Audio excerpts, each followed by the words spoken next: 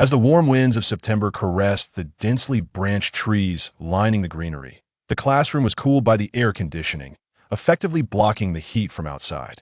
The mathematics teacher, with textbooks in hand, delivered his lecture, while several students in the back row succumbed to slumber. To the pupils, the teacher's plump figure resembled a walking sedative. Only when the bell, signaling the end of class, rang did the classroom come alive. A brief 10-minute intermission ensued. In Class 9 of the senior year, a tall and slender figure entered from outside, traversing the aisle until halting before a desk. Once again, Yin Shuo has been summoned by her. Does she not possess legs of her own? Why must she constantly command others? I've heard it's because Yin Shuo's father works for her family, hence her audacity to give orders. She displays not a shred of courtesy. Who does she think she is, flaunting her airs of a wealthy heiress? It's rather off-putting. Many students in Class 9 disapproved of Qi Yan's behavior. The young Yin Qiwu, with his short, jet-black hair and chiseled, handsome features, exuded a cold elegance.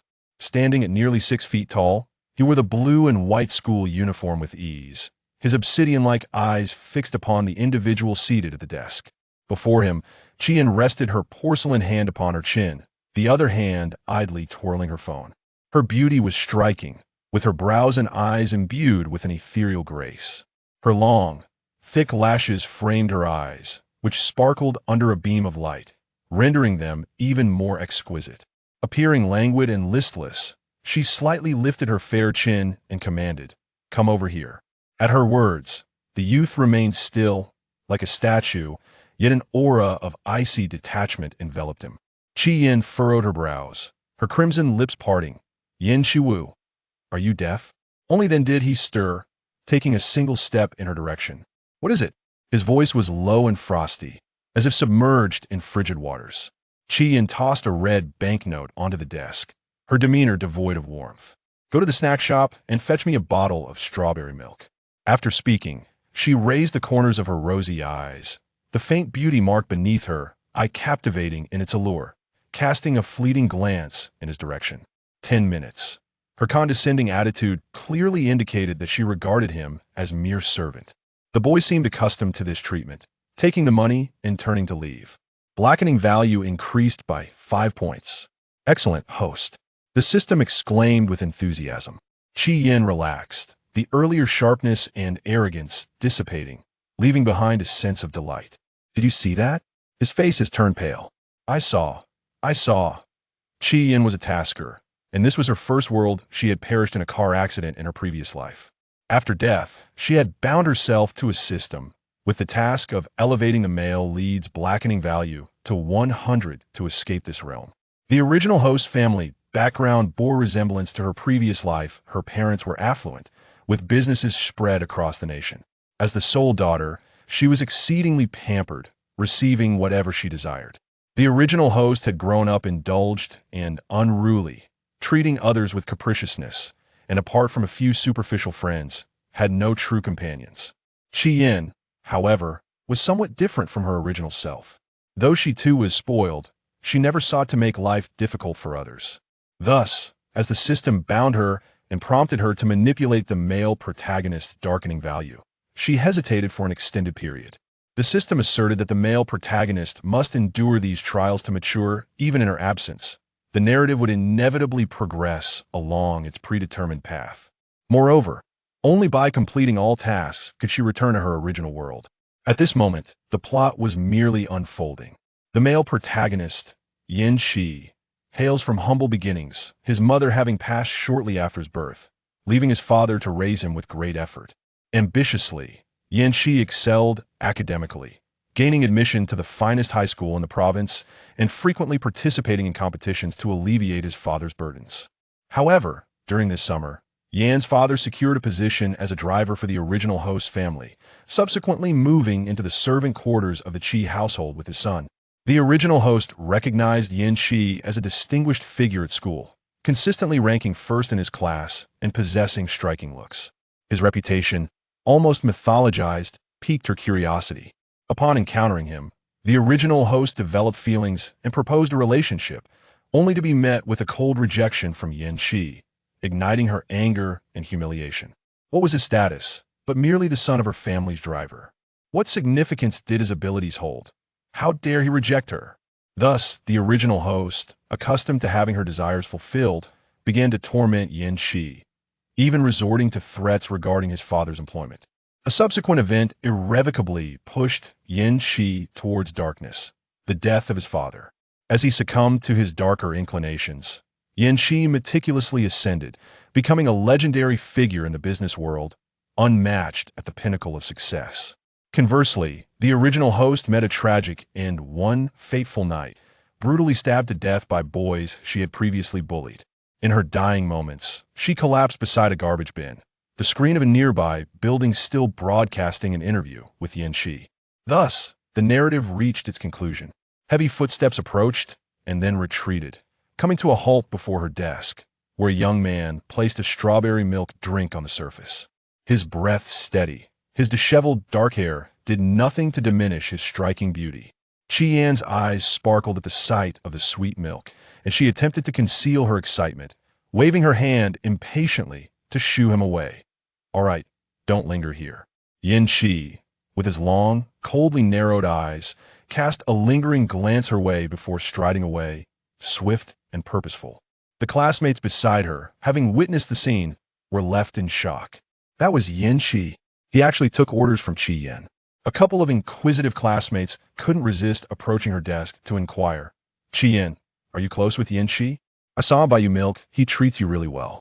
Eagerly, Chi-Yan seized the straw, taking a couple of sips, her eyes squinting slightly as a smile played upon her lips. In high spirits, she replied to their questions, "Not really." At that moment, the class bell rang, and they could no longer press her for answers, their gazes lingering on her face for a few seconds, astonished and captivated. She was no longer the same as before. She was more beautiful now, her lips a soft pink, the blue and white straw accentuating her fair complexion, her eyes slightly slanted, adorned with a delicate hint of blush. Whereas Chi-Yan had once been merely beautiful, she now exuded an alluring charm that captivated the soul. Chi-Yan noticed that they were still lingering by the table. Momentarily taken aback, she raised her eyes and inquired, "What are you doing here when class has already begun?" The two male classmates, caught in the gaze of her clear and radiant eyes, blushed and stumbled back to their seats. Chi-Yan found their behavior inexplicable and chose to disregard them, focusing instead on sipping the sweet milk in her hand. The rich strawberry flavor was overwhelmingly sweet, a taste that most would find difficult to appreciate. Yet, she had an affinity for sweetness, and before the teacher's arrival, she had finished an entire bottle of milk. Chi-Yan, savoring the lingering taste, licked her lips and contemplated that after this class, it would be time for lunch and a nap, at which point she would ask Yin Shi Wu to procure another bottle for her. "Yin Shi Wu, are you doing this on purpose?" Chapter 2. How to Induce the Male Protagonist's Dark Transformation. 2. At the entrance of the classroom, Chi-Yan bit her delicate lips, her stature barely reaching his chest, forcing her to gaze upward. The slender curve of her neck was beautifully illuminated, while her finely arched brows furrowed in displeasure, and her enchanting peach blossom eyes shimmered with moisture, revealing her evident vexation. Yin Shi's attention, however, was ensnared by the faintly discernible beauty mark at the corner of her eye, which seemed to possess an enchanting allure, evoking a desire to touch and discover its texture. Suddenly, he regained his composure, the realization of his earlier thoughts tightening his jaw, rendering his demeanor cold and sharp. "What?" Chi-Yan's brows lifted in surprise, the absence of air conditioning in the corridor making the September heat unbearable. After standing at the entrance for a brief moment, beads of sweat began to form on her porcelain skin, dampening her dark, wavy hair at the forehead. With a soft exhale, she expressed her frustration. "I sent you a message asking you to pick up the meal at the school gate." She had messaged him just before class ended. Yet he had not brought the food after waiting in the classroom for what felt like an eternity. With a sensitive stomach since childhood, she could not eat any food from outside. Her father had engaged several chefs at home to prepare meals for her, which were sent to school during lunchtime. The servants delivering the meals could not enter the school, making it necessary for her to retrieve them. In such sweltering weather, Chi-Yan was reluctant to go.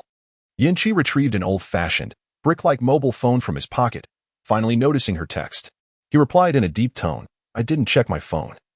I will go get it now." With that, he turned to leave, but after only a few steps, he felt a gentle tug at the corner of his uniform. He paused, glancing back to see her delicate fingers, pale as jade, grasping his jacket, the faint outlines of blue veins visible beneath her skin. "I have not finished speaking," she said, her lips, now flushed from the heat, parted slightly.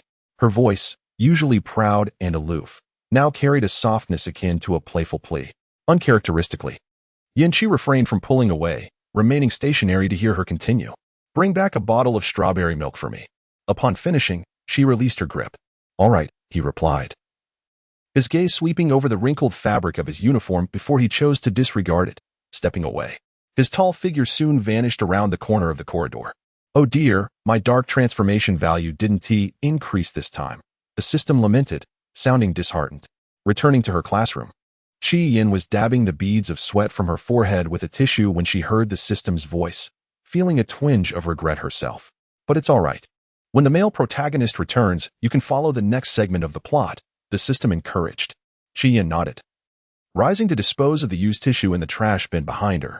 Accidentally, her right foot collided with a chair left carelessly in the hallway by an unknown classmate. The screech of the chair against the floor piercing the air, followed by an irritated click of the tongue. Ignoring her aching foot, she hurriedly moved the chair back to its proper place.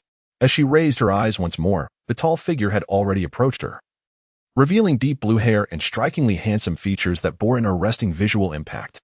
A scar traversed his brow like the mark of a fierce wolf, hinting at a subtle air of danger. Qi Yin's heart trembled, both startled and intimidated. She cast a sidelong glance at his exposed arm, its well-defined musculature suggesting a single punch could be fatal. Her raven-black eyelashes fluttered slightly, her pale face maintaining a facade of arrogance. The chair was in the aisle. "I didn't mean to bump into it." She took a step back, wary of his potential reaction. Cheng-Chi scrutinized the newcomer who had transferred from Class 8 to Class 9, noting she had not spoken a word since the start of the semester. Her long raven hair was tied back with a light-colored band, her skin resembling cream, glistening with beads of sweat along her delicate neckline. Her face was a soft shade of pink, her lips pressed together in a guarded manner. The irritation that had previously stirred within him dissipated, replaced by a focused gaze fixed upon her gem-like eyes. His thin lips curled slightly. "What is your name?"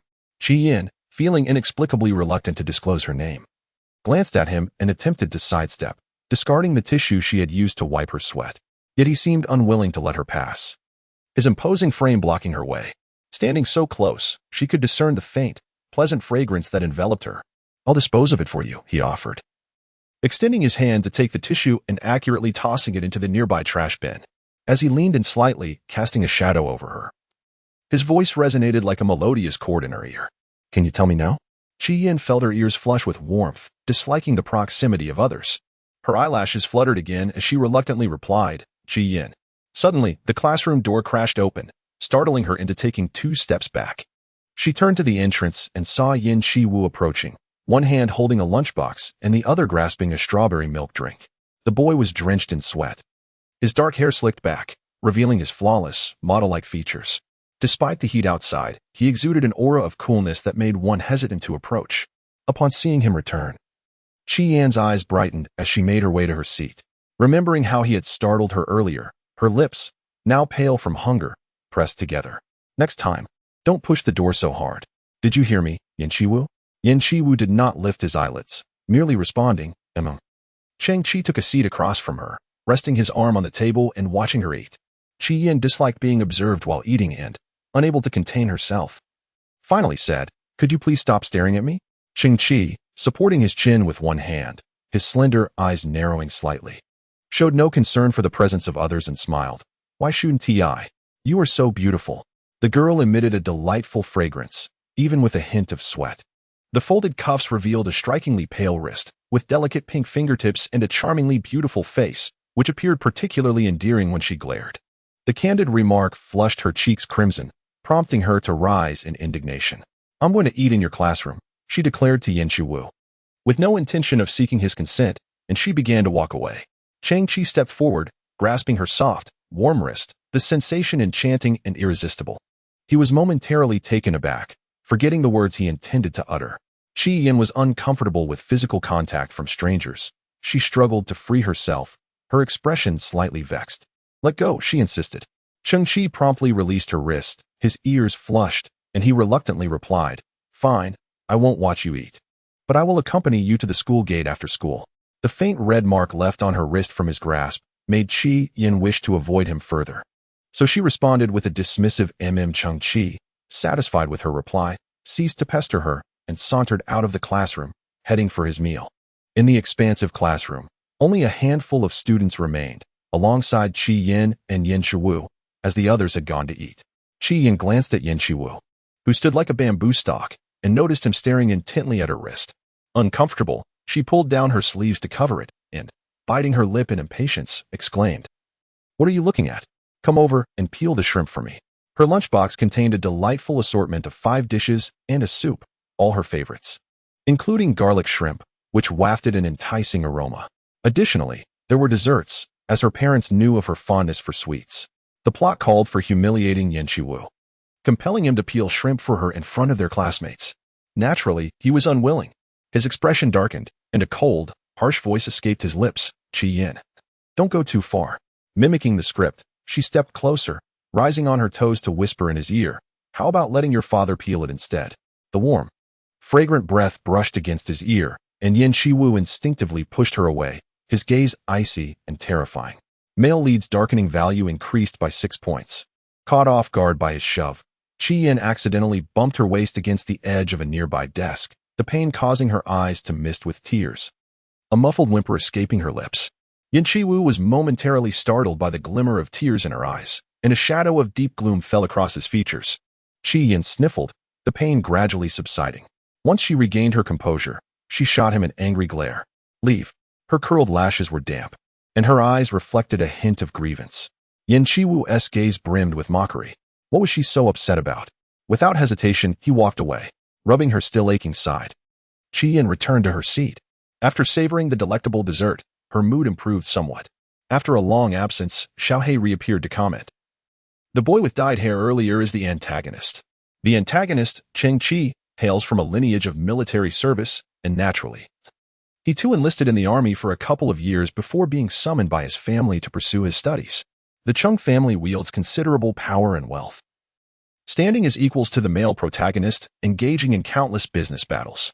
With the female lead's arrival, competition for her affections ensues, ultimately culminating in her union with the male protagonist. Chi Yin, indifferent to any interaction with the antagonist, responds with nonchalance. As soon as the school bell rings, the classroom erupts like boiling water, with the students of Class 9 rushing out in a frenzy. Class 9 holds the reputation for the poorest academic performance in the entire grade, in stark contrast to Class 1, which is filled with prodigies and overachievers. The corridor, aside from Classes 1 and 2, is predominantly occupied by students from other classes, with Class 9 being the largest group. Chi Yin, unhurried, organizes her backpack, preferring to avoid the throng. Suddenly, a shadow looms before her. It is Cheng Chi, who bears no bag.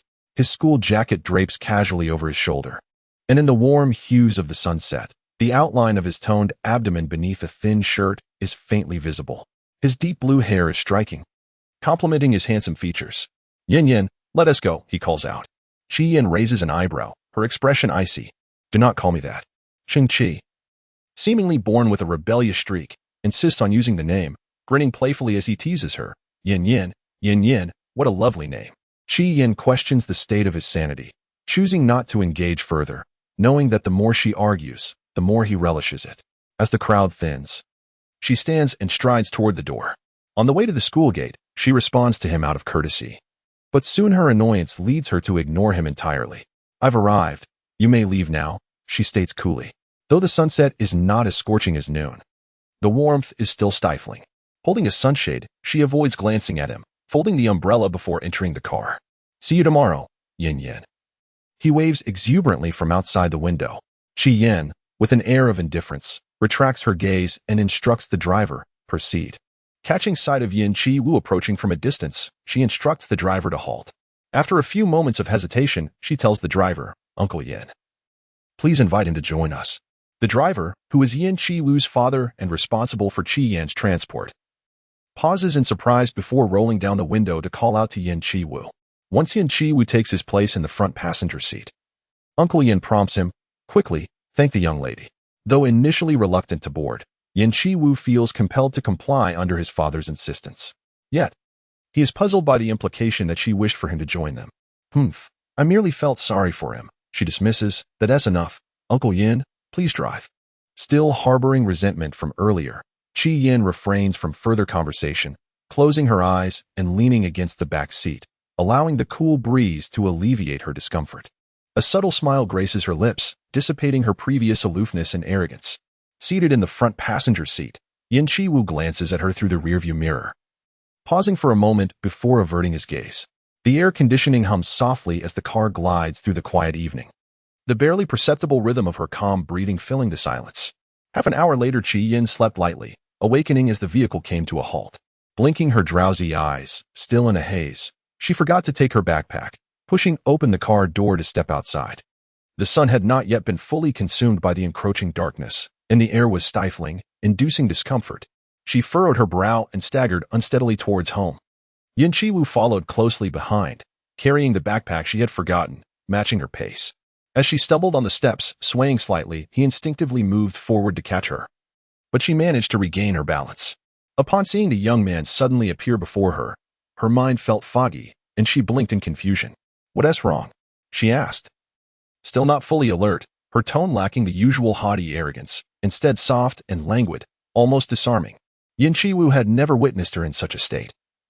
Her typically crisp voice softened unconsciously. "Watch your step."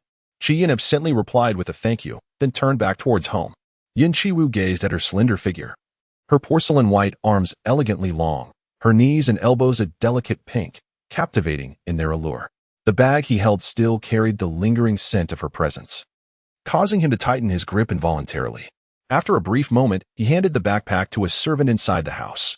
His residence was not located here, but in the building behind, where the servants and butler of the Chi family resided. The living conditions were vastly superior to their previous accommodations, 2 rooms and a living area, with he and his father each having their own chambers. The house was fully furnished, brand new, which explained why so many sought employment within the Chi family. As Yin Chi-woo entered his bedroom, he noticed that the window afforded him a view of Chi Yan's own room. The heavy dark curtains partially obscured the scene, her silhouette barely visible, entirely unaware of the gaze upon her from the other side. Yin Chi-woo inhaled deeply, burying all emotions deep within his eyes. With a click, the living room door opened, and his father, drenched in sweat, entered, making his way to the coffee table to pour himself 2 or 3 glasses of water. After drinking, he stood up and, noticing Yin Chi-woo's door ajar, stepped inside. "Chi-woo," his father began, "make sure to assist the young lady at school, all right? Being a girl, she has it tougher than the boys. If they ask you to do something, you should oblige. They have taken good care of us, and we must not act ungratefully." Yin Chi-woo closed the curtains, lowering his gaze in acknowledgement. His father continued to chatter for a while, mentioning other matters outside, before advising him to complete his homework without staying up too late, then departed. A few minutes later, a buzz emanated from the phone resting on the table. Yin Chi-woo, engrossed in his work, shifted his attention to the small screen. "Chi Yin, come over and teach me." The commanding tone left no room for disagreement. Yin Chi-woo had grown accustomed to the young lady's temper, yet the image of her thanking him as she exited the car lingered in his mind. She had never expressed gratitude to anyone else. In her view, anything done for her was simply expected. Whenever her desires were thwarted, she would resort to the most acerbic and indulgent words to mock, punishing in the most hurtful manner. To her surprise, the one least likely to express gratitude did indeed thank him. Yin Chi-woo even suspected he might be hallucinating. He placed the book back into his bag and rose from his seat, stepping out of the door. In the exquisitely adorned bedroom, the air conditioning permeated every corner, and a delicate fragrance lingered in the atmosphere. Chi Yin, now donned in loungewear, reclined comfortably in a soft chair, her fingers playing with grapes. A hint of juice staining her lips, her eyes relaxed and crescent-shaped. A knock echoed at the door. Her eyes drooped, her brows arched slightly, and she reverted to her usual demeanor. "Come in." The youth entered, carrying his backpack, still clad in his deep blue school uniform, his expression indifferent as he approached her slowly. This was not the first time she had summoned him to impart knowledge. However, each occasion was merely an opportunity for her to humiliate him further. Yin Chi-woo, lacking the motivation even to open his bag, awaited the passage of time with an impassive countenance. "Have you washed your hands?" the person on the soft chair asked in a tone devoid of warmth. Yin Chi-woo paused, abruptly raising his gaze. As if anticipating his lack of hygiene, Qi Yin pouted her pale lips, displeased by the air conditioning.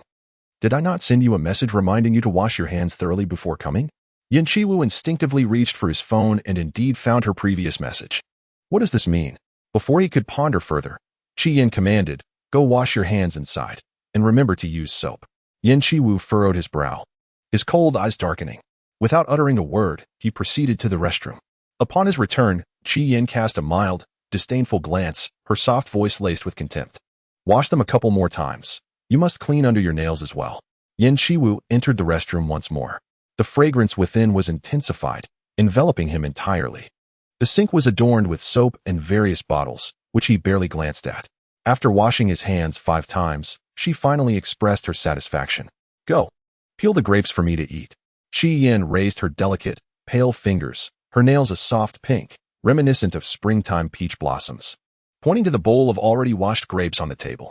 Each grape was plump, and even from a distance, one could detect their fresh aroma. Yin Qiwu's thin lips tightened as he coldly regarded the bowl of grapes. As he hesitated to act, Qi Yin sensed an opportunity to chastise him. Just as she was about to speak, ding, character task changed. Please recite the following sentence. What? Do you intend to feed me with your mouth? Qi Yan's cheeks flushed a deep crimson, her dark eyes shimmering with embarrassment. I cannot bring myself to say it, she confessed to Xiaohe, her face reddening. It's all right, host, it's just a single sentence. Xiaohe reassured her. The original host harbored feelings for the male lead. Yet he not only reciprocated none of her affections but held a deep aversion towards her. This led the original host to transform her love into resentment, relentlessly tormenting him. The more he despised her, the more determined she became to cling to him. Qi Yin opened her eyes slightly, her fingers clutching the woolen blanket draped over her. Her long eyelashes trembled as she took an unnatural breath, her voice laced with a hint of incredulity. What? Do you intend to feed me with your mouth? Having stumbled over her words, she dared not glance at the male lead's expression, which she was certain was one of anger. The sheer embarrassment of her statement flushed her cheeks a deep crimson. Yin Qiwu's dark, penetrating gaze lingered on the figure seated in the plush chair, drifting from her rosy cheeks to her beautiful, slightly averted peach blossom eyes, and finally settling on her soft, pink lips that bore the marks of her own biting. Though those words had escaped her lips, her current demeanor, filled with discomfort and a desire to retreat, created an illusion of innocence. He coldly averted his gaze, convinced it was yet another of her tricks. Clenching his fingers, the sharp sensation brought him back to reality. Approaching the table, Yin Qiwu picked up a grape, peeling it with an air of indifference. His handsome, slender profile remained stoic as he finished and offered it to her, his eyes never lingering on her for a moment. As the redness in Qi Yan's face gradually faded, she couldn't resist the temptation of the grape so close at hand, biting into it. The juice bursting forth with a rich sweetness that danced across her palate. In an impulsive moment, she extended her tongue to taste the juice that had stained his fingertips. Yin Qiwu paused, abruptly retracting his hand with a speed that nearly left a blur in the air. His body stiffened, his distinctly defined fingers curling slowly, while his Adam's apple moved imperceptibly. Observing him standing there, motionless, Qi Yin raised an eyebrow, urging him with gentle impatience. Keep peeling. Her soft lips glistened with a thin sheen of moisture, tinged with a light shade of purple from the grape, rendering her all the more enticing. After a few seconds of hesitation, Yin Qiwu muttered, I have matters to attend to. I must take my leave. With that, he seized his backpack and departed swiftly, vanishing in the blink of an eye. Qi Yin regarded the doorway with puzzlement, rising to cradle the bowl of grapes in her arms, devouring them one by one. Little Black, how much has the darkening value increased? Only 2 points, Little Black replied, contented, noting that a gain of over 10 points today was sufficient. Qi Yin merely acknowledged this with a soft "oh," focusing intently on her grapes. Meanwhile, Yin Qiwu, who had retreated home in a manner reminiscent of a frantic escape, did not even enter his bedroom, his back pressed firmly against the door. His backpack slipped from his grasp onto the wooden floor as he raised a hand to cover his face. His heart pounded like a drum, and her image lingered in his mind, refusing to fade. After what felt like an eternity, he lowered his hand, revealing a pair of dark, profound eyes, cold and shadowy. The male lead's darkening value has increased by 10 points. As Qi Yin prepared to sleep, the system's notification startled her into sitting upright. Has it changed? Little Black, equally astonished, conducted a check. No, the male lead's darkening value has suddenly surged. Although puzzled by the situation, it was clear that it was somehow linked to her. Qi Yin dismissed any further contemplation, As drowsiness overcame her, she closed her eyes and soon drifted into slumber. The following day, the slumbering Qi Yin was roused from her sleep by the incessant sound of the alarm clock. Having barely rested and eaten little for breakfast before embarking on her journey to school. In Chapter 5, How to Induce the Dark Transformation of the Resilient Male Protagonist. After 2 lessons, hunger gnawed at her stomach. During the break, she waited, and soon a young man entered, carrying a bag of breakfast.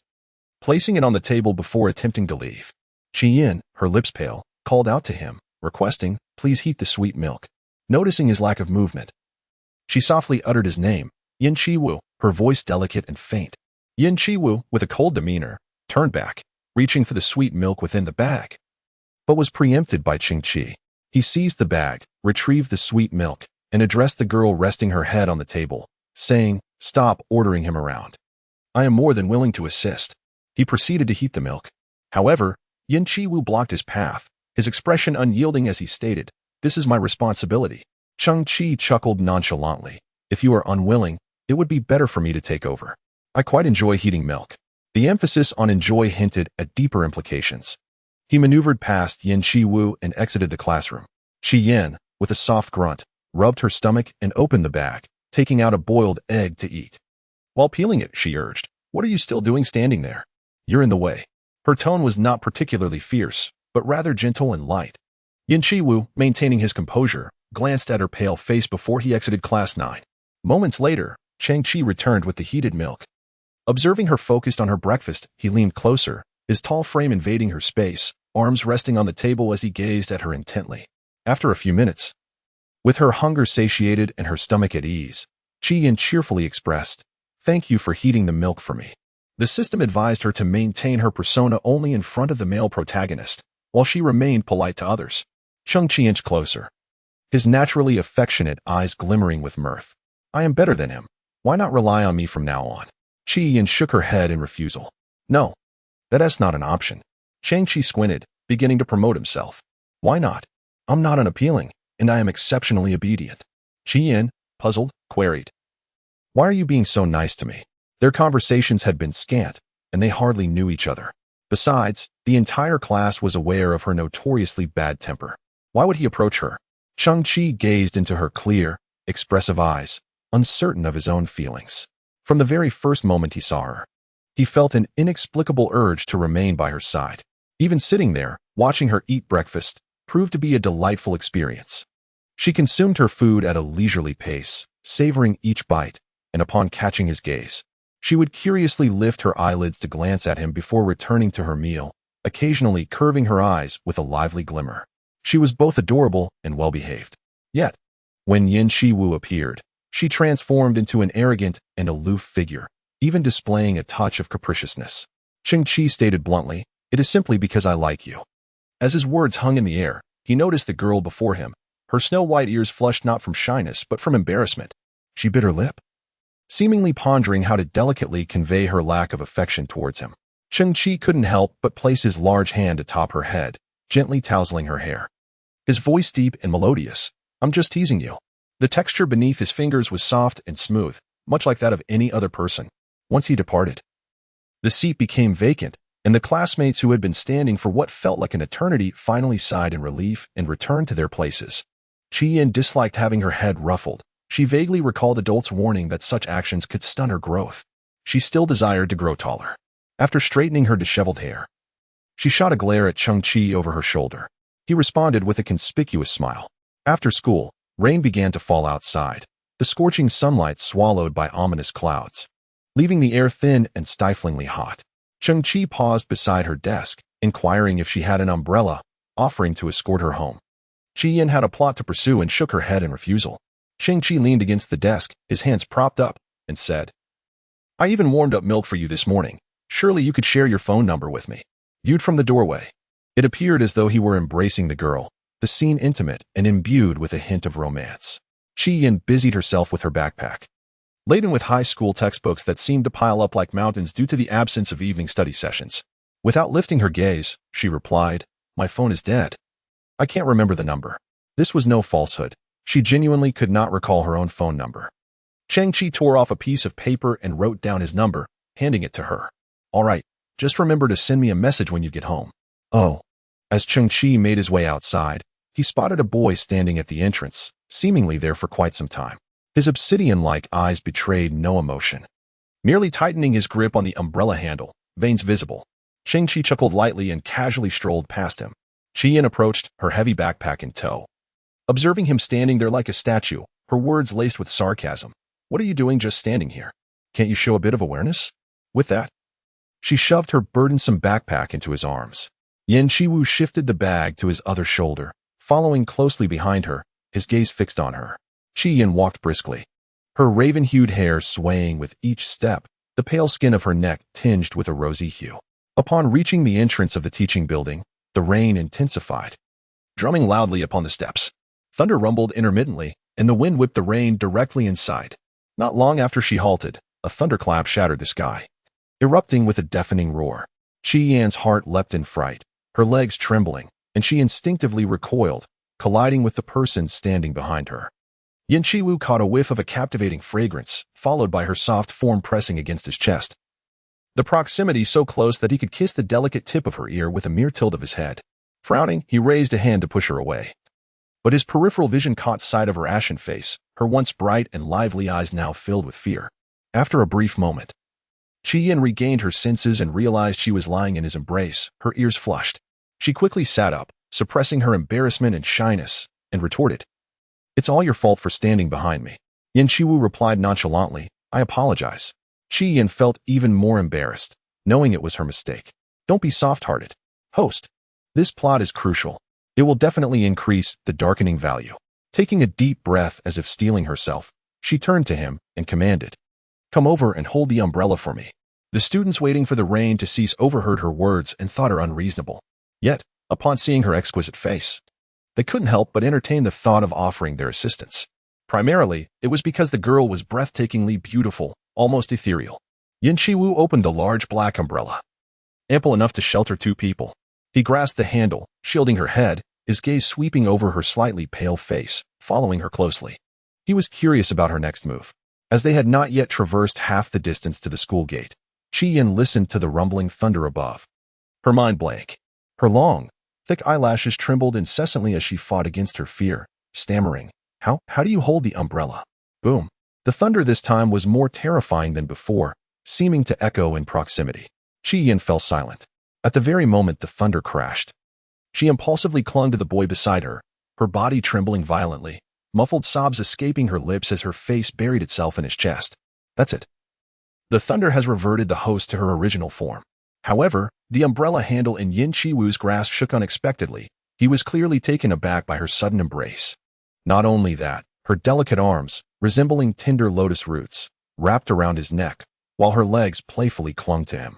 He contemplated pushing her away, wanting to distance himself. But he heard her frightened whimpers and sensed her reliance and trust in him.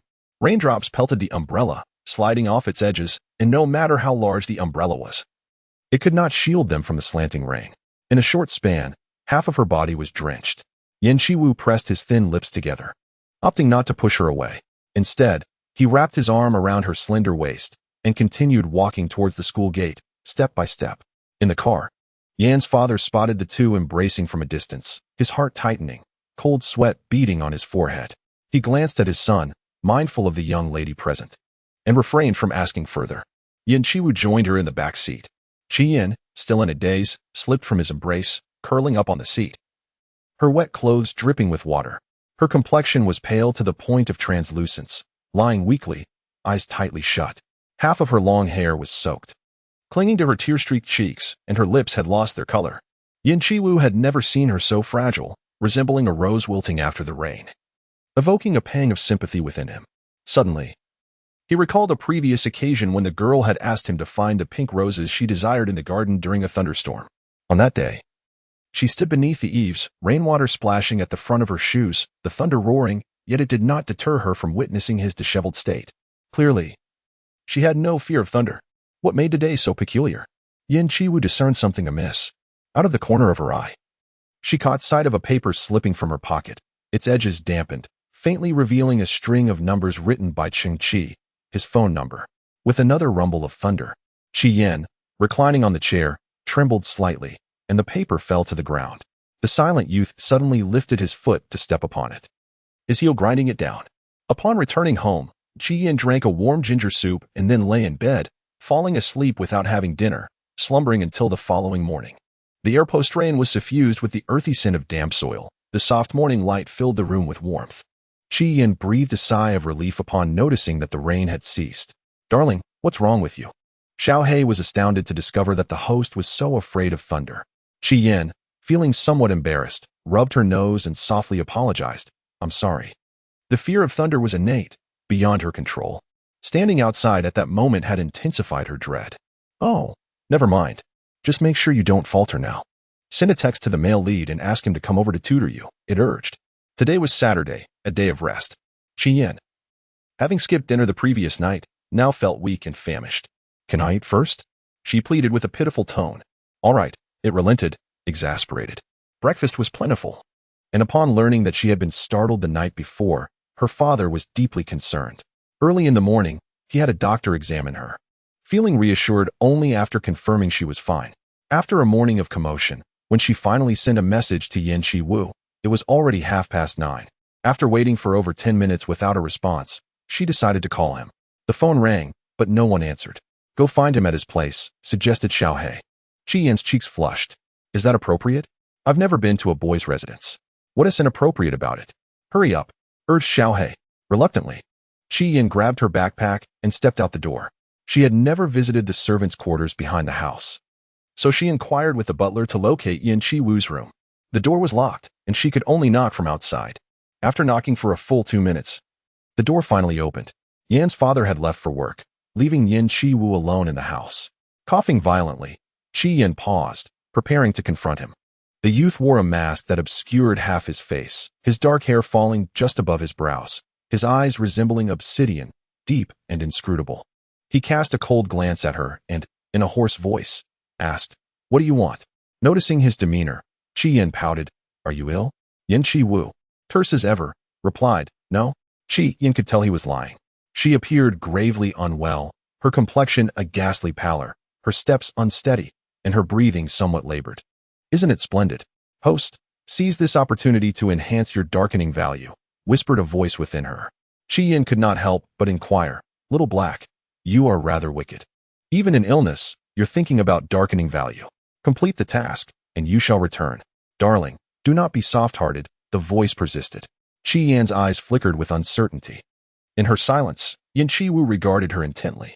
On the weekend, her silky, raven locks cascaded down to her waist, a few strands curling delicately against her alabaster neck. Her nose, a soft pink, and her lips gently bitten, betrayed the turmoil of emotions and thoughts swirling in her clear, beautiful eyes. Worry and conflict, feelings that would never grace the countenance of Miss Chi, were all too evident. Yin Chi-woo should have anticipated this change in her demeanor ever since her first transformation. Her actions had seemingly bifurcated into that of another person. A series of intermittent coughs broke her reverie, prompting Ji-yin to feign disdain as she covered her nose, striving to mask her concern.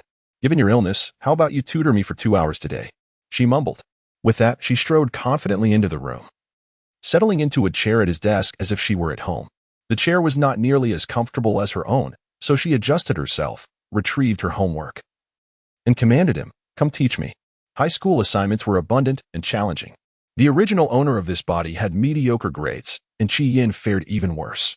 She had never enjoyed studying. The moment lectures began, sleepiness would envelop her, an unyielding force.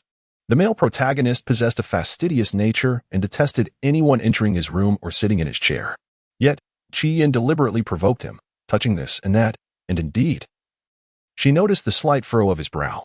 She silently urged for her darkening value to rise, planning to leave once it did, allowing him to recuperate. However, the anticipated notification did not sound. The young man brought in a chair from outside, coughing intermittently as he retrieved his books from his bag. He sat beside her, legs extended. Assignments. Ji-yin watched his actions, momentarily dazed. What on earth? She pulled out her mathematics homework, 2 lengthy sheets, laying them flat before him, pointing to the most challenging problem. The teacher specifically mentioned this is beyond the syllabus. It is not something a third-year student should tackle, and we are not required to attempt it. She believed he would struggle with it, scoffing audibly to make her intentions clear. I heard you were quite clever, surely. This problem will not thwart you. If he failed, she would chastise him. Yin Chi-Wu coughed behind his mask. His slender eyes tinged with crimson as he glanced at the problem. He took out scratch paper, and within 5 minutes, he had completed it. Chi-Yin checked his answers. And to her astonishment, he was correct. How impressive, she thought, the admiration nearly spilling from her eyes. Clearing her throat, she inadvertently locked gazes with the young man beside her, his dark eyes seemingly capable of seeing right through her. Chi-Yin nervously averted her gaze, a sense of guilt blossoming within her. All right, I'll write it myself. I'll ask you if I encounter difficulties. With that, she lowered her head, feigning interest in the questions. Xiaohei, the male lead seems rather off. What's wrong? She could not articulate her thoughts, dismissing it as inconsequential. The faint sound of fabric brushing against itself reached her ears, followed by the scraping of a chair against the wooden floor. Chi-Yin glanced back at him. Observing him leaning back in his chair with arms crossed, his half-lidded eyes casting a cool, dark gaze upon her. Shadows enveloped his brow and eyes, obscuring his expression. Even when their eyes met, he did not flinch, his gaze remaining steady and calm. Chi-Yin's heart raced, her resolve wavering as she forced herself to meet his stare. What are you staring at? Yin Chi-Wu replied. You are not the same as before. Her heart quickened, anxiety gnawing at her, rendering her speechless. She instinctively retorted. What do you mean, not the same? As she moved, her long, raven hair cascaded over her shoulders, obscuring her flustered eyes, revealing only her delicate, pale neck. The young man behind her offered no further response.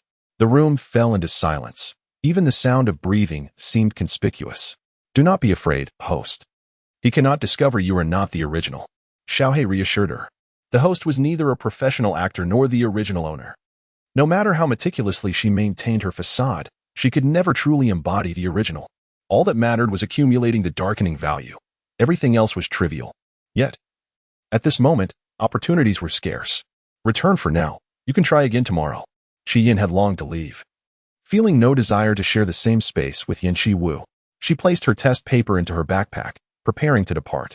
Just as she turned, the tall figure of the young man blocked her path. Where are you going? Nervously, Chi-Yin licked her lips, their red hue deepening.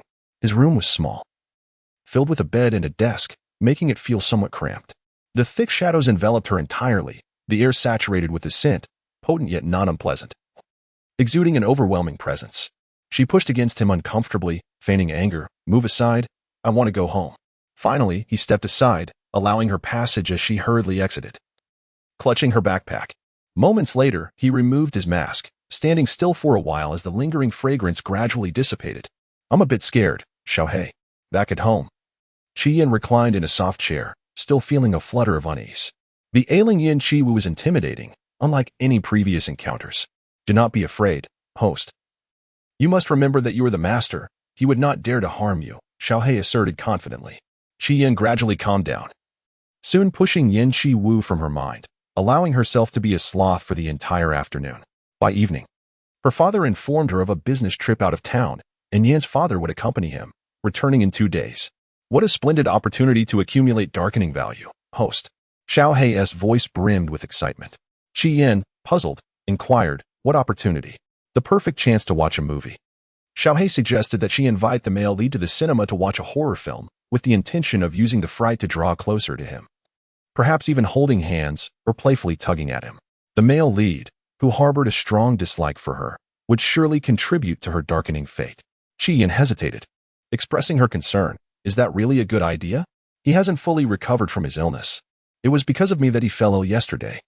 Going to the cinema at night would surely exacerbate his condition. Nonsense, my dear. He is the male lead. He won't perish, Xiaohei replied with conviction. Under Xiaohei's urging, Chi-Yin changed into a snow-white gown that accentuated her curves, as if draped in moonlight.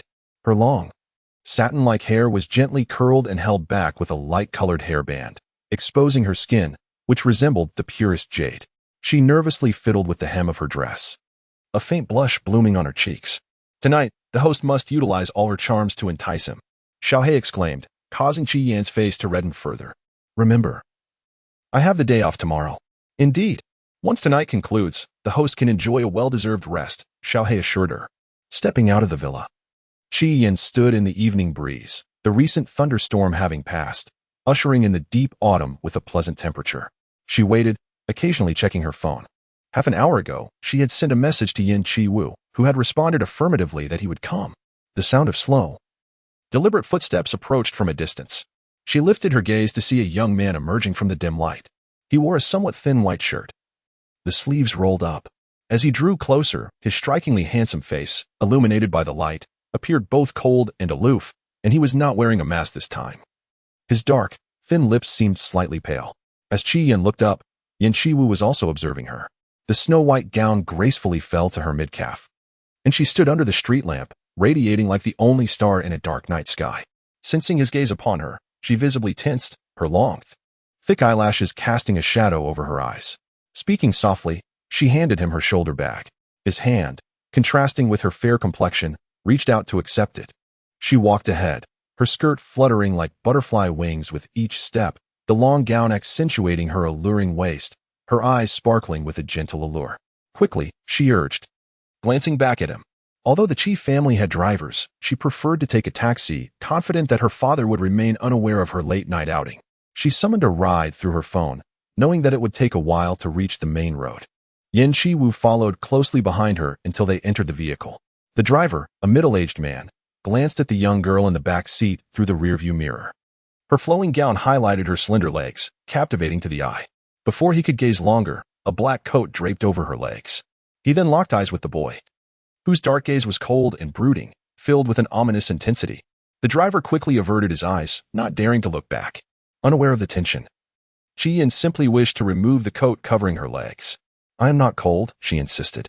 The coat was imbued with a scent, reminiscent of the atmosphere in his bedroom, cool and penetrating, invading her senses and causing her discomfort. Chapter 8. How to Induce the Male Protagonist's Dark Transformation. Yin Chi-woo spoke deliberately, his raspy voice laced with an ineffable aura of danger. Chi-yin, tolerating his illness, chose silence, merely huffing in response. After half an hour's drive, they arrived at the city square, where radiant neon lights illuminated the street as if it were daylight. The cinema was situated on the 5th floor of a commercial building. Naturally, she intended to purchase popcorn. Several combo options were available, paired with cola, which she disliked, preferring sweet milk instead. "I want the largest bucket of popcorn." She indicated towards the advertisement. Yin Chi-woo lowered his gaze and approached the concession stand. Upon returning with the popcorn, he noticed 3 or 4 young men encircling Chi-yin, attempting to acquire her contact information. "Beautiful lady, I invite you to a movie. You can choose whatever film you desire. Could you please share your number with me? Rest assured, I won't disturb you." In front of him, Chi-yin, who usually spoke with sharpness and an air of arrogance, was now flailing her hands in embarrassment. Her ears flushed, her beautiful eyes darting uneasily. "No, you can't." Yin Chi-woo's expression darkened as he strode directly towards her. "Step aside." His voice was cold and hoarse, his demeanor commanding, as he settled beside Chi-yin. The group of young men, sensing his presence, awkwardly retreated. Finally able to breathe, Chi-yin exhaled. "If you don't want to deal with them, just let them go," Yin Chi-woo said, his brows furrowing. Chi-yin paused at his words, catching a glimpse of his icy visage, her heart tightening. What had transpired during his brief absence that had caused such a transformation? Dark transformation value 12 points. The little dark voice trembled. Chi-yin's eyes brightened. It seemed that having him buy popcorn increased the dark transformation value. If she weren't already full from the 2 buckets of popcorn, she would have been tempted to have him fetch another. "Yin Chi-woo, why are you angry?" she asked, her expression one of feigned innocence. Yin Chi-woo remained impassive. "Are we still going to watch the movie?" Chi-yin snatched the popcorn bucket from his grasp. Rising to her feet, the coat wrapped around her waist felt increasingly cumbersome, yet she restrained herself from removing it, instead directing her frustration towards him. "Let us go. Why are we still sitting here?" The tickets had been purchased long ago, and they proceeded into the screening room. It was a foreign thriller disaster film, receiving favorable reviews online, particularly noted for its frightening sound effects. The ticket was for the cinema's largest auditorium, priced higher than the others. Chi-yin, who had a penchant for thrillers despite her fear of ghosts, used to drag her friends to watch horror films, only to spend sleepless nights afterward. Yet, she always forgot her apprehensions and found herself eager to watch again the next day. Clutching the bucket of popcorn, she settled into her seat, intently focused on the screen, oblivious to Yin Chi-woo's unwavering gaze upon her. As the film commenced, a terrifying sound erupted from all directions, startling Chi-yin and causing her to nearly spill her hot milk. The scalding milk splashed over the edge of the cup and onto the back of her hand, causing her to wince in pain. Yin Qiwu's attention was entirely focused on her. At the moment she burned herself, he swiftly reached out to take the cup from her, placing it on the edge of a chair before standing up and pulling her out of the theater. In the nearby restroom, he washed her hand under cold water. The pain was excruciating. A hint of redness appeared at the corners of Qi Yan's eyes, and she squeezed out a couple of tears, her hand throbbing intensely. She was naturally more sensitive to pain than most, and her delicate skin had developed a few blisters despite the cold water. Yin Qiwu's eyes were filled with a fierce crimson hue, his dark gaze cold and penetrating, the lines of his jaw taut and intimidating. He remained silent, holding her wrist as he continued to run cold water over it for an extended period before finally pausing, lifting her eyelids to glance at her. Did it still hurt? The cup was scorching, yet she seemed oblivious, raising it to drink. Qi Yin detected a hint of mockery in his tone, arching her brow as she glared at him. Yin Qiwu, what do you mean by that? Her voice trembled slightly with pain, laced with a touch of grievance. It was not her fault. The milk had simply been too hot. Yin Qiwu's furrowed brow relaxed slightly, revealing a barely perceptible softness in his expression, and his voice unconsciously softened. Are you still interested in watching? In her discomfort, Qi Yin felt no desire to continue watching the film. Moreover, the beginning was quite terrifying. She pouted, declaring, I don't want to watch anymore. Stopping at the entrance of a commercial building, Yin Qiwu noticed a pharmacy not far across the street and instructed her, wait here. Without waiting for a reply, he strode toward the pharmacy. Left behind, Qi Yin squatted against the wall, hugging her knees and gently blowing on her hand to alleviate some of the pain. It wasn't long before Yin Qiwu returned, a bag of medicine in hand. Should we apply the medicine here or go back? He asked. Qi Yin, rising to her feet and glancing at the bustling crowd, shook her head. Let's go back. They hailed a taxi home, and upon reaching her doorstep, Qi Yin finally sensed something amiss. Yin Qiwu, why are you following me? Why was he so concerned about her? Yin Qiwu's gaze fell upon her injured hand. Let me help you with the medicine. Qi Yin instinctively hid her hand, biting her lip. What does it have to do with you? She could manage on her own. Besides, didn't he despise her? Why would he want to assist her? Was he perhaps seeking revenge? The wound was already painful. Enduring his vengeance would only intensify the agony. I don't want to see you. You should leave. Yin Qiwu remained immobile, the bloodshot veins around his pupils deepening his gaze, his voice calm and unwavering. I'll leave after applying the medicine. The boy displayed a resolute attitude, unwilling to relent until the medicine was applied. Her hand throbbed fiercely, and with no time to ponder, she reluctantly agreed. The expansive villa was devoid of anyone except for the night-watching servant. She entered her bedroom, settling into a soft chair and extending her hand. As the night deepened, she yawned wearily, the tear mole at the corner of her eye catching the light and drawing attention. Yin Qiwu sat beside her, delicately applying the ointment to the back of her hand with gentle precision. Qi Yin not only felt no pain but also a sense of comfort. Once the ointment was fully applied, the girl, lounging on the soft chair, unknowingly drifted into a peaceful slumber, completely unguarded. Her snow-white skirt fell gracefully over her thighs, unnoticed. With her skin fair and delicate, her sleeping posture serene as she lay on her side. Yin Qiwu set aside the ointment on the table, his dark eyes roaming over her face until they settled intently on the faintly crimson beauty mark at the corner of her eye. After a moment, his slender fingers gripped the edge of the chair as he leaned forward, his body inclining towards her, his lips gently brushing against that mark, as if savoring a sweet taste, causing him to squint slightly. Qi Yin remained deeply asleep, showing no signs of awakening, allowing him to indulge in his playful torment. At 10 in the morning, Qi Yin awoke, rubbing her eyes as her mind struggled to shake off the remnants of sleep. It wasn't until she stood before the sink and beheld her reflection in the mirror that she truly registered her appearance. Leaning closer to the pristine glass that clearly mirrored her image, she noticed the beauty mark at the outer corner of her right eye was tinged with an intense crimson. As though it had been incessantly caressed, the redness starkly apparent. Chapter 9.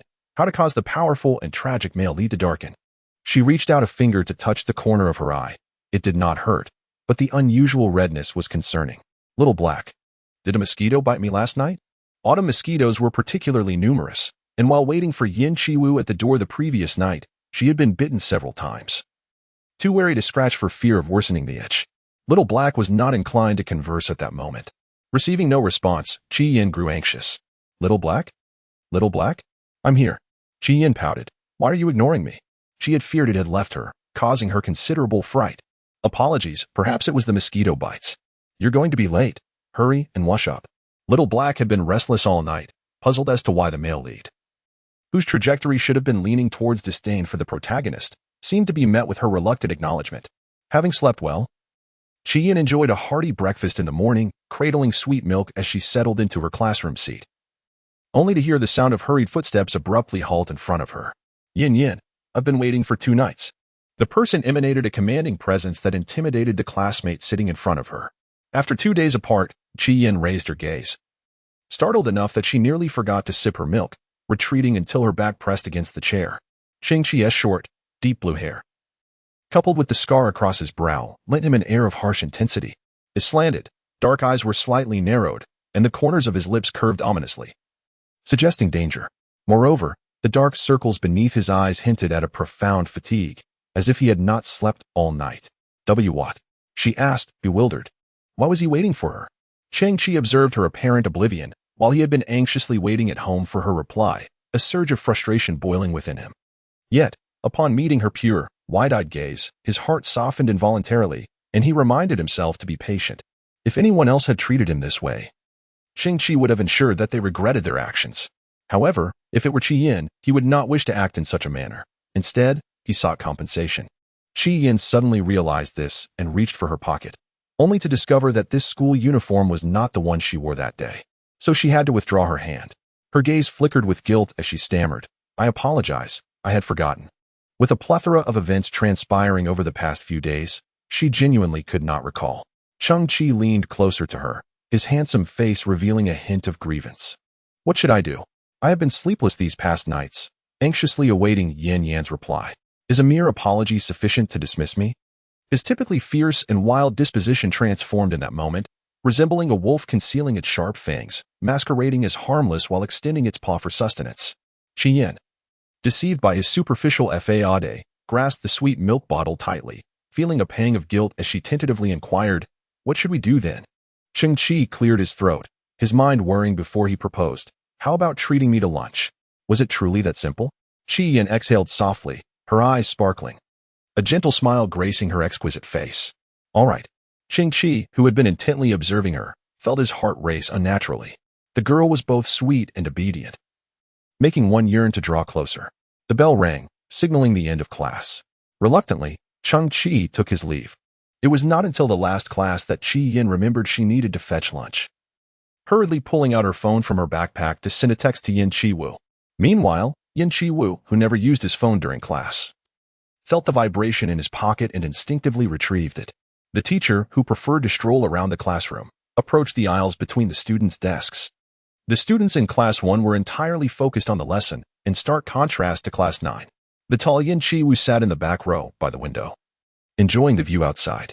The autumn temperature was pleasant, and a gentle breeze wafted through the slightly ajar window, tousling his hair. His cool, detached gaze fell to the small screen of his phone, which he discreetly tucked away as the teacher passed, ensuring it was entirely concealed. Chi-Yin, there's no need for you to fetch my lunch. I'm going out to eat. Upon reading the message, Yin Chi-Woo furrowed his brow, his grip on the phone tightening, his fingertips turning pale. Shortly after sending the text, Chi-Yin prepared to place her phone back into her bag, but it vibrated unexpectedly. Knowing that Yin Chi-Woo never checked his phone during class, she had not anticipated a response. Curiously, she opened her phone, expecting a spam message. Yin Chi-Woo, where to? A mere 2 words, leaving the intention ambiguous. Chi-Yin was somewhat taken aback. Nevertheless, she politely replied, I'm going out. It's none of your concern. After sending the message, she returned her phone to her backpack. When class ended, Chang-Chi was the first to approach, leaning against the edge of the desk opposite her, patiently waiting for her to tidy up her workspace. After a while, once her classmates had finished, she finally completed her task. He raised an eyebrow and suggested that the books could simply be placed on the desk. No one would steal them. Almost every desk in the classroom was adorned with books. Although Class 9 had the lowest grades and lacked motivation to study, appearances still mattered. Chi-Yin did not concur, pursing her lips in silence. She had a mild obsession with cleanliness and order and could not rest until everything was meticulously organized. If the books on her desk were in disarray, it would greatly distress her. Chang-Chi found her earnestness endearing and chose not to press the issue. Folding his arms, he walked beside her and asked, What do you feel like eating? Yin had yet to try any food outside her home and was quite hungry. She swallowed hard, scratched her head, and replied, "I don't know." After speaking, she looked up at him, her eyes slightly raised, and murmured, clearly, "I'm treating you, so you should be the one to choose." Qi was amused by her adorable demeanor. After a moment, he composed himself and said, "All right, I'll pick a place." As they approached the corridor, a figure suddenly strode toward Yin, halting just in front of her, staring at the youth blocking her path. Yin was momentarily taken aback, her eyelashes fluttering in surprise. Before she could inquire about his intentions, Qi had already engaged him in a quarrel. "Oh, I thought it was someone significant, but it's just the genius Yin Chi Wu from Class 1. What is this? Does a dog dare to obstruct its master's path?" Chi taunted, his tone dripping with sarcasm. Yin Chi Wu's expression was as cold as frost, emanating an intimidating aura as he warned, "Don't provoke her." Although Chi was of similar height, his experience in the military gave him an edge and presence. "She has nothing to do with you, does she? Do you need to wag your tail here like a dog?" Yin Chi Wu's eyes turned a fierce crimson, as if he had struck a nerve. Noticing the escalating tension, Yin hurriedly stepped forward, positioning herself between them to break their gaze. She could not fathom why Yin Chi Wu was in such a foul mood today, especially since she had not done anything to provoke him. Hadn't she generously given him the entire afternoon off? Why was he seeking trouble? Chapter 10. How to cause the strong and tragic male lead to turn dark. Perhaps due to the storyline, the antagonist Qi and the male lead Yin Chi Wu were at odds, particularly in their cutthroat business dealings, exemplifying the adage that when gods clash, mortals suffer. Did you hear that? Don't linger here and be an eyesore. Yin, nearly famished, her lips pale and her body somewhat weak, wished to escape their quarrel. With her small face tilted upward, she impatiently urged them to leave. Yet Yin Chi Wu remained obstinate, his posture as rigid as a pine tree, standing at the edge of the shadows, his icy gaze fixated on her. Memories from the previous night surged within him, and a thick desire churned deep inside his heart. Indeed, someone like her should be locked away, unseen by anyone else. She could only tilt her delicate neck, resembling a dying swan, pleading for him to be gentler. In an instant, his expression returned to its usual composure, allowing them to pass. Male lead's dark value increased by 17 points.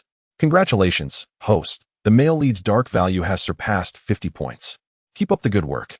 Upon arriving at an upscale restaurant with Qi Yin had barely settled into her seat when she was greeted by the system's notification chime.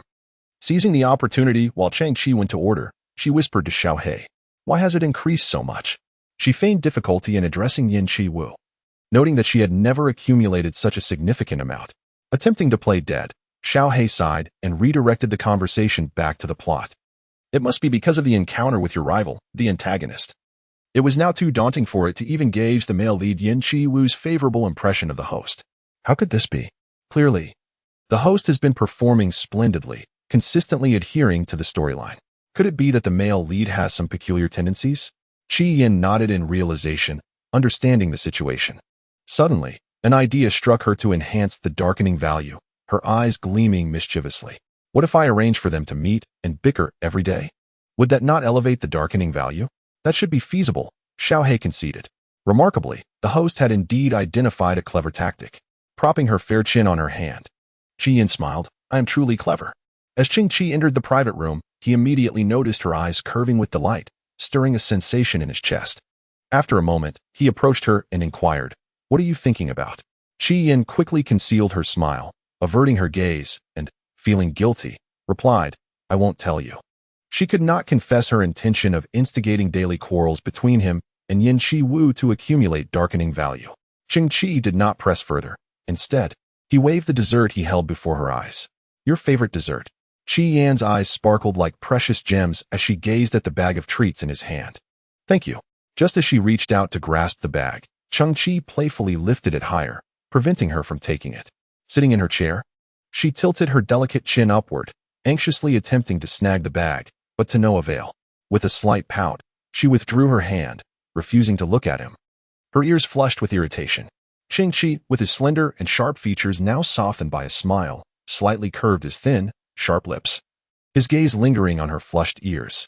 He then innocently apologized. "I'm sorry, Yin. Please don't be upset," as he finally handed her the dessert. His tone lingered, imbued with a hint of flirtation. Yin, quick to forgive and forget, felt her annoyance dissipate upon seeing the dessert in her hand. After savoring the delectable treat, the ordered dishes were presented at the table. Occasionally indulging in external cuisine proved quite delightful. However, by nightfall, an unexpected pain gripped her stomach. With her father yet to return and her mother away for a half-year engagement, Ji-yin found herself awake in the middle of the night. Her eyes bleary as she rubbed her aching abdomen and called for Xiaohei. It hurts so much. What is happening to me? Gastroenteritis. You must go to the hospital. Xiaohei exclaimed, having awakened to check on her health. Ji-yin could hardly rise from her bed, let alone stand. She attempted to reach for the bell by the bedside, intended for calling the servants, a feature she seldom utilized. Stretching for what felt like an eternity, she found it utterly out of reach. Don't bother with that. Call the male lead and have him take you, Xiaohei urged, filled with concern. Upon realizing the gravity of her condition, Ji-yin, despite her pain, managed to smile with her brows arched. Indeed, this could be an opportunity to accumulate darkening points. Little Black did not intend this interpretation. Seeing her focus on the task, even in such a state, only deepened his concern for her. Ji-yin picked up her phone and dialed his number. After a brief tone, the call connected. What's the matter? The boy's deep voice, tinged with the raspy timbre of having been roused from slumber, was particularly melodious to her ears. Stricken by illness and feeling faint, Ji-yin murmured, "My stomach really hurts." Her tone resembled a feigned pout, laced with fragility. On the other end, there were rustling sounds, followed by hurried footsteps. In less than 2 minutes, someone knocked on her door. "It's me." The call had not yet ended as Ji-yin buried her face in her pillow, weakly saying, "The door isn't locked." "Come in." The door swung open, and a shadow paused at the bedside. As the bedroom light illuminated the room, the young girl, curled up under the covers, slowly emerged. Her complexion pale and ill, eyes glistening with moisture, her lashes damp and clumped together, gazing pitifully at the figure standing beside her. It hurt so much. Yen Xiao had a sharp jawline, his cheekbones quivering, a heavy gloom settling in his brow. Yet, his movements were gentle as he lifted the covers and cradled her in his arms, his thin lips parting. "We need to go to the hospital." The Chi family was not without private doctors, yet comprehensive examinations required a visit to a larger hospital. Ji-yin, her mind clouded by pain, inhaled the faint, icy scent of him, which helped her relax as she nestled against his chest, softly affirming with a small So obedient. Without a moment's pause, Yen Xiao departed from the Chi family villa, hailing a taxi to the hospital. Throughout the journey, Ji-yin lay quietly in his embrace. Despite the unbearable pain in her abdomen, she endured it, seemingly reluctant to trouble anyone. Yen Xiao could not resist brushing his fingers against her reddened eyelids, lingering momentarily at the tear mole before averting his gaze just as she looked up. The examination and treatment extended until 3 in the morning. The girl on the hospital bed had fallen asleep early, her soft, dark hair cascading over the pristine white pillow, her face pale and fragile, breath steady and calm. Sitting beside her, Yen Xiao gazed at her with an impassive countenance, concealed beneath his half-closed, elongated lashes, his dark eyes overflowing with unspoken emotions. A torrent of thoughts brewing within. After a lengthy silence, his indifferent voice, thick with emotion, broke through. "Who exactly are you?" The system, Little Black, hidden within the depths of the host's consciousness, was startled into silence upon hearing this question. As the protagonist, a child of destiny, his perceptions diverged from the ordinary. In merely a few days, he had discerned that Ji-yin had undergone a significant transformation. How terrifying. Little Black couldn't help but recall the rumors surrounding this world. Previously, the mission was not to accumulate darkening points, but to conquer. Many taskers had come and gone, yet none had stirred the protagonist's heart. Chapter 11. How to induce the beautiful, strong, and tragic male protagonist's darkening. Over time, this world faced a ban, until the task shifted from conquest to the accumulation of darkening points. The difficulty has diminished.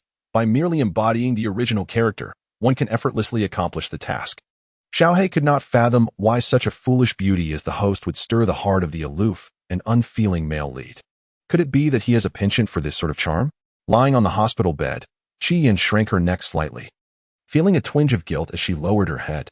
After spending half a day in the hospital, her parents hurriedly arrived, having just disembarked from a flight.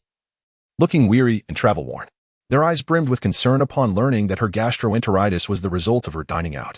The atmosphere in the ward grew somber. Yin, have you forgotten the last time you ended up in the hospital after eating a grilled sausage? Your father was only away for 2 days. And you dared to eat recklessly again. Chi father, usually gentle with her, now bore the stern demeanor of a high school principal.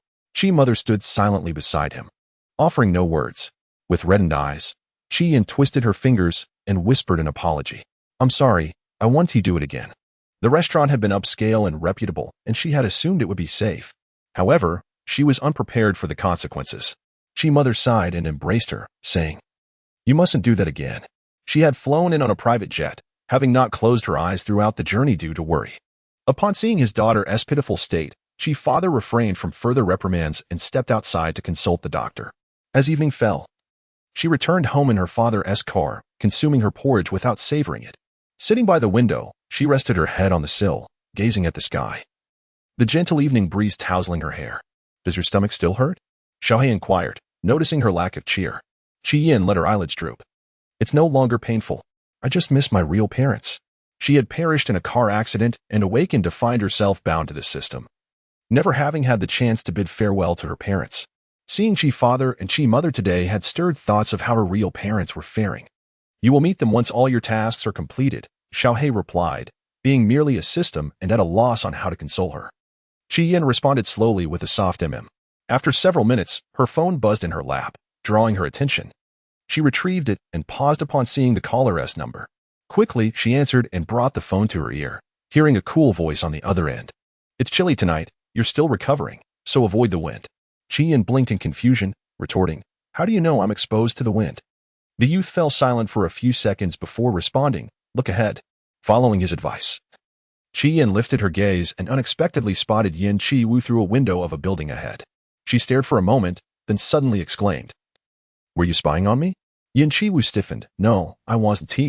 Seizing the opportunity to express her frustration, Chi Yin glared at the boy standing opposite her, indignantly declaring, You were. Ever since you moved there, have you been watching me? Humph. I never imagined you to be this kind of person, Yin Chi Wu. Her voice emanated from the microphone, soft and tinged with breathiness. Even the most rudimentary and acoustically deficient device could scarcely conceal the beauty of her tone. Yin Chi felt warmth creep into his ears, his slender, pale fingers gently caressing the edge of the window. After a prolonged silence, he finally stated, You should head inside. I have no intention of carrying you to the hospital in the middle of the night. The opposing window closed, its curtains drawn to shield the interior. Chi Yin gazed at the phone in her hand, sniffling slightly, her spirits lifted considerably. Having taken a day off due to illness, she entered the classroom only to be intercepted by Cheng Chi, who stood tall in the corridor, blocking her path and that of other students wishing to pass. Those obstructed by him dared not utter a word, opting for an alternate route. I heard from the teacher that you were unwell. What ails you? Is it serious? Cheng Chi scrutinized her with narrowed eyes, and upon observing her normal complexion, he felt a wave of relief. Chi Yin, still recovering, had subsisted on kanji from yesterday until now, having avoided meat entirely. Her calves felt weak, lacking strength, and she murmured softly, I'm fine. Seeing her condition, Cheng Chi stepped aside to allow her passage, trailing behind as he inquired, Yin Yin, are you still feeling unwell? After she settled into her seat, she turned to him, pouting slightly. Please, don't make me accompany you out for meals anymore. Gastritis is quite uncomfortable. Today and tomorrow, she would be limited to kanji, unable to indulge in her favorite desserts. Cheng Chi noted the pallor of her lips and her overall feeble demeanor, recalling the restaurant they had visited. A shadow of concern flickered across his brow. I apologize. I was unaware of the unsatisfactory hygiene at that establishment. Yin Yin, does it still hurt? Chi Yin waved her hand dismissively, as if to alleviate his worries, her enchanting almond-shaped eyes curving into crescent moons, her clear gaze reflecting his face. It's all right. It's just that I cannot eat outside food. I'm no longer in pain, so you need not fret. After speaking, she rested her head on the desk.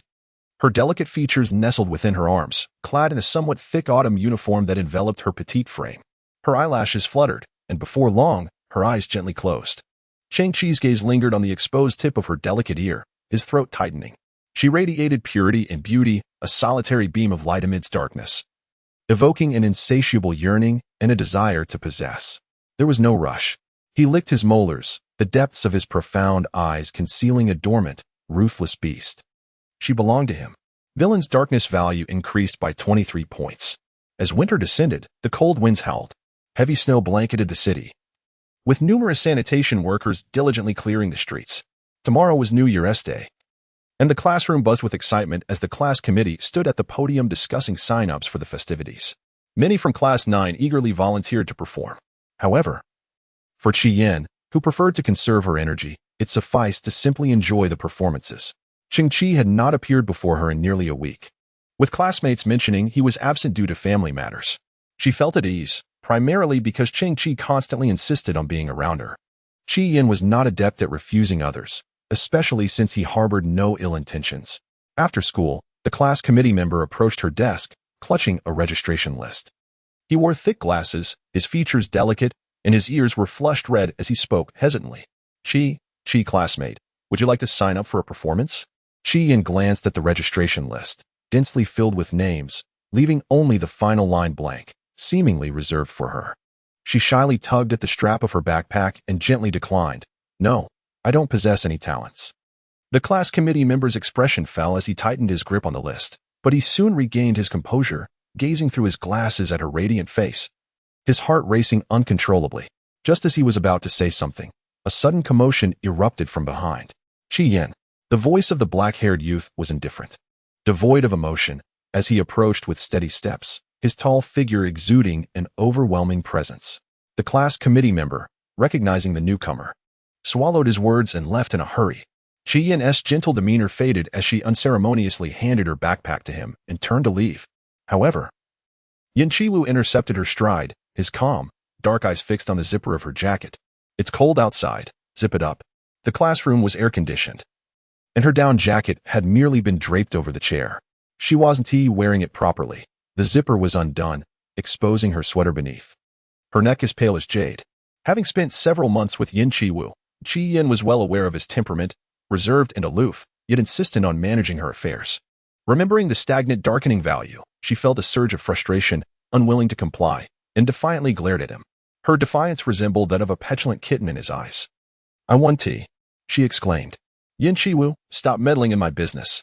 She turned her gaze from him, attempting to walk past, but barely 2 steps in. Her wrist was seized, and she felt a swift motion as the zipper was drawn up, the collar of her down jacket snugly encircling her neck. His fingers inadvertently brushed against her jawline, cold as ice, prompting her to instinctively recoil. Chi-Yin sniffled and glanced at his withdrawn fingers, as beautiful as ever, albeit marred by frostbite. Her attention was drawn in, and she let go of her grievances regarding the zipper. Why are your hands so cold? Yin Qiwu did not wish to reveal his frostbitten hands, retreating them into his pockets without answering her query. His silence deterred her from pressing further. They made their way out of the teaching building toward the school gate. She lowered her head, stepping on the snow, the crisp sound echoing melodiously. Unbeknownst to her, 2 classmates, engaged in playful banter, rushed from behind and collided with her shoulder. With her foot slipping, she was on the verge of falling into the snow when a strong, firm arm encircled her waist, pulling her into a protective embrace. Inhaling his crisp, snow-like scent, Chi-Yin found herself nestled in his embrace, her head tilted back, inadvertently brushing her delicate, pink lips against his Adam's apple. The youth holding her stiffened suddenly, his dark pupils narrowing, reflecting the vast expanse of white snow. I didn't mean to, Chi-Yin stammered as she quickly withdrew from his arms. Her cheeks flushed a vibrant red against the snowy backdrop, unconsciously biting her lip while avoiding his gaze with her lustrous, dark eyes. Yin Qiwu merely responded with a nonchalant him and continued walking at a leisurely pace. Chi-Yin exhaled a sigh of relief, lifting her hand to pinch her warm cheeks, the discomfort in her heart gradually dissipating. On snowy days, transportation was challenging, the roads were difficult to navigate, and finding a ride was nearly impossible. She had ridden her bicycle to school that morning. Naturally, Chi-Yin could not ride alone, so she perched on the back seat of Yin Qiwu's bicycle. As soon as she settled, she sneezed. The biting wind seeped through her sleeves, sending chills through her body. A scarf wrapped snugly around her neck shielded half of her face, even covering her ears. Once again, she caught sight of Yin Qiwu's frostbitten hand. What happened to your hand? She asked, feigning indifference while stealing glances at his gloved hand, an unsettling feeling stirring within her. How could his hands be cold? The school and the servants' dormitory had air conditioning, after all. She had once experienced the pain and itchiness of frostbite, a most unpleasant sensation. Yin Qiwu gazed into her bright, expressive eyes, the worry and concern within unmistakable. His desires, akin to wild weeds, grew uncontrollably in his heart. Turning his back to her, his voice emerged in a low, husky tone, restrained by an unknown emotion. Sit tight. Qi Yin tugged at his clothing, her dissatisfaction evident as she pressed. I don't want others to think my family mistreats you. Yin Chiwu, please tell me, how did your hand get frostbitten? The bicycle suddenly came to a halt. Yin Chiwu took a deep breath, then turned towards her, leaning in closely, his dark eyes locking onto hers as if seeking to devour her. Qi Yan's heart fluttered, instinctively recoiling. The youth suddenly smiled, a breathtaking sight akin to the melting of ice and snow, yet fleeting, as if a mere illusion. Is the young lady worried about me? Qi Yin was uncertain whether her embarrassment stemmed from his address or his words.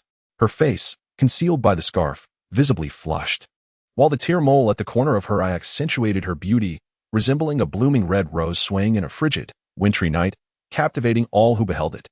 She turned her face aside, her voice muffled. I'm not. Don't flatter yourself. Yin Chiwu regarded her intently for a moment, then said nothing more, resuming his cycling. The broadness of his back shielded her from the biting wind and snow, and Qi Yin felt no chill in his presence. On New Year's Day, the classroom buzzed with excitement, desks scattered in a circle around the center. Qi Yin lazily rested her head on her desk, chewing on a strawberry hard candy. Her eyes half closed, lacking the energy to engage. She is not fond of bustling crowds. Two female classmates strolled by, chattering about recent events. They mentioned that Class 1's Yin Chiwu had signed up for a performance. How exciting! What kind of performance? It seems to be singing. One of the girls approached her. Initiating conversation. Qi Yin, have you heard Yin Chiwu sing? Suddenly called upon, Qi Yin straightened up and shook her head. No. I wasn't aware that Yin Chiwu had signed up. The girl found her dazed response quite adorable. Aren't you curious? Not really. Qi Yin returned to resting her head on the desk, seemingly uninterested in the topic. Darling, are you there? Qi Yin was pleasantly surprised to hear the familiar system voice after a long absence. Shohei, is it time for a task? Indeed. Tonight there is a storyline. Initiate a kiss with the male lead, and then confess your feelings. Qi Yin's expression turned into one of confusion. Don't worry. Just a quick kiss will suffice. Xiaohei reassured her. Qi Yin buried her face in her arms, her exposed ears flushing a deep crimson. The New Year's Eve performance was scheduled for the evening. Outside, heavy snow fell like feathers, blanketing the window in a thick layer. The classroom was brightly lit. Warm from the heating, adorned with colorful ribbons meticulously arranged. The task was on a countdown and had to be completed tonight. Qi Yin fidgeted, her delicate fingers tugging at the hem of her clothing, her eyes tinged with a gentle blush. The mere thought of kissing the male lead sent her heart racing. Qi Yin had never taken the initiative to kiss anyone. She felt both anxious and frightened. Don't be afraid, host. The male lead despises you, so he surely won't let you succeed. Xiaohei, unable to bear it, fabricated a comforting lie. Perhaps the male lead would be more than willing for the host to kiss him. How infuriating. Tonight, her darling would have to endure some discomfort. Finally, Qi Yin sighed in relief. Time passed swiftly. The performance concluded. Qi Yin's pockets were filled with an abundance of candies, gifts from her enthusiastic classmates, and she felt obliged to accept them. After consuming 2 pieces of candy, her teeth began to ache, so she decided to save the rest for tomorrow. Class 9 ended early, and students gradually departed to other classes to catch the performances. Hesitantly, Qi Yin approached the entrance of Class 1, only to find it crowded with students from other classes, leaving no room to enter. She could only listen to the sounds from within. She settled down against the wall to wait. Once the performance in Class 1 finished, students began to pass by her, yet she did not lift her gaze, fiddling with the candy bag in her hands. It wasn't until a figure stopped before her, casting a shadow that obscured all light, that she looked up in bewilderment. The dim light concealed the boy's face, but she recognized him nonetheless. How slow, she murmured, rubbing her tired eyes. Yin Chiwu extended his hand toward her, helping her to her feet, his dark eyes openly fixated on her flushed cheeks. Have you been waiting long? Qi Yin let out a soft hum, unwrapping a piece of candy and placing it gently to her lips. The saccharine flavor spread delightfully across her tongue, momentarily lifting her spirits as she mumbled, indeed. Yin Chi, catching a whiff of the strawberry fragrance wafting from her as she spoke, glanced at the abundance of sweets in her pocket, raising an eyebrow slightly. Be mindful of your sugar intake tonight. At that moment, Qi Yin's mind was a whirlwind of thoughts, consumed by her tasks. When anxious, she found solace in sweets. Daring not to meet his gaze, moving forward like a wooden puppet, she walked slowly, with Yin Chi trailing beside her, meticulously observing her steps to prevent any misstep. Class 1 was the last to conclude their program, and the hallways were empty, leaving only the 2 of them. in the dim light of the corridor. As she descended the final staircase, Chi Yin abruptly halted. The candy had long since been consumed, and she licked her lips, which had turned a rosy hue from her touch, exhaling softly to calm her nervous and bashful emotions. Under the faint illumination, Yin Qi noticed her trembling lashes and, with his lips slightly parted, inquired, "What's the matter?" As he spoke, his dark, icy eyes reflected the image of the girl who had tiptoed closer to him, her slender fingers tugging at his shirt. She tilted her delicate chin upward, her neck slightly arched, her lips, imbued with the scent of strawberries, inching nearer. Yin Qi tightened his grip unconsciously, his exquisitely handsome face shadowed, his throat tightening as he remained rooted in place, allowing her to bridge the gap. Their lips met softly, the sweetness enveloping his senses, the strawberry aroma flooding his nostrils, his heart pounding fiercely, breath caught in his throat. She withdrew swiftly, almost immediately after their kiss, lowering her head with her ears flushed crimson. I like you, and I hope you won't dismiss my feelings." The taut string in Yin Qi's mind snapped, pausing for half a second before he wrapped his arm around her waist, leaning in. Her lips were as soft and sweet as he had imagined. A mere brush of their lips elicited a soft whimper from her, as if she had been overwhelmed, originally intending to keep it brief. Yin Qi found himself unable to restrain his desires, pressing her against the wall, lowering his head to capture her tender lips, clumsily exploring the depths. The boy's inexperience led to unintentional clashing. Chi Yin, who was most averse to pain, felt a tear escape from her eye, helplessly leaning into his embrace, her lips swollen and dazed, forgetting even to push him away in protest. The silence of the corridor was broken only by the sound of their mingling breaths. It was not until the patrolling security guard approached with a flashlight, the footsteps growing increasingly distinct, that Yin Qi finally released her, guiding her into a secluded corner. Once the guard had passed, he took her hand and led her out of the teaching building. As the cold wind blew, Chi Yin regained her senses. Though her head still throbbed, and the pain in her lips fueled her irritation, she forcefully shook off the boy's hand, covering her mouth, glaring at him with a mix of grievance and anger, speechless.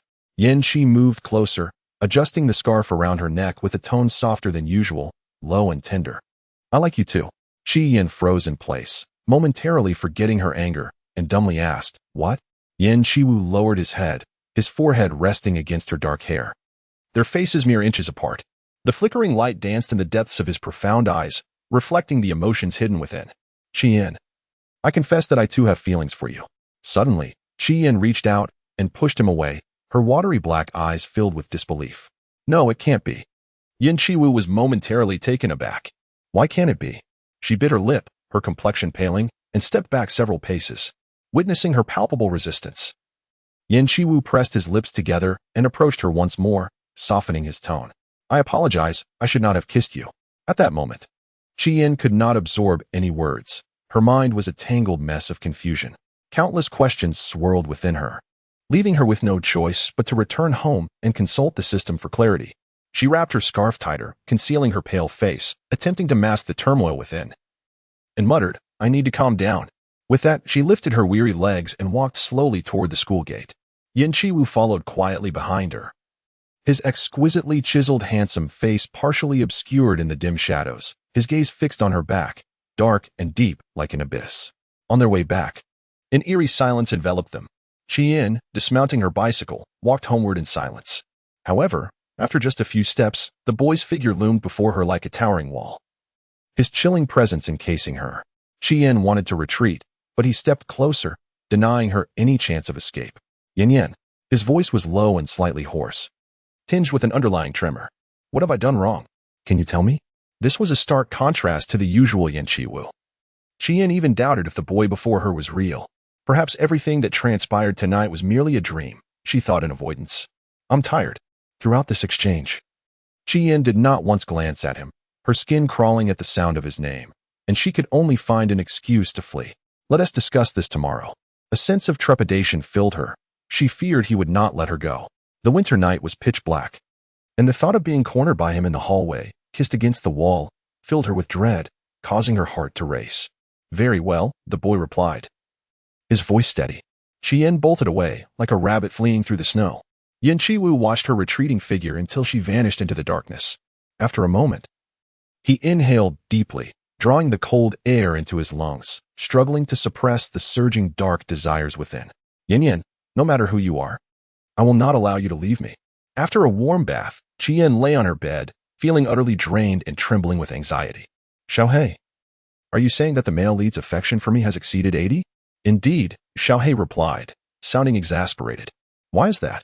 She asked, her voice tinged with nervousness. She had diligently followed the storyline, embodying the original character daily, and though she occasionally slacked off, it was always in the male lead's blind spots. Chapter 14. How to make the strong and tragic male lead darken. I do not know either.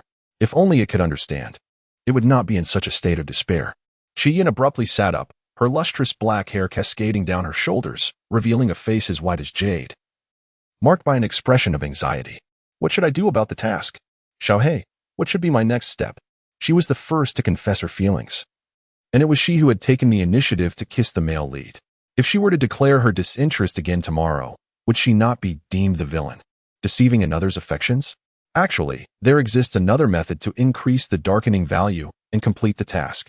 Qian inquired eagerly, what is it? Tomorrow. Tell the male lead that your statements from tonight were merely jest, asserting that someone like him could never be worthy of you. Qian's spirits plummeted once more. Such an action felt excessively cruel. Over the past few months of their interactions, she had come to appreciate his kindness, despite her teasing and bullying. He had always looked after her well-being. Only by doing this can you ignite the male lead's fighting spirit. He will become powerful and unassailable. Moreover, in no time, you shall depart for studying abroad, and you will not see him again before the conclusion. This is an excellent opportunity for the task to be completed smoothly. Qian buried her head into her pillow, and after a prolonged silence, she mumbled, all right. Xiaohei sighed in relief, understanding that the host was undoubtedly feeling distressed. Yet there were many worlds ahead, and she must grow. That night, Qian experienced her first bout of insomnia. After only 3 or 4 hours of sleep, she awoke. Dark circles under her eyes, and stepped out of her home, spotting the young man standing outside the intricately designed copper door. In the frigid winter, he was dressed rather lightly, clad in a dark turtleneck sweater beneath a padded school uniform. In just one semester, he had grown significantly taller, his hair was slightly shorter, and his brows and eyes had deepened in their cold, aloof beauty. His handsome face, slightly pale from the snowfall, stood there like a delicate ink painting, exuding an air of chill and detachment. Qian pressed her lips together, feeling the cold, and took the umbrella from the servant nearby, slowly approaching him. The moment Yin Chi-Wu heard the sound, he turned, fingers clad in leather gloves tightening around the bicycle handle, his gaze fixed intently upon her. As she drew nearer, her scarf enveloped half her face, revealing only her lustrous, round eyes, adorned with long, curled lashes that fluttered like the wings of a butterfly. The tear mole at the corner of her eye was faintly colored, and with the umbrella slightly swaying in her hand, she halted her steps. Qian tilted her face upward, her tone frosty, infused with the essence of winter snow. Last night, I was merely jesting with you. As she spoke, she cast a fleeting glance in his direction. Yin Chi-Wu, what status do you possess that could ever be worthy of me? You are but the son of the chief family's driver. Let not a third party learn of last night's events. Do you understand? The male lead's darkening value increased by 32 points. Ever since the male lead had exhibited peculiar behavior, his darkening value had steadily diminished to 50 points, plummeting to 0 last night. This time, the sudden increase of 32 points left Xiaohei exhilarated. After delivering those words, Qian could hardly bear to look at the boy's expression. Guilt and self-reproach washed over her, yet she felt powerless. Neither now nor in the future could she ever have a relationship with the male lead. She heard his breath grow heavy, his voice strained and trembling. Are you speaking sincerely? Qian's pale, powdery lips quivered as she gritted her teeth and replied, naturally. Having uttered those words, she was unwilling to linger any longer. Striding towards the car that had long been parked nearby, she entered, closed the door, and urged the driver to commence the journey. The car swiftly sped past the entrance, leaving behind trails of exhaust. Yinshu, rooted in place, lifted his forehead, his eyes shadowed beneath dark hair, exuding an ominous intensity. Her words pierced him, akin to ice picks, cleaving his heart and leaving him breathless with pain. Moreover, her words rang true. He was indeed unworthy of her. The chief family boasted a profound background, standing like a towering mountain in the business world, with a century-old foundation. As the wealthiest in Jiacheng, he felt utterly inadequate to offer her a life of affluence and security. A snowflake descended upon his thick, dark lashes, while ambition and madness simmered in the depths of his gaze. In the driver's seat, Yinshu's father was tense and anxious, casting furtive glances at her through the rearview mirror. Hesitating to speak, Chi Yin gradually calmed her tumultuous emotions, sipping from her thermos containing red date milk tea, her complexion improving slightly. "Uncle Yin, I'm fine," she murmured softly. Yinchu's father exhaled in relief, having only perceived their conversation as tense, almost quarrelsome. He feared for Miss Chi's well-being, especially since the other party was his own son. "Miss, what transpired? Did he anger you? I shall certainly reprimand him upon our return." Chi Yin shook her head repeatedly. This matter was her fault and bore no relation to Yinchu. Upon arriving at school, the atmosphere in Class 9 was heavy, filled with sighs echoing in every corner as the final exams loomed. The homeroom teacher devoted an entire class discussing the impending tests. During the break, a figure entered the classroom, emanating a formidable presence, his expression darkening until he spotted Chi Yin, who was dozing at her desk, which lightened his demeanor somewhat. "Sleeping so early? Did you stay up all night?" The boy's voice was slightly hoarse yet retained a melodious quality. Chi Yin, in a half-asleep state, recognized the familiar voice and reluctantly opened her eyes. Upon realizing it was Cheng Chi, she was momentarily taken aback. Didn't you take a leave of absence?" Cheng Chi spoke the truth. She had indeed been awake all night, her mind preoccupied with memories of Yinchu's kiss, her first in reality, as she had never experienced romance before. In just a few days, Cheng Chi seemed transformed. His deep blue hair had returned to its natural black, and his commanding presence had intensified, mingled with an unsettling aura. His complexion had darkened, and his strikingly handsome features bore a sharpness reminiscent of a hawk. "I completed matters at home," he said, his obsidian eyes glancing over the dark circles beneath her eyes, finally lingering on her lips. Narrowing his eyes, he leaned closer and gently pressed his fingertip against her mouth. The roughness of his calloused fingertip caused her eyes to well with tears from the discomfort, and instinctively, she recoiled, attempting to evade his touch. However, he was undeterred, his broad hand firmly gripping the nape of her neck, caressing her delicate, rosy lips. How could there be a wound here? Chi Yin barely comprehended his words, her cheeks puffed in indignation as she forcefully slapped the back of his hand, finally liberating herself from his grasp. Her lips bloomed like resplendent roses, strikingly vivid. The back of his hand, upon being struck, felt no pain. It was akin to a gentle scratch from a playful kitten. Cheng Chi's gaze fixated intently on her lips, his pupils swirling with shadows. Noticing her silence, he repeated himself. This time, the girl understood, her expression momentarily blank before she furrowed her delicate brows and shot him a glare. After a prolonged pause, she could only retort, "What business is it of yours?" Just then, the school bell rang, prompting Cheng Chi to depart reluctantly. Once she confirmed he had returned to his seat, Chi Yin retrieved a small mirror from her backpack, scrutinizing her lips closely. There was an almost imperceptible wound that had already healed overnight, leaving behind a faint trace. Chapter 15. How to Darken the Beautiful and Tragic Male Protagonist. 15. Her cheeks flushed from pink to red, a rosy hue spreading to her soft earlobes. Her lustrous eyes brimmed with bashfulness, and before the teacher entered the classroom, she hastily stowed the mirror back into her bag. How infuriating! How dare he break her lip with a kiss? "Darling, you need to minimize contact with the male lead. Avoid him as much as you can in the coming days," whispered the little blackheart in concern. The plot had already unraveled, and it was now best to limit interactions with the male protagonist. Chi Yin nodded, feeling wronged. When he had kissed her, he had resembled a ravenous wolf dog, frighteningly eager for the flesh after a long fast. At noon, she planned to fetch her lunchbox alone. Class 9 finished early and wouldn't linger like the key classes. As soon as the bell rang, she darted out of the classroom, the first student to do so, a departure that caught her classmates by surprise.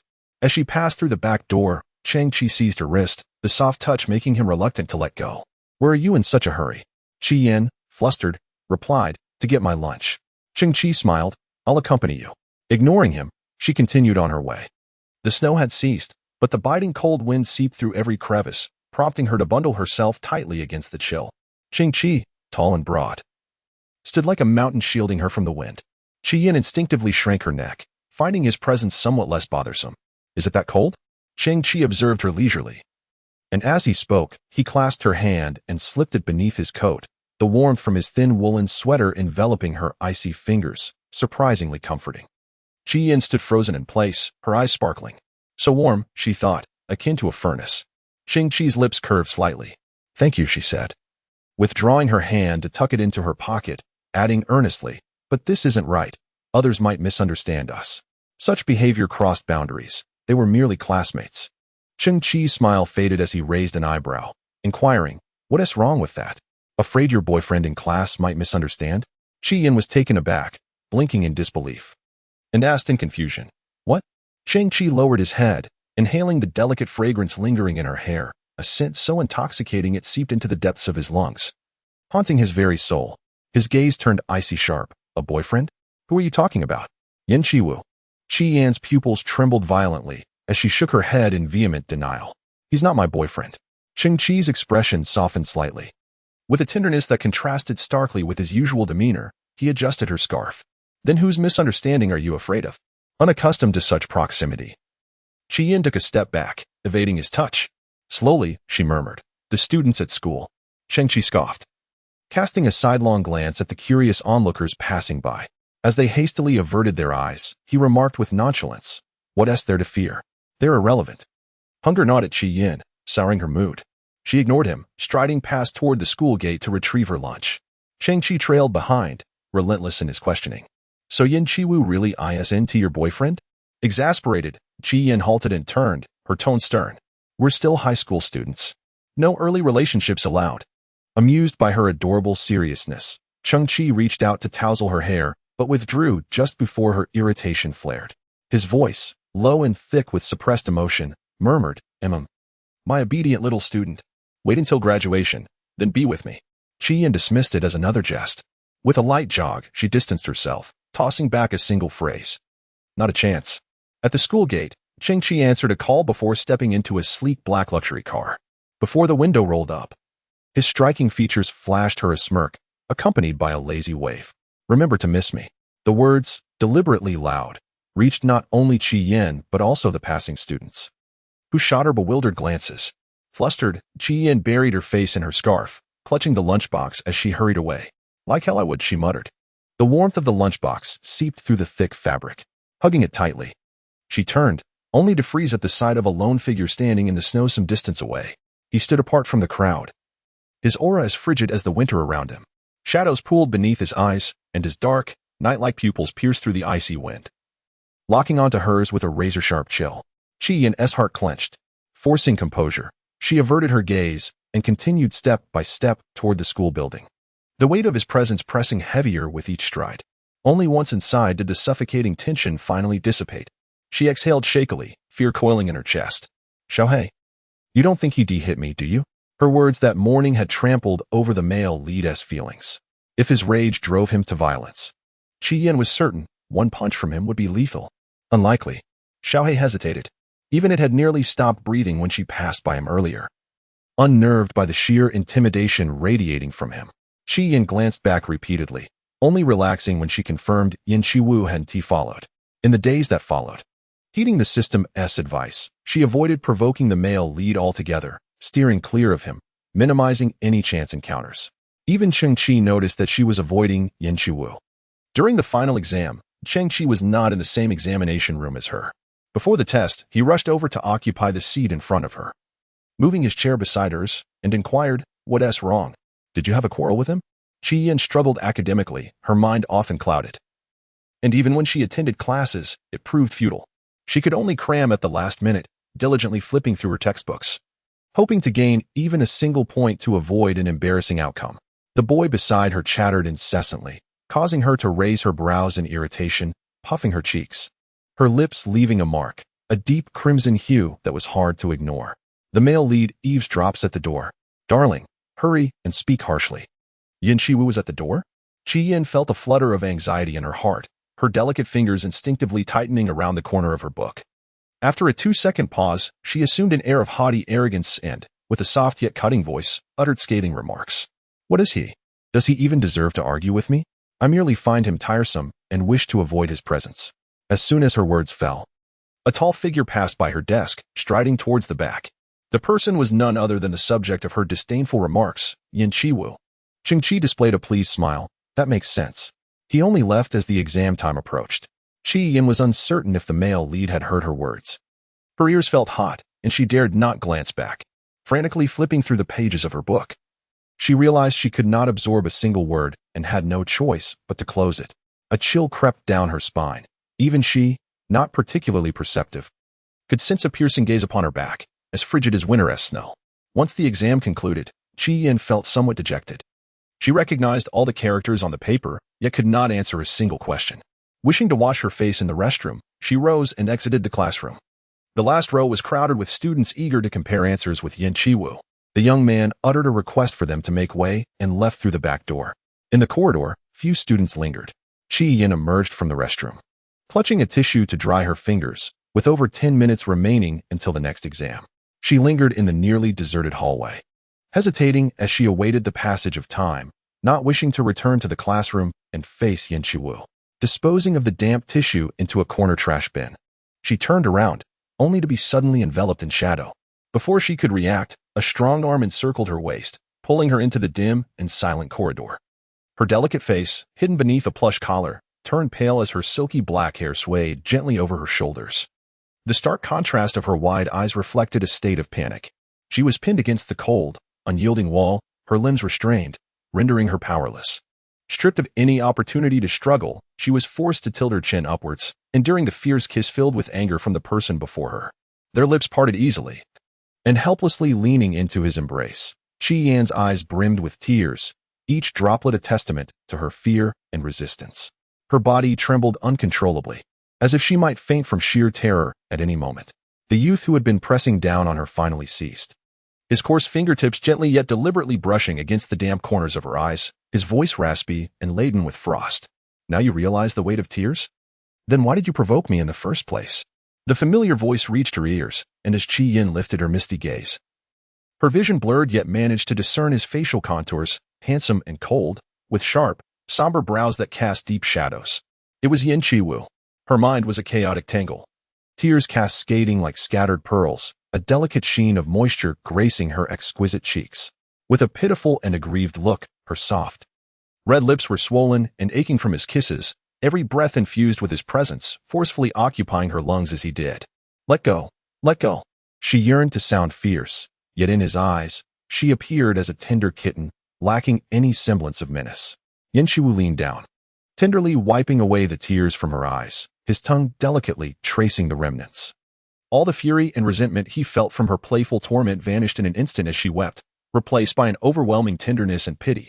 He was not someone easily swayed by compassion, especially after being toyed with by her, summoned and dismissed at will. He should have been furious, resolved never to meet her again, to disregard everything about her. Yet, whether in her absence or presence, her figure uncontrollably occupied his entire heart. He pursued her like a dog, tail wagging in desperation, devoid of dignity. "What is it that I lack? Tell me." Chi-Yin exhaled softly, the pain from her bitten lip intensifying with each breath. She hissed softly, pushing against him with her wrist, her voice soft and her words sharp as needles piercing his heart. "Yin Chiwu, I have told you, I am tired of you. Please do not appear before me again." The male lead's darkening value increased by 26 points. Before she could finish her thought, she was interrupted by the icy youth before her. "So, Cheng-Chi is your new flame?" Chi-Yin could not comprehend why he would drag the antagonist Cheng-Chi into their conversation. It left her utterly bewildered, licking her lips. Her fair complexion now adorned with a seductive flush, a blend of innocence and desire, breathtakingly beautiful yet oblivious to it. Without sparing him a glance, she scoffed. "What does it have to do with you?" After speaking, she noticed him standing still, and she seized the opportunity to escape. Upon reaching the examination hall, she took small breaths, striving to calm her erratic heart. "Darling, are you all right?" This was no longer the male lead. He was nothing short of a bandit. Chi-Yin shook her head, pulled out a piece of paper, and cautiously dabbed at her lip wound, letting out soft whimpers of pain.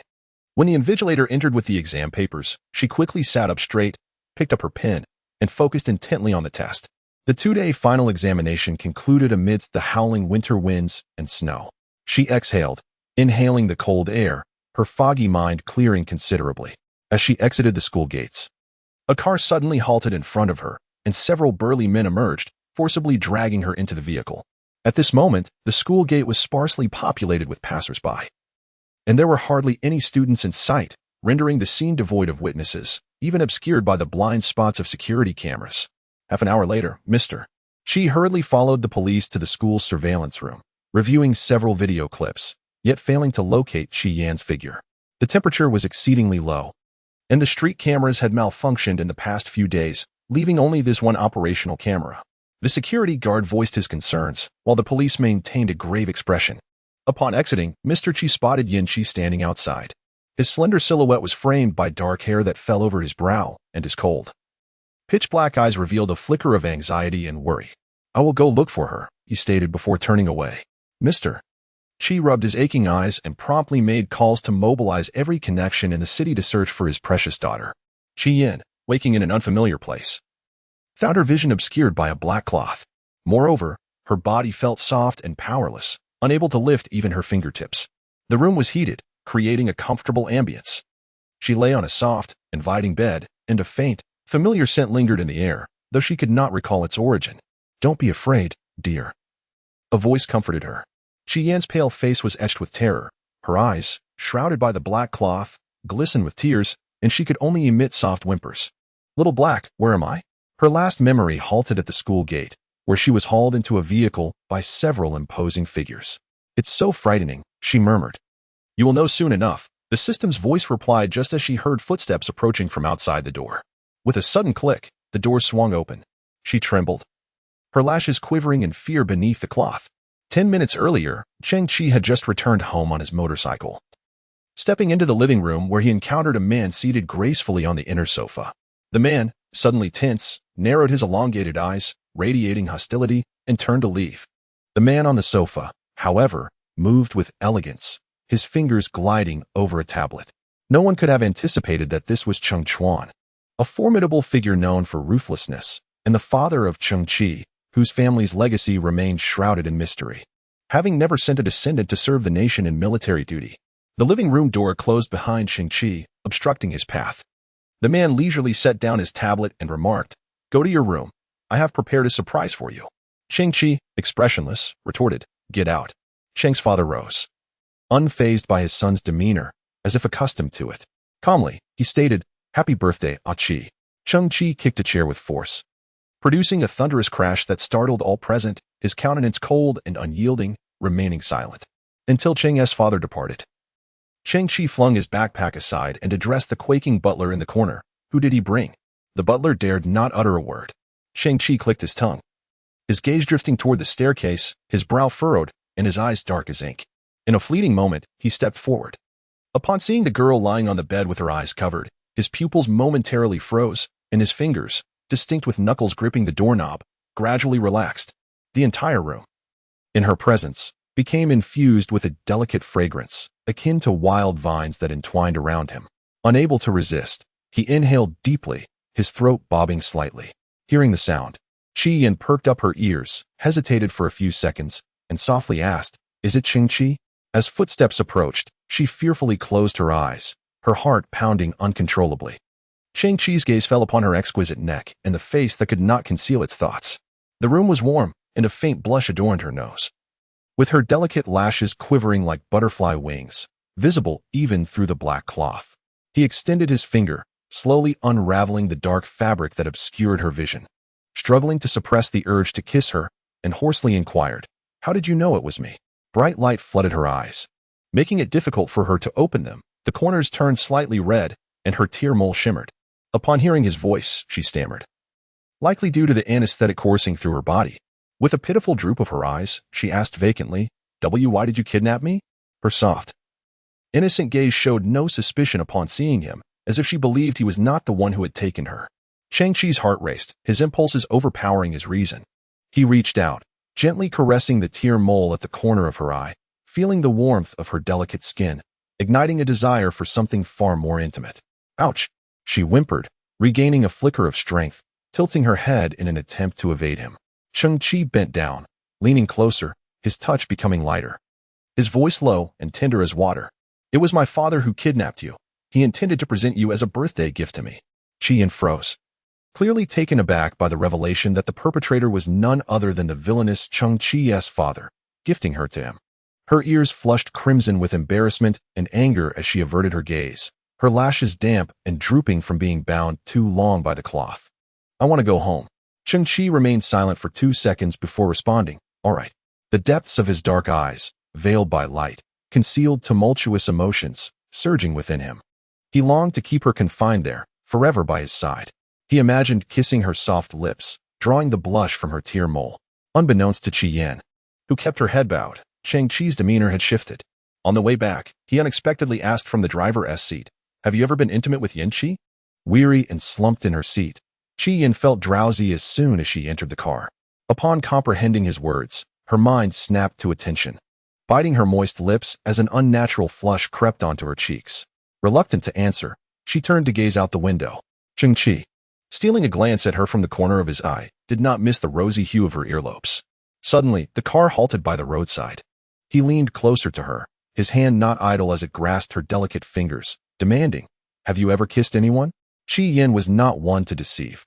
She tugged at the hem of her clothing, exhibiting numerous small gestures, her delicate face, nestled within the thick collar of her warm attire, flushed with embarrassment. After much fidgeting, she finally managed to utter a single word. Unbeknownst to her, beside her, Shang-Chi's piercing gaze bore a sinister intensity. His sharp brow and eyes enveloped in a chilling fury, the veins on the back of his hand bulging as he struggled to contain his emotions. Damn it! Qian took a deep breath, urging him to drive, for it was late. She could not fathom why he posed such an awkward question, one that was inherently irrelevant to him. Shang-Chi felt a tumult of jealousy and envy. He had never shared a kiss. Yet Yin-Chi had the audacity to act as if she were special. What was he, after all, at that moment? Shang-Chi wished he could rid himself of that mutt, who could not even wag its tail. Upon arriving at the grand bronze gates of the Qi residence, Qian tightened her collar and raised her hand to push open the car door. However, her slender wrist was firmly grasped. She blinked in confusion, looking back to find Shang-Chi glaring at her. "Don't kiss him again," he growled with a malevolence that sent a shiver down her spine. Qian's face drained of color, replaced by a faint blush of humiliation and anger. Her fingers trembled uncontrollably, and in her embarrassment, she quickly retorted, "I understand," yanking her wrist free and stumbling out of the car. The sleek black vehicle soon vanished into the night.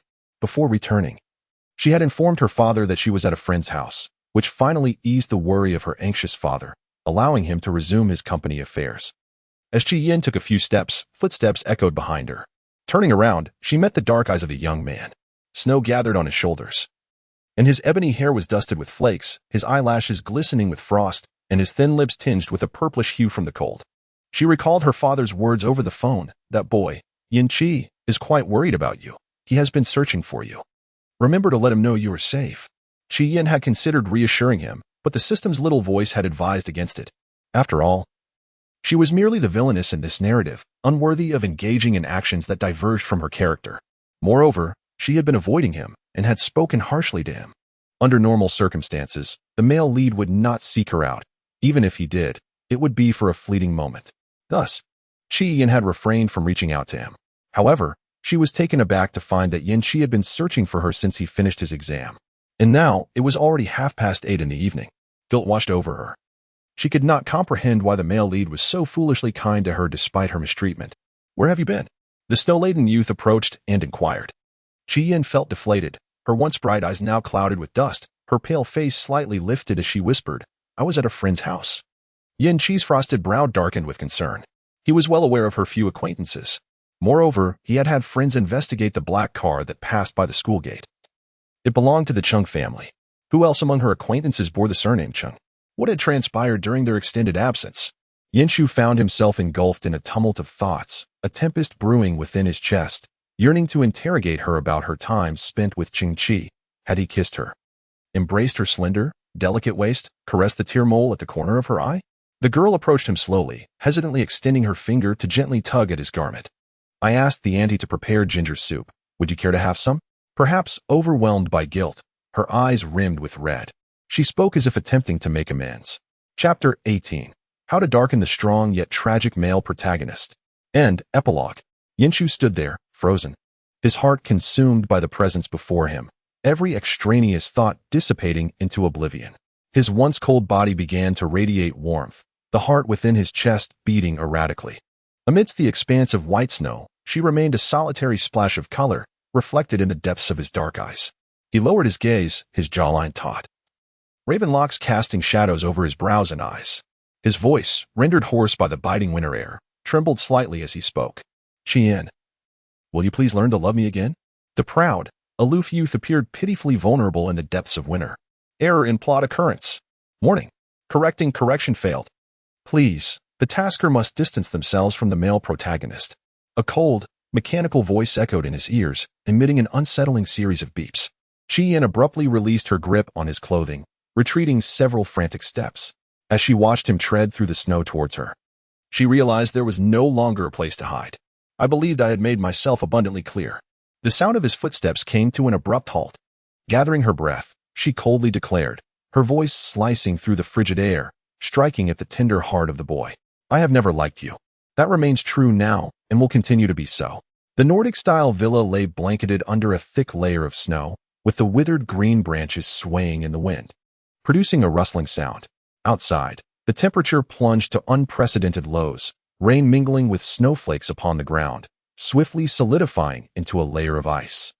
The butler cast a glance out the window at the garden, frowning as he remarked, "Why is he still standing there?" A nearby servant replied, "He has been standing there since the young lady returned. No one can persuade him otherwise. We are not sure what transpired." The butler sighed in resignation.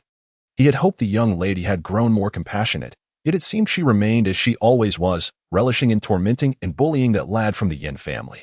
Upstairs, in the bedroom, Chi-Yin squatted by the floor-to-ceiling window, lifting a corner of the curtain to peer outside. Her eyes brimmed with tears, fingers curling as she gazed through the gap at the boy in the snow, her misty, peach blossom eyes betraying her emotions. Little Black found the situation absurd. The male protagonist and the antagonist held an unusually high regard for the host, reaching an abnormal level, something never witnessed before. It couldn't help but wonder if they were both enamored with the malicious female supporting character. Host, the plot and emotional lines have collapsed. Mission failure. The cause has been identified. The system has detected the presence of the male protagonist and antagonist. Unable to correct. What you must do next is to leave the country and depart from here. Chi-Yin obediently responded. On the path of departure, I shall arrange for your demise. Subsequently, I will transport you to the next realm. All right. I shall shield you from pain. There is no need for fear. Sood Xiaohei. With a heavy heart, Chi-Yin inquired, will the next world no longer exist? Fear not. Rest assured, host. 2 days later, a cold wave swept through the city streets, the winter wind biting fiercely, and snowflakes fell silently, blanketing the ground. Chi-Yin's father consented to her request to study abroad. And after lunch, the car that would take her to the airport stopped outside their villa. Chi-Yin was dressed like a bundle of snow, wearing a furry hat.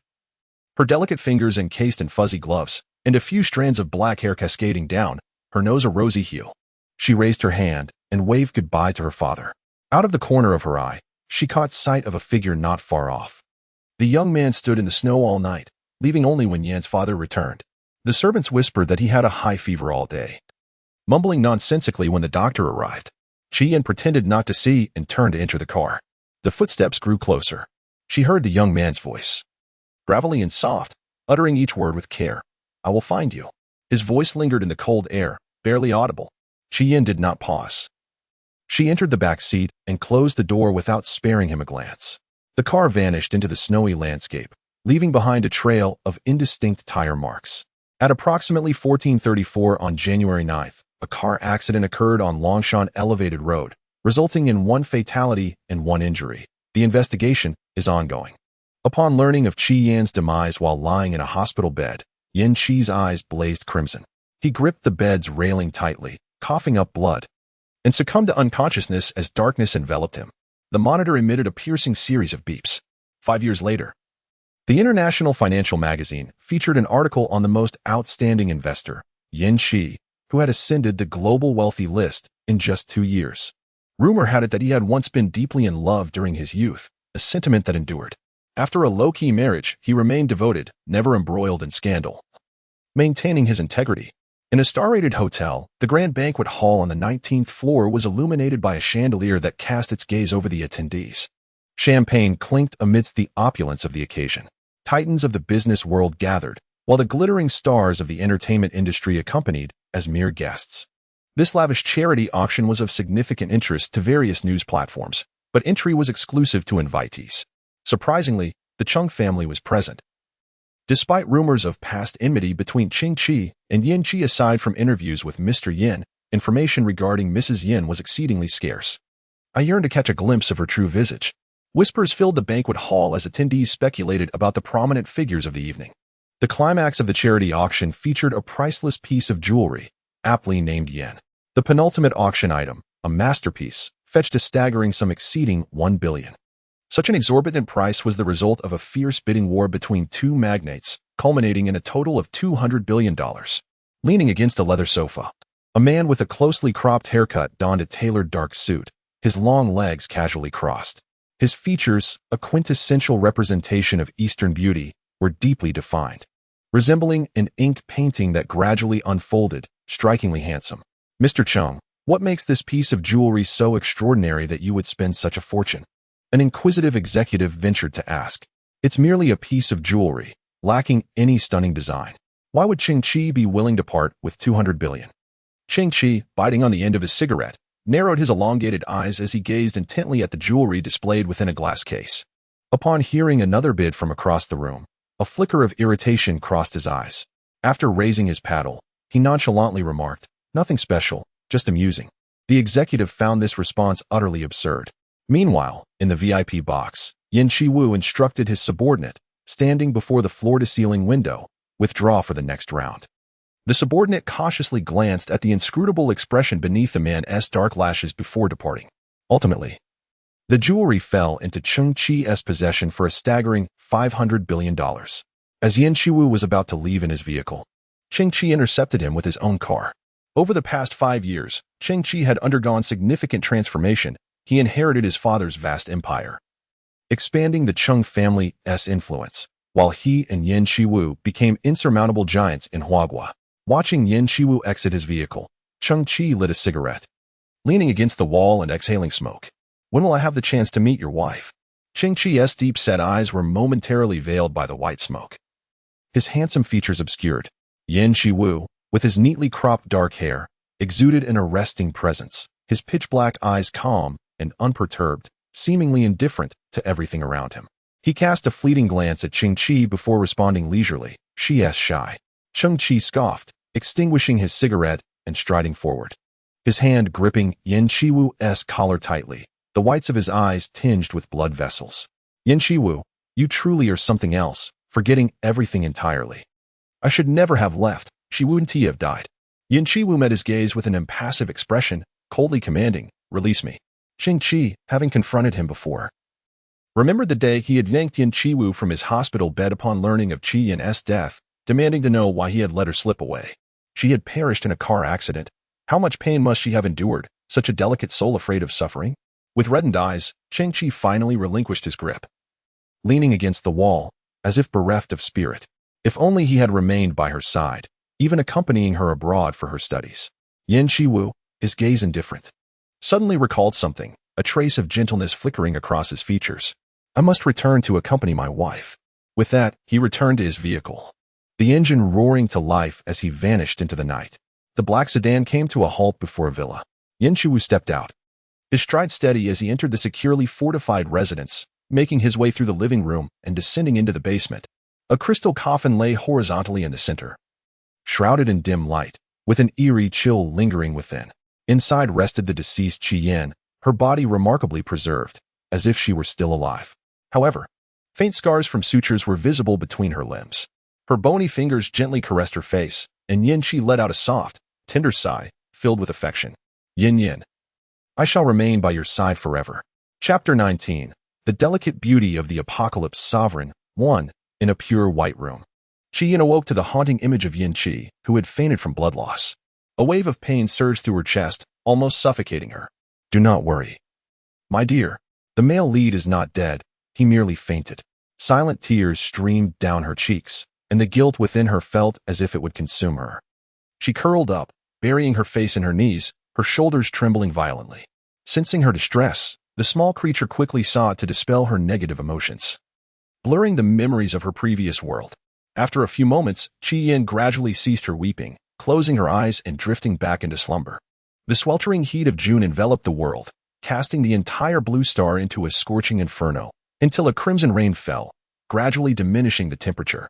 Yet, a virus began to spread among humanity. Those infected became devoid of emotion, moving slowly but possessing astonishing strength, their eyes filled only with a ravenous hunger, attacking anyone they encountered. This virus was highly contagious, spreading through bites and blood. Not all humans who had been drenched in the red rain transformed into zombies. Some rare individuals gained extraordinary powers, bestowed upon them by fate. Today marked the second month since the outbreak of the zombie virus.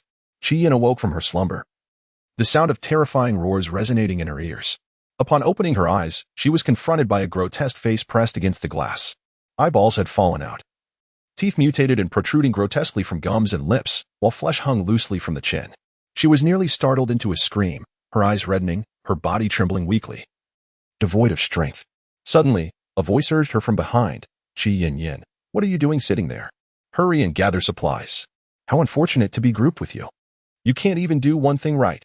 At the sound of that voice, Chi-Yin turned in a panic to see a girl in camouflage attire swiftly packing items from the shelves into a backpack. In that moment, memories of the original owner flooded into her mind. The original owner was named Chi-Yin, 19 years old, a sophomore in college.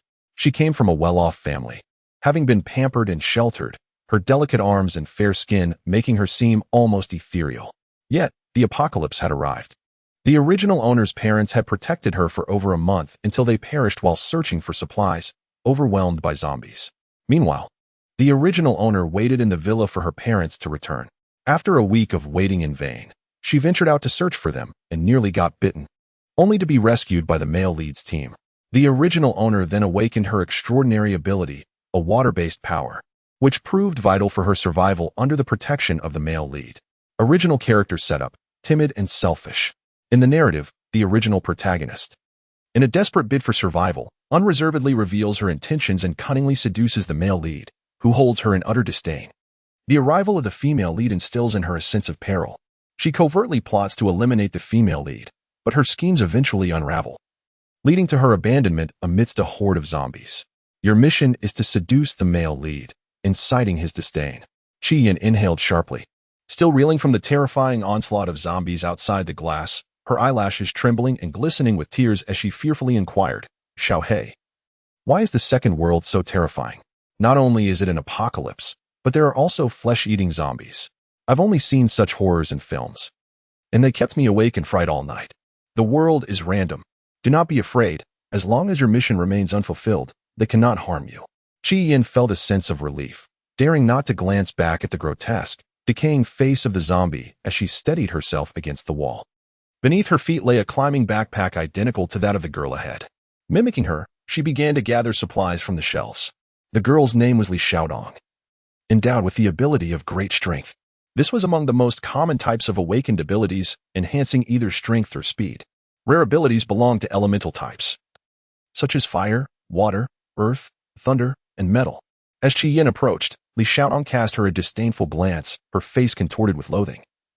Even reluctant to share the same room, opting instead to carry her heavy bag next door, Chi-Yin understood the source of her animosity. The original protagonist was raised in pampered luxury, and even amidst the apocalypse, she did not alter her disposition, continuing to see herself as a spoiled princess. Unwilling to engage in any strenuous tasks, she preferred to order others around, which made her quite unpopular among the members of the male leads group. The female lead, who later joined the team, stood in stark contrast to the original protagonist. The group favored the approachable and amiable female lead over the haughty demeanor of the original. Chi-Yin comprehended this dynamic. The current timeline marked just over a week since the original protagonist had joined the group, and the plot to seduce the male lead had yet to commence. They arrived at a 5-story department store, where, after dispatching the zombies within, the team of more than 10 members entered to collect supplies, while 3 or 4 individuals stood guard outside to prevent the undead from breaching their defenses. She and Li Xiaotong formed a pair to search the convenience store. They filled 4 backpacks to the brim. When the time came, they reconvened at the designated meeting point. After standing for 3 to 4 hours, her calves ached and throbbed, leaving her unsteady on her feet. She sought a spot, laying down a soft mat to sit upon. Her waist-length hair, gathered with a light blue handkerchief, cascaded to one side of her shoulder. The oversized camouflage attire concealed much of her skin, leaving only half of her neck exposed, pale as if dusted with frothy cream. Behind her, the transparent glass caught a sliver of fragmented light, casting it upon her exquisite visage, pristine and untainted, reminiscent of an angel descended from the heavens. rendering others willingly eager to do anything for her. A few young men approached, unable to avert their gaze, one remarking to another, "I nearly forgot we are in an apocalypse." Another boy nodded in agreement. The primary focus is on the extraordinary beauty of the young girl. Behind her, a group of girls sat together, their expressions tinged with envy. One could not help but exclaim, "Do you not think Shi Yin is even more stunning?" To which another retorted, "Stunning? She's still as detestable as ever." At that moment, a long leg stepped into the hall, the figure towering and exuding an overwhelming presence. His raven black hair framed a face where deep, smoky gray eyes, set in an elongated shape, emanated an irresistible allure and commanding aura. He resembled a ferocious black bear lurking in a dense forest, instilling a sense of trepidation in those around him. Instantly, the crowd fell silent, rising to their feet, their gazes following his silhouette. He was none other than the captain of the team, their linchpin, Hua Hong. Weary, Qi Yin slowly stood up, but the people in front of her obstructed her view, forcing her to rise on her toes to catch a glimpse of the male protagonist of this world. "It's time to load the vehicles and depart." The man's voice resonated, cold yet melodious, akin to velvet caressing the eardrums. As he spoke, the sound of rustling accompanied the dragging of a hiking backpack. Several vehicles awaited outside, all filled with supplies being transferred to the rear compartments. "Captain," Hua Hong was suddenly halted by a sweet voice calling out to him.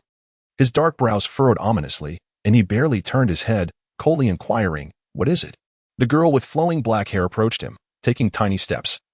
Her neck craned upward, her lustrous eyes remarkably beautiful, her cheeks blooming with a rosy hue. She hesitantly murmured, "Could you please help me carry my bag?" The hiking packs were laden with supplies, heavy and cumbersome, far too much for her to manage alone. Her manner of speaking was often like this, her gaze lingering on him in a manner that could be quite irksome. Yet, for reasons unbeknownst to him, this instance felt different, though he could not pinpoint how. When a teammate requested his assistance, he felt compelled to oblige. Hua Heng stepped forward, effortlessly lifting 2 large packs as if fetching water, striding out with purpose. Upon placing them in the rear compartment, he caught a whiff of a rich fragrance wafting from the girl beside him, overpowering the stench of decay in the air. She held out a disposable paper cup to him. "This is a disposable cup," Qi Yin softly remarked. The water within was crystal clear and faintly sweet, a product of her unique ability, purer than mountain spring water. In the sweltering heat, water had become a rare commodity due to contamination from the red rain. Yet, in her hands, it became a means to curry favor with him. Hua Heng, maintaining his impassive demeanor, replied, "Save it for the others." Qi Yin cautiously glanced at him, biting her lip as she implored, "There is plenty more, Captain. Just have a little." Hua Heng's expression darkened. "I said I want to drink it. Do you not understand? I have no need for your flattery. Instead of wasting time on this, you should focus on enhancing your abilities." Over the days, he had not failed to discern her intentions, which were inscribed with insincerity and self-importance. His tone was harsh and cold, causing Qi Yin's fingers to tremble around the paper cup. Her head drooped, ears sagging, exuding an air of pitiful vulnerability as she spoke in a soft, timid voice. "I merely wished to express my gratitude to the captain for his assistance." It was a scene that would soften the hearts of ordinary individuals. Yet Hua Heng merely raised his eyelids, his brow furrowed, perhaps wishing to avoid further entanglement with her, along with other inscrutable thoughts. He took the cup from her hand and drank it down in one swift motion, lingering not a moment longer as he strode past her and departed. Qi Yin glanced at the crumpled cup he had tossed into the trash bin, muttering under her breath, the cup was still usable. In a world where resources were scarce, using a paper cup just once felt somewhat extravagant. Once aboard the rear off-road vehicle, which accommodated 5 individuals with 3 seated in the back, Qi Yin found herself by the window, the glass firmly shut. The absence of air conditioning filled the cabin with a pungent mix of sweat and the unpleasant odor emanating from the leather seats. She longed to open the window, but the stench from the outside, where the scent of decaying zombies was intensified by the heat, was even worse. Thus, she could only cover her nose and curl up in the corner, her pale face a picture of distress. Upon reaching their destination, she dashed from the vehicle, struggling to vomit but finding nothing to expel, ultimately leaning against a wall to catch her breath. Chapter 20. The Delicate Beauty of the Apocalypse Ruler. 2. Captain. We are half a day's journey from the base, and the route takes us through a city where a horde of zombies has gathered. At night, they become exceedingly agitated, moving at twice the speed of daylight. Driving could easily attract a zombie tide, which would be perilous, reported the scout, Yujia. As dusk approached, the horizon was devoid of light. 4 or 5 vehicles halted before an abandoned factory where the trees cast indistinct shadows in the dimness. Not far ahead, a road connected to the area, and numerous zombies were drawn by the noise. Hwang surveyed the frail girl leaning against the wall. Her constitution was weaker than anyone in the group, rendering her ill-suited for their missions. Like a delicate tendril of daughter, she would wither and perish in this brutal world before long. Captain, the scout, having received no response for a while, could not help but call out. Hwang discreetly withdrew his gaze, replying calmly, "Inform everyone to rest here for the night." With that, he led the team to deal with the nearby zombies and those within the factory. This factory was modest and simplistic, with insects crawling in the corners. The female members of the team tidied it up a bit before it felt slightly cleaner. Dinner consisted of filling compressed biscuits, while Chi Yin, the only one possessing water-related abilities, managed the water supply. After resolving the team's hydration, sweat beaded on her forehead, and a few strands of dark hair clung to her pale face as she sat in the corner, nibbling on the dry, tasteless biscuits. Thud, thud, thud. The sound of footsteps echoed from the entrance as the combat team returned from dispatching nearby zombies, led by none other than Hwang. Chi Yin swallowed the crumbs of biscuit, steadied herself against the wall, and followed him, holding out her cup. "Captain, would you like some water?" The proximity allowed her to catch a whiff of the man's pungent scent of blood, causing her to wrinkle her brow. The biscuit she had just managed to swallow threatening to surge back up. Chi Yin took a step back, unable to resist pinching her nose. When Hwang turned around, he was met with the sight of the young girl behind him, her nose pinched, her face drained of color, and her beautiful eyes clouded with moisture. The fingers gripping the water cup trembled slightly, yet there was no sign of retreat. He coldly uttered a refusal to drink. Removing his outer coat, he revealed only a tank top beneath, his deeply tanned skin showcasing a perfectly chiseled upper body, devoid of any excess flesh, exuding a latent power that was both astonishing and intimidating.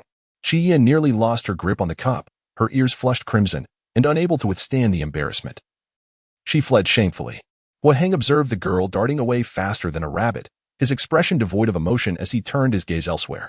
Just when he thought he would enjoy a quiet evening, she approached him again before bedtime, this time carrying a basin, her curled lashes shyly lowered.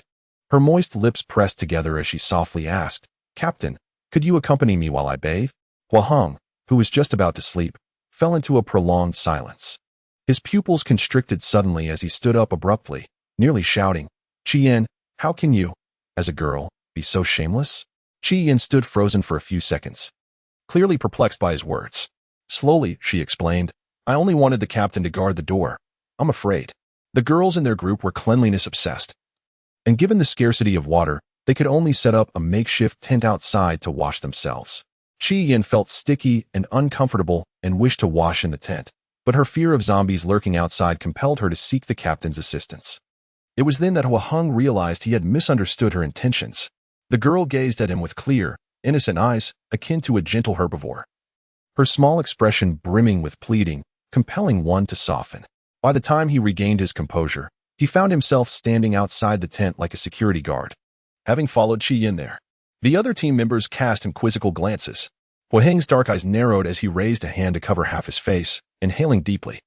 The sound of rushing water filled his ears, splashing against the dark plastic enclosure, interrupting his thoughts.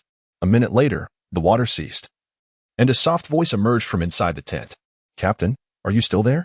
she asked every minute during the 10-minute wash. "Yes," he replied. Moments later, a porcelain-white face peeked out, a small dimple forming at the corner of her lips, her raven hair dripping as it cascaded over her shoulders. Dressed in plush pajamas and wearing slippers, she stepped out, exhaling with relief, saying, "Captain, thank you." She had feared he would leave while she was washing. Outside was pitch black, devoid of light, and she felt utterly insecure. The evening breeze caressed her, and a rich fragrance wafted from her, drawing Hwang's gaze toward her damp hair. As he gazed intently at her hair, Chi Yin felt a tightness in her heart and hurriedly waved her hand to clarify.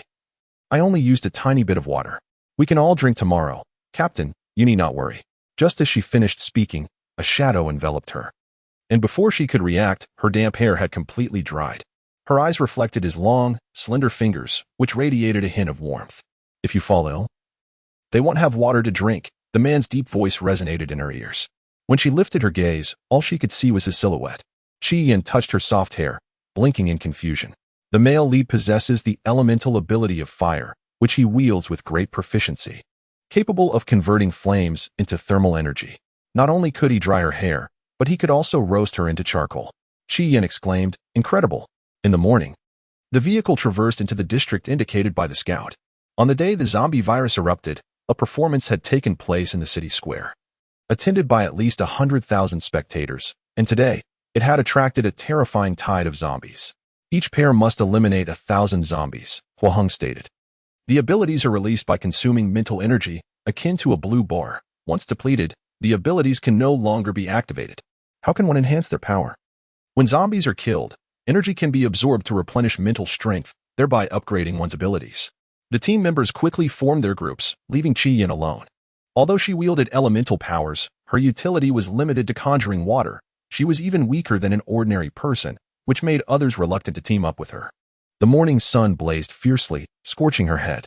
Chi-Yin stood by the vehicle, holding an umbrella, exhaling softly. Her milk-like skin appeared as though it might melt away at any moment, delicate and tender. Compared to the other team members, she seemed excessively fragile. Hua Hong's gaze was icy as he turned away from her, only to later realize that he had been drawn to her over the past few days. Despite his demeanor remaining unchanged, "Stay in the car," he commanded expressionlessly. The vehicles were stocked with supplies, and each was guarded by a team member, ensuring her safety inside.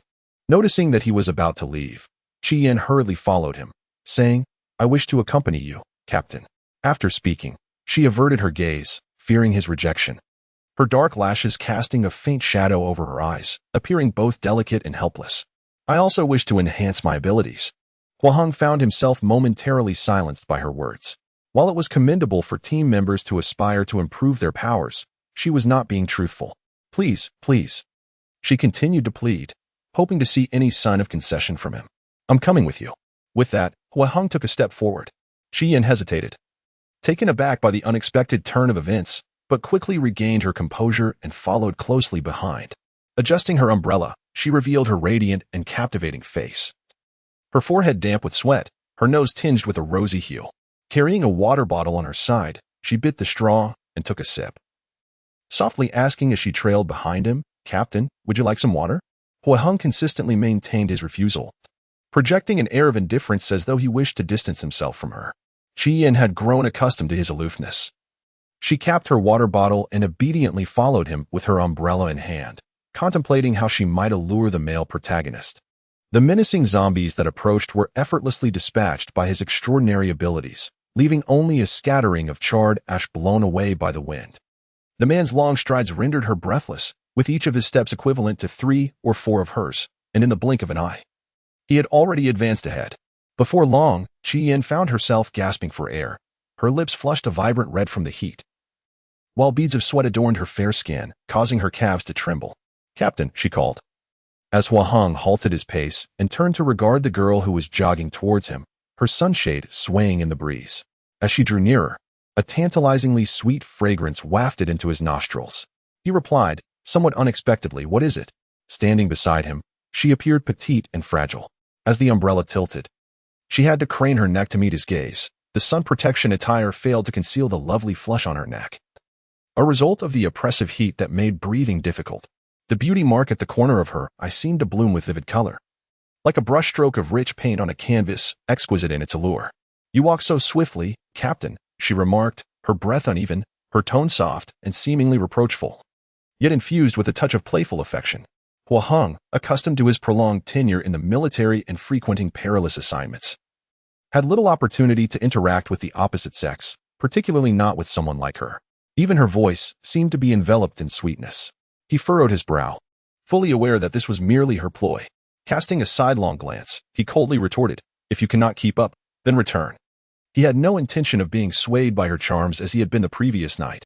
Expecting her to retreat in response, he was taken aback when she replied, "But I can keep up." Chi-Yin dabbed at her forehead with a tissue, slowly adding, "The sun is too scorching.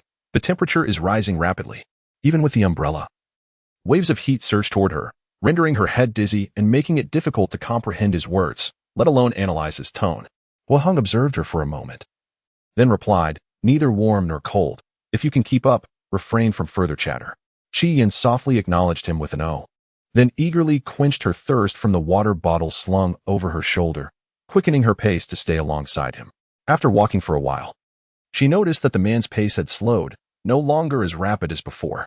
A sigh of relief escaped her. They had reached the city center, where towering skyscrapers loomed around them. Vehicles congested the streets, their fronts marred with dried blood and flesh, the area long abandoned and cloaked in a thick layer of dust. The surroundings were eerily silent, akin to a deserted city, with only the occasional wandering zombies remaining. As they paused beneath the awning of a shop, Hua Hong eliminated the zombies within, then instructed her, "Use your abilities to eliminate that zombie." He pointed to a zombie that had wandered over, drawn by the sounds nearby. The creature moved slowly, its gaping maw resembling a cavern of blood, swaying in a grotesque manner like a marionette manipulated by invisible strings, advancing step by step towards them. Upon catching sight of it, Qi Yin trembled in fear, averting her gaze as she could no longer bear to look. Hearing the increasingly close, guttural roars, she retreated behind the man. With a trembling, pale hand, she clutched his arm, her eyes glistening with tears, lashes fluttering. Wait a moment. The zombie approached too closely. Its dark, silken hair brushed against his fingers. Her hands, soft and boneless, wrapped around him, her skin, warmed by the sun, seeped through the thin fabric of his sleeve. Melding with his flesh, the sweet scent enveloped him, intoxicating and alluring. Hua Heng's body stiffened, his arm instinctively tightening around her, veins protruding. His throat moved slightly, and in that moment of realization, he pushed her away, only to see the zombie before them dissolve into a pile of ashes, disappearing from sight. "Do not come too close to me," he uttered, each word deliberate, emerging from his lips with a chilling intensity. Qi Yin's eyes reddened. The terror from the zombie still lingered. Upon hearing his indifferent tone, a wave of emotion surged, and she nearly succumbed to tears. Struggling to suppress the moisture at the corners of her eyes, she nodded slightly and whispered in apology, "Captain, I'm sorry.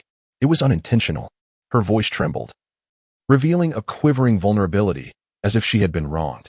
Hua Hong felt an unsettling agitation within him, a vague and unfamiliar sensation stirring in his heart.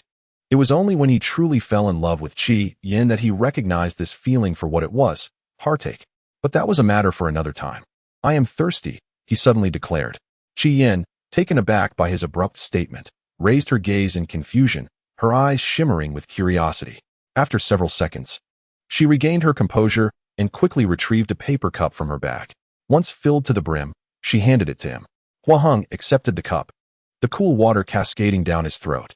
His peripheral vision caught sight of the girl sipping through a straw, her lips glistening with the sweet liquid, her eyes bright and dimpled smile re-emerging.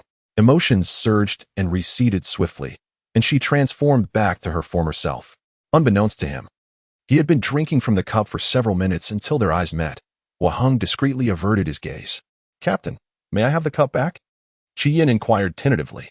She had a limited supply of disposable cups, and in this resource-scarce world, such paper cups were rare. Without them, how could she continue to bring him water? Yet, to Hua Hong, her request took on a different connotation. He perceived her fondness for him, and he imagined she would not easily relinquish the cup he had used, perhaps even desiring it as a token of a shared kiss. "No," Hua Hong firmly declared, reducing the cup to ashes, leaving her no opportunity for negotiation. Qi Yin sighed regretfully, lamenting the loss. A paper cup can be reused several times. Yet the captain discarded it after a single use, demonstrating an egregious waste.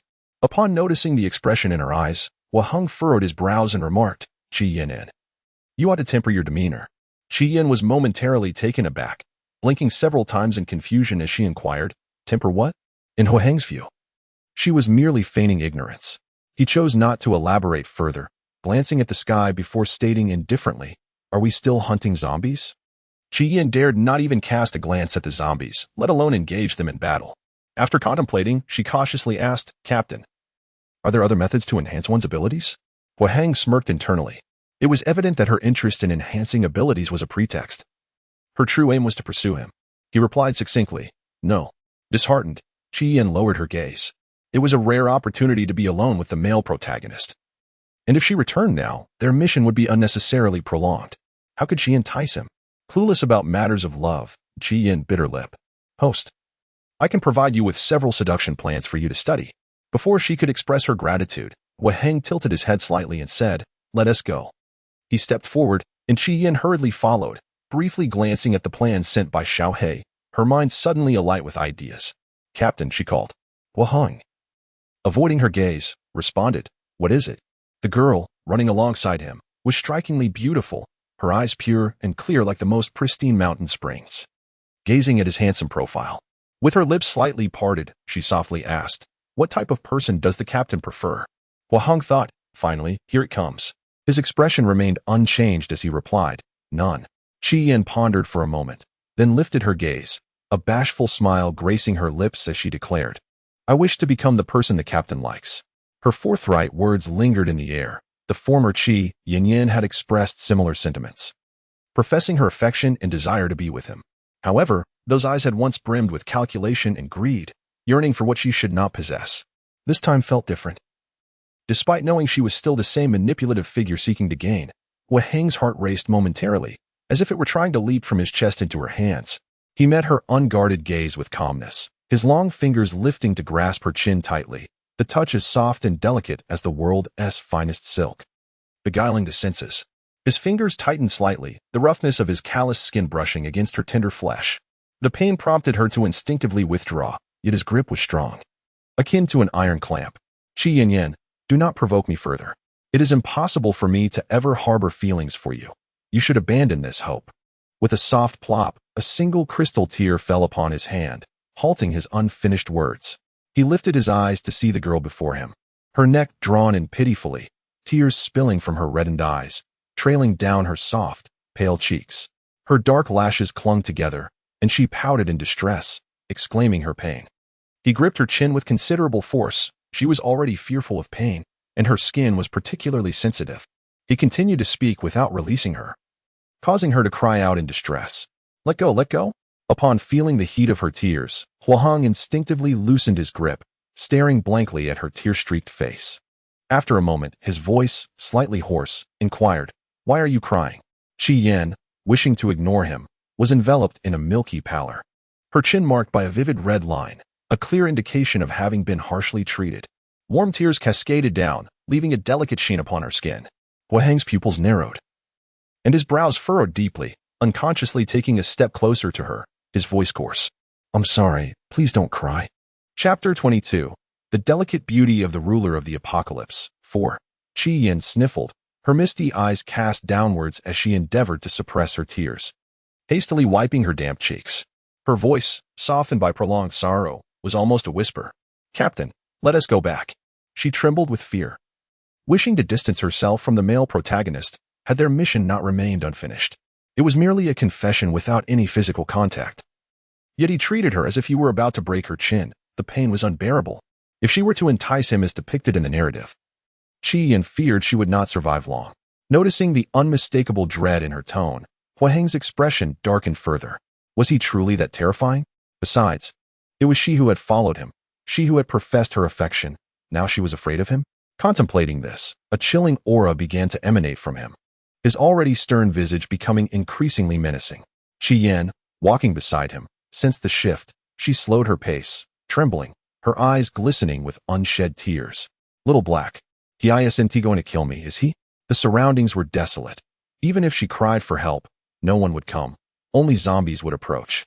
It was a perfect opportunity for murder. Do not fear, it won't happen. Unbeknownst to her, she had fallen significantly behind. Her petite frame ambled slowly beneath the fading evening light, her dark hair swaying gently behind her, head bowed, moving at a snail's pace.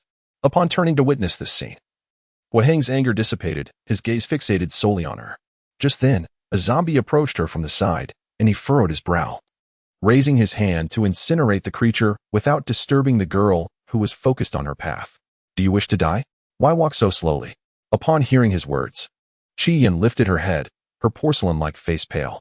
The man towered above her, and she instinctively made eye contact out of politeness, revealing her exquisitely fair chin, now marked by a deeper red line, a sight both alarming and poignant. Huahang was acutely aware of the force he had used when gripping her chin. Yet upon seeing the mark again, doubt crept into his mind. Had he indeed been too forceful? Qi Yin was unaware of her own thoughts as she felt the man drawing closer, his slender fingers gently resting upon her chin, causing her to instinctively retreat several steps. Though she remained silent, she could not comprehend why he would squeeze her again. Hua Heng coldly commanded, "Apply the medicine." At the sound of his voice, Qi Yin finally discerned that he held a tube of ointment meant for alleviating bruises and pain. She hesitated, still too intimidated to move, and softly protested, "No, it's unnecessary. I'm no longer in pain." "Come here," Hua Heng ordered. Qi Yin, unable to defy him, hesitantly approached, her legs trembling. The cool, medicated pad of his fingers brushed against her chin, eliciting a shiver from her.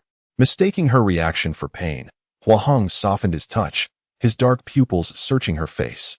"Still hurting?" Qi Yin shook her head. The icy ointment applied to her chin felt soothing. Her enchanting peach blossom eyes fluttered slightly, their long lashes quivering, while the gentle curve of her lips deepened her dimples, reminiscent of a kitten blissfully rolling about after a scratch under the chin.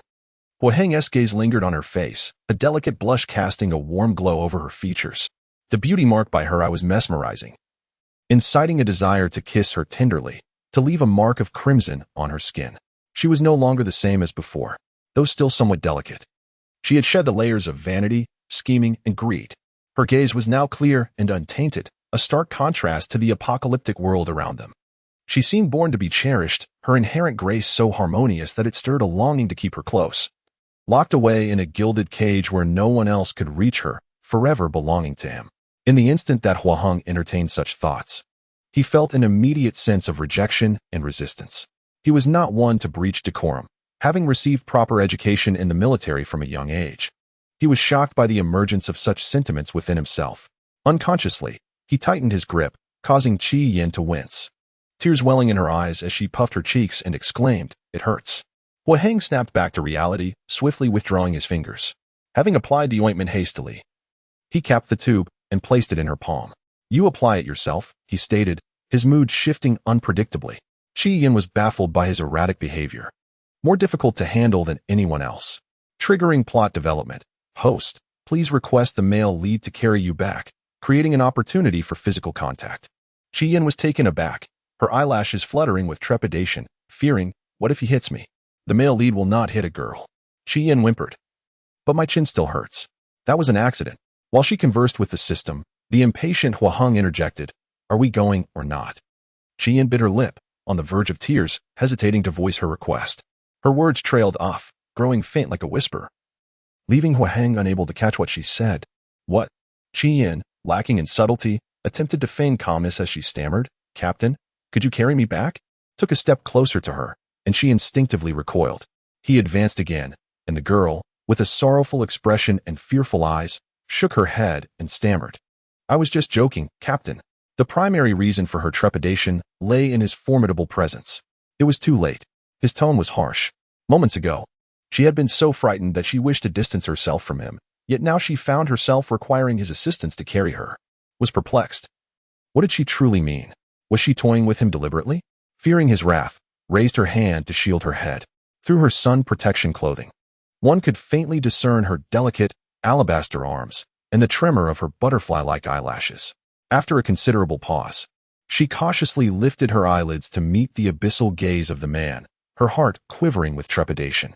She thought to herself that if her legs were broken, they could discuss it later. She complained of fatigue after a mere bit of walking, trembling not only from fear of zombies but also from the chilling atmosphere. Her fingers, which shielded her eyes, were smooth and delicate, resembling precious jade, even the tips tinged with a soft pink hue. Had never encountered anyone more delicate than her. Dared not feign a foot injury, obediently trailing behind him. She felt a profound sense of gratitude. A fiercer demeanor would be preferable, for she wished to avoid the torment she had suffered in her previous life. At that moment, the ground trembled ominously. In the distance, an uncountable horde of zombies surged towards them, a massive wave of the undead. S breath hitched, her lips paling. Suddenly, her vision blurred, and her balance faltered. When she regained her senses, she found herself being swept up in his arms, his long legs carrying them away at an astonishing speed. She gasped in discomfort. The sweltering heat, clad in short sleeves and long pants, caused her fragile skin to press against his rough clothing, leaving her porcelain skin marked with red imprints. Instinctively, she attempted to struggle, but the sound of his cold, stern voice resonated in her ears. "Hold tight." The powerful arm across her shoulder was taut and unyielding, akin to steel. A faint, Refreshing scent of tobacco wafted before her nostrils, not unpleasant but rather infused with his unique essence, exuding an indescribable allure. As the system announced the completion of a mission, congratulating the host on receiving a reward, a portable space the size of a backpack, the skies shifted dramatically. The clear evening sky commenced to rain, the droplets pattering against the ground, washing away the dark stains of blood from the filthy surface. Chapter 23. The delicate beauty of the apocalypse sovereign. 5. The last glimmer of sunset vanished, giving way to an unfathomable darkness. Above, the heavens were painted with a canvas of inky black clouds. The tempest loomed, unleashing torrential rain, causing temperatures to plummet, and a chill permeated the air. A group of 5 or 6 individuals found themselves encircled by over 10 zombies, their throaty growls resonating with piercing clarity in the stillness of the night, separated only by a wire fence. At the forefront stood a young man named, with slightly long black hair, strikingly handsome features, and a gentle aura emanating from his brow. He raised his hand, channeling his extraordinary powers. Possessing spatial abilities, rarer than elemental ones, he could not only store supplies, but also distort space to unleash formidable destruction. Albeit at a significant cost to his mental stamina. And Lu's complexion was deathly pale, his eyes bloodshot, and the veins in his arms were prominently visible, as his blood coursed rapidly through his veins. Suddenly, the girl behind him, and Yuan, thrust her hand forward and forcefully pushed against his back. Weakened to the brink of collapse, and Lu was caught off guard and fell forward, colliding with several advancing zombies. His dark eyes glowed crimson, and his mental energy was rapidly depleting. With a swift gesture, the zombies before him were instantaneously crushed. He tumbled to the ground, his ashen face gradually lifting. Through the misty rain, a figure approached, revealing a person cradling another in their arms. In the blink of an eye, hundreds of zombies surrounding them were consumed by searing flames, turning to ash. They entered a dilapidated warehouse in a nearby alley. The supplies within had long been removed, leaving it desolate, with a faint, chilling odor of mildew lingering in the air. "Thank you for saving us." A well-dressed man among the 5 or 6 individuals with authority approached to express his gratitude. He was handsome, wearing gold-rimmed glasses perched on his nose. Yet his black suit appeared disheveled and far from pristine. The silent man, shrouded in shadows, had short, jet-black hair, damply clinging to his forehead. His brows were sharp and cold, exuding an imposing aura that instilled fear. His exquisitely handsome face was bowed, with elongated eyes partially closed, his attention solely on the girl in his arms. Cold, the girl trembled, her eyes slightly reddened, her lashes fluttering weakly. Hua Hing gently set her down, his fingers lingering atop her head for a few seconds before a warm light flickered and vanished. Qi Yin instantly felt warmth enveloping her. Her limbs became cozy, and her previously soaked hair ends had dried. She gazed in wonder at the man beside her, her eyes clear and bright, reminiscent of water, shimmering with a glass-like radiance. "Captain, you are incredible." The earlier warmth had been fleeting, and she hadn't even realized her hair had dried completely. However, at that moment, she noticed his glowing finger resting atop her head. So, this was how abilities could be utilized. After draping his coat over her head, Hua Heng finally addressed the well-dressed man's earlier statement. "I had no intention of saving you." His tone was cold, devoid of compassion. The suited man awkwardly averted his gaze, while the dyed-haired youth beside him, filled with indignation, exclaimed, "What do you mean?" The suited man quickly silenced him, offering multiple apologies as he led him to a corner to sit. Qi Yin poked her head out from beneath the coat, gently tugging at Hua Heng's clothing with her fingers. When he turned to her, he saw her licking her bright red lips, her delicate neck exposed, and her lustrous eyes sparkling with vitality as if they could speak, conveying her hunger. Her brows were beautifully arched, mingling innocence with a hint of allure, accentuated by a small beauty mark that added a touch of captivating charm. The others standing nearby were entranced by her beauty, their gazes fixated upon her face. Hua Heng, sensing their stares, felt an icy intensity in his eyes, dark as ink.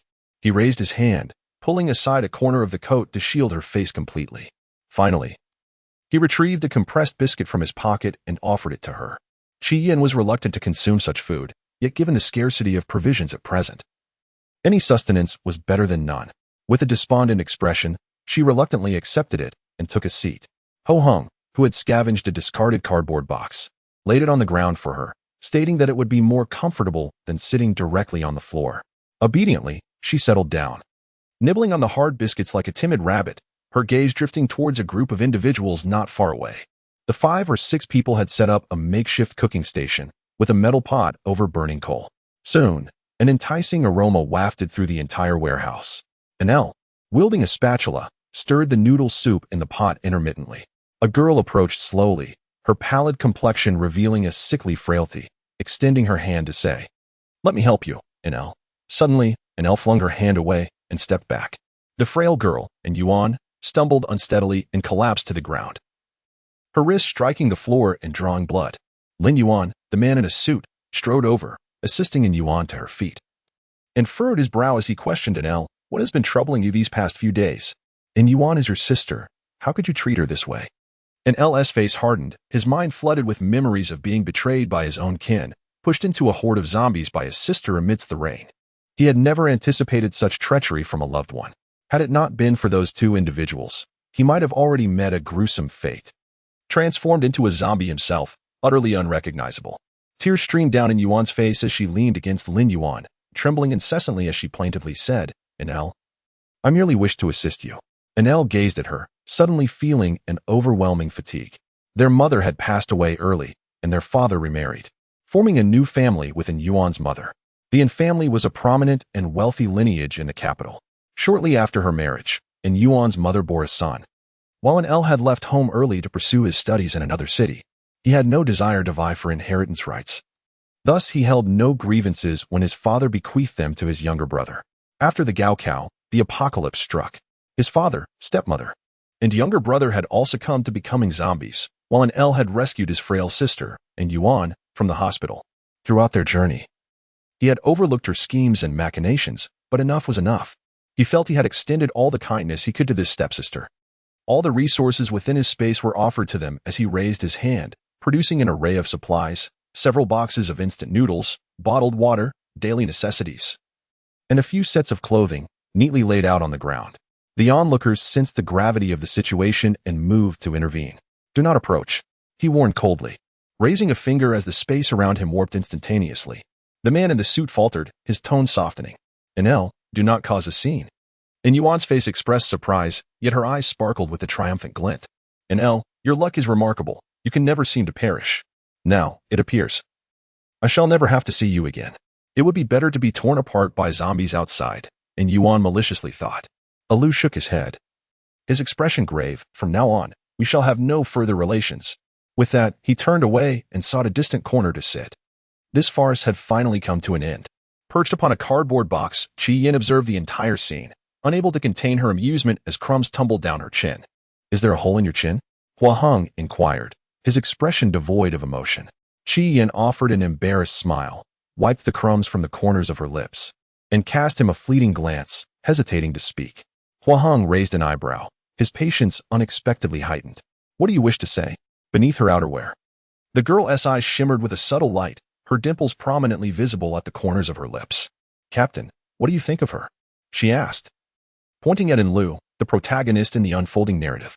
Chapter 24, The Delicate Beauty of the Apocalypse Sovereign 6. Hua Heng followed her finger and cast a brief glance before retracting it. His expression remained tranquil, his irises unperturbed. "What do you mean by what?"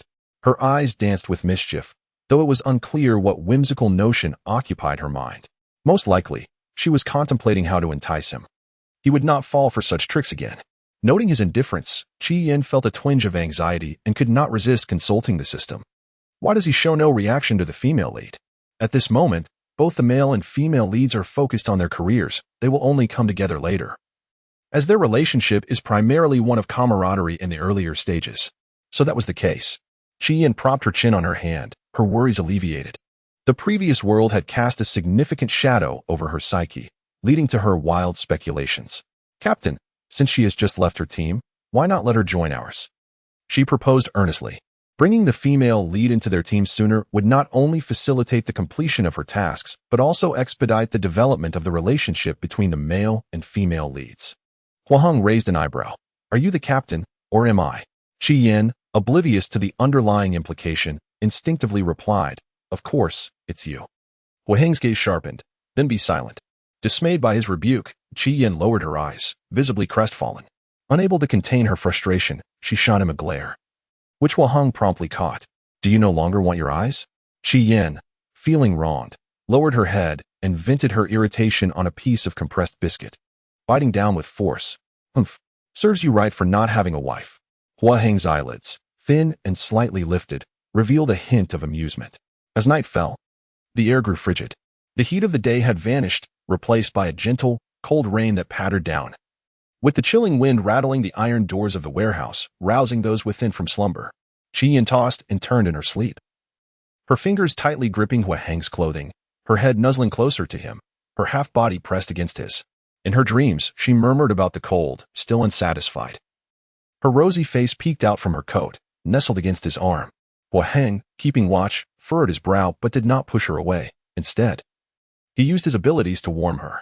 The sultry breath fanned against his arm as silken strands of hair cascaded down her shoulders, intertwining with his sun-kissed skin. When he lowered his gaze, he could see her slightly parted lips revealing pearly teeth, exhaling faint fragrant warmth. Hua Heng found himself inexplicably watching her for half the night. His muscles taut where she leaned against him, his ears burning crimson. Though reason dictated he should push her away, some inexplicable tenderness prevented him from letting her suffer the cold. A single murmur of "I'm cold" from her had shattered his rationality, compelling him to expend his energy throughout the night to ward off her chill. Unbeknownst to him, he had already fallen into her subtle trap. Morning arrived with an unrelenting winter's grasp upon the city. The frigid air persisted into dawn, occasional goose-feather snowflakes drifting listlessly through the gray sky. Chi Yin awoke nestled in lingering warmth, rubbing sleep from her eyes as the clamor of voices from the warehouse reached her ears. Where could you possibly go alone? Staying with the group means mutual protection. How can you be like this? And Yuan is your sister. This grudge shouldn't last overnight among family. As her vision cleared, she discerned the protagonist and Elle surrounded by the arguing group. After observing for a moment, she instinctively turned toward the male lead Hua Heng beside her. Eat something since you're awake. Hua Heng tossed her a ration bar without ceremony. Not particularly hungry and still drowsy, Chi Yin yawned delicately, one cheek bearing the imprint of sleep, a rebellious lock of hair sticking up adorably. The oversized jacket slipped from her shoulders, revealing a glimpse of rosy, alluring skin beneath her sleeve, an artless yet devastating allure. The sight was nothing short of intoxicating. Hua Heng averted his gaze as if scalded, his throat working visibly. At the peak of youthful vigor, such morning temptations were unbearable. His pupils darkened with restrained intensity as he stiffly readjusted her jacket with exaggerated care. His sculpted features schooled into icy detachment. Properly dressed, he commanded brusquely, the very picture of an ascetic monk untouched by worldly desires. Oblivious, Chi Yin merely murmured assent and burrowed deeper into the oversized garment. As the residual warmth from his powers faded, biting cold seeped in, making her shiver violently. She lifted glistening, pitiful eyes toward Hua Heng. Captain, it's so cold. Yesterday's summer had transformed overnight into winter's cruelty. This capricious, unnatural weather defied all logic. Hua Heng's expression hardened into impenetrable silence. Just as Chi Yin resigned herself to suffering, a calloused hand extended toward her. The elegant fingers, veined with strength yet refined as carved jade, radiated comforting heat when she clasped them. The cold dissipated gradually under his touch, coaxing a contented curve to her eyes. You're so kind, Captain. The moment their skin connected, Hua Heng was struck by the contrast. Her wrists so delicate it seemed carved from moonlight, fragile enough to snap with minimal pressure. That ethereal softness ignited a primal urge to caress and possess, to explore every inch of that porcelain perfection. His heartbeat thundered as he wrestled against the overwhelming tide of desire. Chi Yin felt his fingers tighten slightly, causing a faint sting. She subtly shifted her wrist. Noticing her movement, the tips of his ears flushed a shade redder, though the sharp line of his jaw remained as cold and unyielding as ever. Stay still, he commanded. Chi Yin dared not move again, afraid he might withdraw his hand and cease warming hers. She had only managed half a biscuit for breakfast before declaring herself full. Cradling a water bottle in one hand, she took a few quick sips, her sidelong gaze flickering toward an Elle, who had brushed past the others and strode out of the warehouse without hesitation. She blinked. The female lead had distanced herself from her opportunistic stepsister, later encountering Hua Heng's group and formally joining them. As for that stepsister, in Yuan, frail and weak, such a woman had no place in this apocalyptic world. Abandoned by the suited men when confronted by bandits, she became the plaything of their leader, enduring a fate worse than death. Apart from the female lead, no one else in this group possessed supernatural abilities. To believe they could survive without her was nothing short of delusional. The suited man approached them, a sycophantic smile stretching across his face. "Hello," he began. "Would you like to join our team? We can offer you these supplies." He gestured towards several crates of instant noodles.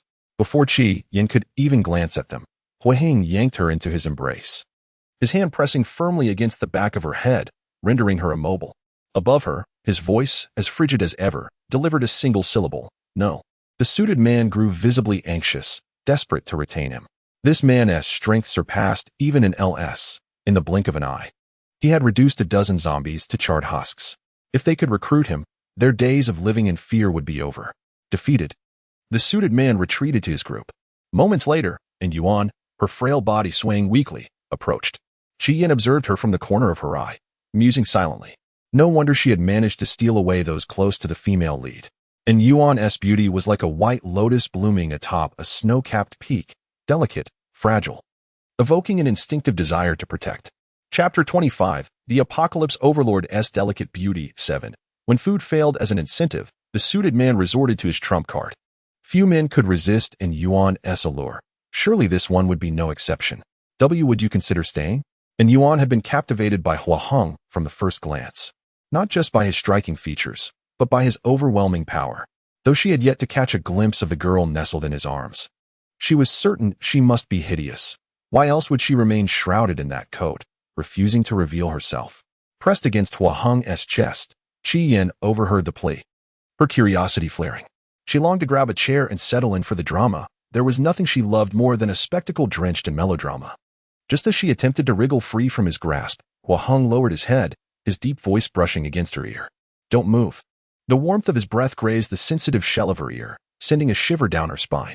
Her earlobes burned, a tingling sensation spreading through her body until she melted helplessly against the unyielding wall of his chest. "It tickles." Noticing her reaction, Huaheng's arm slid around her slender waist, his grip tightening imperceptibly as his pulse quickened.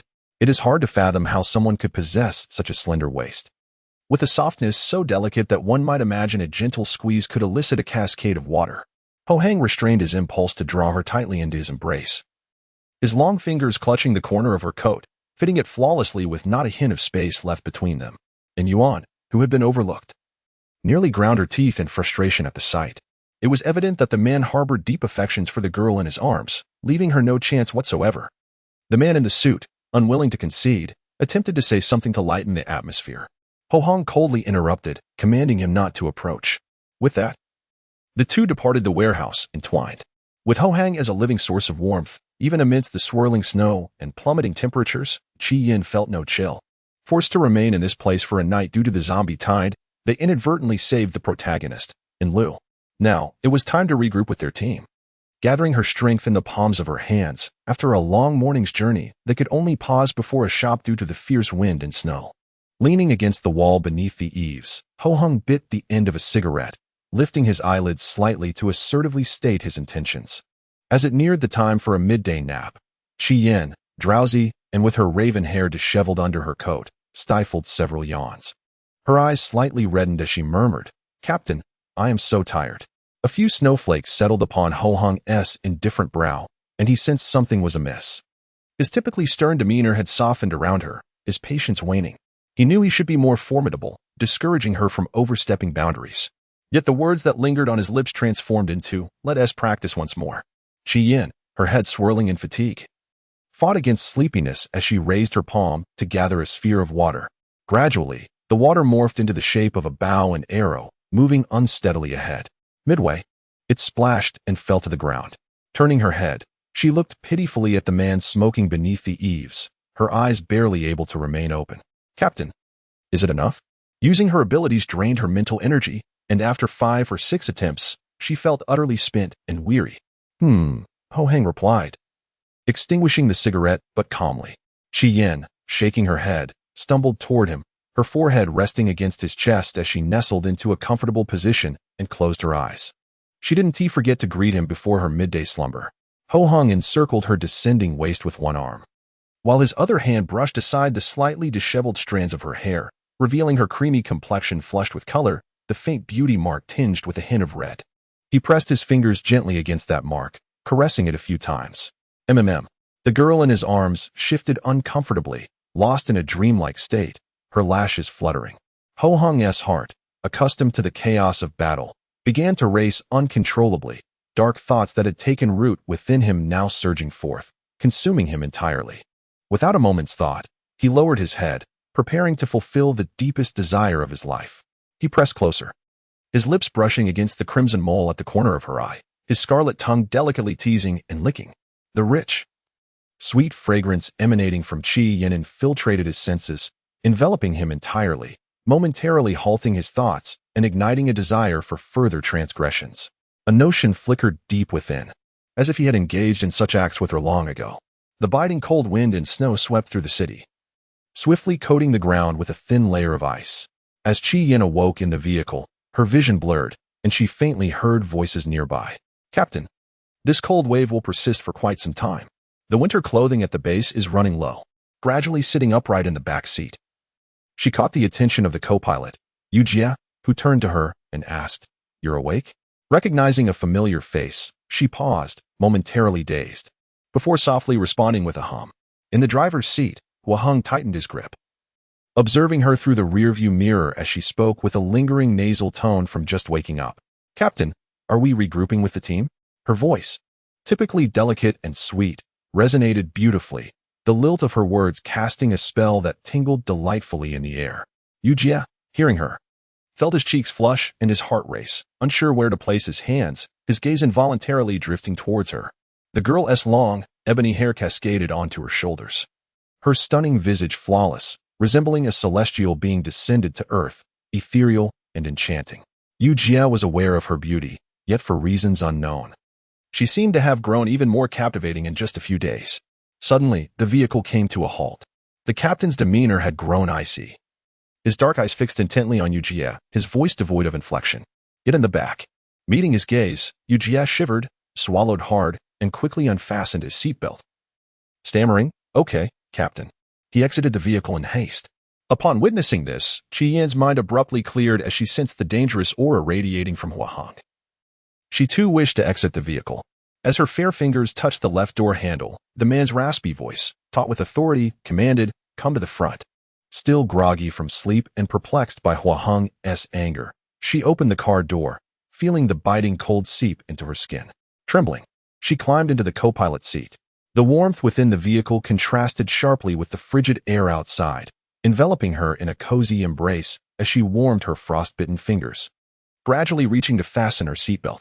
Growing impatient, the man in the driver's seat extended his long arm, securing the seatbelt for her. "Sit tight," he instructed, his warm breath brushing against her cheek, so close that she could discern the color of his irises. Chapter 26. The Delicate Beauty of the Apocalypse Sovereign 8. She was reluctant to forfeit such a promising opportunity, inching closer, her delicate wrist casually resting on his shoulder. Her crimson lips pressed tightly together in nervousness as she whispered softly, "Captain, could you possibly like me?" After finishing her words, she added, "Just a little is fine." Hua Hong paused momentarily, lowering his gaze to meet her shimmering, watery eyes. The girl, evidently inexperienced, felt her cheeks flush under his scrutiny, her dark lashes fluttering incessantly. Eventually, as if deflated, she turned her face away. Hua Hong's deep-set eyes flickered slightly. After a long pause, he hoarsely inquired, "What? Did you not hear me?" Qi Yin mused. Feeling uneasy under his gaze, she feigned composure, blinking and biting her lip, determined to complete her task swiftly. Abandoning her reservations, she lifted her hands, entwining them around the nape of his neck like tendrils. Her slightly parted pink lips slowly approached his ear, her voice sweet and alluring. "Captain, do you want to kiss me? I'm very sweet." Hua Hong's grip on the edge of the leather chair tightened, the veins on the back of his hands pronounced, his eyes reddening as a searing heat spread to his heart, as if threatening to incinerate all his rationality. Unbeknownst to her, she continued to tease his fraying nerves. Suddenly, a beeping sound from the communicator salvaged Qi Yin from her predicament. She recoiled, her chest heaving with embarrassment. That line was dictated by the system, filling her with an overwhelming sense of shame. Hua Hong inhaled deeply. Upon receiving the communication, his cold voice, laced with restrained fury, articulated slowly, "What is it?"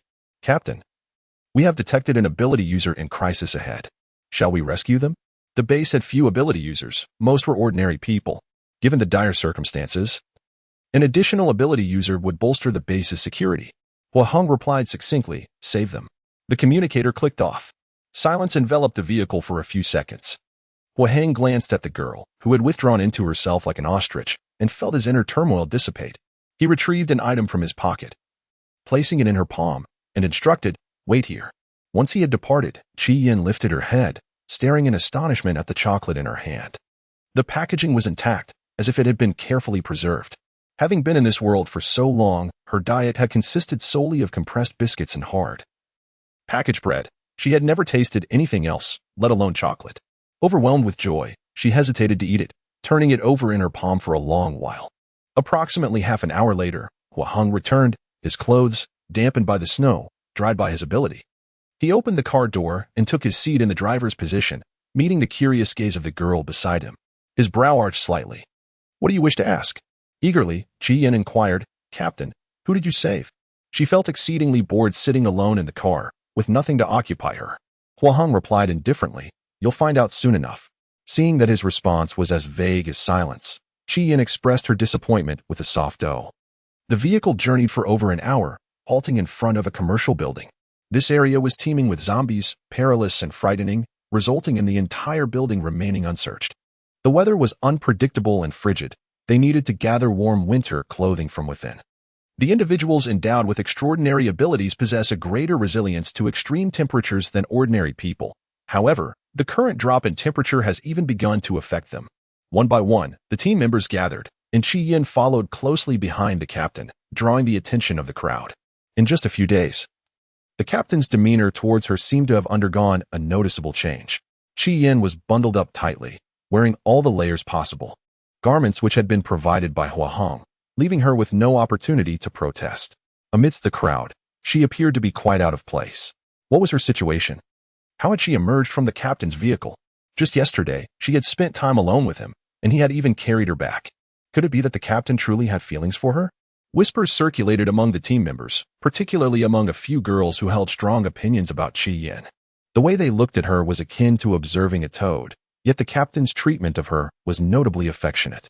Recently, a newcomer had joined their ranks, an L, who had departed not long ago. He had encountered a horde of zombies along the way and was astonished to see Hua Hong, with nowhere else to go. He decided to join their team. An L's gaze fell upon the girl standing behind Captain Hua Hong, and his eyes flickered. She was bundled up like a panda in fluffy layers, concealing her face, with only her lively and beautiful eyes visible, captivating those around her. "First, let us clear the surrounding zombies and establish communication," Hua Hong instructed, assigning tasks before turning to look at the person behind him. Qi Yin was sipping from her water bottle, but the water had grown cold upon contact with the frigid air outside. She took a small sip, her delicate face turning pale from the chill. Hua Hong furrowed his brow, his long, defined fingers rested on her bottle for a moment, and the water within instantly warmed. "Thank you, Captain," Qi Yin exclaimed, cradling the steaming bottle, her eyelashes dusted with snow, enhancing the rosy hue of her cheeks. Hua Hong cast a glance at her. His heart stirred. Unable to resist, he reached out to brush the snowflakes from her lashes, his fingertips grazing her tender, fair skin, sending a shiver through her. He discreetly withdrew his hand. "Stay close to me." Qi Yin took a couple of steps forward, but then caught sight of a figure within the team and abruptly halted. It was the female lead, an L. As expected, she had joined the male lead S team. "What are you standing there for?" Hua Hong, noticing her lagging behind, approached her with a stern expression and questioned her. Qi Yin formulated a plan in her mind. If the male and female leads spent more time together, it would hasten Hua Hong's disdain for her. With this thought, she resolved not to follow him any longer. "Captain, I would like to team up with someone else." She couldn't cling to the male lead indefinitely. She needed to create opportunities for the two leads to be alone together. The tall man, with a stern countenance and an imposing presence, grew even more grim upon hearing her words, his gaze sharp as a knife, piercing through her. "What did you say?" Qi Yin suddenly felt the weight of his menacing aura, and, bewildered, she looked up at him, only to find his expression as dark as ink, causing her heart to tremble. "Captain, what troubles you?" Hua Hong let out a cold scoff. Previously, he would have been eager to remain by her side, yet this time he wished to change groups and partner with someone else. What was the reason? Did she have her sights set on another man? The more he pondered, the angrier he became, his fury blinding him to the underlying tension. All he wanted to ask was, "With whom do you wish to team up?" His icy words were laced with barely restrained frustration. Qi Yin had a premonition that once she uttered the name, Heng would surely strangle her. She shook her head. Her beautiful eyes filled with determination. I no longer wish for that. I only want to be in the same group as the captain. Heng's expression softened slightly, returning to his usual indifference as he rubbed his numbed fingertips and succinctly replied, Stay close. Chapter 27. The Delicate Beauty of the Apocalypse Ruler, 9. Observing Heng's displeased countenance as he reached for her hand for warmth, Qi Yin felt an unsettling intuition. Black brother, something seems off with the male lead. In the narrative, the male lead detested physical contact with others. The original character had attempted every possible means to entice him but had never even brushed against his sleeve. Yet here was Qi Yin, who could not only hold his hand but also nestle into his embrace. It must be due to the cold wave, Qi Yin pondered. But the cold wave arrives later in the timeline. This scene has occurred prematurely. The male lead likely fears you might fall ill and hinder the group from obtaining water. Hence he is enduring his aversion to keep you warm. Little Black struggled to weave a tale riddled with flaws. Even it could not comprehend why, in this world, the male lead harbored a dislike for the host, yet inexplicably, his affection for her continued to rise. There was even a moment when, while the host was in deep slumber, the male lead transformed entirely, engaging in a covert kiss. For now, the host would simply have to endure. Qi Yin did not doubt its words. After careful thought, she gradually understood. They dispatched the surrounding zombies and entered a commercial building. The second floor was a clothing area, maintaining the semblance of the pre-apocalyptic world, with women's apparel dominating, followed by men's and children's clothing. The shops were branded boutiques, costly and brimming with an array of styles that dazzled the eye. In this apocalypse, Qi Yin possessed only 2 sets of clothing, one of which she would have to wear for an extended period before changing. As she gazed at the myriad of dresses displayed at the entrance, her eyes widened in wonder. With a swift motion, she shook off the man's hand beside her and approached a store. Her fair cheeks flushed with delight and her eyes sparkling like brilliant stars, fixated on the garments within the glass. Meanwhile, Heng observed the palm she had just cast aside, his brow furrowing slightly with a hint of darkness.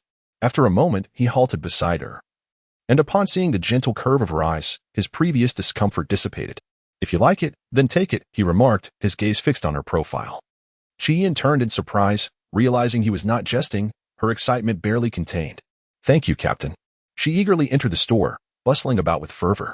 After a considerable time, she emerged from the shop, her arms laden with bags, filled to the brim. With a face glistening with fine beads of sweat and lips as crimson as blood, she approached him, gasping softly.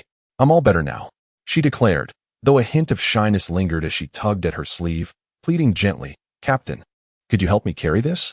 It's quite heavy.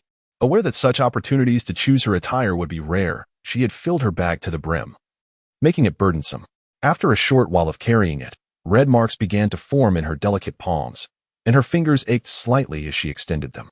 Heng's gaze was deep and penetrating, his eyes slicing through the fabric of her elegant black gown. The hem of the dress was long enough to obscure her calves, the thin, luxurious material accentuating her slender waist. Her dark hair, silky and cascading, was partially pinned up, with soft curls falling gracefully at her waist. Even with an outer garment draped over her, her enchanting figure was hard to conceal. If she were to step outside like this, the team members who had already been eyeing her would surely be rendered motionless. A frosty veneer clouded Heng's handsome features, an intense yearning rising tumultuously within him, which he struggled to suppress. He was reluctant to let anyone else see her, nor did he wish for her to appear before others. Captain, Qi Yin called out, puzzled by his prolonged silence. Heng suppressed his emotions, his voice lower and more gravelly than usual. What benefit is there to helping you carry this? Taken aback by his words, Qi Yin blinked in surprise, her long, curled lashes fluttering. Had she misheard? How could such words escape the lips of the male lead? After a moment of confusion, she maintained her persona and softly suggested, a kiss, Captain? Heng replied with a nonchalant, Qi Yin's pupils constricted in anticipation of rejection. Her expression frozen in disbelief as her fingers tightened around her sleeve, wrinkling the soft fabric. Heng stepped closer, his gaze locking onto hers, his lips moving slightly. Unwilling? Qi Yin stared at him, her eyes wide and innocent like a small creature, appearing somewhat pitiful. There was no way the original character would refuse. If she hesitated or declined, her facade would shatter completely. Swallowing hard, her body trembled slightly from nervousness as she bit her lip and softly murmured, I'm willing. Heng's eyes darkened, his long fingers curling at his side. As she leaned in closer, a sweet fragrance enveloped him, intertwining with his breath and surging into his heart, causing it to race as if injected with an exhilarating drug. The girl, not quite tall enough, had to stretch on her toes. Her softly curled hair brushing against his chest, her lips parting slightly, that vivid hue drawing nearer, with a youthful, innocent kiss brushing against the corner of his mouth. She did not linger, quickly pulling away in embarrassment. That fleeting taste was as addictive as opium, quickly dissipating. Ho Hung could hardly contain himself. Pulling her back into his embrace, his rough fingertips grasping her delicate cheek as he kissed her fervently, like a wolf pouncing on its prey. He nibbled at her soft, sweet lips, slowly finding a rhythm. Within moments, she was lost in the kiss, her lashes glistening with unshed tears, devoid of any strength to resist. Melting into the warmth of his embrace, until the communicator emitted a series of beeps, Ho Hung reluctantly released her. Chi Yin's lips were swollen and glistening, her delicate mouth panting pitifully, her eyelashes clumped together, and her calves trembled with weakness, unable to support her. No more kisses, she whimpered, attempting to push him away. Yet her slender fingers were grasped by the man, who lifted her effortlessly into his arms. Darkness enveloped her as his heavy coat draped over her, obscuring the outside world. Ho Hung, still unsatisfied, licked his lips. He wished for no one to witness the girl in his embrace. The desire grew stronger, compelling him to keep her hidden. For his eyes alone. After collecting winter clothing, 5 or 6 vehicles headed towards the base. In the same car as Ho Hung. Chi Yin's mouth was sore from being pressed against the back seat, her lips swollen from his relentless kisses. He refused to release her, akin to a starving wolf dog. Unable to endure the pain, she covered her mouth and glared at the man in the driver's seat in frustration. Ho Hung gently caressed the nape of her neck with his fingertips, his voice low and coaxing. Just one more kiss. Chi Yin was not deceived by him. His promises were mere fabrications, claiming there would only be one kiss, yet demanding more shortly thereafter. She retreated, curling into the corner, her eyes brimming with tears as she rejected him. Ho Hung, conceding, placed a soft kiss on her delicate wrist and relented. It took 2 days to reach the base. The newly constructed base was modest in size, surrounded by barbed wire to deter zombies. The entrance featured a chain-link gate, ensuring high security. The vehicles entered the base one by one, halting at the inspection checkpoint. The incubation period for the zombie virus was lengthy, ranging from 10 to 20 hours. Therefore, all personnel entering and exiting were required to undergo blood tests to check for infection. Chi Yin donned a cashmere hat and a thick scarf, concealing most of her face. Her body wrapped in a heavy downcoat, her ankles swathed in socks, not a sliver of skin exposed. Once the testing concluded, Ho Hung had numerous matters to attend to, and she was finally free from his side. However, the man took her to his residence, forbidding her from leaving. Contact me if you need anything. A landline sat on the table, allowing her to reach him with a simple pickup of the receiver. This was Ho Hung's dwelling. Occupying the 16th floor of an upscale apartment building, the entire floor belonging solely to him. Chi Yin was bundled tightly, with only her beautiful eyes, resembling glass beads, visible. The tear mole at the corner of her eye was flushed red from the warmth, blinking with a lively clarity, as if to say, "You talk too much. Why aren't you leaving?" Ho Hung's throat bobbed as his gaze darkened with shifting emotions. He extended a finger, pulling down the scarf that covered her chin, and then, under her startled gaze, he kissed her. Her soft, plump lips were warm and inviting, and he wished never to part from her. Listening to her gentle whimpers as he grasped her slim waist, pressing her against the door, eagerly entwining his tongue with hers, he finally paused when she was nearly breathless. Ho Hung gently wiped away the moist tears that trickled from the corners of her eyes and tenderly kissed the beauty mark on her tear-stained cheek before embracing her and setting her down on the sofa. "Wait for me to return." Chi Yin absorbed not a single word, slowly regaining her senses only after he departed. She bit her full crimson lips. The pain throbbing and unpleasant, and even a gentle lick from her tongue, failed to alleviate it. At this rate, Chi Yin feared that Ho Hung's kisses would ruin her lips entirely. With tears welling in her eyes, she called out to the system, "Little Black." "I am here," came the reply. Who would have thought that the male lead harbored no feelings for the female lead? Yet his affection for the host had soared above 80 points. It was utterly bewildering. Despite her lack of intelligence, Chi Yin realized in that moment that the male lead had completely strayed from the plot. He had taken the initiative to let her kiss him, later brought her back to the base, and even arranged for her to stay in his own residence. Actions unbecoming of the male lead. Unsure of how to proceed, she feared that lingering would result in failure of the mission, leaving her lips perpetually sore. Would the mission ever be accomplished? There is still a chance. You simply need to retreat when the male lead is in danger, bully the female lead, and sow discord between the antagonist and the male lead. The mission can still be completed, Little Black advised. Cocooned in a ball, Ji Yan's eyes brightened, and she exhaled in relief. After a moment, she quietly inquired, "Will there be any punishment if this world's mission fails?" "Yes," Little Black responded, powerless in this regard. In the previous world, failures were cushioned by novice protection. But in this world, such safeguards did not exist. Chapter 28. The Delicate Beauty of the Apocalypse Overlord. 10. Ji Yan had long been mentally prepared, so she did not panic excessively at the system's words. After calming her emotions, she gradually rose from the sofa and surveyed Hua Heng's residence. The base was situated in a somewhat remote area of the city, encompassing several buildings for habitation.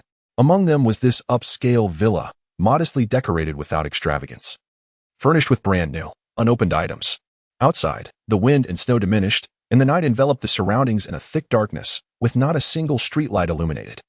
The darkness cloaked the base, for zombies were sensitive to light and sound. If streetlights were turned on, they would easily attract hordes of zombies, leading to a desperate struggle for survival.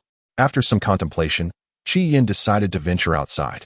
However, the door was locked from the outside, and without a key, she was unable to escape. "Why has the male lead locked me in?" Ji Yan grasped the doorknob, incredulous. "To protect you from danger?" Little Black, being a system, did not comprehend the complexities of human emotions.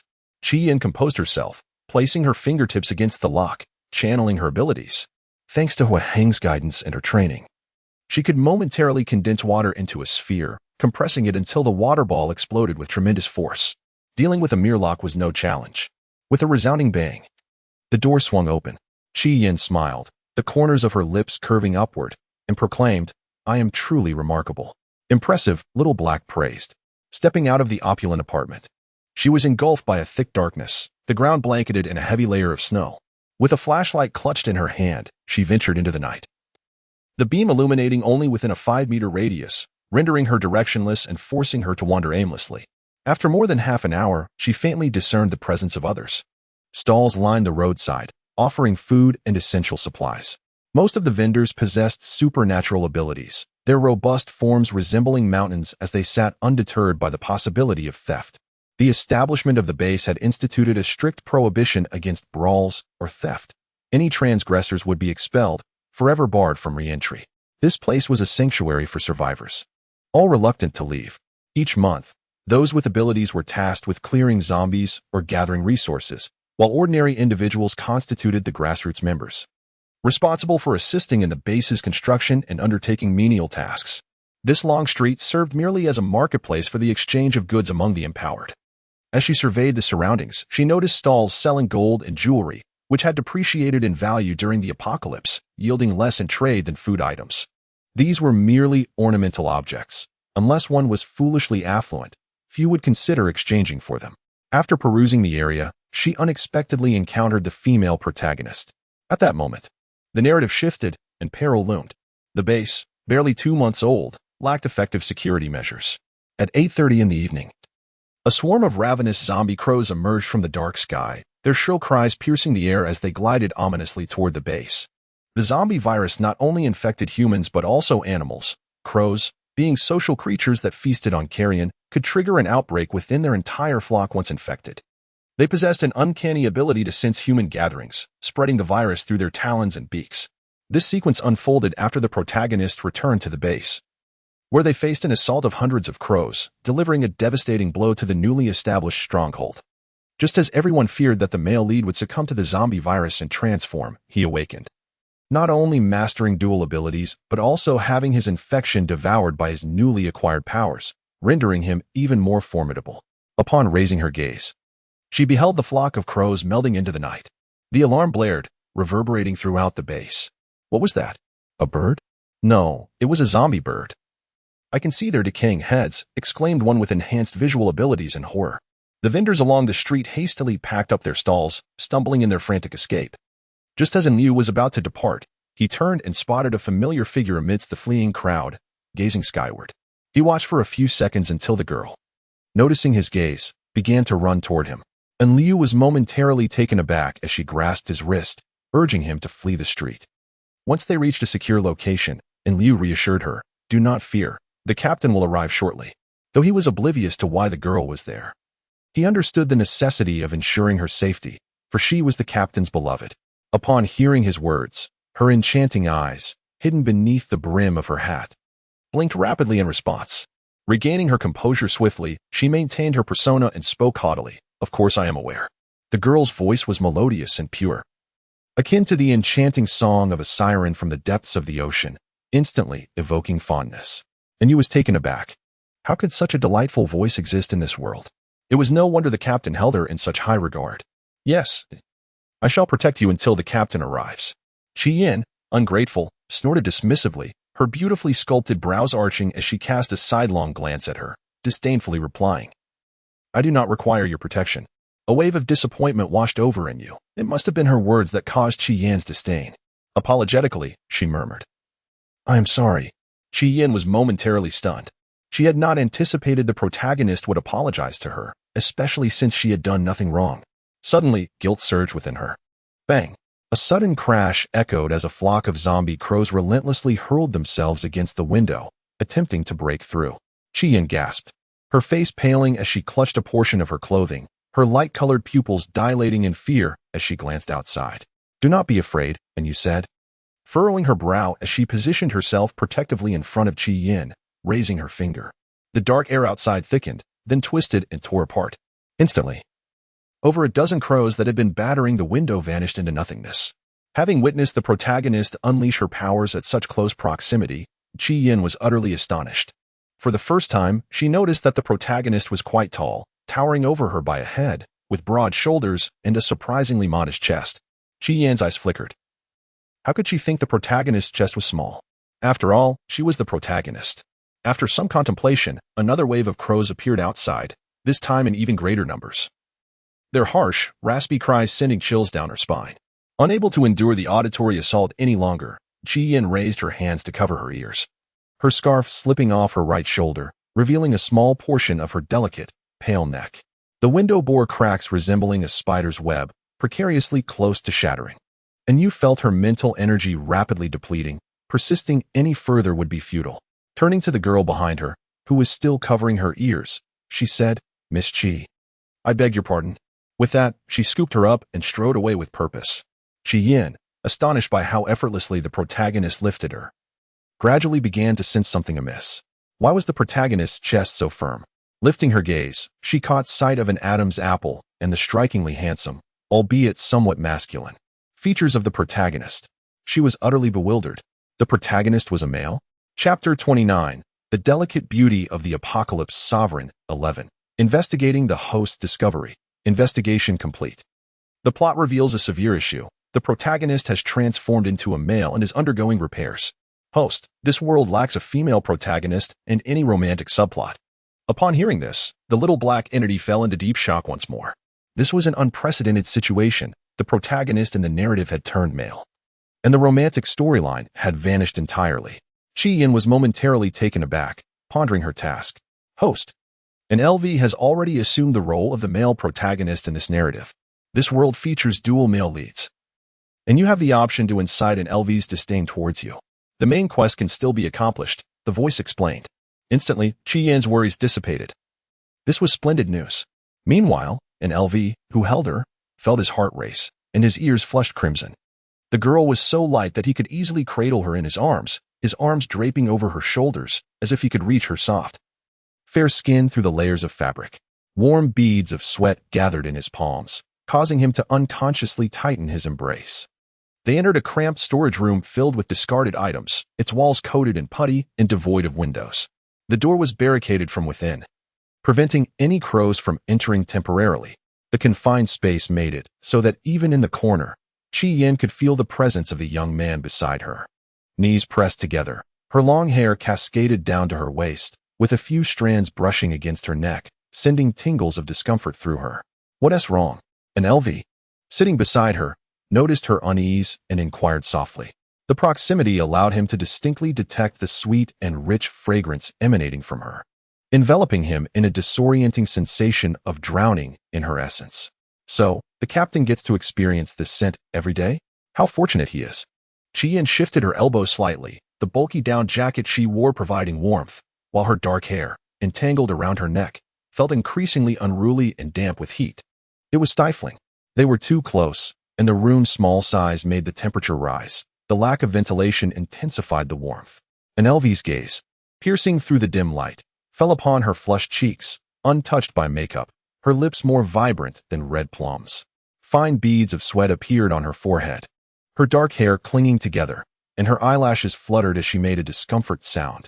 The boy, just 18, felt his handsome features heat up, instinctively diverting his gaze. His voice, clear yet slightly husky, inquired, "How can I assist you?" Qian exhaled a warm breath and slowly responded, "Help me untie my scarf and remove my clothing." And LV was momentarily stunned, his mind racing, and suddenly he felt an overwhelming rush of heat, leaving him flustered and unsure. Noticing his hesitation, Qian pursed her rosy lips, her nose tinged with a delicate pink, and impatiently urged, "Hurry up." With his ears burning, and LV raised his trembling arm, slowly reaching towards her neck, carefully unwrapping the warm scarf. As the scarf fell away, her swan-like neck was exposed to the air, the fragrance intensifying, wafting before his nostrils. He found it nearly impossible to resist taking a deep breath, akin to an addict yearning for the intoxicating scent. And LV felt profoundly relieved that the room lacked light. Otherwise, the state of his captivated expression would surely be revealed to the girl. Once her outer down jacket was shed, Qian felt a sense of relief wash over her. Her body no longer felt cumbersome. She could now gather her long hair behind her and braid it into a twist that gracefully draped over her right shoulder. Expressing gratitude to the young man before her was beyond her. In the depths of her heart, Qian had already devised a plan to make him despise her. The gentle and compliant youth held a strong aversion to impolite individuals and capricious girls. Thus, Qian resolved to embody such a persona. "Keep your distance from me," she declared, clad in a long down jacket over a flowing dress, her legs enveloped in warm leggings. As she moved, the hem of her skirt swayed, revealing her slender calves, the graceful lines of which invited boundless imagination. The space was confined, barely accommodating two, rendering an LV unable to retreat or shift his position. Her words seemed designed to vex him. Possessing exceptional night vision, he cast a fleeting glance at her before hastily averting his eyes, striving to focus on the opposite side. Wiping away the fine beads of sweat that formed at his brow, he uttered a non-committal sound and attempted to inch backward, yet the more he moved, the more constricted he felt, his right leg pressed tightly against her knee. Seizing the opportunity to chastise him, Qian furrowed her brow, unjustly accusing him. "I told you to move, not to come closer. Were you intending to get near me all along?" In that moment, the youth found himself unjustly labeled as scheming, and he became agitated, waving his hands in a flustered manner, incoherently defending himself. "No, that's not it. I truly was trying to move back, Miss Qi, please don't misunderstand." Qian was relentless, snorting dismissively and lifting her delicate chin to regard him with disdain. "You are. Let me make this clear, you are not allowed to like me. Even if you saved me, I would never develop feelings for you. You should abandon that notion."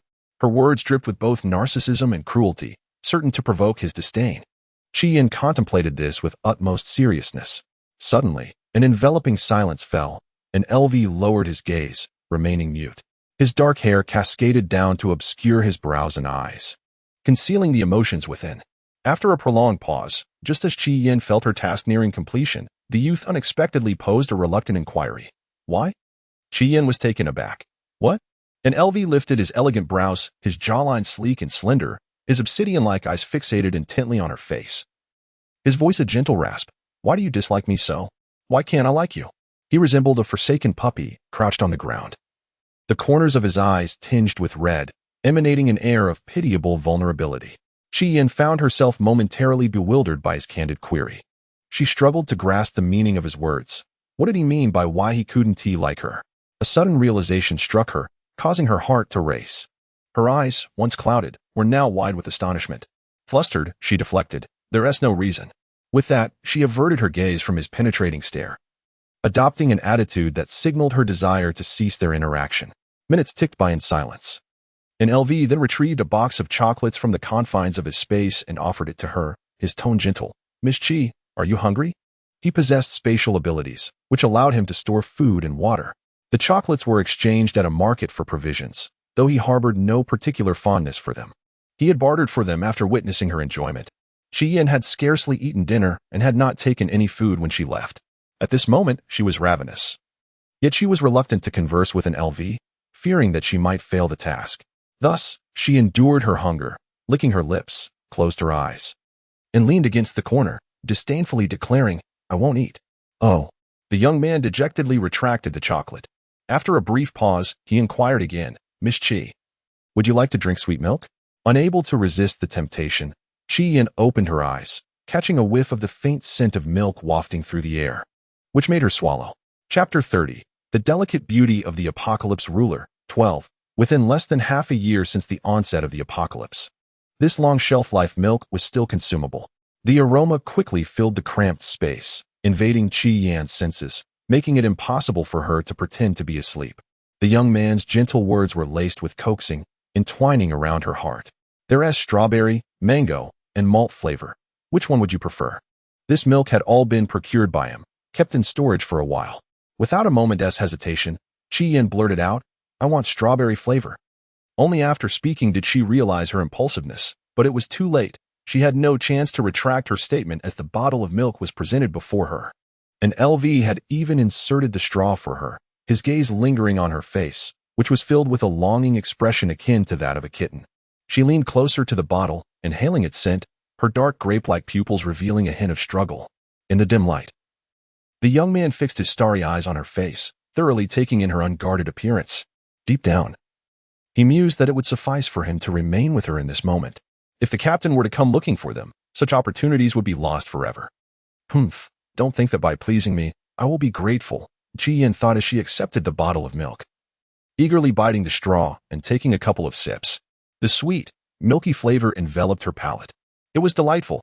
For the first time in ages, she savored the taste of milk, rather than the hard, compressed biscuits. And LV remained silent, quietly observing her as she drank. Her pace was slow, deliberate, yet exuded elegance and grace. Her beautiful peach blossom eyes curved with delight, exuding a charming innocence. Gradually, an LV's gaze shifted to her lips. Recalling how she had emerged from the captain's vehicle earlier, her scarf not properly worn, her soft, tender lips appearing swollen, as if they had been roughly handled. Did the captain kiss her every day? She was so delicate. Would she cry when he kissed her? An LV, typically solitary and indifferent towards matters of the heart, unexpectedly entertained the thought that if the person were her, he would be willing to explore the sweetness of love. As the bottle of strawberry milk was gradually consumed, Chi-Yin, savoring the lingering taste, hesitated to discard the bottle. The young man beside her then asked, "Would you like more?" Chi-Yin longed for it. But being confined in this storeroom with no restroom in sight, she realized that if she drank too much, she could not possibly relieve herself in front of him. Her thoughts were abruptly halted as she quickly shook her head. No. Silence enveloped the room once more. As drowsiness enveloped her, Chi-Yin gradually succumbed to slumber, her breathing calm and rhythmic, her head tilted back slightly, and Enel, noticing this, gently grasped her wrist and pulled her into his embrace. She lay in an orderly fashion, her body curled slightly, with soft, long hair cascading over his thigh. A faint mole sat between her eye and temple, its visibility accentuated by her porcelain skin. An LS back arched lightly, his slightly long black hair falling over his brow. He swallowed hard. Tension etched on his pale lips, drawing nearer to her, the rich scent of strawberry mingled with milk wafting around them. A sudden knock echoed from the storage room door, followed by a cold, low voice. "Chi-Yin, are you in there?" And L's dark eyes turned icy, the gentle warmth in his gaze evaporating, replaced by an ominous aura of irritation at the disruption. So, they had indeed come looking for her. He sighed, reluctantly releasing his hold on her slender waist. The commotion outside grew louder, and Chi-Yin, still in a daze, opened her eyes, her mind clouded. As if doused in molten liquid, a bright light flooded the room, banishing the darkness. Raising her arm to shield her eyes from the blinding glare, she felt a powerful grip on her wrist that yanked her forward, plunging her into the man's embrace. As the familiar scent of tobacco enveloped her, her mind began to clear, only to be met with a chilling question from above. "Did you sneak out just to find it out?" Chi-Yin found his words perplexing.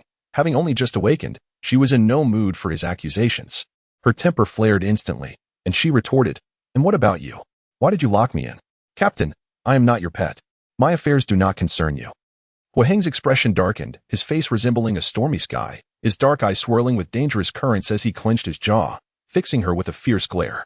Qian, still groggy, was overwhelmed by her morning irritability. Ignoring him entirely, she shrugged off his hand and strode away. Huaheng cast a cold glance at the boy seated in the storage room before lengthening his strides to follow her. Enel inhaled deeply, savoring the lingering fragrance in the air, noting the discarded down jacket and scarf in the corner. A subtle smile graced his lips. So, they were not a couple after all. Upon reaching the desolate street, with the cold night wind biting at her, Qian's anger slowly dissipated. The steady footsteps behind her sent a shiver down her spine. Did I just break character? She mused. Not really, came the response from the shadowy figure. The original persona had always been self-serving, never content, growing ever greedier. Qian exhaled, the cold wind numbing her body. She hugged her arms tightly, her nose twitching as she suppressed a sneeze. Achu, so cold, she exclaimed. Where are my clothes? Oh right, I left them in the storage room. I forgot to take them. The man walked aside, shedding his coat to drape it over her shoulders, using his abilities to dispel the chill that enveloped her. Qian felt taken aback and stole a glance at him. His expression was inscrutable, revealing neither joy nor anger, yet his handsome visage bore the pallor of exhaustion. As a key figure in the base, Huaheng had to step up to ensure the safety of others during the ravenous zombie attacks. That night, he had vanquished countless zombies, his powers taxed to the limit, leaving his mental strength severely depleted. Yet, he still exerted his abilities to warm her. Qian pressed her lips together, softly explaining, I merely wish to take a stroll. It grows rather stifling to remain indoors alone. Huaheng replied with a curt, Her gaze drifted to his blood-stained clothing. The crimson on his shoes dried to a dark shade, an unsettling sight. Captain, are you injured? In the narrative, he had sustained a gash on his side while clearing the ravenous horde, leading to a high fever that persisted for 2 days before awakening his second ability. Huaheng responded tersely, no. During the onslaught, he had assumed she was safely ensconced in her apartment, but upon returning after dispatching the zombies, her absence had sent him into a frantic search throughout the base, a level of panic he had never experienced before, fearful of losing her forever. Fortunately, he had found her. A sharp pain coursed through his abdomen, yet he gritted his teeth, determined not to collapse. Arriving at the upscale apartment building, he escorted her to the entrance and said, Stay here and be obedient for the next few days. He added, When I return, I shall take you to explore the base. As she saw him preparing to leave, without a second thought, she grasped the hem of his garment. Where are you going? Huaheng's lips turned pale, his brow shadowed by a heavy gloom. His fingers tightened, the veins standing out as blood rushed through them. With a stern countenance, he brushed her hand away, his voice trembling and hoarse. There are other matters at the base. Oh, she replied, unable to suppress her next question. What if I get hungry? Huaheng's eyes reddened, darkening ominously. Unbeknownst to the girl before him, who tilted her slender neck back, the oversized coat occasionally slipping to reveal her fair, delicate shoulders, her lips still slightly swollen and tender, parting as she spoke. Only Huaheng, having tasted those lips, knew how sweet and soft they were. As his consciousness waned, he struggled to restrain the impulse to kiss and caress her, abruptly pushing her away. Someone will bring it. With a few words spoken somewhat haltingly, the man stumbled away, his silhouette vanishing around the corner. Could he truly avoid becoming a zombie? Qian anxiously inquired as she closed the door. He won't. Huaheng, the male protagonist and embodiment of justice, stood firmly opposed to the zombies. It was inconceivable that he would ever turn into one. Qian remained skeptical. You were just as certain before. But now, the female lead had transformed into a male. And the male lead seized every opportunity to kiss her, rendering the plot developments utterly absurd. Little Black began to doubt herself. The following day, the doorbell rang early, rousing Qian from her slumber. She groggily approached the door and peered through the peephole, recognizing the visitors before opening the door. It was the previous team members, their faces etched with concern as they relayed the news of their captain's high fever and confinement. Upon noticing the young girl standing inside, their eyes widened in astonishment. She was clad in a delicate pale silk nightgown, her raven black hair cascading to her waist, her beauty ethereal, and her exposed skin glowed like jade. As she lifted her slender wrist to rub her sleepy eyes, the wide sleeves slipped down, revealing a half-exposed, luminous arm. I understand, she nodded, her face devoid of any urgency or panic. The team members outside exchanged incredulous glances, filled with disbelief. Qian, how can you not worry about the captain at all? Questioned one team member, who who had always disapproved of her, his face flushed with anger. Another team member chimed in, "The captain treats you so well. Do you even have a heart?" This luxury apartment was reserved exclusively for the captain and the main team members. Others were not permitted to reside there. Given Qi Yan's status, she would never have been able to live there had it not been for the captain's invitation. The more they spoke, the more fervent they became, intent on driving her out. Qi Yan had no desire to share a residence with Hua Heng. Once he awakened and regained his second ability, her lips would surely suffer again. "If I don't stay, then I won't," she scoffed, turning to retreat into her room to gather her belongings. The agitated crowd fell momentarily silent, taken aback. They had assumed she would be reluctant to leave, yet her decisiveness caught them off guard. Qi Yan had few possessions and quickly packed her small bag, stepping back outside. As she passed by them, her gaze fell upon the boy leaning against the wall. But she averted her eyes and continued on her way. Enlu followed her into the elevator. "Miss Qi, where will you stay?" Qi Yan chose to ignore him. Remaining silent, unfazed, Enlu lowered his gaze and gently remarked, "I have a spare room where you can stay. I can take care of you." Qi Yan coldly declined. "I won't go." Enlu persisted. "My place has plenty of snacks and milk. I can share them with you." Qi Yan glanced sideways at him, observing his earnest expression. Her lashes fluttering as she mumbled, "Are you a masochist?" Despite her dismissive attitude, he continued to treat her with kindness. Enlu chuckled with resignation. "Not at all." As the elevator doors opened, Qi Yan averted her gaze from him and stepped outside, carrying her bag. The biting winter wind greeted her, ushering in the depths of winter. The ground and walls were encased in a thick layer of ice, rendering the surface treacherous. After taking just a couple of steps, her feet slipped, causing her body to sway precariously. Just as she was about to fall, an LV swiftly moved beside her, firmly grasping her wrist. Qi Yan, her cheeks flushed from the cold, exhaled a misty breath, slowly regaining her balance and pitifully sniffing. A night had passed, and the ground was frozen solid. The journey to the management office was long, and if she continued like this, she would surely end up bruised and battered. Her gaze fell upon the young man supporting her, her earlobes turning crimson. A few seconds later, she masked her embarrassment and feigned nonchalance, saying, "I will stay at your place for one night." And Elvie's obsidian-like eyes reflected her beautiful face, and a deeper smile graced his lips. "All right." The person before her was becoming increasingly bold, as she pointed at him and commanded, "Carry me." Without a hint of complaint, the young man bent down and lifted her onto his back. His steps were steady, as if he were walking on solid ground, completely unaffected by the icy surface.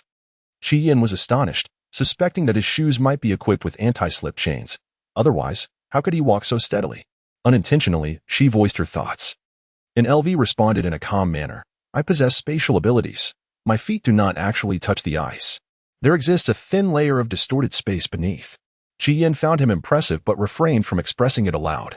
Instead, she feigned disinterest, responding with a casual "oh," and added, "It's not that remarkable." And LV chuckled softly. Unable to bear seeing him so pleased, Qi Yan leaned closer, her rosy lips brushing against his ear, her voice sweet and teasing as she inquired, "What are you laughing at?" The warm, fragrant breath enveloped his ear, sending tingles down his spine and straight to his heart. And LV's arm, which was supporting her legs, suddenly tensed, and upon hearing her gasp in pain, he snapped back to reality, replying slowly, "I was laughing because I find Miss Qi quite adorable." Qi Yan retorted, "Adorable? What nonsense is that? I'm clearly very fierce." Embarrassed and annoyed, she bit her lip and huffed, finally managing to squeeze out, "Don't ever call me adorable again." Her tone lacked menace, soft and delicate, like a kitten's paw gently scratching at his heart. After a long pause, an LV finally replied, "All right. Since Miss Qi does not wish to hear it, I shall keep it to myself from now on." Chapter 32, The Delicate Beauty of the Apocalypse Overlord, 14. In LV's accommodation, assigned to ordinary team members, was a modest apartment comprising one living room and 2 bedrooms, inhabited solely by those with abilities. The conditions were not poor, yet in comparison to the upscale apartment where Hua Heng resided, it felt somewhat shabby. There was no elevator to access the floors, one had to climb the stairs. The building had a total of 9 stories. With an LV's residence situated on the 5th floor, the staircase remains in a state of disrepair. The uneven cement creating a rugged surface that produces a pronounced sound with each step. The young man effortlessly ascends to the 5th floor while carrying her, his cool forehead untouched by a single bead of sweat. His breathing is steady, exhibiting no signs of exertion. Enhanced by his extraordinary abilities and regular training prior to the apocalypse, his lean, athletic physique is free of excess flesh. Chi-Yin gazes at him enviously, contrasting her own condition. Despite awakening her powers, her physicality remains unchanged, still weak and frail. At the entrance of the home, Enel appears somewhat apprehensive, his fingers trembling as they grip the key. The key turns in the lock for what seems like an eternity, yet the door remains stubbornly closed. Observing his struggle, Chi-Yin casts him a curious glance. Is it not opening? Enel's delicate, refined face lowers, a flush creeping from his neck to his ears. His breath hitches in his throat, and his voice betrays an edge of tension. I fear you might not like my place. Seizing the opportunity to tease him, Chi-Yin, enveloped in warmth, extends her pale fingers from her sleeve and gently prods his arm, her expression playfully unyielding. It better be spotless inside, or I shan't step foot in.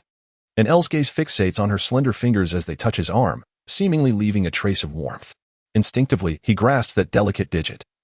A rush of desire swelling within him, yearning to envelop her finger with his lips and savor its flavor. After an extended pause, Chi-Yin notices he remains unmoving, his grip tight and statue-like. She blinks her long, thick eyelashes in confusion, inquiring, "What's wrong with you?" He seems like a puppet that requires a twist to animate. Enel, drawn from his reverie, suppresses the tumultuous emotions swirling within him, hurriedly releases her hand, his ears flushed crimson beneath his dark hair. He shakes his head, muttering, "It's nothing." Upon unlocking the door, Chi-Yin is greeted by a faint, pleasant aroma wafting from within, an air freshener, she deduces. Her eyes scan the interior, her pupils reflecting the decor and furnishings. Expecting Enel's abode to resemble that of Huahang, cold and devoid of homeliness, she is pleasantly surprised to find a warm ambience. A light yellow sofa occupies the living room, a television mounted on the wall, and a plush carpet covers the floor, all impeccably clean and tidy. On the coffee table before the sofa, an array of her favorite sweet milk is displayed, 6 or 7 bottles, alongside an assortment of snacks. "So what do you think? Do you like it?" Enel's voice is clear and melodious, excitement barely contained within his tone. Chi-Yin responds with a half-hearted resisting the urge to gaze at the snacks, and casually surveys the room before stepping inside. "It's acceptable." Enel exhales a sigh of relief. Throughout the journey here, he had been anxious that she might disapprove of his newly renovated home. At noon, Enel prepares a meal in the kitchen using gas. The vegetables sourced from the base, untouched by any virus. The pork was redeemed with his accumulated points, expended all at once. He squinted, a look of delight gracing his features. Chi-Yin lay in the master bedroom, having indulged in a long morning nap, the goose-down quilt draped over her form. The warmth of the heating filled the room, and as she slept, she felt a twinge of heat, prompting her to shift the quilt slightly. Her slender, fair legs peeked out from beneath the covers, half her face buried in the pillow, inhaling the unfamiliar scent as she drifted off into slumber. This was an LV's space, where remnants of his fragrance lingered both in the quilt and on the pillow, a scent not unpleasant, reminiscent of the cool aroma of mountain spring water, starkly contrasting with that of Huahong. As an LV entered, the sight before him ignited a warmth in his nostrils, and he instinctively covered his nose, a rush of crimson spilling from his fingertips. Glancing down, he noted the vivid red hue. He hurried to the bathroom to tend to his nosebleed, meticulously wiping the moisture from his fingers with a tissue. This time, he dared not glance at the bed. Chi-Yin stirred awake as he entered the bathroom. Her eyes barely open, her consciousness hazy. She grasped the water bottle from the nightstand and drank several gulps, mistaking her surroundings for Huaheng's home. She thought of her alluring task and offered the bottle to him, her voice soft and gentle. "Would you like a drink?"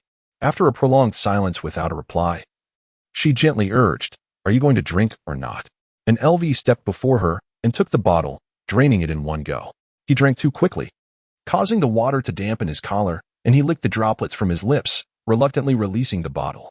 "I've had my fill." As Chi-Yan's consciousness returned, her vision sharpened, and she suddenly locked eyes with the boy's deep gaze, momentarily stunned. "Where's Huahong?" Upon hearing the name, an LV's eyes momentarily turned cold. But in the blink of an eye, he regained his usual gentleness. He leaned closer, allowing her a clearer view of him. "I am an LV." The boy exuded an intense sense of aggression, prompting Chi-Yin to instinctively retreat, avoiding his gaze as she clumsily attempted to change the subject. "I'm hungry. Sleeping too much is a mistake. I want tea sleep again." An LV chuckled lightly. "The meal is already prepared." Upon exiting the bedroom, Chi-Yin was greeted by a table laden with steaming dishes, as if she had returned to a time before the apocalypse. The warm orange glow illuminated her eyelids, creating an almost surreal atmosphere. Where did all this food come from? I bought it. After responding, an LV moved to the kitchen, returning with 2 bowls of rice, placing one in front of her. Give it a try. Chia nearly lost her composure, the aroma of the dishes wafting before her, sweet and spicy, precisely to her liking. Oh, I must be dreaming. Are you not going to eat? Feigning modesty, she seated herself at the table. Her soft lips slightly parted as she presented him with a challenge. You feed me. Her demeanor towards him resembled that of a pet owner to a cherished dog, contemptuous and haughty. And LV's fingers, gripping the chopsticks, trembled unexpectedly, nearly losing their hold.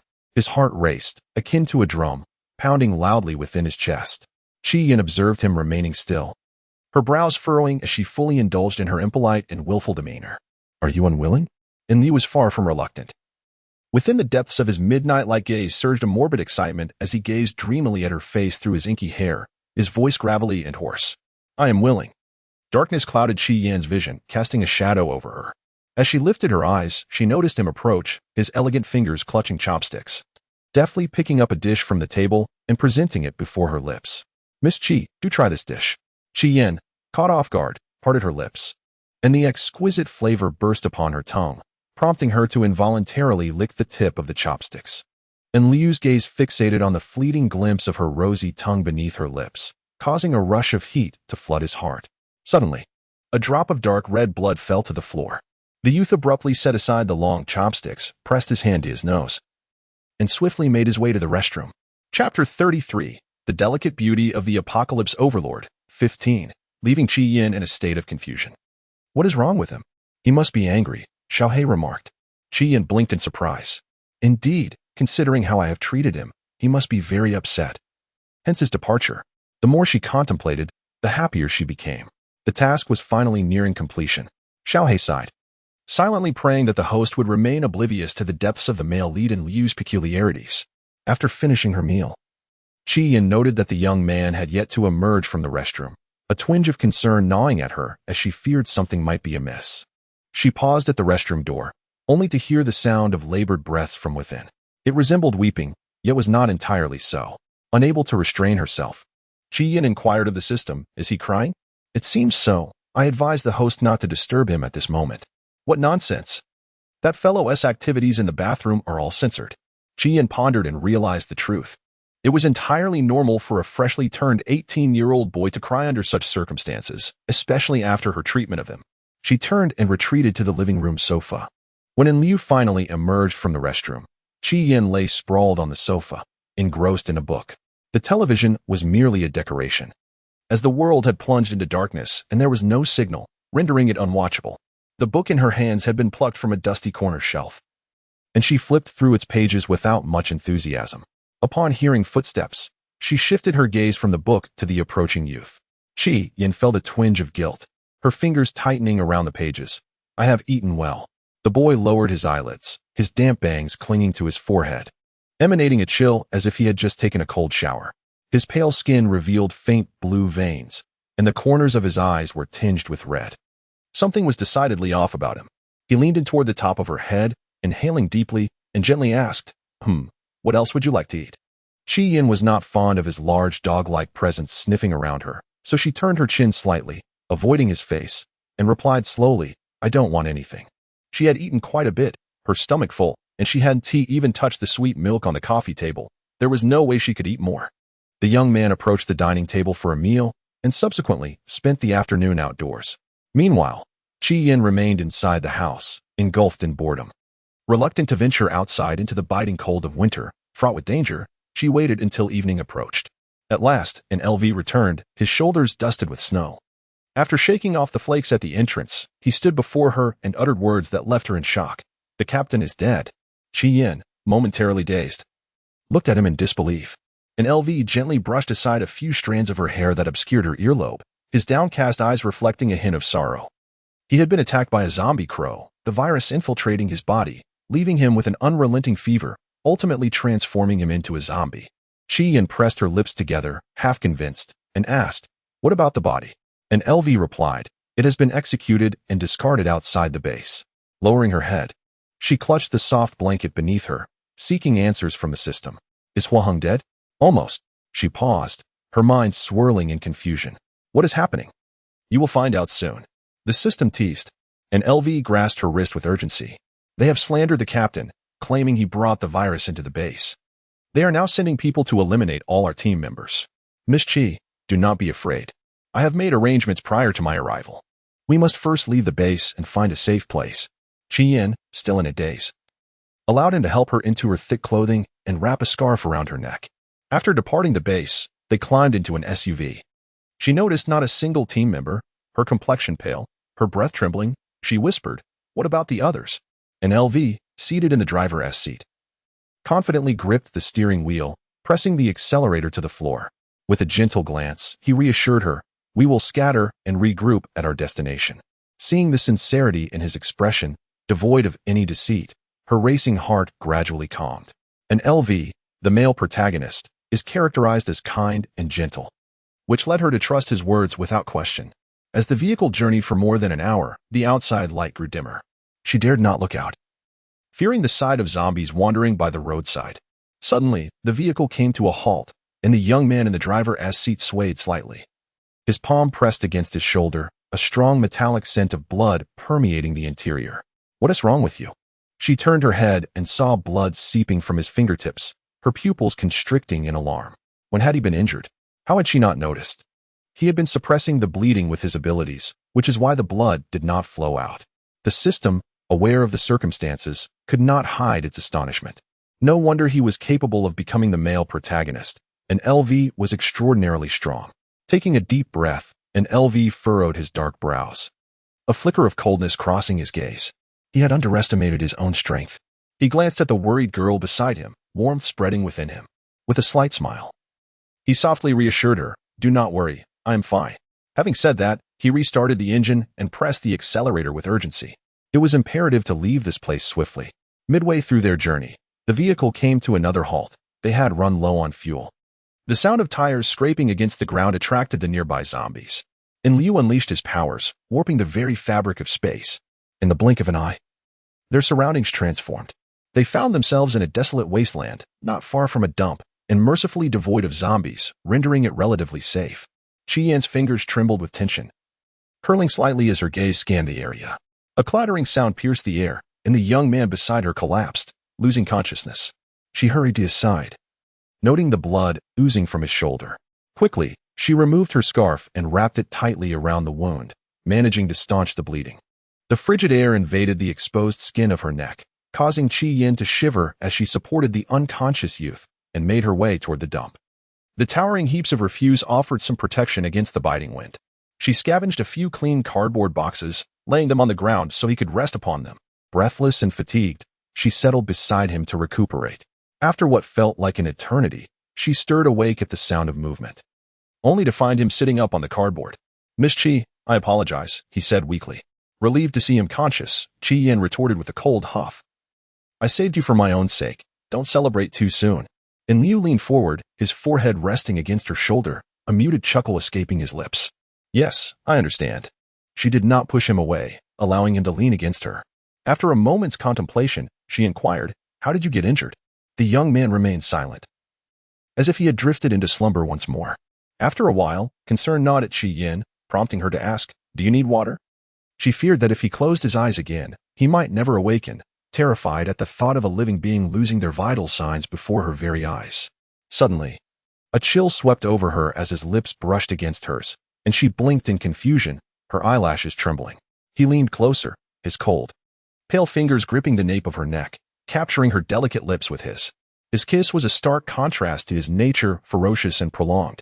Beneath the shadows, his once gentle visage unveiled a more primal aspect, akin to a wolf pouncing upon its prey, a cruel exhilaration.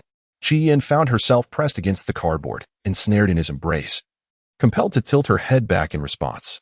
Her slender neck resembled that of a swan, vulnerable and exposed.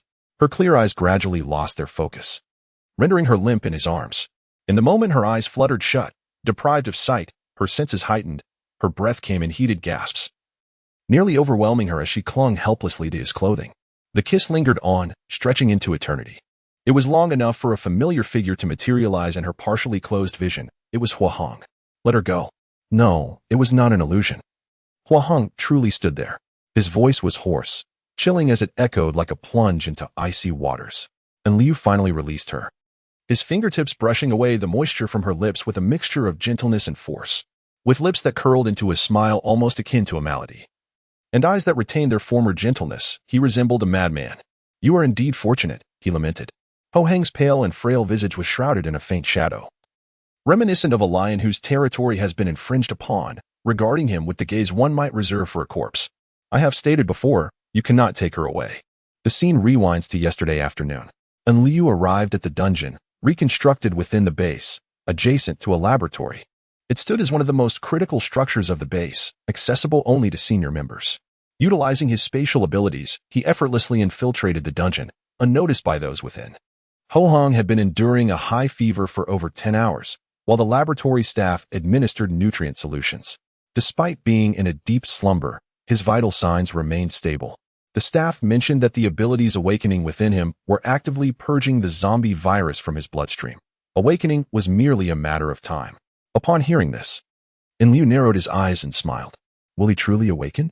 He unleashed his powers, tearing through space, a move capable of reducing Ho Hang's body to mere fragments.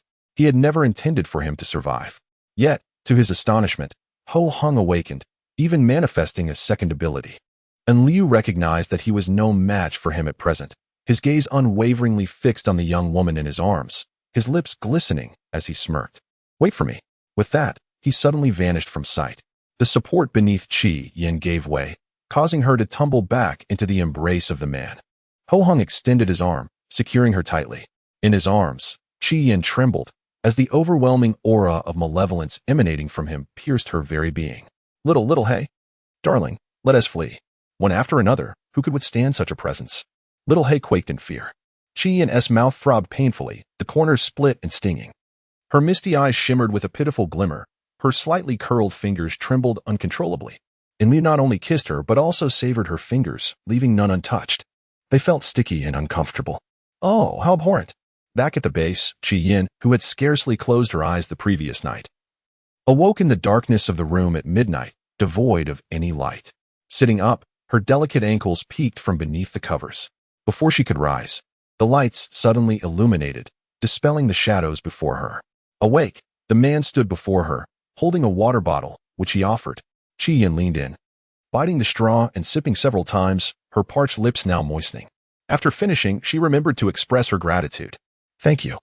Ho Hang placed the bottle on the bedside table, his calloused fingertips brushing against her eyelids, his expression serene, his tone inscrutable. "Do you harbor feelings for him?" Qi Yin paused for 2 seconds. The pressure from his fingertip increased, sending a sharp pain through her. She instinctively recoiled, but the man would not allow her to retreat. His palms suddenly cradled the back of her head as he leaned down to kiss her, more ferocious than ever before. It seemed as though he intended to devour her lips and tongue. Tears streamed down Qi Yin's cheeks as she whimpered in resistance.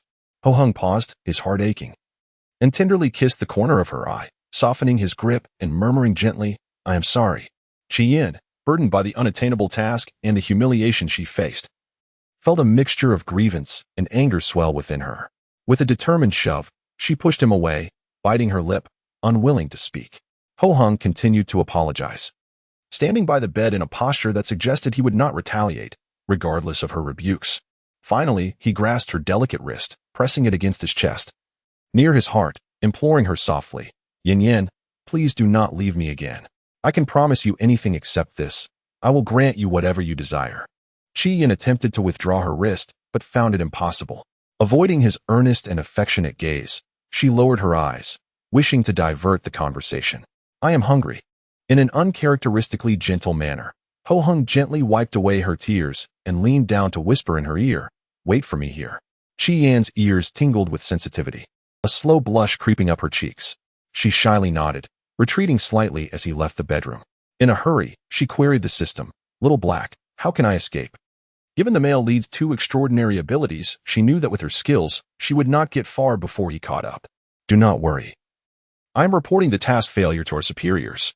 Once the notification arrives, my dear, you will be able to leave this world." "How long will it take for the notification?"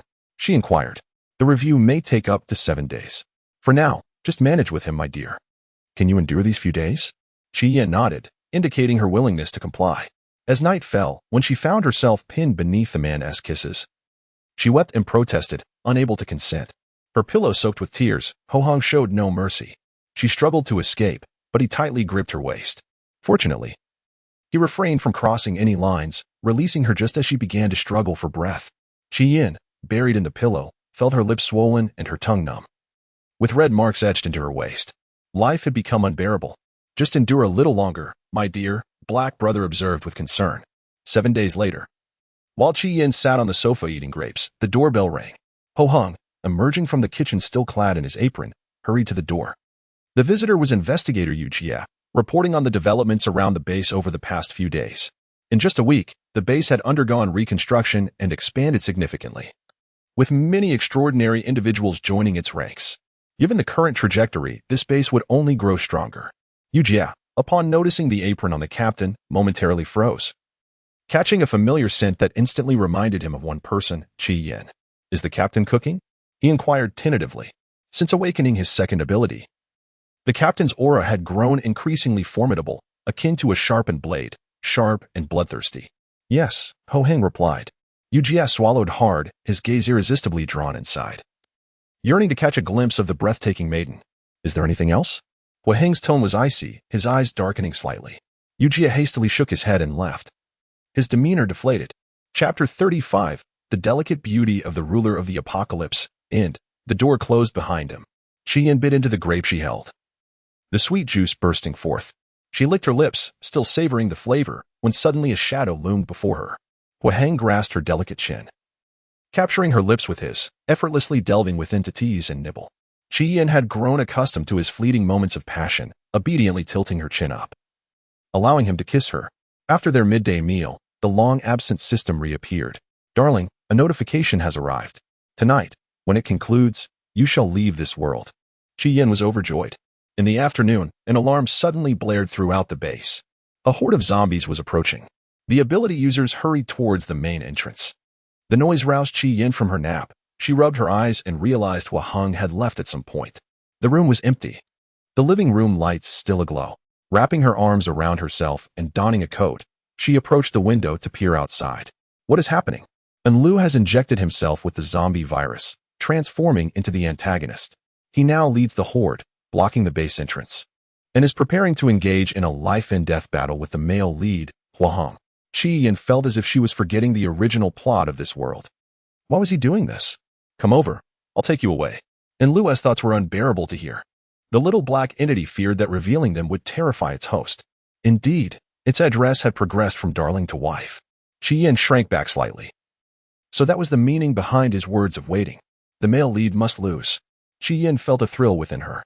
With her imminent departure from this world, all she wished for was to witness the spectacle at the base entrance, to watch Ho Heng clash with Lu. Darling, do you wish to see? The little black entity saw through her thoughts. Yin nodded vigorously.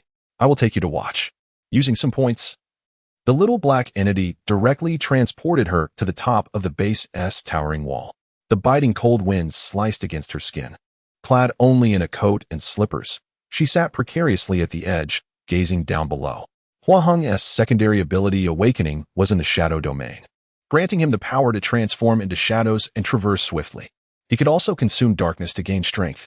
Yet, even so, he could not contend against Lu, who commanded the zombie horde. Lu's skin had drained of all color, leaving him pallid and sickly. His exquisitely handsome features were marked with dark patterns, his eyes devoid of white, calmly directing the relentless wave of zombies surging toward Ho Heng. The sheer number of zombies was overwhelming. Some leading the charge even possessed abilities and human-like intelligence.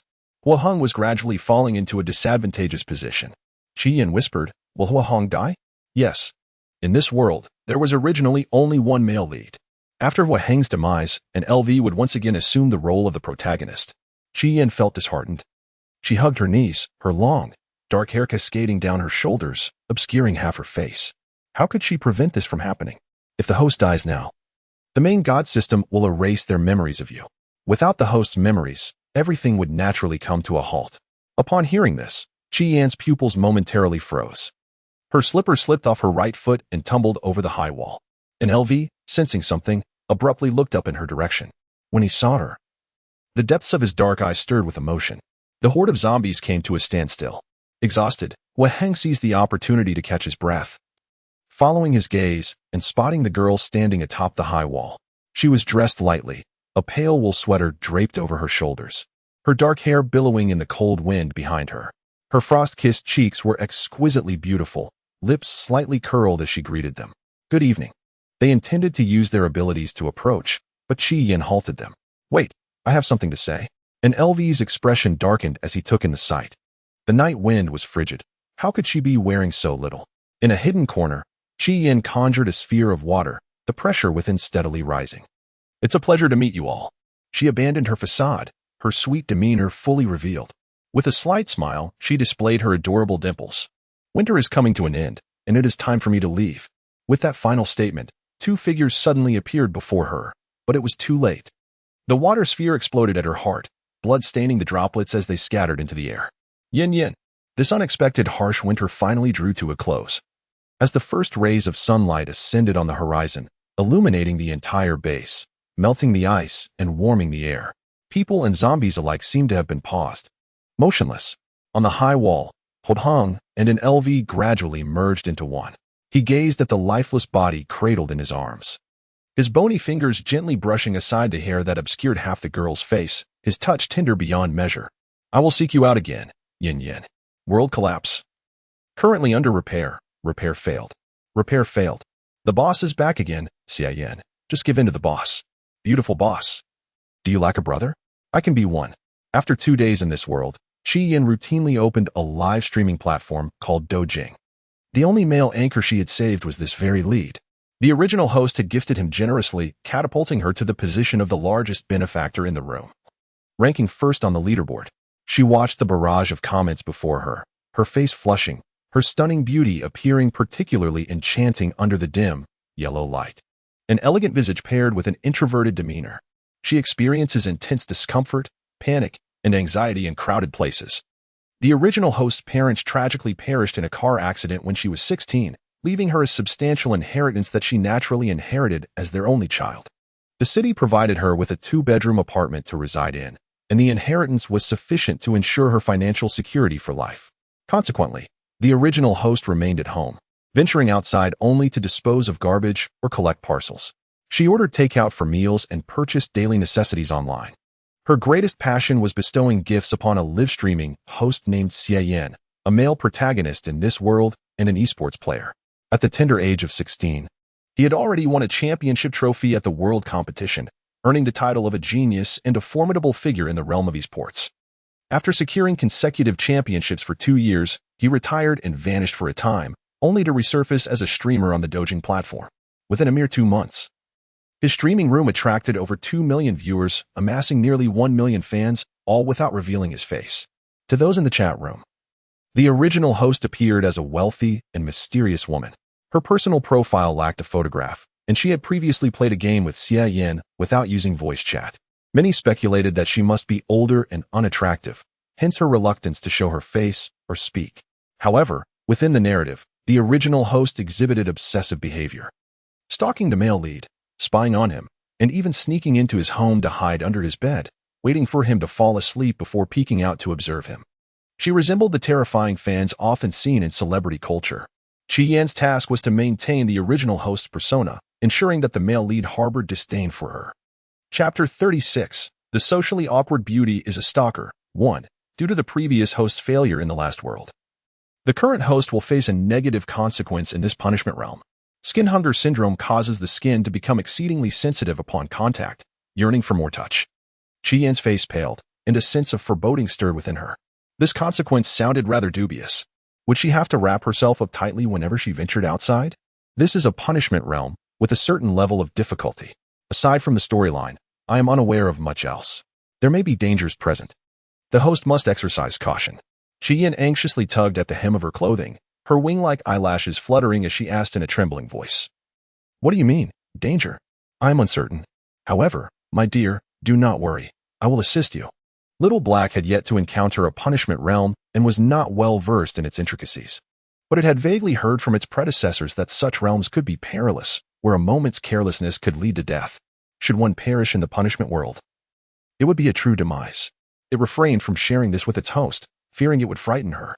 Yin gradually calmed her nerves. Apologies for the late arrival. A voice as smooth and captivating as velvet emanated from the speakers, interrupting her thoughts. The live stream erupted in excitement, with an incessant barrage of comments. Shun is 2 minutes late today? Quick, where did you go? I have endured a long wait, lingering in the live broadcast room for 3 hours. Oh, the new season has commenced. Is Shun preparing to climb the ranks?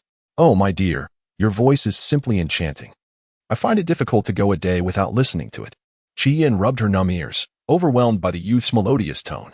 It is no wonder the original owner had never laid eyes on him, choosing instead to lavish his voice with extravagant gifts. The original owner was profoundly enamored by sound. Before her, the computer screen flickered with the homepage of the male lead's live broadcast, the viewer count steadily rising, and the barrage of comments scrolling by at a rapid pace. Yin was not particularly fond of gaming. Her childhood included a brief encounter with Tetris, but her lack of skill led her to abandon it shortly thereafter. The male lead, Yin, was currently engaged in a game of League of Legends, awaiting his turn in solo ranking. Accustomed to the original owner's habits, she gifted him a 500 yuan rocket. Soon, the youth's voice resonated from the speakers, expressing his gratitude. Thank you, Yin, for your generous rocket. The original owner's name on the streaming platform was simply Yin, her avatar depicting a beloved anime character. After a brief acknowledgement, he offered no further conversation, maintaining a distant relationship typical between a fan and a streamer. Yin seldom watched live broadcasts, especially those centered around gaming, and found herself devoid of interest. She stood up to survey her bedroom. Posters of the male lead adorned the walls, and a pillow bearing his face rested on her bed. Furthermore, his merchandise cluttered her desk and bookshelf, revealing the original owner's profound admiration for him. When unable to sleep, Yin would gaze at the posters on the wall, fearing that waking in the night to use the restroom might startle her when confronted with their images. Thus, she took them all down, folding them neatly and placing them beneath her bed. Having completed this task, she returned to her desk, where the youth was engrossed in his game. Unlike many others, he refrained from cursing while playing, and the comments in his chat appeared particularly harmonious. Well, I want to be streaming after 5. I have a dinner appointment with friends. I'll resume later tonight, Yin announced. Wow, are you dining with your girlfriend? Don't skip the stream. You can broadcast outdoors. Yin instinctively withdrew her fingers into the oversized sleeves of her garment. Upon hearing this, she tentatively extended her fingertips to the keyboard, typing in accordance with her character. Yin, are you having dinner with your girlfriend? Fortunately, she was communicating through the internet. Had she spoken in Yin's presence, she would have struggled to voice her thoughts. Her comment stood out among the myriad of others, lingering briefly at the top before disappearing. As long as Yin cast a glance at the comments, he would surely notice her words. Is the boss lady so curious? Are you worried that Yinshin has a girlfriend? Yinshin, do tell. The boss lady has spoken. After nearly a minute of silence, Yin finally responded, no. It's not a girlfriend. His tone was neither warm nor cold, indicating his reluctance to share details of his personal life in the live stream. Yin, feeling drowsy, yawned, her eyes slightly reddening. The game screen before her was utterly incomprehensible. She rested her head on the table and gave it a slight shake. The system continued to urge her to send bullet comments. Slowly, she began to type. Yin, what type of girl does Ian like? As soon as this comment was posted, it was followed by several others. Oh, something feels amiss. Is the boss interested in Ian? How about this, boss? Post a picture in the whale bar, and we'll help you see if there's a chance. In addition to these playful jests, there were also sharp criticisms aimed at her. Ian is only 19. He would never go for an older woman. Forget it. Her profile doesn't even have a photo, so she must be old and ugly.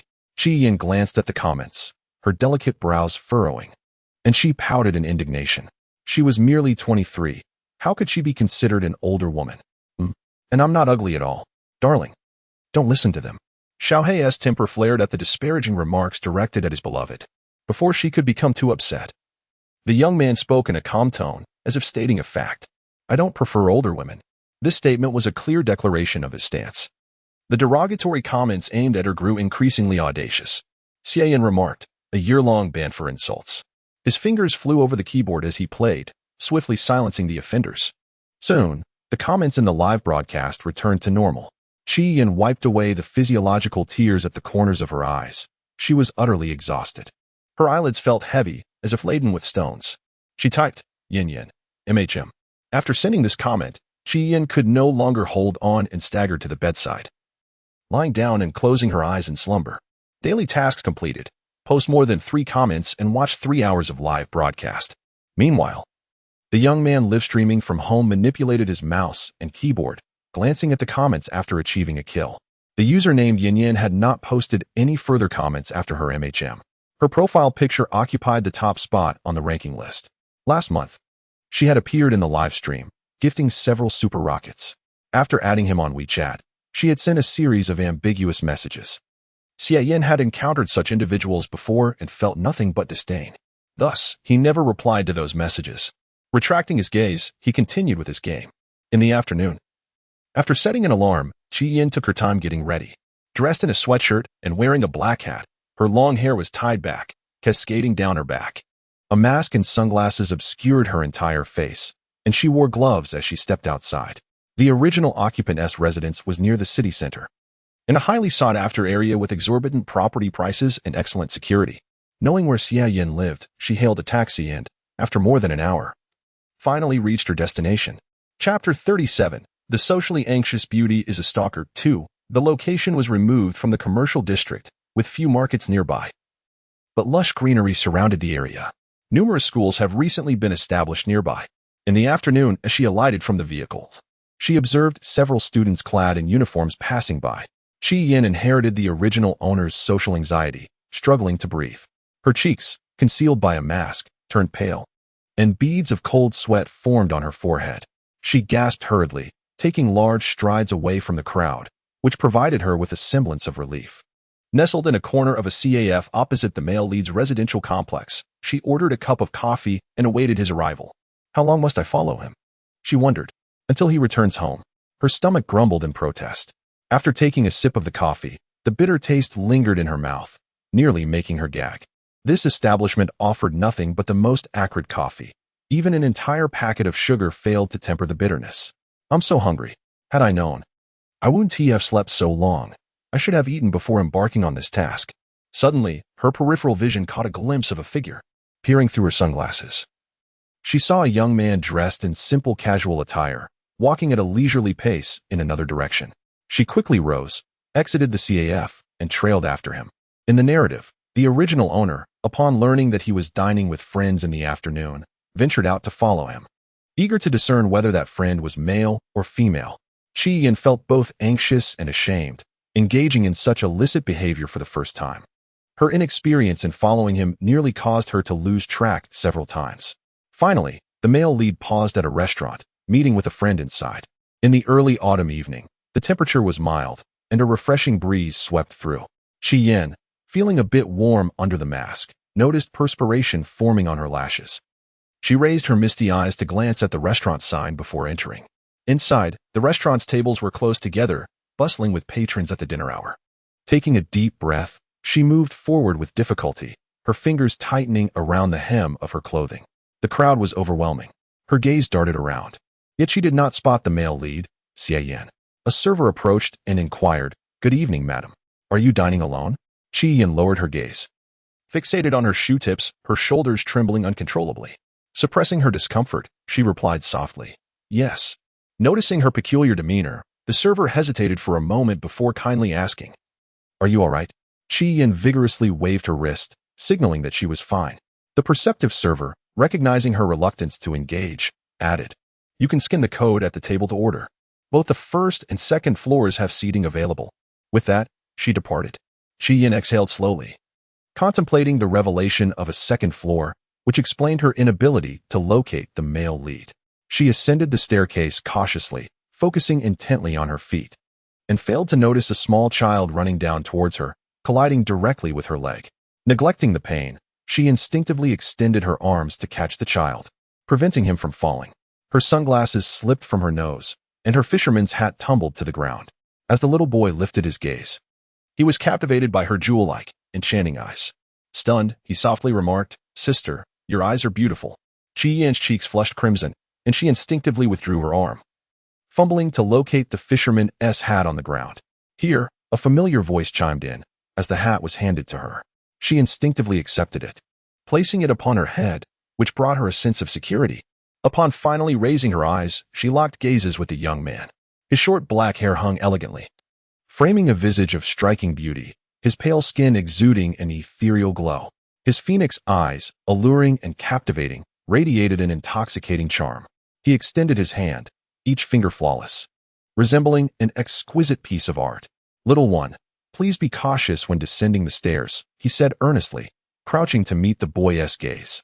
The boy, feeling somewhat embarrassed, muttered an apology before hurriedly departing. Qi Yin found herself momentarily entranced by his androgynous, hauntingly beautiful face, realizing that there existed boys even more stunning than girls. "Are you all right?" he inquired, noticing her fixed gaze upon him. Qi Yin's ears turned a shade of pink. She averted her eyes and lowered her head, her fingers clenching in nervousness, struggling to breathe. Pressing her fingers against the brim of her hat, she said nothing and turned to flee. Xia Yin was momentarily taken aback, watching her silhouette vanish at the shop's entrance. A friend's voice broke the silence. "What's wrong? Why are you just standing here?" Xia Yin responded with a smile. "It's nothing." Meanwhile, Qi Yin, having fled from the restaurant, huddled in a corner, her heart racing uncontrollably. "No one is around now, darling," came the soothing voice of Xiaohei, who felt a pang of sympathy for her social anxiety. Qi Yin took a deep breath, the tide of her anxious emotions slowly receding, her numb and weak limbs gradually regaining strength. "Is he the male lead?" "Indeed," came the answer, her lips, pale as parchment, pressed together lightly as she murmured, "How can he be so handsome? Like a siren from the deep sea. The poster on your bedroom wall is him." Xiaohei reminded her. Qi Yin replied bashfully, "I wasn't paying much attention. At that time, I was caught up in the live stream and the plot." "Clumsy darling." Qi Yin clutched her flat stomach, her voice barely audible. "I'm very hungry." She could have dined in the restaurant. As she passed the dining table, she had sneaked a glance at the array of dishes she adored, even contemplating what she would order. "You can order takeout and have it delivered here. The male lead and his friend are likely to take a while to eat. Sweetheart, you should order first." Qi Yin took out her phone to order takeout, selecting from the restaurant's menu. The delivery person emerged from the restaurant, having just taken a few steps when the meal was delivered, a rather lonely affair. Once she had satiated her hunger, the male lead coincidentally exited the restaurant. Under the starry night, the dazzling neon lights illuminated the entire street. It was easier to be followed at night. Qi Yin followed closely behind the young man, arriving at the entrance of the community. She paused, watching him enter. "Go back, dear."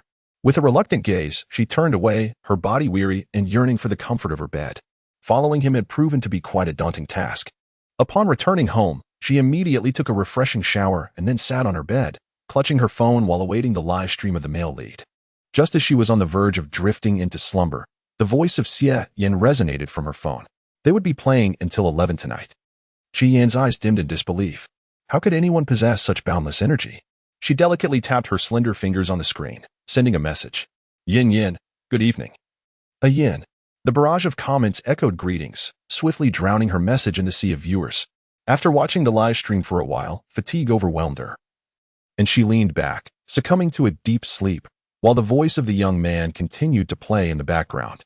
"What was interesting about dinner tonight?"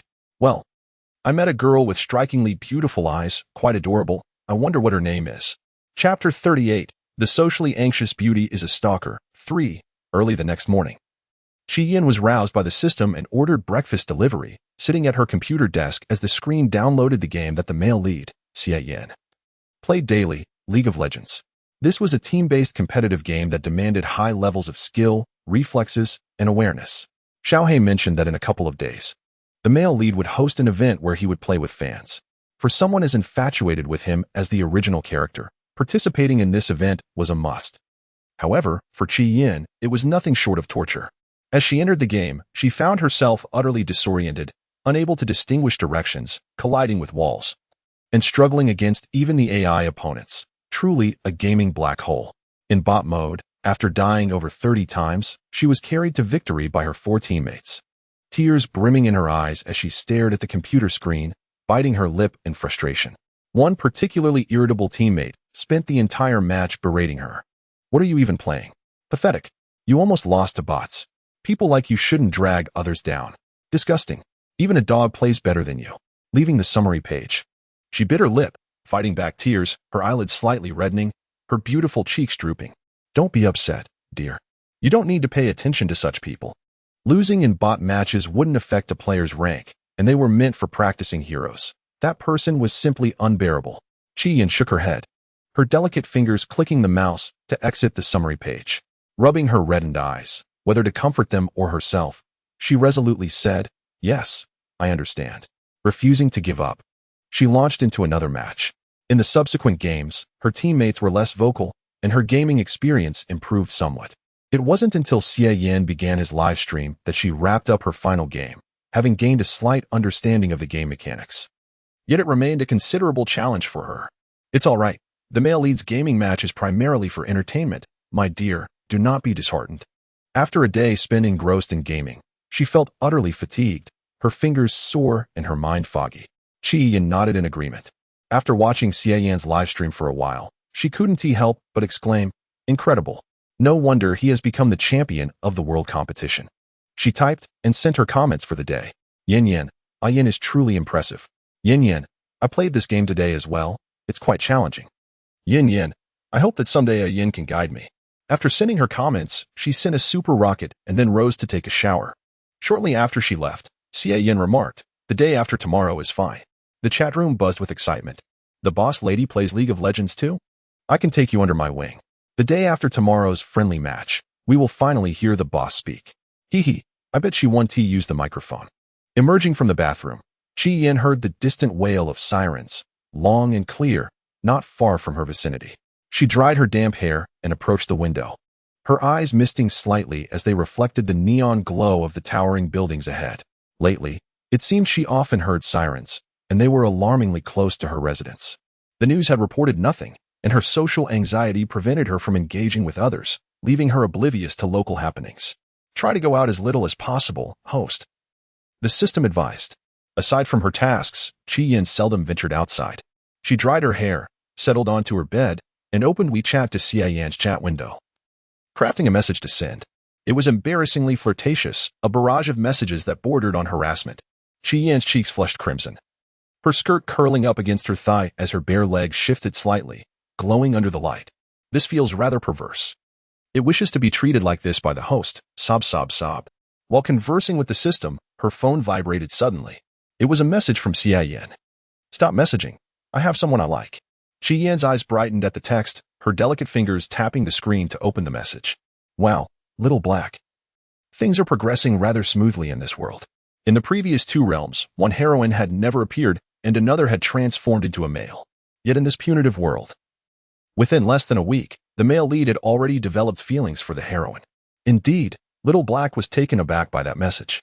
After all, the male lead and heroine had yet to meet. How could he already have affections for someone? Nevertheless, this was of little consequence. What mattered most was that the male lead despised the host.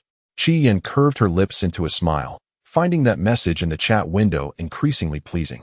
The fatigue and sorrow from her gaming session seemed to evaporate, leaving only joy. She closed her eyes and prepared to drift off to sleep. Just as she was on the brink of slumber, she faintly heard a thud nearby. Chi-Yin was in a state of half-sleep, rubbing her eyes as she switched on the lamp on her nightstand. Slowly, she descended from her bed, her feet slipping into slippers as she made her way to the living room. Upon entering, a chilling sensation enveloped her neck, accompanied by a hoarse, neurotic voice. "Don't move. If you do, I will slit your throat." Instantly, the remnants of her drowsiness dissipated, replaced by a wave of icy fear coursing down her spine. She trembled uncontrollably, as if plunged into an abyss of terror. "Good girl," the man behind her murmured, resting his chin on her shoulder while inhaling her scent deeply. "Now, fetch the first aid kit." With her calves quivering, Chi-Yin cautiously navigated the darkness to the storage room. Trembling as she retrieved the medical box and timidly handed it over, the man accepted it and commanded, "Turn on the lights." Obediently, she illuminated the living room, standing frozen, her fingers fidgeting restlessly while her gaze remained averted, shyly cast downward. "Why won't you look at me?" he queried. Fearful, she bit her lip, her long lashes fluttering anxiously as she replied in a faint whisper, "If I look, you'll kill me." Having watched crime films, she knew that those who encountered the murderer met their demise, yet she was not ready to embrace death just yet. Her words stumbled out in a fragmented manner. He let out a soft scoff, a smile gracing his lips, though his tone betrayed no emotion. "Do you think that by not looking at me, you can escape death?" He exuded the demeanor of a cold-blooded psychopath. Qi Yan's legs buckled beneath her, and she collapsed onto the floor. Desperately, she lifted her gaze to the man reclining on the sofa. Clad in a black trench coat, the cuffs stained with fresh crimson blood, he possessed strikingly handsome features. His short black hair framing a face that bore a subtly sinister smile, his piercing gaze fixated upon her. "Come here. Hand me the items," he commanded. Qi Yan felt paralyzed, her lips pale. The acrid scent of blood wafted towards her from his presence. "Listen to him," a voice urged, tinged with an unusual severity. Before her stood a deranged killer, a man whose hands were stained with the blood of over 10 victims, a complete madman. Hesitantly, Qi Yan shuffled closer, moving at a snail's pace. Her eyes glistened with unshed tears, her hair, recently tousled from sleep, cascaded softly to her waist, a stray strand delicately dancing with her movements. Chapter 39, The Socially Anxious Beauty and the Stalker. 4. The man squinted, glancing at the dark tress that framed her face before his gaze descended to her beautifully shaped lips. She surpassed all the women he had encountered. Yet she resembled a deer lost in the territory of a beast, her clear, innocent eyes wide with confusion and fear. He contemplated the prospect of drawing a blade across her fragile, pale neck, envisioning the exquisite hue of her blood as it gushed forth. The thought brought him a perverse delight. Qi Yan, who had approached hesitantly, felt both exhausted and terrified. After a day spent gaming, the hour was late. Her body ached with fatigue, sustained only by the dwindling remnants of her consciousness. If only this gentleman could postpone his visit until tomorrow, she could finally indulge in a proper night's sleep. As she indulged in her wandering thoughts, the man nonchalantly inquired, "Do you have a needle and thread?" Qi Yan, momentarily taken aback, nodded slowly. She turned and retreated to her bedroom, retrieving the needed items and presenting them to him. He lifted the hem of his shirt to reveal a deep gash, from which blood continued to seep. Remarkably, he required no anesthetic. He meticulously stitched the wound closed and swallowed 2 anti-inflammatory pills. Once he had completed the task, the man raised his gaze to behold the girl, who had succumbed to sleep. Her face rested against the edge of the sofa, her body curled up. Dark, raven-like tresses cascaded over her shoulders and onto the carpet, while her nightgown draped over her snow-white calves, revealing a glimpse of her rosy, delicate feet. The man arched an eyebrow, a sinister glint in his eyes as they fell upon her unsuspecting visage, and a malicious thought took root. With gloved fingers, he gently pinched her cheek. The soft and delicate sensation is sending a shiver down his spine. "If you continue to sleep, I might just end your life," he taunted. Qi Yan stirred awake, her nose tinged with red as she covered her face while sitting on the floor. A sense of grievance welled within her. Being roused from slumber at such an hour and ordered to perform various tasks, only to be denied rest afterward, felt unjust. An unfamiliar intruder, occupying her space, dared to intimidate her. Her light-colored eyes shimmered with unshed tears, their corners tinged with a hint of crimson, unable to be concealed. Her cheeks puffed as she glared at the man before her. "Then I shall not sleep," she declared, her voice resolute despite the timidity of her words. The man idly caressed the small knife in his hand, the light casting a cold gleam upon its sharp blade. Throughout that night, every time Qi Yan closed her eyes, she was awakened by his voice, accompanied by threats that morphed into laughter upon her waking, a truly perverse ordeal. When dawn broke, she finally managed to sleep soundly after he departed, only to awaken at 8 in the evening, believing herself to be deceased, yet realizing she remained ensnared within this punitive scenario. After dinner, Qi Yan grasped a cloth to wipe away the remnants of blood on the floor, beads of sweat forming on her forehead as she labored, breathless. She stood to replace the sofa cover, discarding the blood-stained fabric into the trash. Once the room was restored to order, she inquired of the system, "Little Black, do you know who he is?" She pondered how he had entered her abode the previous night. Had she forgotten to lock the door? The first task upon waking for Qi Bao was to eat, followed by cleaning the living room and erasing the traces of blood.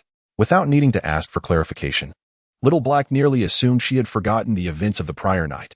This punitive scenario involves a criminal organization, of which he is the leader. Qi Yan gasped in astonishment. "How terrifying. You should move away from here as soon as possible. The man is gravely injured. He won't return for a while. But there is no guarantee he won't come back." "Very well, I shall relocate tomorrow." The following day, Qi Yan sought out a rental property within the same community as the male protagonist. The area boasted excellent security, and considering the narrative's requirements, it would facilitate her tracking of him in the future. She hired a moving company, organizing her belongings throughout the day until the move was finally completed. The male protagonist's competition is about to commence, Qibao. After finishing her bath, Yin donned in a pristine nightgown, settled before her computer, and sipped some plain water before entering the male protagonist's livestream. Not long after the broadcast commenced, the system was randomly allocating spots for viewers to participate in a competition. She clicked to join, and the system, through its covert operations, added her name to the list of participants. When the results were revealed, her name appeared among the contenders. Yin announced, "I'll create a room, and you all can join." Yin, unfamiliar with entering others' game rooms, fumbled and was the last to arrive. "Wow, I made it," exclaimed a fellow viewer in the room. "Oh my goodness, this is amazing. I thought I had no chance, but there's my name." The viewers in the room activated their microphones, creating a cacophony of excitement. It was only after Yin spoke that the noise gradually subsided. "I'm starting now. This is a casual match, higher than AI but lower than ranked play, primarily for entertainment." There were 5 participants, and she was to choose her hero in the 5th position. As her turn approached, only one role remained: support. Time ticked away, and the other viewers began to urge her on. Yin was at a loss regarding which hero to select, her anxiety mounting as her fingers trembled around the mouse. Her voice, sweet as candied fruit and slightly nasal, murmured to herself, "What should I choose?" The moment her words escaped, the previously clamorous viewers fell silent, captivated by the enchanting quality of her voice, which was entirely natural and devoid of any forced charm. Yin suddenly interjected, "Just pick whatever you like." Realizing time was running out, Yin hurriedly clicked on a hero's icon, selecting the robust and formidable stone golem. A sigh of relief escaped her as the loading screen appeared. At that moment, the voices of the viewers filled her headset. "Wow, Boss Yin, your voice is so lovely. Who said our boss is an old woman? You sound so youthful. This is amazing. My ears are tingling."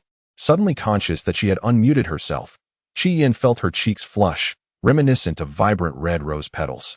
Biting her lip, her fingers trembled as she sought to mute her microphone. However, she could not locate the option to do so and resorted to searching on her phone. Yet, the match had already begun, leaving her to wait until the next game. She had previously familiarized herself with the gameplay mechanics. As a support character, she needed to stay close to the marksman to safeguard him, while Yin was playing in the jungler position. She maneuvered her character down the screen, closely trailing the marksman, who was an enthusiastic young man. He earnestly assured her, "Don't worry, boss. I will protect you." Yin, grappling with severe social anxiety, found it daunting to speak, even through the screen, especially with the other 4 participants actively using their microphones. Her fingers quivered as she typed a polite message of gratitude. "A yin is yin yans. Thank you." The game was themed according to their personas. The enthusiastic young man tentatively suggested, "You can talk, you know." "I can hear you." Yin responded by typing. "It is rather inconvenient at the moment." The enthusiastic young man's voice carried a hint of disappointment, but he quickly regained his composure. "All right, you stand behind me, and I shall lead you." However, the game was already halfway through, and the bottom lane had completely collapsed.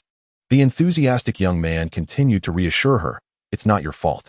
Yin had played numerous matches against bots, but had never encountered anyone with such a good-natured temperament. Guilt swelled within her, and she murmured, "I'm so sorry." She felt utterly inept. "It's perfectly fine, really." Finally, hearing her voice again filled the enthusiastic young man with excitement. Her voice was simply delightful. Suddenly, the voice of Yin echoed in their headsets. "Support, follow me." Chapter 40, The Socially Anxious Beauty is a Stalker 5. Upon hearing this, the enthusiastic young man was the first to voice his disagreement. "Yinshin, I'm the marksman here." Yin shifted his position, his long fingers adjusting the headset, alleviating some of the tingling sensation. He was not particularly enamored by voices, nor had he ever found a voice so captivating that it stirred his heart.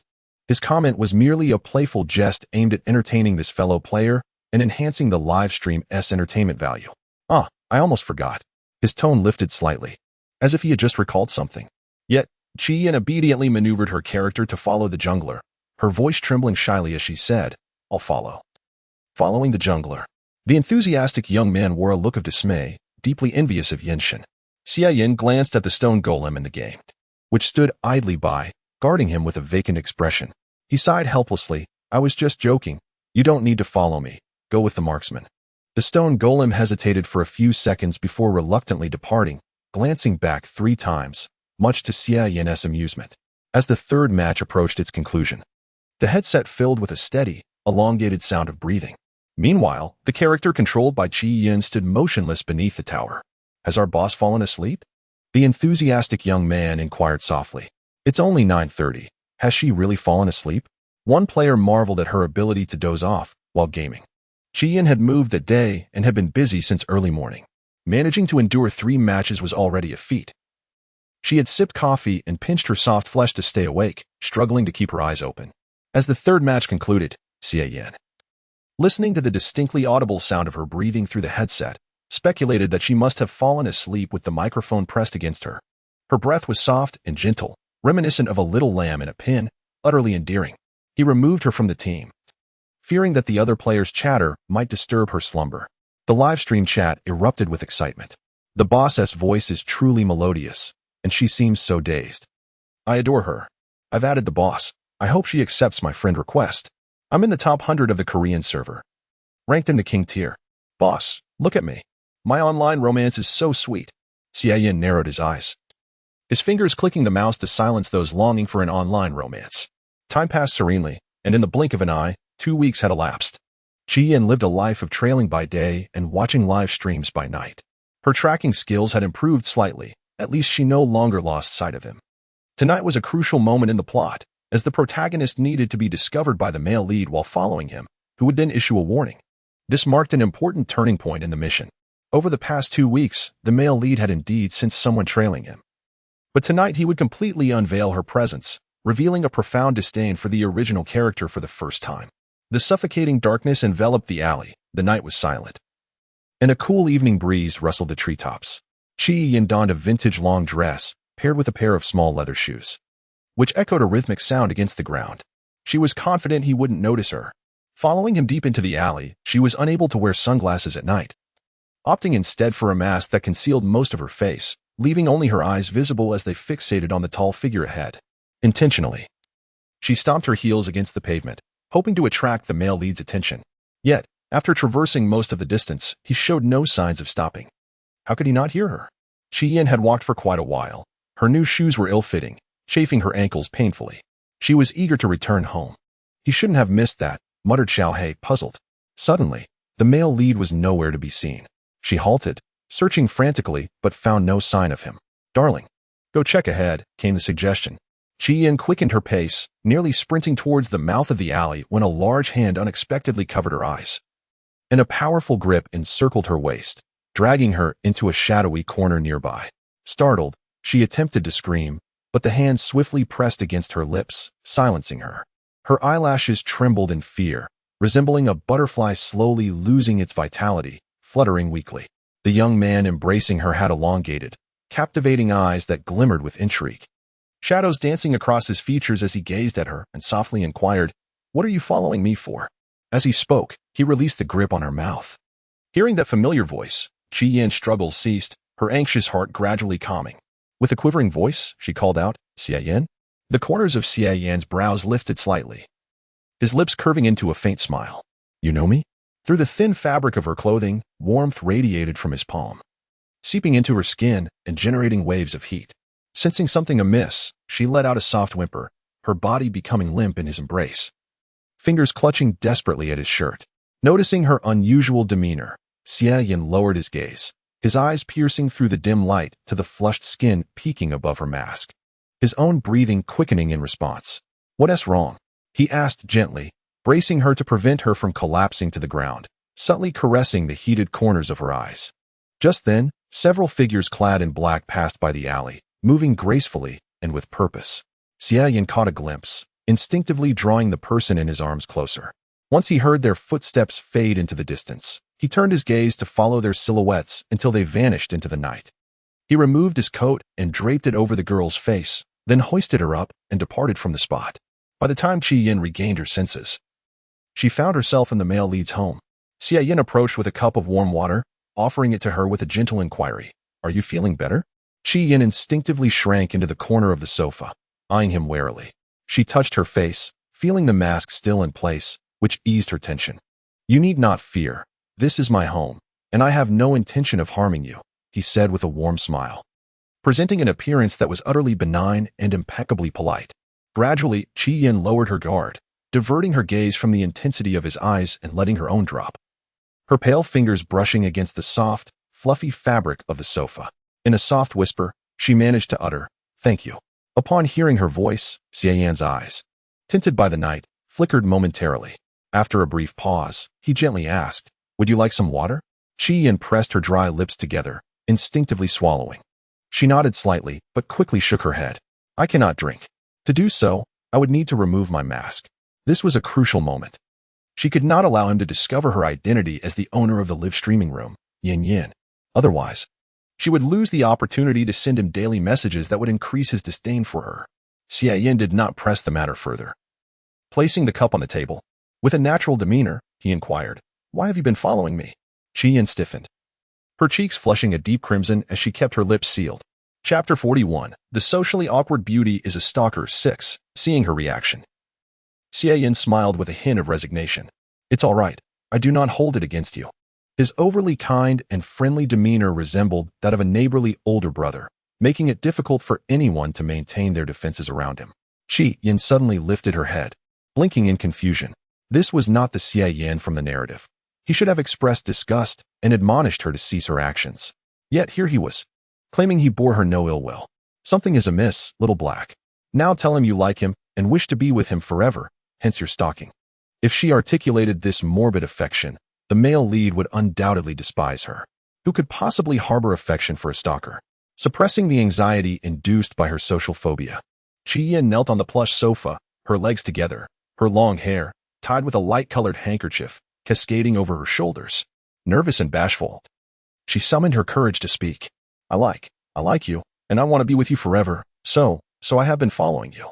She bit her lip, inhaled deeply, and mustered the resolve to continue. "Very well." The dark-haired youth rested his chin on one hand, his elongated, beautiful eyes shimmering with a gentle mirth that made his gaze feel innately affectionate, drawing one irresistibly into its depths. After stalking him for so many days, perhaps it was time to pay the price. Qi Yin swallowed the words that lingered on the tip of her tongue, her mind momentarily blank, her expression dazed. What had he just said? The young man offered her no chance to respond. His fingers, long and elegantly formed from having won the world championship, brushed gently behind her ear, removing the mask that obscured her face. Bathed in warm light, her skin appeared as white as snow, and her slightly upturned lashes fluttered like delicate butterflies. Her beauty was resplendent, her eyes, pure and lustrous, resembled a white rose nourished by crimson blood, capable of drawing anyone who beheld her into the depths of despair. Xie Yin instinctively averted his gaze, hearing nothing but the thunderous beat of his own heart. He had long recognized her as the girl from the restaurant that day, and was aware that it was her first attempt to follow him there. Dressed in an impenetrable outfit, she trailed him conspicuously. She believed he had not noticed, and so he pretended not to, handing her the fisherman's hat she had dropped at the foot of the stairs leading to the second floor. For 2 weeks thereafter, whenever he stepped outside, she would shadow him. The moment he paused and turned to look back, she would scurry away like a startled rabbit, clumsily hiding herself. Tonight, she wore a pair of little leather shoes, as if to mask her presence. Clumsy yet endearingly charming, she snapped back to reality, her light-colored eyes misty with emotion, lingering in a daze for quite some time. Each male protagonist in this world was more outrageous than the last. Xie Yin tidied up in the bedroom before returning to the living room and said, "It's late. You should sleep in my room tonight, and I'll take the sofa." Qi Yin wanted to shake her head in refusal, wishing to return home. Yet, the original character could not reject the affections of someone who adored her. In fact, she felt an eagerness to comply. With her head bowed, she feigned shyness and acquiesced, almost as if being thrust into the master bedroom. The male protagonist's room bore no unpleasant odors and was impeccably clean. To her surprise, there was even a cat, aloofly glancing at her before strutting past with a swish of its tail. "Darling, you can only cling to him until he grows weary of you and drives you away." Qi Yin sat despondently on the edge of the bed. Wouldn't a normal person feel angry about being followed?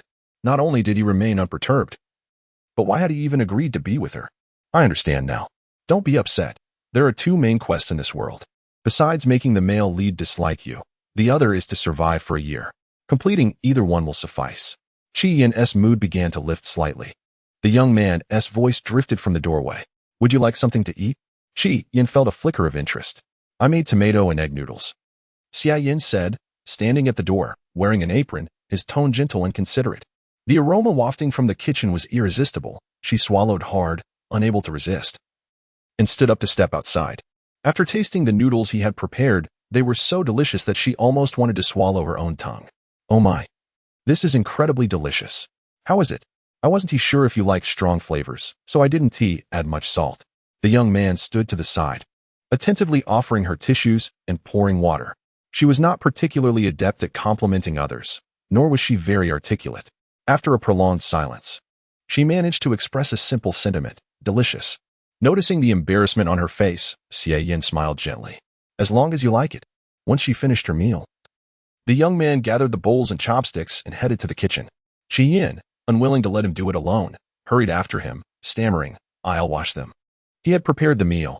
It was only right that he should not have to wash the dishes. Xia Yin's tone remained mild. Yet the sharpness in his elongated phoenix eyes conveyed a subtle authority. No need. Without waiting for her response, he proceeded into the kitchen.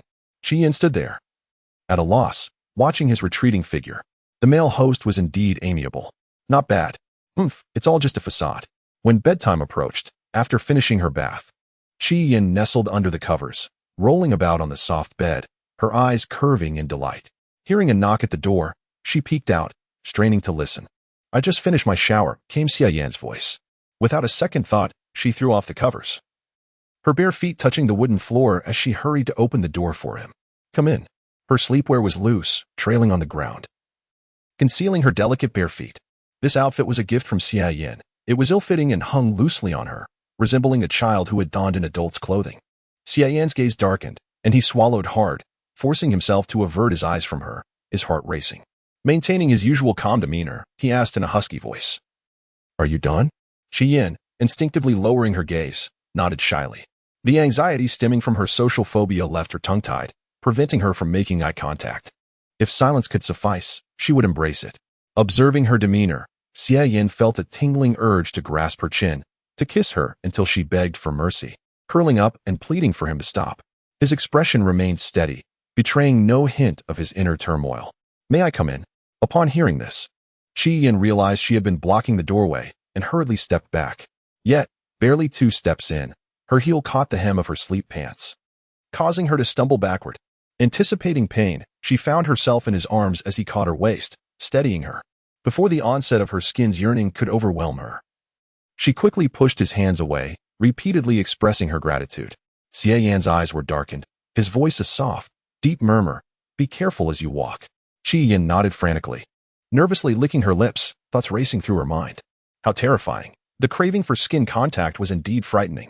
She must avoid physical contact at all costs.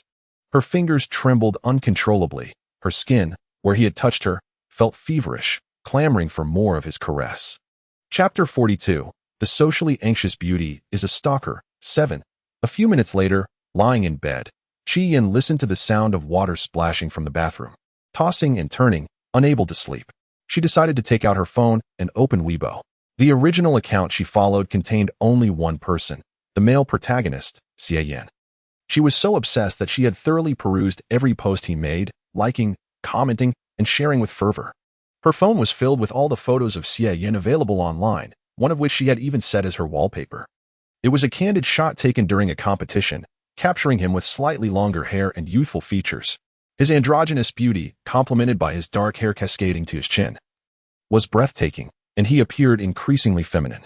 Many online detractors critiqued his looks, claiming he was more beautiful than most women, suggesting that he might be cross-dressing.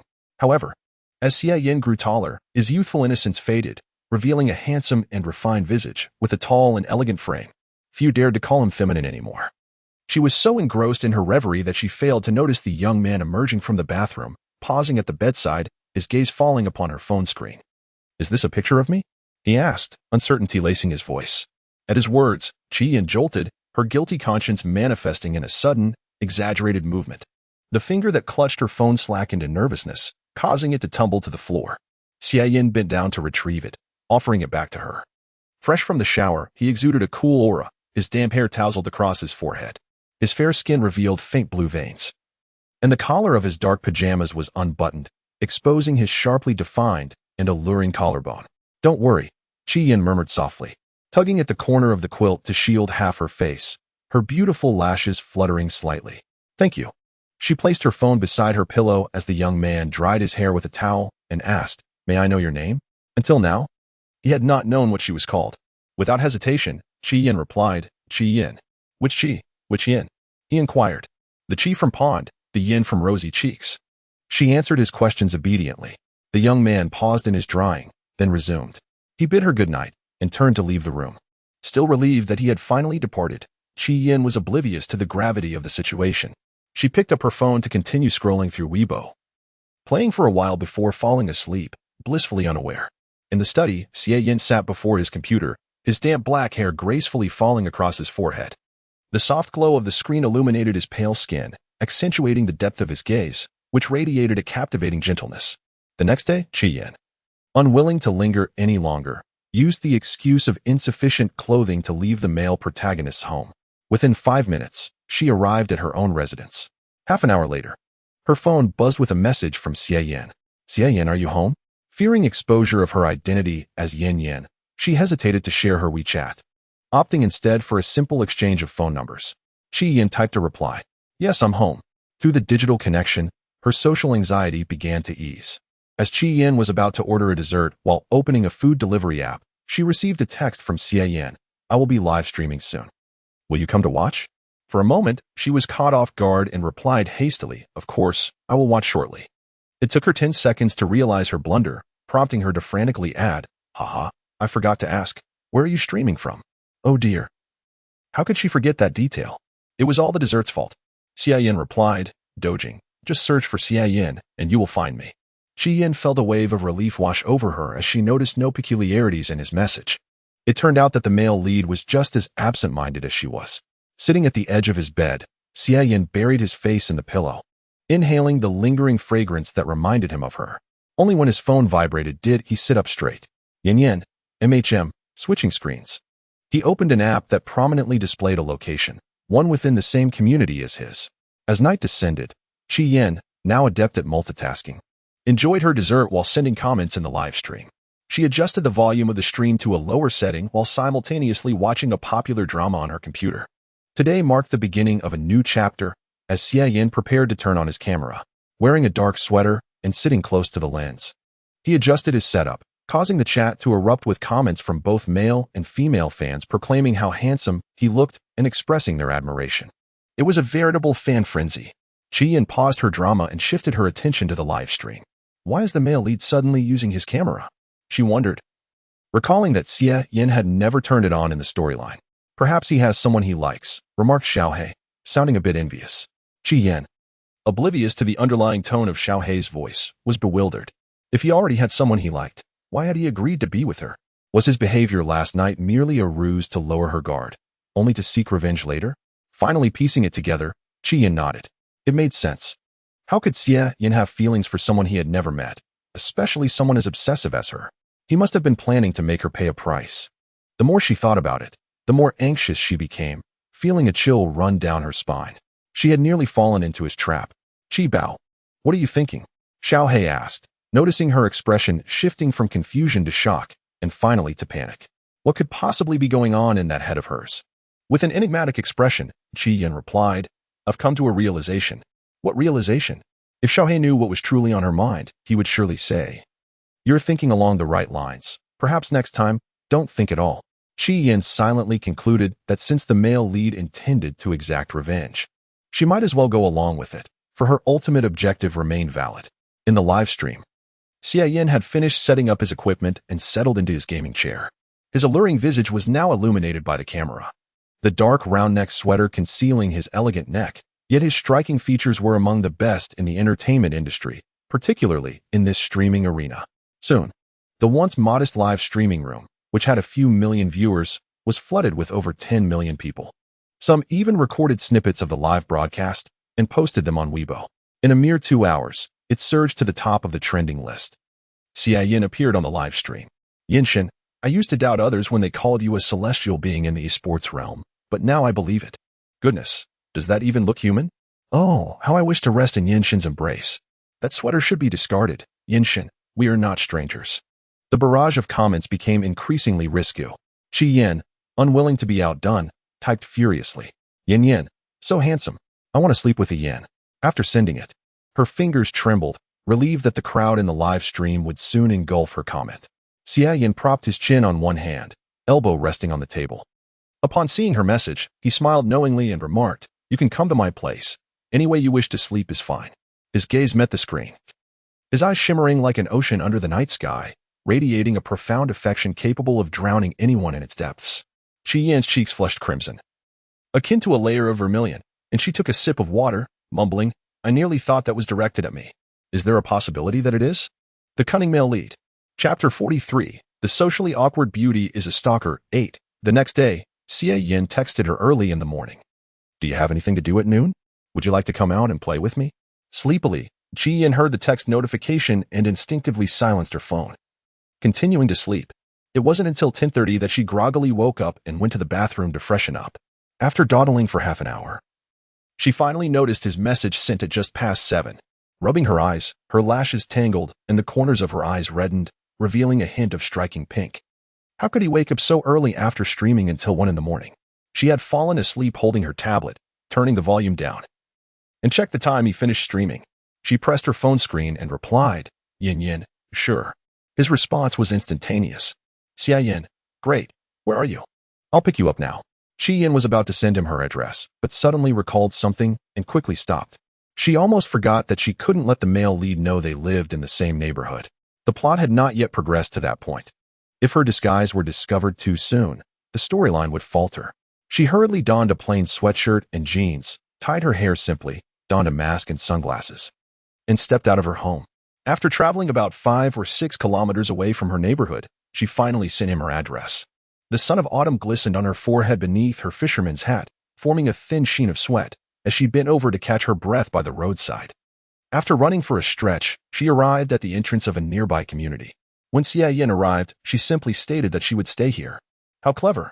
A few minutes later, a discreetly luxurious car came to a halt at the roadside. The window rolled down, and Xia Yin, seated in the driver's seat, waved at her. Qi Yin approached the rear door, and just as she was about to sit down, the young man teased, "Are you treating me like your chauffeur?" She paused.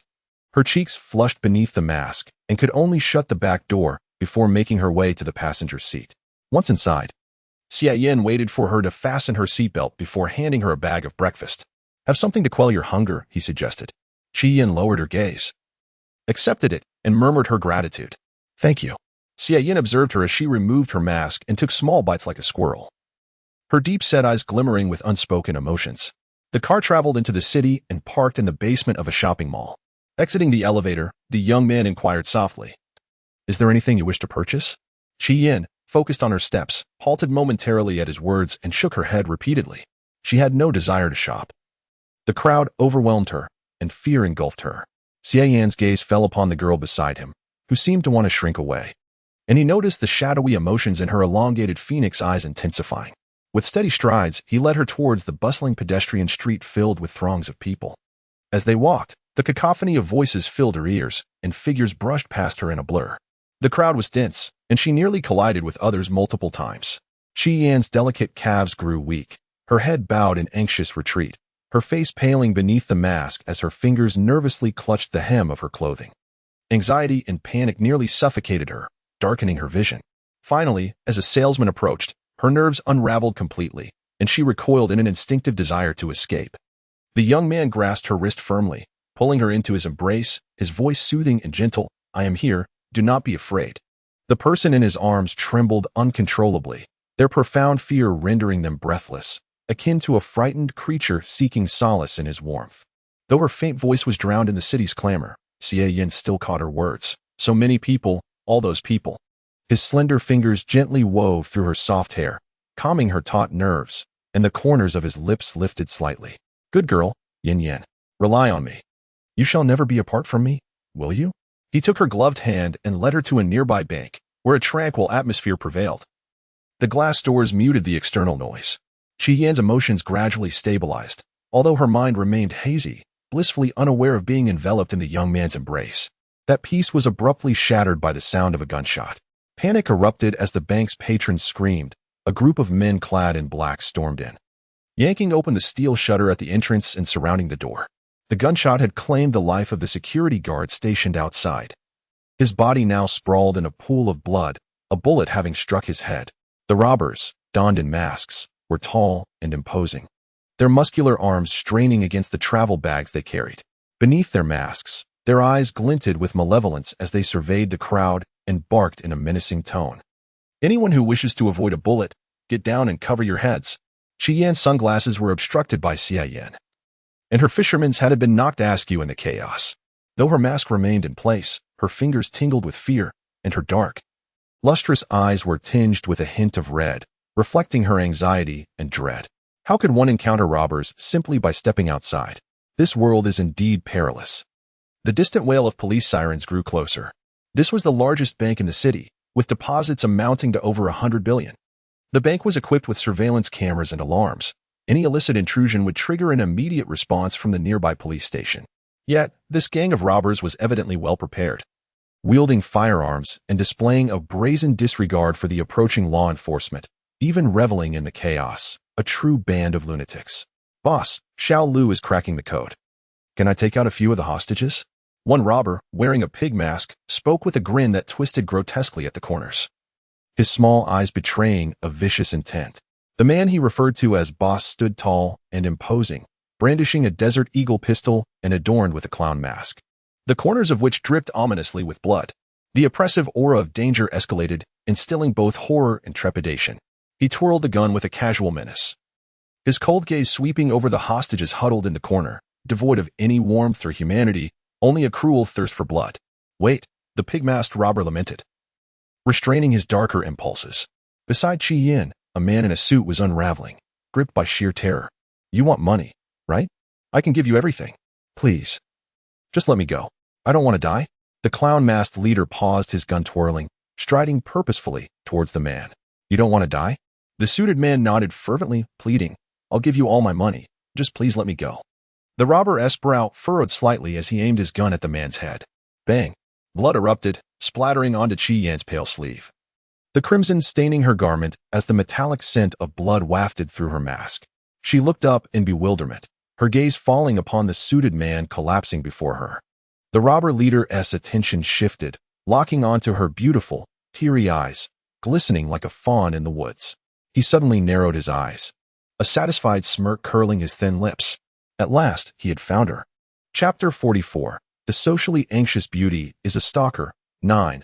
Under the watchful gaze of the robber leader, Qi Yan was thrust into the spotlight, her eyes wide with the innocent panic of a lamb, pure and untainted, as if they could dispel the dark, malevolent shadows of the world.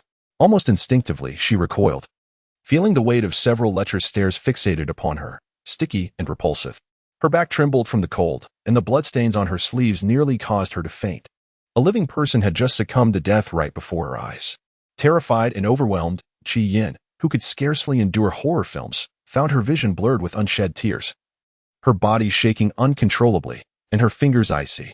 A young man stepped forward, positioning himself before her, shielding her from the malicious gazes that surrounded them.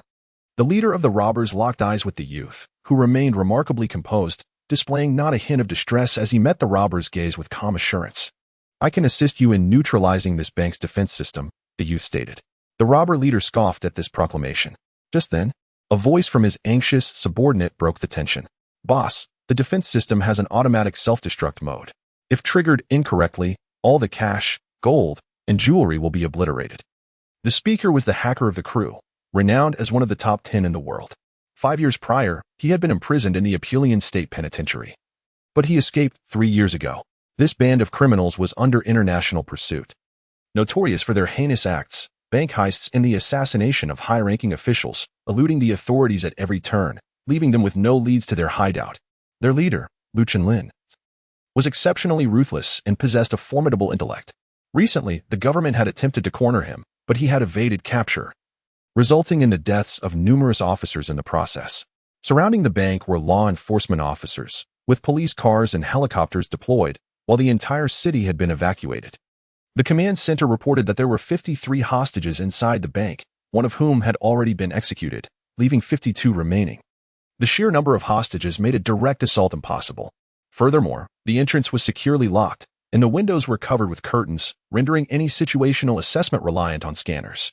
Notable government officials had also arrived at the scene. Let us hold for now. My operative is inside, and he possesses exceptional skills. He designed this bank's defense system. One official announced. Inside the bank, Lu Qinlin's expression was inscrutable, his obsidian eyes devoid of light. Do you think I would believe that? He questioned, pressing a gun to Xie Yan's forehead. Yet, Xie remained unmoving, his demeanor tranquil as he gently squeezed the icy fingers of the girl behind him, speaking softly. This bank's defense system comprises 10 layers, each more formidable than the last. Even the world's most skilled hacker, Abel, would be at a loss. He paused before adding, and that hacker beside you? He likely wouldn't even surpass the 3rd layer. Upon hearing this, the hacker in the cat mask seethed with indignation, angrily clutching Xie's collar. You, enough, Bowen. Stand down, the man said coldly. Reluctantly, the hacker released his grip, stepping aside, his eyes fixed on the youth with unwavering intensity. Who was he? Lu Qinlin absently stroked the cold barrel of his gun, casually inquiring, just speak plainly. What is your objective?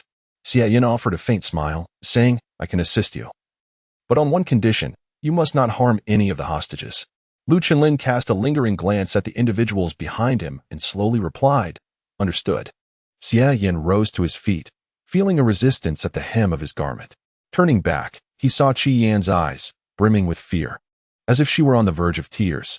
Sweat beaded on her forehead, and her delicately curled lashes trembled in sync with her rapid breaths, revealing her desire to escape this place and leave with him. Gently, Xie Yan ruffled her hair and whispered in her ear, Do not be afraid. I will take you away from here shortly. He placed a brief kiss on her forehead before following the hacker toward the vault. Qi Yan remained rooted to the spot. Her head bowed. Though the kiss was fleeting, it stirred something deep within her. Her pale fingertips flushed with color. Nearby, the masked figure with a pig's face breathed heavily, his gaze burning as he watched her graceful silhouette. He approached the leader excitedly, exclaiming, Boss, please let her be mine. I like her so much. The unrestrained desire in his words was evident. Oblivious to Lu Qinlin's cold, predatory gaze beneath his mask, the pig-faced man turned to survey those around him who coveted the girl, licking his sharp teeth with a sinister grin. Like her? He asked, his voice dripping with malice. The pig-faced man nodded vigorously, drooling in a manner befitting his mask, his face awash with longing. Yes, I like her so much, in the blink of an eye. A sharp blade sliced across his neck. The pig-faced man's eyes widened in shock as blood gushed from his severed artery, splattering onto the ground. Within mere seconds, he collapsed, lifeless. A chorus of shrieks erupted from the crowd, with some even fainting from terror. Qi Yan, her attention fixated on the ground, was unaware of the scene unfolding before her. However, the sudden onset of a metallic scent filled her with unease. As she instinctively raised her gaze, a large hand covered her eyes. Be obedient, close your eyes, came the chilling, low voice of the robber leader. She blinked sluggishly, her long lashes brushing against his palm. Lu Qinlin momentarily hesitated, unable to restrain himself as he tightened his grip, yearning to devour her whole. He lifted her and navigated through the crowd into the adjoining lounge. This was the private sanctuary of the bank president, meticulously maintained and prepared daily. Placing her by the bed, Lu Qinlin's fingers grazed her ear as he removed the mask concealing her face, revealing an exquisitely beautiful visage. He had anticipated tears streaming down her cheeks in fear. Yet the girl merely recoiled from his touch, avoiding eye contact and retreating further. Her reaction was unusually sluggish, instinctively shutting out the dangers surrounding her. Lu Qinlin seized her slender ankle, pulling her closer despite her attempts to evade him. He grasped her chin, forcing her to meet his gaze. If you hide again, I will kill you. His familiar tone echoed like a whisper from a nightmare. Qi Yan remained utterly still, her neck adorned with porcelain-like skin. A vibrant blush akin to the splendid hues of dusk rapidly spreading across her cheeks. This time, she was genuinely frightened, her eyes glistening with unshed tears, her fingers trembling as they pushed against his chest in a futile attempt to create distance. Go away, please. Yet, her meager strength felt akin to that of a kitten's playful swat, which to the man seemed more like an endearing display of affection or flirtation. Lu Qinlin lifted his hand and removed his mask, revealing a strikingly handsome visage that reflected in her gaze. With a devilish arch of his brows, he leaned closer and inquired, Have you forgotten me? Chapter 45. The beautiful introvert is a stalker. 10.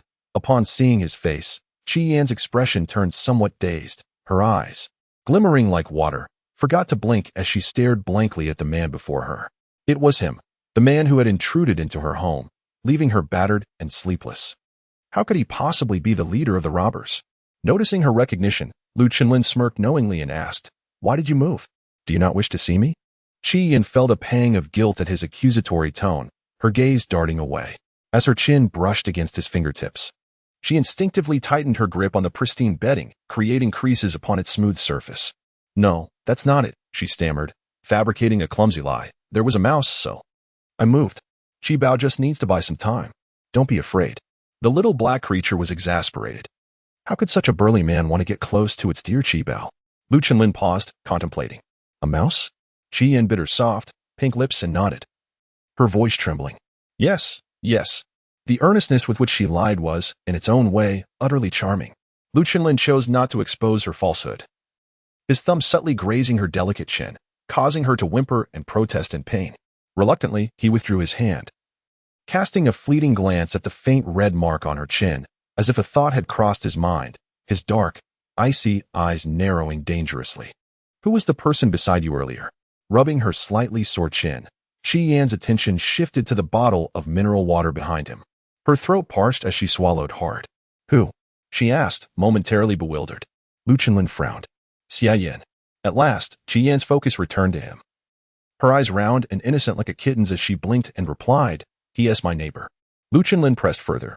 "Aren't you two in a romantic relationship?" Qi Yin hesitated for several moments, pondering what constituted a romantic relationship. Though Xia Yin had agreed to be with her, it was primarily a means of revenge against her for being a stalker. However, in her moment of silence, Lu Chenlin's dark gaze clouded over with ominous intensity, a palpable aura of danger radiating from him. "Is that such a difficult question?" he asked calmly. Qi Yin, lost in thought and oblivious to his unsettling demeanor, slowly shook her head. "No, that's not it. You have to mutually like each other to be together. Xia Yin doesn't like me, so it doesn't count." Lu Chenlin's expression shifted slightly, yet his dissatisfaction lingered as he coldly inquired, "Do you like him?" Qi Yin only needed to feign affection in front of the male lead, while remaining indifferent in the presence of others. Thus, she shook her head, expressing disinterest. Perhaps the atmosphere had become too harmonious, her memory was fleeting, and the gruesome image of the man's violence in the bank lobby had already faded from her mind.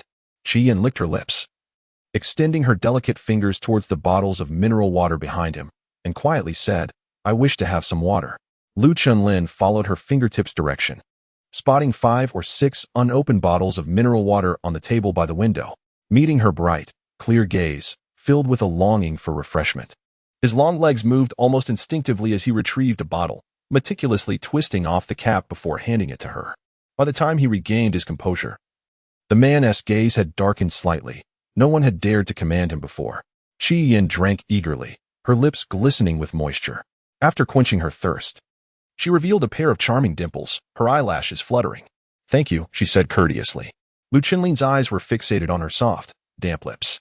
A man accustomed to taking what he desired had never known failure. She was no different. He strode confidently before her, leaning down to capture her succulent lips, which seemed to him like blossoms adorned with dewdrops, allowing him to savor their sweetness. Her eyes glimmered with a seductive allure, and she was overwhelmed by a hunger that engulfed her, her body languishing against the soft bed, releasing muffled whimpers between their lips. Lu Chenlin's fervent palm cradled the back of her head, his dark, intense eyes swirling with unrestrained desire as he gazed at her. His innate wickedness could not be concealed. He gently caressed her earlobe with his fingertips, his voice hoarse and laced with mischief. "Call me husband, and I shall release you." Qi Yin, tormented by an insatiable longing, felt every inch of her skin ablaze, a tingling itch coursing down her spine. Unconsciously, she clutched a part of his garment, her face flushed and pressed against his palm, her mind a blank. "Hurry, call me husband." "Husband," she stammered. His Adam's apple bobbed, his gaze deepening with uncharted desire that seeped into his veins, coursing through his very being, causing his heart to race as if it might leap from his throat. When his fingers grazed the soft curve of her waist, a voice from outside interrupted. "Boss, that guy wants to see his girlfriend. He wants to disengage the security system otherwise." Lu Chenlin halted, his expression darkening like thick ink. He pulled the blanket over her, concealing her entirely, and quickly donned his mask before exiting the lounge. Several minutes later, lying in bed, Qi Yin peeked out with glistening eyes, her cheeks flushed like snow. She blinked and glanced around the empty room. Once she confirmed the man was gone, she sighed in relief. Feeling aggrieved, she complained to Xiaohei. Xiaohei, he kissed me, and my lips hurt. It was so reckless, like a large dog. Xiaohei's fist tightened. Damn it, that shameless man. Don't worry, Qibao. I'll arrange an escape route for you. Qi Yin crawled out from under the covers, took several sips from the mineral water on the table. Yet the faint scent of cedar lingering from the man remained unshaken. She had no choice but to endure it. How to escape? Look out the window. Qi Yin approached the window, cautiously lifting the curtain to peer outside. The bank was surrounded by police. Not even a fly could escape. Wait one more minute. The police will rush in. After retiring from the esports scene, much had transpired in Xie Yan's life. He subsequently joined the police force and became an operative at the municipal bureau. His live streaming was merely a faade to mask his true identity, and the officers outside had already established communication with him. A fierce battle was about to erupt within the bank. This punitive scenario had an exceedingly high crime rate, with the antagonist Lu Chenlin being the leader of the largest criminal syndicate. The host's task of surviving for a year seemed deceptively simple, yet it was particularly arduous. The only task that could be completed was to instill a sense of aversion in Xie Yan towards the obsessive host. However, it appeared that this task was also destined for failure. Little Black was nearly at its wit's end, though it had no head. Boom. A resounding explosion echoed through the door, causing the ground to tremble and the curtains to sway unevenly. Startled, she nearly lost her balance, bracing herself against the nearby table. As a series of intense gunshots followed, suddenly, the door to the lounge burst open, and the figure that entered was not Lu Chenlin, but the long-unseen Xie Yan. Without allowing her a moment to react, he stepped forward, grasped her wrist, and fled the room through the emergency exit.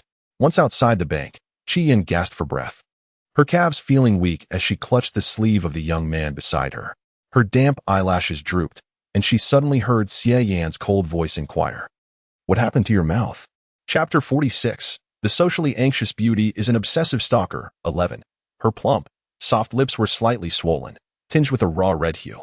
The moisture clinging to the surface made them appear even more enticing and vibrant, as if they had been savored for a prolonged moment, unable to fully close. Slightly parted as she breathed, Xie Yan's brow furrowed, his usually warm and gentle gaze now sharp as the biting winter wind, fixed upon her face. Qi Yin felt her cheeks flush with embarrassment, awkwardly licking her lips, avoiding his scrutinizing gaze, attempting to deflect the situation. "It was an accident. I bumped into something." Xie Yan remained silent. If she had dared to meet his gaze, she would have seen the thin veneer of menace barely concealed within his deep, narrow eyes. With visible veins throbbing on his forehead, "Lu Chenlin, you truly deserve to die." Qi Yin was unable to return home, citing the danger outside and the fear of retaliation. Xie Yan brought her to his residence. Under her dazed stare, the young man slowly spoke. "I received news that the leader of the robbers has escaped." With such a significant police presence, it was terrifying that the robber leader could still flee. Qi Yin's heart raced, and the thought of returning home was abruptly extinguished. At least being with the male protagonist would afford her some semblance of safety, she mused. After a day of heightened tension, Qi Yin soon succumbed to a deep slumber upon lying in bed, undisturbed even when a figure entered the room and approached her bedside. In her hazy consciousness, she felt an unsettling discomfort in her dreams, vaguely perceiving something heavy resting upon her. A cold, serpentine presence slithered between her lips, tightly entwining around her tongue, its damp heat clinging uncomfortably. The following morning, awakening in Xie Yan's embrace, Qi Yin opened her eyes to find herself gazing at the young man's slightly exposed chest. His collarbone exquisitely alluring, the contours of his muscles both sleek and robust. His warm breath cascaded over her head, mingling with a cool breeze that danced around her nostrils. Confused, she blinked rapidly, her thick, curled eyelashes fluttering in agitation. What on earth is happening? In a flurry of panic, Qi Yin recoiled, her limbs flailing as she tumbled from his grasp. As she teetered on the brink of falling from the bed, the young man extended his long arm, deftly securing her half-formed body back to the edge of the mattress. "Be careful," he cautioned. Qi Yin's delicate, pale fingers intertwined anxiously as her still drowsy mind struggled to comprehend the situation, her beautiful face flushed with embarrassment. You. Words eluded her in her state of disarray, leaving her tongue-tied. Xie Yin softly explained, "Last night, you sleepwalked into my room. When I inquired, you remained silent and simply lay down beside me." As he spoke, he lifted the covers and stepped out of bed, changing his clothes while continuing, "I had no idea that you had a habit of sleepwalking, Yin Yan." Qi Yan's expression was one of bewilderment as she racked her brain, unable to recall the events of the previous night. The male protagonist, with his upright demeanor, surely would not lie. Thus, she must have genuinely sleepwalked. Her vibrant face paled in realization, and she unconsciously bit her lip, her light-colored eyes shimmering with unshed tears, veiled in mist. I'm sorry, she murmured, overwhelmed with mortification. Xie Yan smiled gently. It's all right. Now that we are together, if you wish to share a bed with me, that is perfectly acceptable. His demeanor was so tender, akin to the morning sun spilling into the room, effortlessly soothing her fraught nerves. Sharing a bed? Qi Yan's cheeks flushed crimson as she frantically waved her arms. No, I don't want that. Suddenly, Xie Yan leaned closer, his lips brushing against her delicate ear as he whispered, Yin Yin, I would like a good morning kiss. May I? Qi Yan's body reacted sensitively, her ears flushing with warmth. She attempted to retreat, but the young man held her firmly by the back of her head. Do you not like me? His deep voice resonated with a hint of loneliness, resembling a husband questioning whether his wife still held affection for him. Qi Yan felt a pang of guilt, rendered helpless. And without a second thought, she shook her head. I do. I like you. She hadn't considered any potential misgivings about the young man, unconditionally trusting his words. Xie Yan inhaled the delicate fragrance that emanated from her, his deep phoenix eyes slowly narrowing as he leisurely asked, And what about my good morning kiss? Qi Yan's ears flushed with a deeper hue, her lips parted hesitantly as she inched closer to his face, shyly planting a brief kiss. Her small gestures were numerous. Her fair fingers, resembling tender scallions, nervously clutched at a small section of his clothing, while her round, rosy nose quivered and her closed eyelashes fluttered incessantly.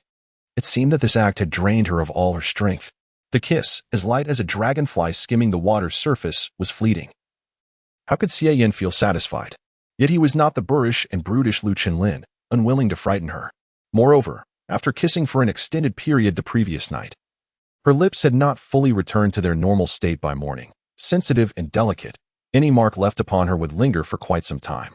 Good morning, he murmured, gently ruffling her soft hair with his palm. Once he departed, Qi Yan burrowed into the warm remnants of the bedding, anxiously reaching for her phone to search the browser. What to do about sleepwalking? How to prevent sleepwalking? Foolish Qi Bao believed everything others said. Qi Bao, forget the tasks that would annoy the male lead. Focus on surviving in this world for a year instead. Currently, the only feasible task was this one. The male lead's affection for the host soared to an absurd level, rendering the first task impossible to complete. Qi Yan counted her fingers. It had been less than a month since she had crossed into this world. Thus, if she could remain here for another 11 months, she would be free. Would there be more survival tasks like this in the future? Her face lit up with excitement. Tasks that could be accomplished by simply staying at home were most welcome. Sorry, dear, only the punishment world has those. However, Xiaohei believed she would certainly visit the punishment world frequently in the future. Qi Yan smiled brightly. That's all right. Having something is better than nothing. Half a month after cohabiting with Xie Yan, one night, while she was soundly asleep, a subtle rustling came from the window. An arm reached in, followed by a figure leaping inside. Clad in a black trench coat, the figure approached the bedside with steady strides, illuminated by the faint light from outside, revealing the person lying in bed. Before his fingers could draw near, a noise erupted from the doorway. Bang! The lights flickered on, dispelling the darkness within the room and awakening Qi Yan. She blinked her hazy eyes and, upon seeing the unfamiliar figure standing by the bed, felt her mind short-circuit. You again! The infiltrating Lu Qinlin wore a grim expression, casting a sidelong glance at the youth who entered through the door, his fingertip heavily rubbing against the revolver in his hand. Xie Yan also held a gun, unperturbed, responding coldly. I never expected the esteemed leader of an organization would sneak into someone else's home like a thief. Chapter 47. The beautiful woman with social anxiety is a stalker. 12. Lu Qinlin remained unfazed by his words, his slightly drooping eyelids lifted ever so slightly as he scoffed. Do you truly believe you can keep her? Xie Yan remained silent. The atmosphere crackled with tension, akin to two ferocious lions poised to rend each other's flesh.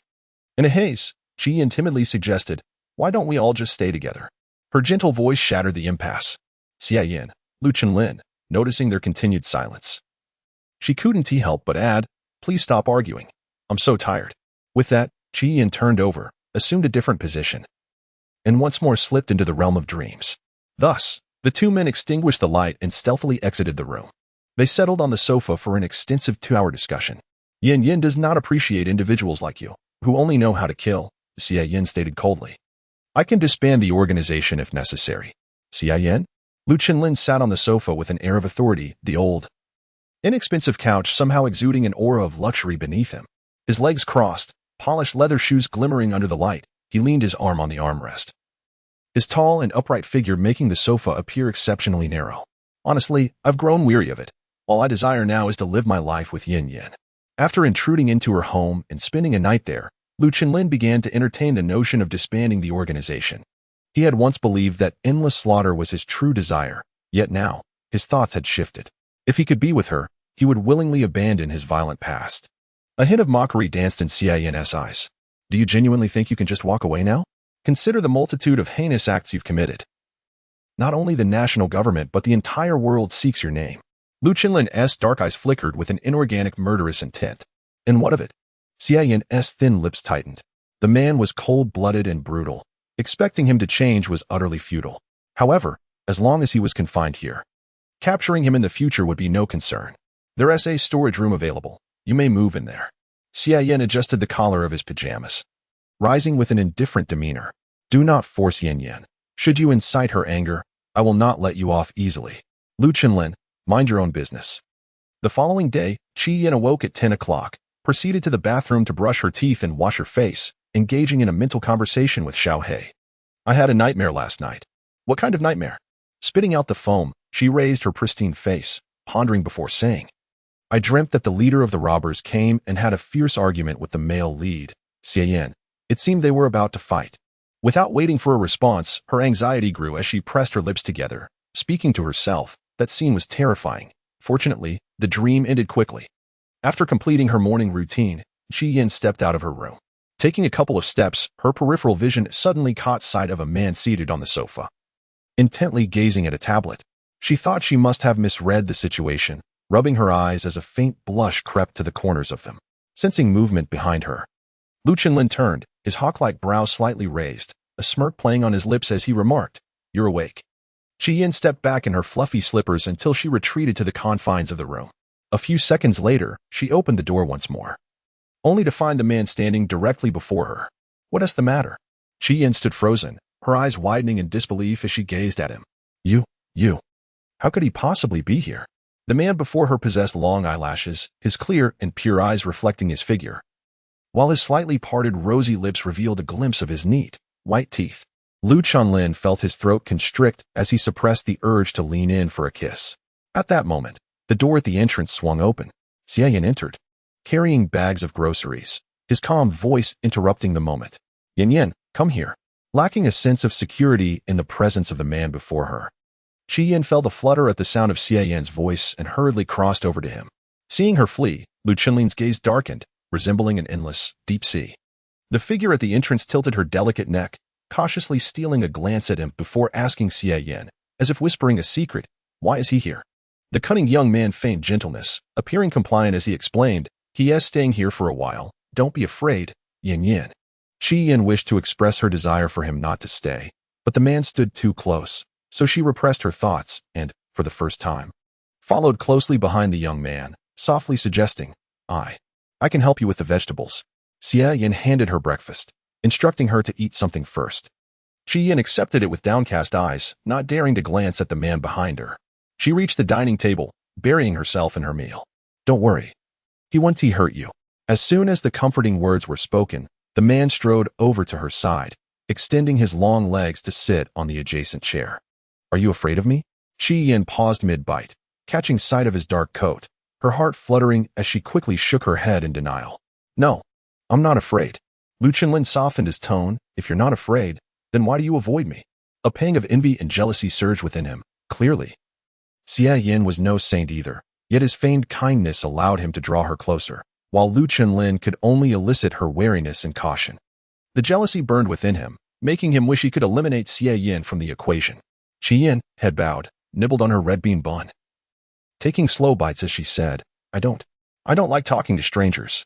To her, Lu Qinlin was merely another stranger compared to Xia Yin. After finishing one bun, she felt full, yet the breakfast bag still held plenty of food. With her blushing fingertips, she gently poked the bag, pushing it towards the man. Her earlobes flushed, her voice sweet as she inquired, "Will you eat?" A chilling aura enveloped Lu Chenlin as he was momentarily appeased, a pleased smile curling at the corners of his lips. Accepting the breakfast bag she had pushed towards him, he turned his head triumphantly to cast a glance at the young man in the kitchen, his voice amplified. "Is Yin Yin concerned that I might go hungry?" Ji Yan's attention was fixated on the orange cat entwined around her ankle, and she barely caught his words, responding with a nonchalant murmur as she crouched down to play with the feline. In the initial days of her arrival, the adorable orange cat had paid her no heed. But after a week of feeding, it had begun to warm up to her. She gently stroked the cat's head before lifting it and heading towards its food bowl. Lu Chenlin's previously darkened expression dissipated, and he hummed a cheerful tune, convinced that Yin Yin harbored a slight fondness for him. Xia Yin emerged from the kitchen, casting a bewildered glance at the man amusing himself by the dining table, before retrieving 2 eggs from the refrigerator. The man clearly had some issues. Chapter 48. The socially awkward beauty is a stalker. 13. After feeding the cat, Qi Yin settled onto the sofa, preparing to watch television. Just as she grasped the remote control, a weight sank beside her as the man, having devoured his breakfast, eagerly approached her for affection. He would pinch her wrist one moment and tug at her earlobe the next, proving to be an incessant annoyance. Qi Yin shifted her position, attempting to distance herself, but he clung to her like a stubborn gum. "Yin Yin, you smell delightful," he murmured, burying his face in her neck, his voice deep and husky. Qi Yin retreated to the corner of the sofa, feeling cornered and helpless, her fingers gripping the remote control tightly with a mix of embarrassment and annoyance. The anxiety of social discomfort dissipating significantly, she dared not express her irritation. After all, one could never predict how a bandit leader might react. Lowering her eyes, she pressed her lips together, mustering a timid protest. "The body wash, could you perhaps move a little further away? It's rather warm." The sofa was spacious enough for him alone. His elevated temperature made it unbearably hot when he drew closer. Lu Chenlin shifted slightly, his well-defined fingers entwining a strand of her dark hair, twirling it absent-mindedly as he bluntly inquired, "Has Xia Yin kissed you?" Qi Yin felt her cheeks flush at his question, and before she could respond, Xia Yin's voice resonated behind her. "Yin Yin, are you heading out to the supermarket?" He appeared as if descended from the heavens. She hastily stood, tossing the remote onto the sofa, and rushed to Xia Yin's side, her previous reluctance to venture out replaced by eagerness.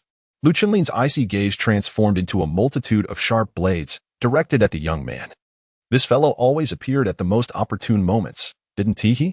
He wore a disgruntled expression. "I want to go too," Xia Yin replied coolly. "If you're not afraid of being caught," Lu Chenlin coldly interrupted. "What do I have to fear?" As the two appeared poised for another confrontation, Qi Yin anxiously interjected, "Then let us go, altogether." Caught in the midst of it all, she felt as though she were suffocating. Thus, the 3 of them set out together. They arrived at the base of a mountain in Xia Yan's vehicle, where a cable car hung high above, ascending towards the summit. Clad in hiking attire, pedestrians flowed continuously, while numerous vendors at the foot of the mountain called out to sell their wares. Lu Chenlin furrowed his brow tightly and glanced at the young man beside him, exclaiming, "You call shopping climbing a mountain?" Qi Yin, wearing a hat, observed her surroundings with curious and bright eyes, feeling both anxious and exhilarated. Climbing a mountain? She had never done that before. Xia Yin adjusted the girl's jacket and gently tidied her long hair that hung by her waist, saying nonchalantly, "If you don't want it, you can leave." Lu Chenlin immediately discerned Xia Yan's cunning ploy. It was merely an attempt to divert him and seize a moment alone with Yin Yin. Not a chance. Climbing a mountain couldn't be that difficult, he remarked dismissively. Qi Yin took the cable car to the summit while they ascended on foot. She sat in the cable car, anxiously glancing at the 2 of them. Fearing a confrontation atop the mountain, Xia Yin placed a bottle of sweet milk in her hands, watching as the cable car gradually rose. Lu Chenlin's expression remained impassive, the malice in his gaze unmistakable. "Let us go," he commanded, as Xia Yin averted his eyes and began the ascent. This mountain, towering and situated in Bailin County, was a considerable distance from the city. The winding paths were treacherous, making it easy to become lost. From the summit, Qi Yin admired the slowly setting sun on the horizon, the scenery breathtaking. Many had pitched tents nearby, capturing the sunset's beauty with their cameras. Suddenly, her phone received a text message. It was from Xia Yin.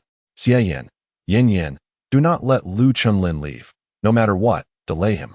Qi Yin's fingertips turned pale, her heart racing furiously, instinctively biting her lip. Little Black, is the male lead trying to capture Lu Chenlin? Yes. Prior to their arrival, The mountain had been heavily guarded. Xie Yin had intentionally lured him here. Lu Chunlin had formed a criminal gang and committed numerous heinous acts. The mastermind could not possibly be allowed to live. Qi Yin took a deep breath, attempting to calm her tumultuous heart, uncertain how much time had passed. The last sliver of sunlight was devoured by the encroaching darkness, the night settling in with a gray hue. The evening breeze carried a chill, stirring her dark hair. Yin Yin, came Lu Chunlin's breathless voice from behind. He had sprinted the entire way, reaching the summit at the quickest pace, eager to be the first to see her. The man possessed an irresistible charm. Upon seeing her, a smile grazed his lips as he approached her swiftly, asking, "So, what do you think? Am I better than Xie Yin?" Qi Yin lowered her head, the brim of her hat shielding her eyes, clutching the unopened sweet milk tightly. She responded with a muffled Lu Chunlin removed his jacket and draped it over her petite frame, exhaling deeply. "It's quite chilly at the summit. You're delicate. Don't catch a cold." Having said that, he surveyed the surroundings, inquiring, "Well, would you like to eat? I'll go get it for you." Qi Yin quickly reached out her wrist, grasping his clothing, shaking her head as she said, "I'm not hungry. Please don't leave." Lu Chunlin gazed at her hand, as white and delicate as jade, an involuntary smile gracing his lips. It was the first time she had shown such closeness to him. "No, I won't leave," he replied, sitting beside her and gently clasping her fingers, which were slightly cool to the touch, tightening his grip to warm her. The atmosphere fell into a brief silence. Qi Yin was aware of her own introverted nature, fearing that he might grow impatient and depart. After a moment's thought, her pale palm began to bead with sweat as she awkwardly broke the silence. "Could you share something about yourself?" Immediately, she felt a pang of rudeness and softly added, "I'm sorry, it's okay if you don't want to talk." In the next moment, she heard the man respond in a tone both harsh and brazen. "I don't mind telling you, but could you let me kiss you?" On that day, with the treacherous and duplicitous Xie Yin present, he had no chance to draw close to her. He had endured for so long, wishing to grab her chin and fervently kiss her. Qi Yin's face suddenly flushed, her eyes glistening with a thin veil of moisture, feeling both anger and embarrassment as she bit her lip, puffing her cheeks in reluctance to converse with him. Why was he like this? Seeing her silent, Lu Chunlin felt a playful urge to tease her. He extended his hand, gently lifting the brim of her hat that obscured half her face, meeting her exquisitely beautiful eyes, which sent a shiver through his heart. She nervously turned away from his penetrating gaze, her lashes fluttering. "No, that's not okay." Lu Chunlin did not release his hold, his gaze lingering. Unlike the previous instance when he had disregarded her feelings, a flicker of affection crossed his dark eyes as he tightened his grip, saying, "Don't be afraid. I won't force you again." Qi Yin exhaled, feeling a surge of courage as she extended her palm to shield his gaze. "Please don't keep looking at me." She struggled with social anxiety. The longer he stared, the more tense she became. Lu Chunlin playfully protested, "If you want tea, let me kiss you." "Can I at least look at you?" Qi Yin's cheeks deepened in color, her fingers curling downwards. "Fine, if he wants to look, let him." Chapter 49. The socially anxious beauty is a stalker, and Lu Chunlin studied her for several minutes. His gaze fixed on her flushed face before finally withdrawing his eyes to gaze at the night sky, as if recalling a painful memory, evident disdain flickering in his depths. "There is not much to tell about my life. My father was the head of a notorious gang, and my mother was a lowly dancer who perished in a family feud." In his morbid recollections, his mother was one of the legitimate heirs of the family he referred to as the second brother, tortured to death by the bunnier.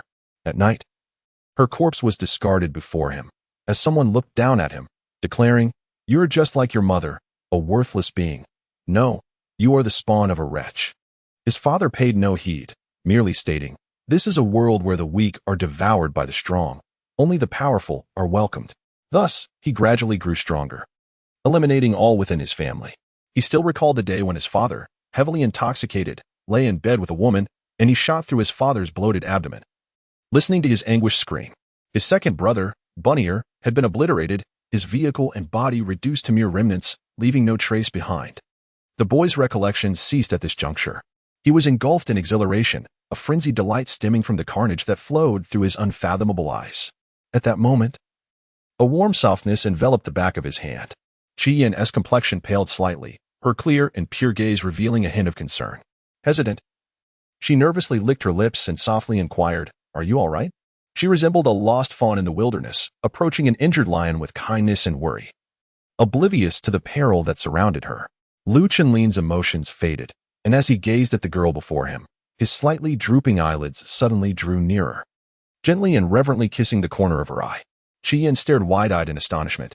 A silent sniper rifle discharged from afar, sending a bullet straight towards Lu Chenlin's head.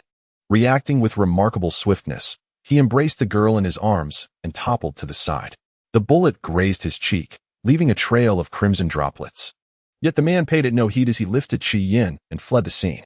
Unbeknownst to them, the other climbers had vanished, leaving only the two of them. Lu Chenlin moved through the forest with the speed of a cheetah. Nestled in his embrace, Qian's view was obscured by the brim of his hat, allowing her only to hear his heavy breaths and the thunderous rhythm of his heartbeat. What transpired? Who fired the shot? Asked Xie Yin, observing the scene from a distance. It was a close call. The bullet had nearly struck Qian. A voice crackled through the communicator. It was not us. It was another group. Professional assassins specifically sent to eliminate Lu Chenlin. This mountain harbors not only the police but also other factions monitoring Lu Chenlin's movements, laying an ambush here.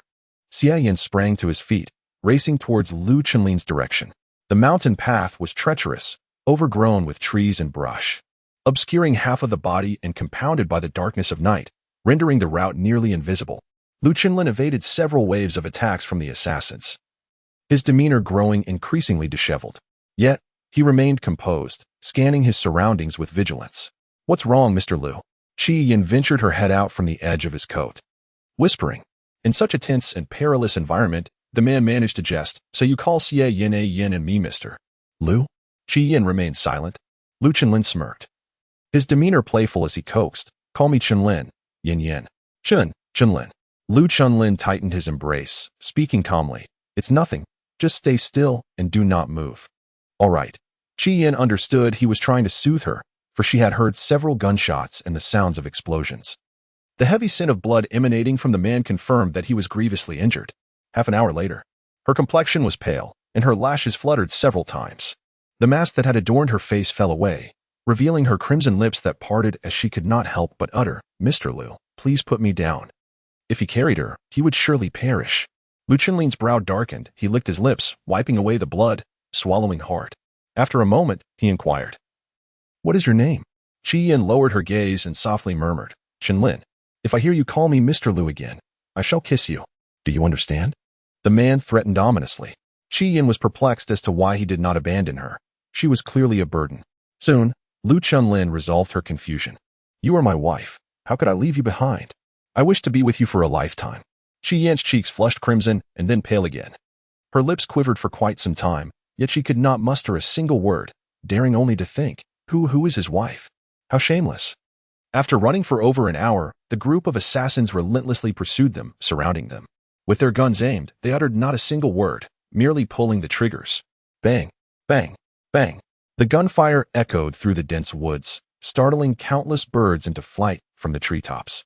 The police finally arrived, gunning down the assassins.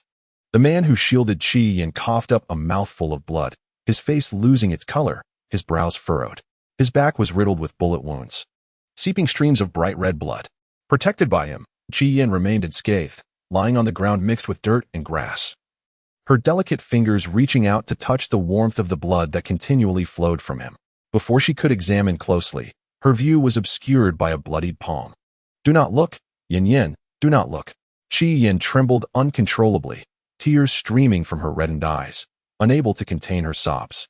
Lu Chenlin gradually lost his breath, his body collapsing beside her. The hand that covered her vision slowly grew cold. In the hospital, Qi Yin remained in a deep coma, having suffered immense shock. Nearly a month had passed since the incident in the mountains of Balan County.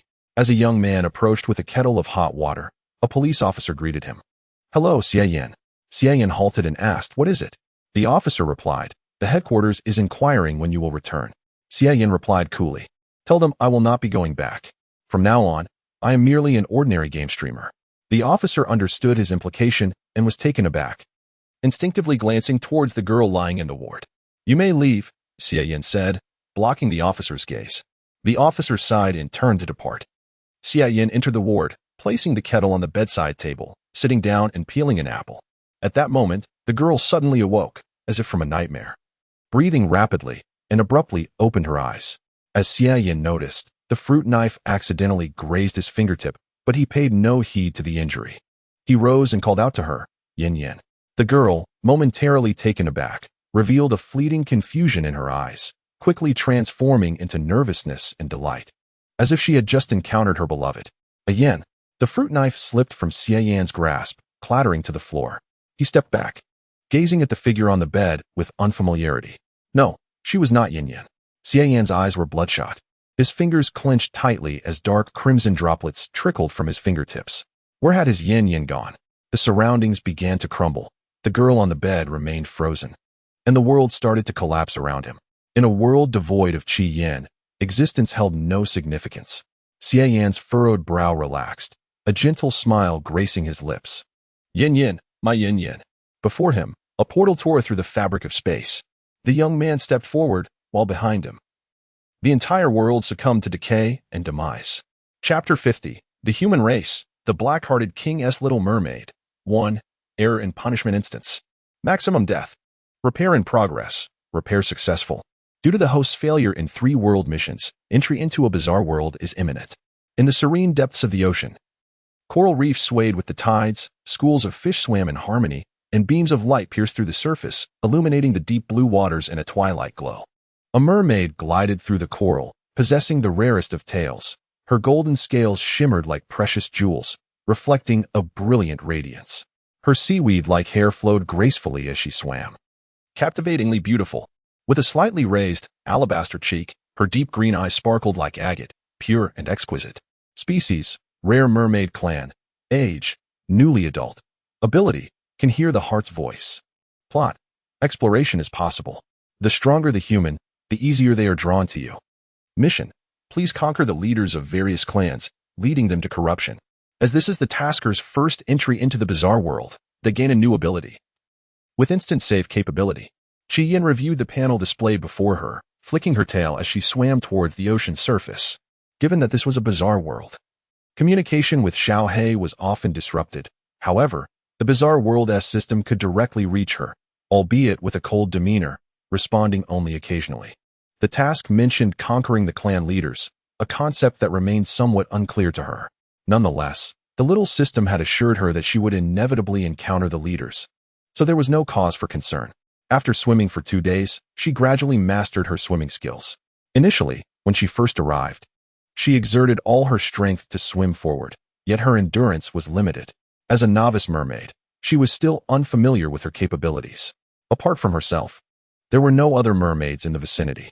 According to the memories of the original mermaid, upon reaching adulthood, she was to separate from her clan and live independently for a few years before rejoining her kin. Mermaids had a poor memory, often forgetting various details. In recent days, Qi Yin has been frequently forgetting her tasks, aimlessly drifting in the depths of the ocean. Every hour, she is compelled to summon the system, Xiaogui, to check her assignments. Detected nearby human clan leader, tasker is advised to proceed immediately. The system's voice resonates, and before Qi Yin appears a nearly transparent panel displaying a map, with a flickering point of light not far from her. She tilts her head curiously as she examines the glowing point before embarking on her journey. Her long, slender fishtail sways gracefully, its fins shimmering like golden sands. She surfaces, the gentle moonlight cascading over her damp visage, casting a luminous glow across her features. With her lustrous, dark eyes gazing ahead, she spots a colossal cruise ship, where fireworks bloom in the night sky, a breathtaking spectacle. The ship is hosting a grand celebration. Radiant neon lights illuminating half of the horizon in opulence. She can vaguely discern humans dancing on the deck, their vibrant gowns resembling clusters of exquisite flowers, captivating her attention. Among the myriad of fish beneath the waves, she has never encountered a human before. It is indeed a rarity for her to witness another race while submerged in the ocean. Is the human clan leader aboard this ship? She inquires of the system. Affirmative. Qi Yin swims around the cruise ship until she finally discovers a ladder leading aboard. She strains to ascend, yet her slippery tail causes her to slip downwards upon contacting the wooden rungs. How can I transform into human legs? She recalls fairy tales where mermaids consumed a sorceress's potion to shed their tails for legs. If the human clan leader is willing to offer you his heart, you can transform into human legs. Heart? She is momentarily taken aback. How is that offered? Is it a matter of extracting it directly? That seems excessively brutal and bloody. I am unsure. Qi Yin droops her ears, her porcelain-like cheeks revealing a look of disappointment. Xiaogui, I cannot ascend. Disregarding the tasker's peculiar address, the system replies coldly. They have already noticed you. There is no need to continue climbing. Yin promptly releases her grip, her elegantly refined brows slightly raised. A radiant smile blossoming upon her lips. That's splendid. The ladder proves too difficult for her fish form to navigate. As she patiently awaits, the system advises, Tasker, I suggest you save your progress now. Yin hesitates, unsure of the reason behind this advice, yet obediently complies. Very well, I shall save. The saving process completes. Just as she tilts her head to focus on the fireworks, a surge of electricity suddenly overwhelms her, rendering her unconscious. When she awakens once more, she finds herself enclosed within a narrow fish tank, barely accommodating her mermaid form. The tank is filled with seawater, shrouded by a layer of black cloth, obscuring her vision. Soon, footsteps approach from afar. As the black cloth was lifted, a blinding light flooded the fish tank, compelling her to shield her eyes helplessly. The resplendent, glass-like tail of the fish began to flail in distress. Gradually acclimating to the brilliance, her gaze fell upon the rows of spectators outside. This was the uppermost deck of the cruise liner, reserved solely for the elite, those of noble birth, second only to kings, wielding boundless power. They scrutinized her within the tank with the detached curiosity of merchants inspecting their wares, their eyes reflecting both awe and avarice. The merfolk were steadily fading into oblivion, and it was becoming increasingly rare to glimpse one upon the land. This vessel had traversed the mermaid reef, patrolled by specialists who, upon detecting a mermaid, would capture her and present her to this aristocratic assembly for their admiration. Yin, acutely sensitive to her surroundings, felt the weight of countless covetous gazes upon her, a wave of intense discomfort and fear washing over her. However, her unique ability to hear others' thoughts brought forth a cacophony of wicked whispers in her ears. She is the most exquisite mermaid I have ever seen. Her tail is golden. I have never beheld a golden tail before. She is utterly adorable, her eyes like emeralds. How I long to pluck them out. Her eyes, tinged with a hint of red, retreated slightly as she raised her hand to cover her ears, desperate to block out the invasive thoughts. Yet, no matter how she tried to shield herself, those voices still penetrated her defenses. Fearfully, she curled up, tears spilling from the corners of her eyes and transforming into pearls as they sank into the sea. Your Majesty, the king. The nobles seated nearby suddenly knelt. Long hair, deep blue and reminiscent of seaweed, floated gracefully in the water as the pitiful mermaid slowly opened her eyes, gazing at the young man who approached her. Draped in an elaborate robe adorned with intricate golden embroidery at the cuffs, his inky hair fell to his shoulders, simply tied back. His eastern features were strikingly handsome, exuding an aura of formidable authority. He was the king of the humans, ruling over a significant portion of the land, having forged a symbiotic treaty with the ferocious beast men and the undead, rendering them incapable of harming humans. Chapter 51. The Merfolk of the Black-Bellied King of Humanity. 2. He possessed formidable sorcery, the only monarch not to inherit his throne by bloodline. Detected human leader, Shinsu. Please complete the mission promptly to persuade the human leader to offer his heart willingly. The tumultuous, wicked thoughts in Yan's ears faded like the receding tide, leaving a serene silence. It seemed that the presence of the young man before her had created a barrier against all intrusive voices. Yet, her instinct for danger alerted her to a threat emanating from him, as if she were facing a natural enemy. A chill seeped through her skin, rendering her fair visage pallid, her long eyelashes quivering in the deep blue water. She clenched her fingers tightly, instinctively halting the motion of her tail. Shinsu halted before the fish tank, his mismatched eyes fixed upon her, his lips bearing a sickly pale hue, curling into a faint, elusive smile. A golden-tailed mermaid? It is said that the scales of the golden-tailed mermaid, when ground into powder, can be transformed into a potion capable of healing any ailment. He spoke to himself, continuing. It is also rumored that the blood of the golden-tailed mermaid is golden, though its veracity remains uncertain. He slowly approached the fish tank, meeting the anxious, clear gaze of the little mermaid, and inquired, May I draw your blood? Yan's eyes widened in surprise, her beautiful orbs blinking in disbelief, and her delicate shoulders trembled slightly, as though she were gazing upon a demon. She looked at the youth outside the tank. Shinsu licked his pale lips, offering a gentle smile as he instructed, Take her to my apothecary. This command was directed at the fawning noble beside him.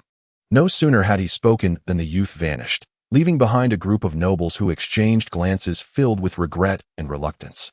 What a beautiful mermaid she was. Yet she had been reduced to mere material for potions. If only she could accompany me for a night. Alas. She was desired by none other than His Majesty the King. Our esteemed monarch, passionate about alchemy, would undoubtedly not let a rare golden-tailed mermaid slip through his fingers. With the boy's departure, their murmurs echoed in her ears, causing Qi Yan's heart to tremble. Her fishtail quivered, and her face fell in despair. How could she persuade the king, who merely sought to strip her of her scales and drain her blood, to offer his heart in return? Would she be anesthetized during the extraction of her scales? Each scale was connected to her nerves. For a mermaid, to forcibly remove them would be excruciating. As her mind wandered, the fish tank was wheeled into a dimly lit cabin aboard the ship. The cabin was spacious, revealing tables adorned with various jars and bottles. Additionally, against the wall stood a glass chamber, wherein floated grotesque forms suspended in a transparent liquid. She dared not look further, fear curling her tail as her slender fingers anxiously grazed the smooth interior of the fish tank. After a while, she rubbed her tired eyes, shaking her head to stave off drowsiness.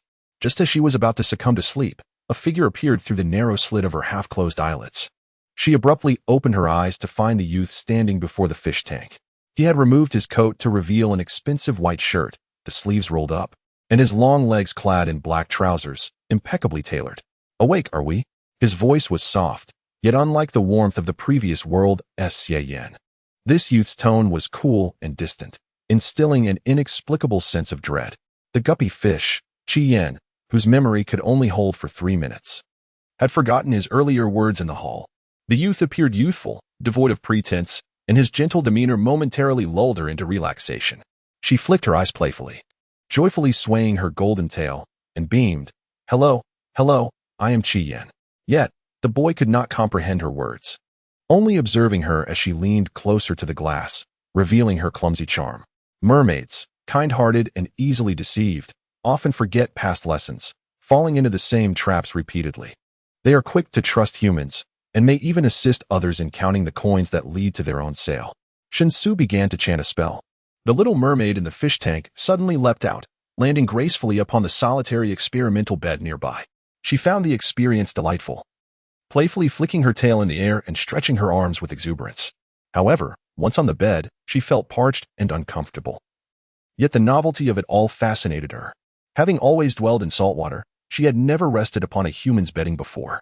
A young boy approached, grasping her delicate, pale wrist, which felt damp and sticky. Alongside the scent of seawater, there lingered a unique fragrance that was distinctly hers. The mermaid, sensitive-skinned, recoiled slightly in discomfort. But the boy's grip was firm, rendering her immobile. "What do you intend to do? Is something wrong with my hand?" she inquired, her cheeks flushing as she adjusted to the air above land, her voice soft and bewildered. To the boy, the mermaid appeared to be merely mouthing words incomprehensibly, prompting him to recite an incantation that enabled him to understand her speech. "I wish to see the color of your blood." The mermaid, taken aback, blinked her pale eyelids. But before she could respond, a sharp pain surged through her wrist. A tiny cut opened, from which golden blood began to seep, shimmering in the light like her fish tail. She could hear the boy's heavy, excited breaths beside her. "Indeed, it is golden blood." The mermaid's eyes glistened with tears, her gaze misty and her fingers trembling white with pain. It hurts so much," she whispered, the intensity of her suffering bringing forth tears that fell like pearls onto the floor, each drop echoing softly. A cold, clinical voice of a system echoed in her mind. "Pain sensitivity detected. The pain of a mere needle prick feels akin to flesh being sliced for the subject." Yet, the mermaid was oblivious to this, curling her limbs and burying her face in one side, softly sobbing. Upon witnessing her distress, the boy furrowed his brow and recited another spell, which swiftly healed the small wound on her wrist. Gradually, the mermaid calmed down, though a scattering of pearls lay strewn across the bed and floor, and she succumbed to slumber. Her breathing grew even and rhythmic, her posture tranquil and obedient, with damp lashes framing a face as delicate as an oil painting, blushing a soft pink. Watch her peaceful visage for a moment before kneeling to collect the scattered pearls, which shimmered a rosy hue. If pawned, they would fetch a handsome sum. He gathered them all into a glass vial and placed it on a shelf in the corner. The little mermaid was remarkably sensitive to pain and prone to tears. If she were to be taken by that group of nobles, she would likely perish within days of torment. What a pity, he mused, a slight smile gracing his lips. What use could golden blood serve? It is time to consult ancient texts. Upon awakening from a beautiful dream, the mermaid found herself in a pool, had utilized teleportation magic to return to the kingdom, excavating a spacious and deep pool within the palace for her, ample enough for her to reside comfortably for some time. As she swam about in her new home, the boy's voice suddenly echoed, "Do you like it?" Chapter 52. The merfolk of the Black and White Kingdom. Chi Yin swiftly flicked her tail and approached the shore, her eyes devoid of caution towards the boy who had captured her, radiating nothing but a heartfelt smile. The merfolk possess a fledgling's affection, and upon encountering the first kind human on land, they develop a sense of dependency. This unreserved trust remains steadfast, regardless of the boy's subsequent actions. Furthermore, the merfolk are irresistibly drawn to aesthetically pleasing humans, exhibiting a profound obsession with beauty, yet this allure does not extend to their own kind. Thus, upon seeing the boy, her heart brimmed with joy and affection solely for his exterior. The little mermaid's smile was extraordinarily radiant, pure and sincere, devoid of any pretense. Her seaweed-like hair cascaded through the deep blue waters, while her golden tail danced exuberantly, shimmering under the light. Shinsu knelt, extending his hand towards her, saying, "Come here." Obediently, Chi Yin drew closer, her tail splashing against the water's surface, sending droplets scattering. The hem of the boy's robe, now soaked, darkened significantly, typically fastidious. He cast a disdainful glance at the mermaid's tail submerged in the water. Unaware of his scrutiny, Chi Yin lay by the shore, gazing up at his face with rapt admiration. This visage surpassed that of all the male merfolk in the deep sea, particularly highlighted by his mismatched eyes, one a deep ocean blue, the other a smoky gray. She leaned in, eager to observe him more closely.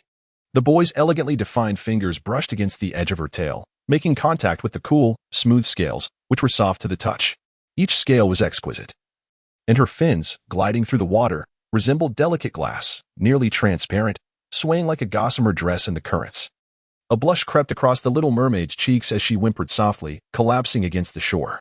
Her webbed fingers, adorned with translucent membranes, clenched helplessly, her eyes misting over, and her alabaster skin gradually flushed with crimson. "Are you uncomfortable?" the boy inquired, though his hands continued their gentle exploration, alternating in pressure as they caressed her tail.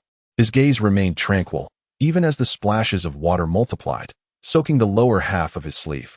Her tail, sensitive to his touch, elicited a tingling warmth, overwhelming the newly matured mermaid. She buried her damp head against his chest, her eyes glistening with tears, overwhelmed to the point of being unable to speak.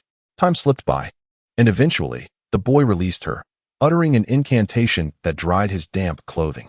He brushed his fingertips against her flushed cheek, saying, "I will return to see you tonight." With that, he stood and departed. As Chi Yin submerged in the water, the warmth from the boy's touch gradually faded.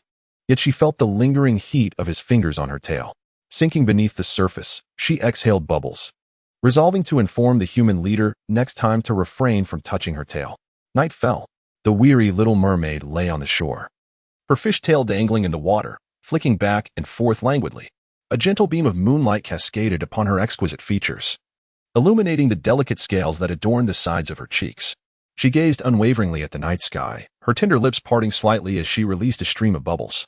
The spacious pool, adorned with transplanted coral reefs and unique seagrass from the merfolk's domain, was filled with seawater, while rare treasures of exorbitant value sparkled at the water's edge. Yet, compared to her, those treasures paled in significance. Perhaps sensing his arrival, a bubble floating above the little mermaid burst with a soft pop, prompting her lowered gaze to rise. Her alabaster face flushed with a captivating blush, and the smile gracing her lips was utterly enchanting.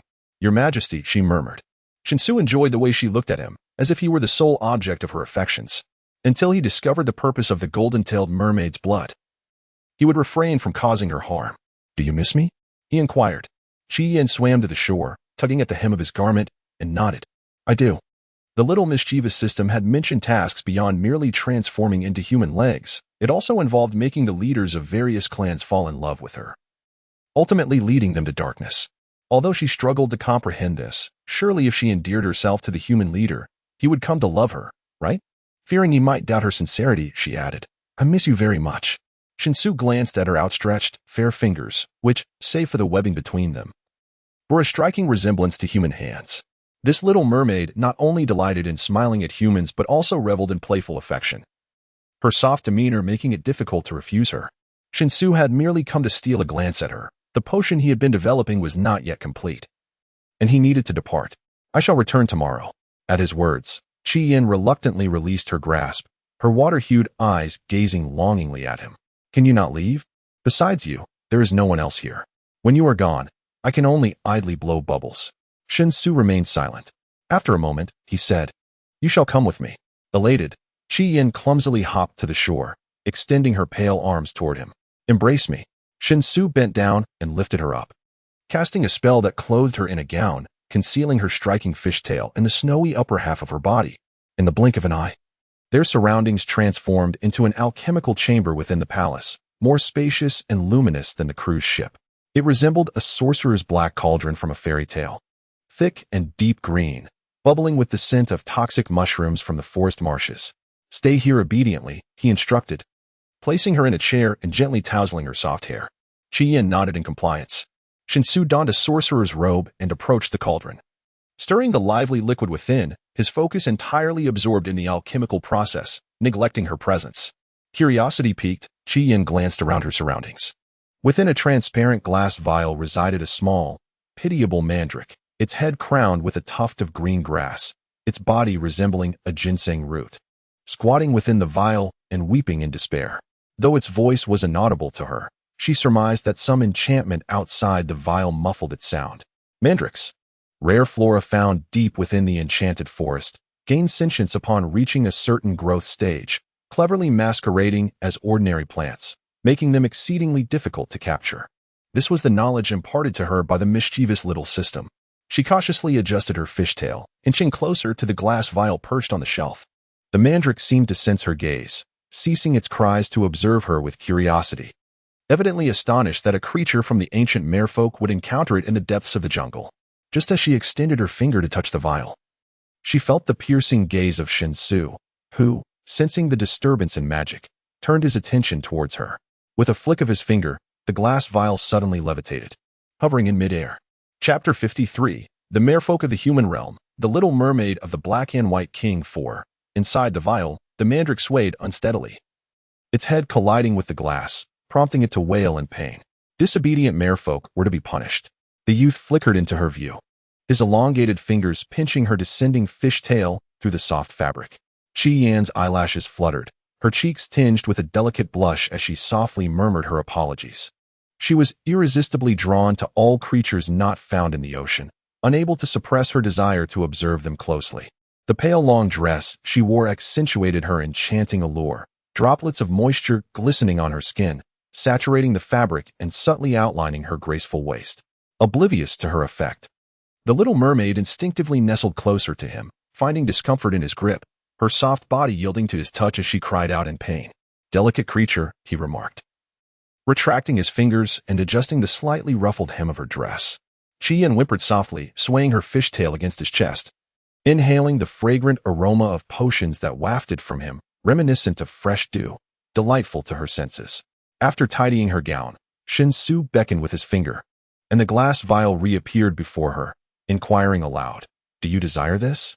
Chi-Yin gazed at the flustered mandrake within the vial, observing it closely. Its limbs resembled those of a radish, while the inconspicuous grass atop its head appeared somewhat wilted. A smile graced her lips as she nodded in affirmation. Shin-Su dispelled the magic surrounding the vial and handed it to her. Chi-Yan's eyes sparkled with joy as she embraced the vial, instinctively rubbing her cheek against the back of his hand, her fishtail thrashing with excitement. "Thank you, Your Majesty." Shin-Su's gaze deepened as he glanced at his hand, which had been brushed against several times, before shifting his focus to her face. "Are you truly so delighted?" After spending 4 to 5 hours in the potion chamber, Chi-Yin returned to the pool, and once Shin-Su departed, she released the mandrake from the glass vial. Chirp, chirp, chirp, it spoke, resembling the call of a chick. Chi-Yin could not comprehend its words, yet she could sense its heart's voice. "Why did you save me?" She propped her chin, basking in the moonlight, and replied, "Because you are adorable." Upon hearing this, the pale-faced mandrake blushed, feeling quite embarrassed. After a moment, it suddenly realized something, gazing at her in astonishment, its heart voice exclaiming, "Can you understand my speech?" Despite their different races, could this mermaid before it have mastered the art of language as well? Chi-Yin tilted her head with a smile, affirming, indeed. The creature was overjoyed and politely expressed gratitude, introducing itself. "I am Sun of the Mandrake clan. It is a pleasure to meet you." Chi-Yin responded, "I am Chi-Yin, a mermaid." Sinsin curiously observed her fishtail, its little head nearly submerged in the water. It stood upright, feeling a bit shy. Scratching its head, and remarked, "I have only seen merfolk in ancient texts. I have never encountered one in reality." Shi Yin was equally curious about the land and inquired further. Sinsin explained, the most powerful clans, aside from the human race, are the mysterious ancient dragons. The elves residing in the enchanted forest, and the undead and demon clans that practice dark sorcery. Upon recalling her task of conquering the leaders of these formidable clans, Shi Yan's tail ceased its rhythmic motion, drooping in despair. Observing her distress, Sinsin asked with concern, "Chi, what is the matter?" Shi Yan shook her head. Unable to divulge her mission, and offered an excuse, "I had no idea there were so many clans." Sinsin nodded in agreement. "I was unaware as well. I learned it all from ancient texts." Suddenly, it huffed. "How did you end up captured by the humans? They are the worst. They used ancient texts as bait to trap me." Shi Yin quickly covered its mouth, whispering, "Do not speak ill of the sovereign." Sinsin's eyes widened as it realized the gravity of the situation. They were still on human territory, and it obediently nodded. Only then did Shi Yin release it. As the hour for slumber approached, she yawned and asked, "Are you leaving?" Sinsin pondered for a moment before shaking its head. "I originally intended to venture out for training. Even if I find myself among humans, I wish to gather more information about them, so I shall not return." Shi Yin submerged her face in the water, blowing bubbles, then resurfaced to say, "I am going to sleep now. Good night." Sun burrowed into the soil by the shore, absorbing nutrients. A week passed. Shi Yin felt somewhat listless, uncertain why her body had grown weak. Every scale itched as if brushed by feathers, causing her discomfort. Shinsu also noticed her unusual state, as the little mermaid became increasingly clingy, even wishing to sleep beside him at night. She desired to remain in his embrace. Her face nestled against his chest, murmuring softly. Shinsu placed his palm over her tail, sensing the warmth emanating from it, his brow slightly furrowing. As he released his grasp, intending to summon a doctor, the little mermaid clutched tightly to the hem of his garment. Her exposed skin was tinged with a vibrant crimson hue. Her breath came in quick gasps, and damp strands of hair fell across one side of her eye. The golden tail shimmered in the sunlight, radiating a beautiful luster. "Don't go," she whimpered, resembling someone forsaken. Her demeanor a blend of grievance and sorrow as she playfully implored him. Shinsu remained silent, his fathomless gaze fixed upon the little mermaid in his embrace. He was not one to easily soften.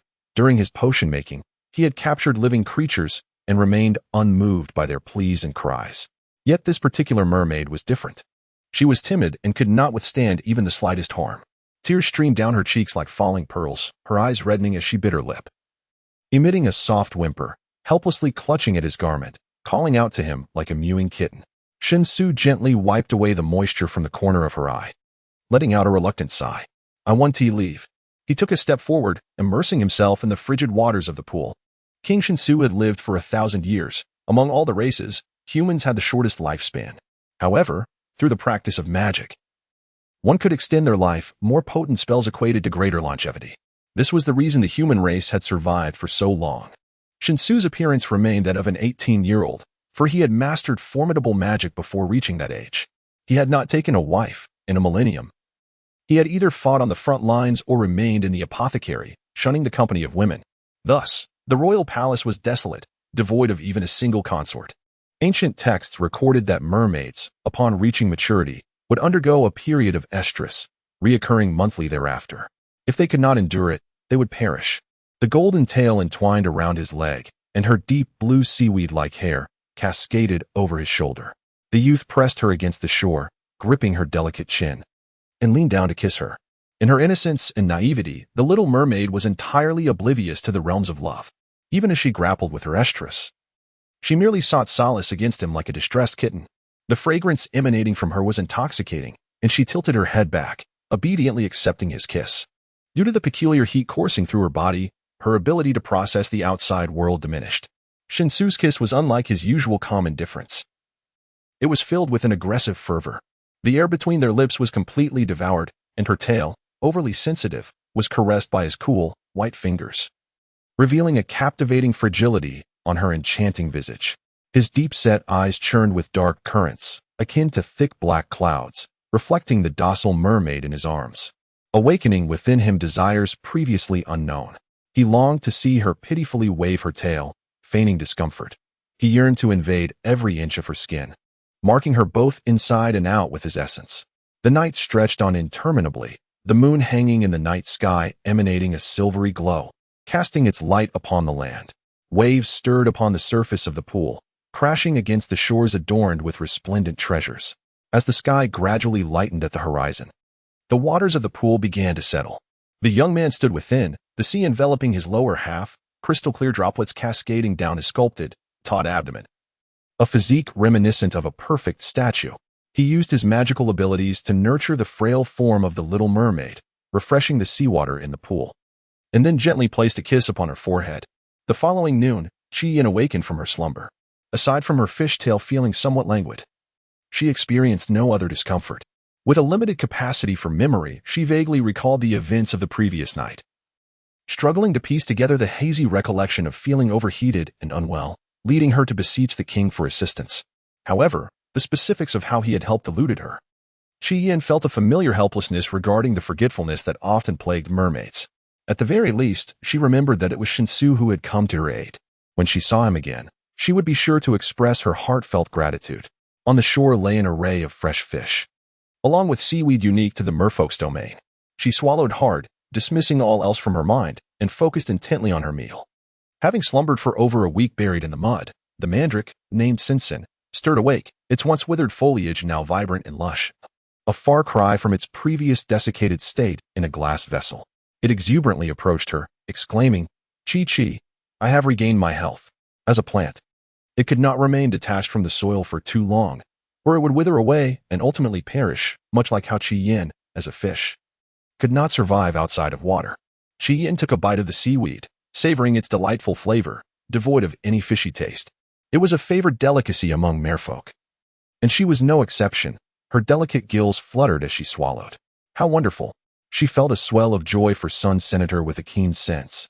Sinsin caught the scent of the nefarious human leader and hastily instructed Chi-Yin to wait until he had departed before resurfacing, promptly burrowing back into the earth, camouflaging itself as an ordinary weed.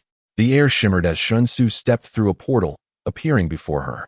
Upon seeing him, Chi-Yin momentarily froze, contemplating her intention to thank him.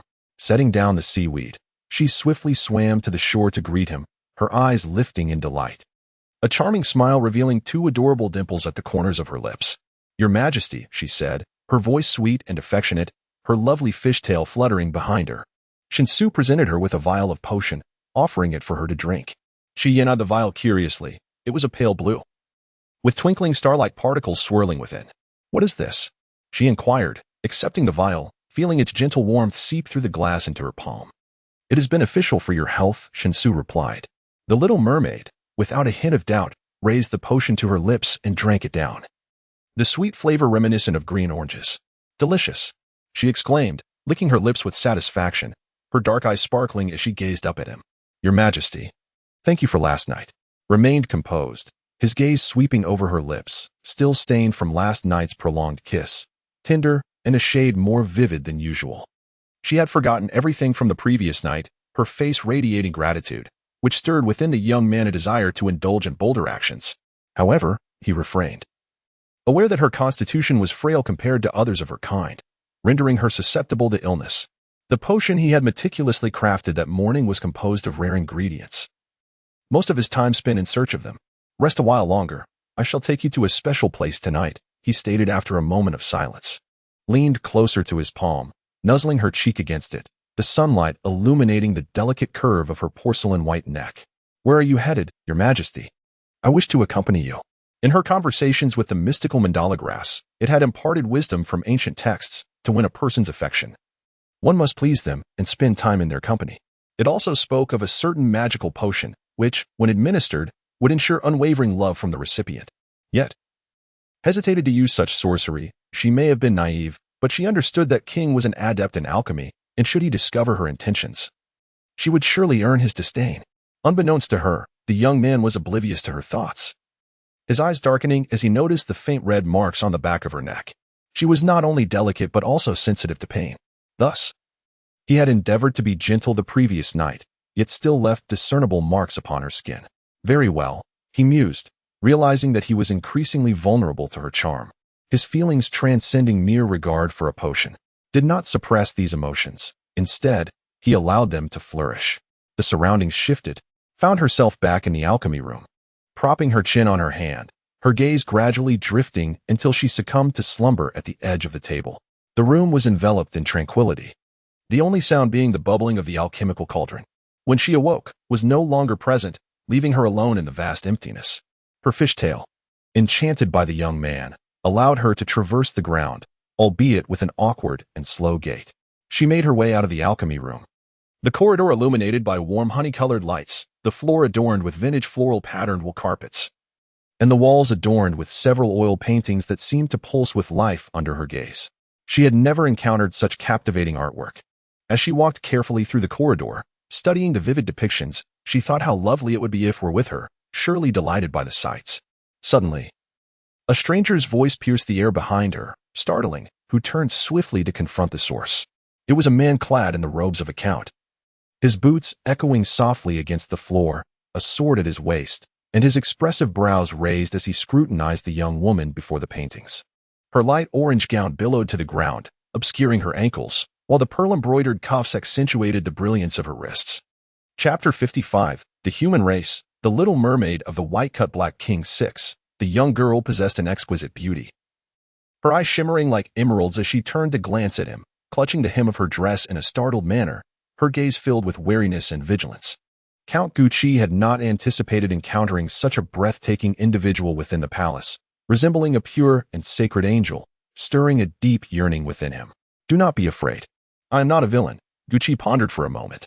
The esteemed king, in his pursuit of alchemy, had no room for anything else. Countless beautiful maidens aspired to wed the king and ascend to the throne as queen, yet none had ever managed to draw near to him. Thus, he surmised that the girl before him was a maidservant of the palace. Yin did not sense any danger emanating from the man, and her tense frame relaxed slightly. She nodded, her delicate brows lowering as she contemplated how to make her exit. Apart from the human leader Shinsu, she wished to avoid interaction with any other humans. Yuchi stepped closer, his eyes betraying an unmistakable infatuation. He knelt on one knee, speaking earnestly and gently, "Greetings, I am Count Gucci. Might you share your name with me?" Yin, taken aback, stared blankly at the man kneeling before her, confusion enveloping her like a fog. The simple-minded girl could not fathom why he would kneel to her. Politely, she took a step back and began to speak. Suddenly.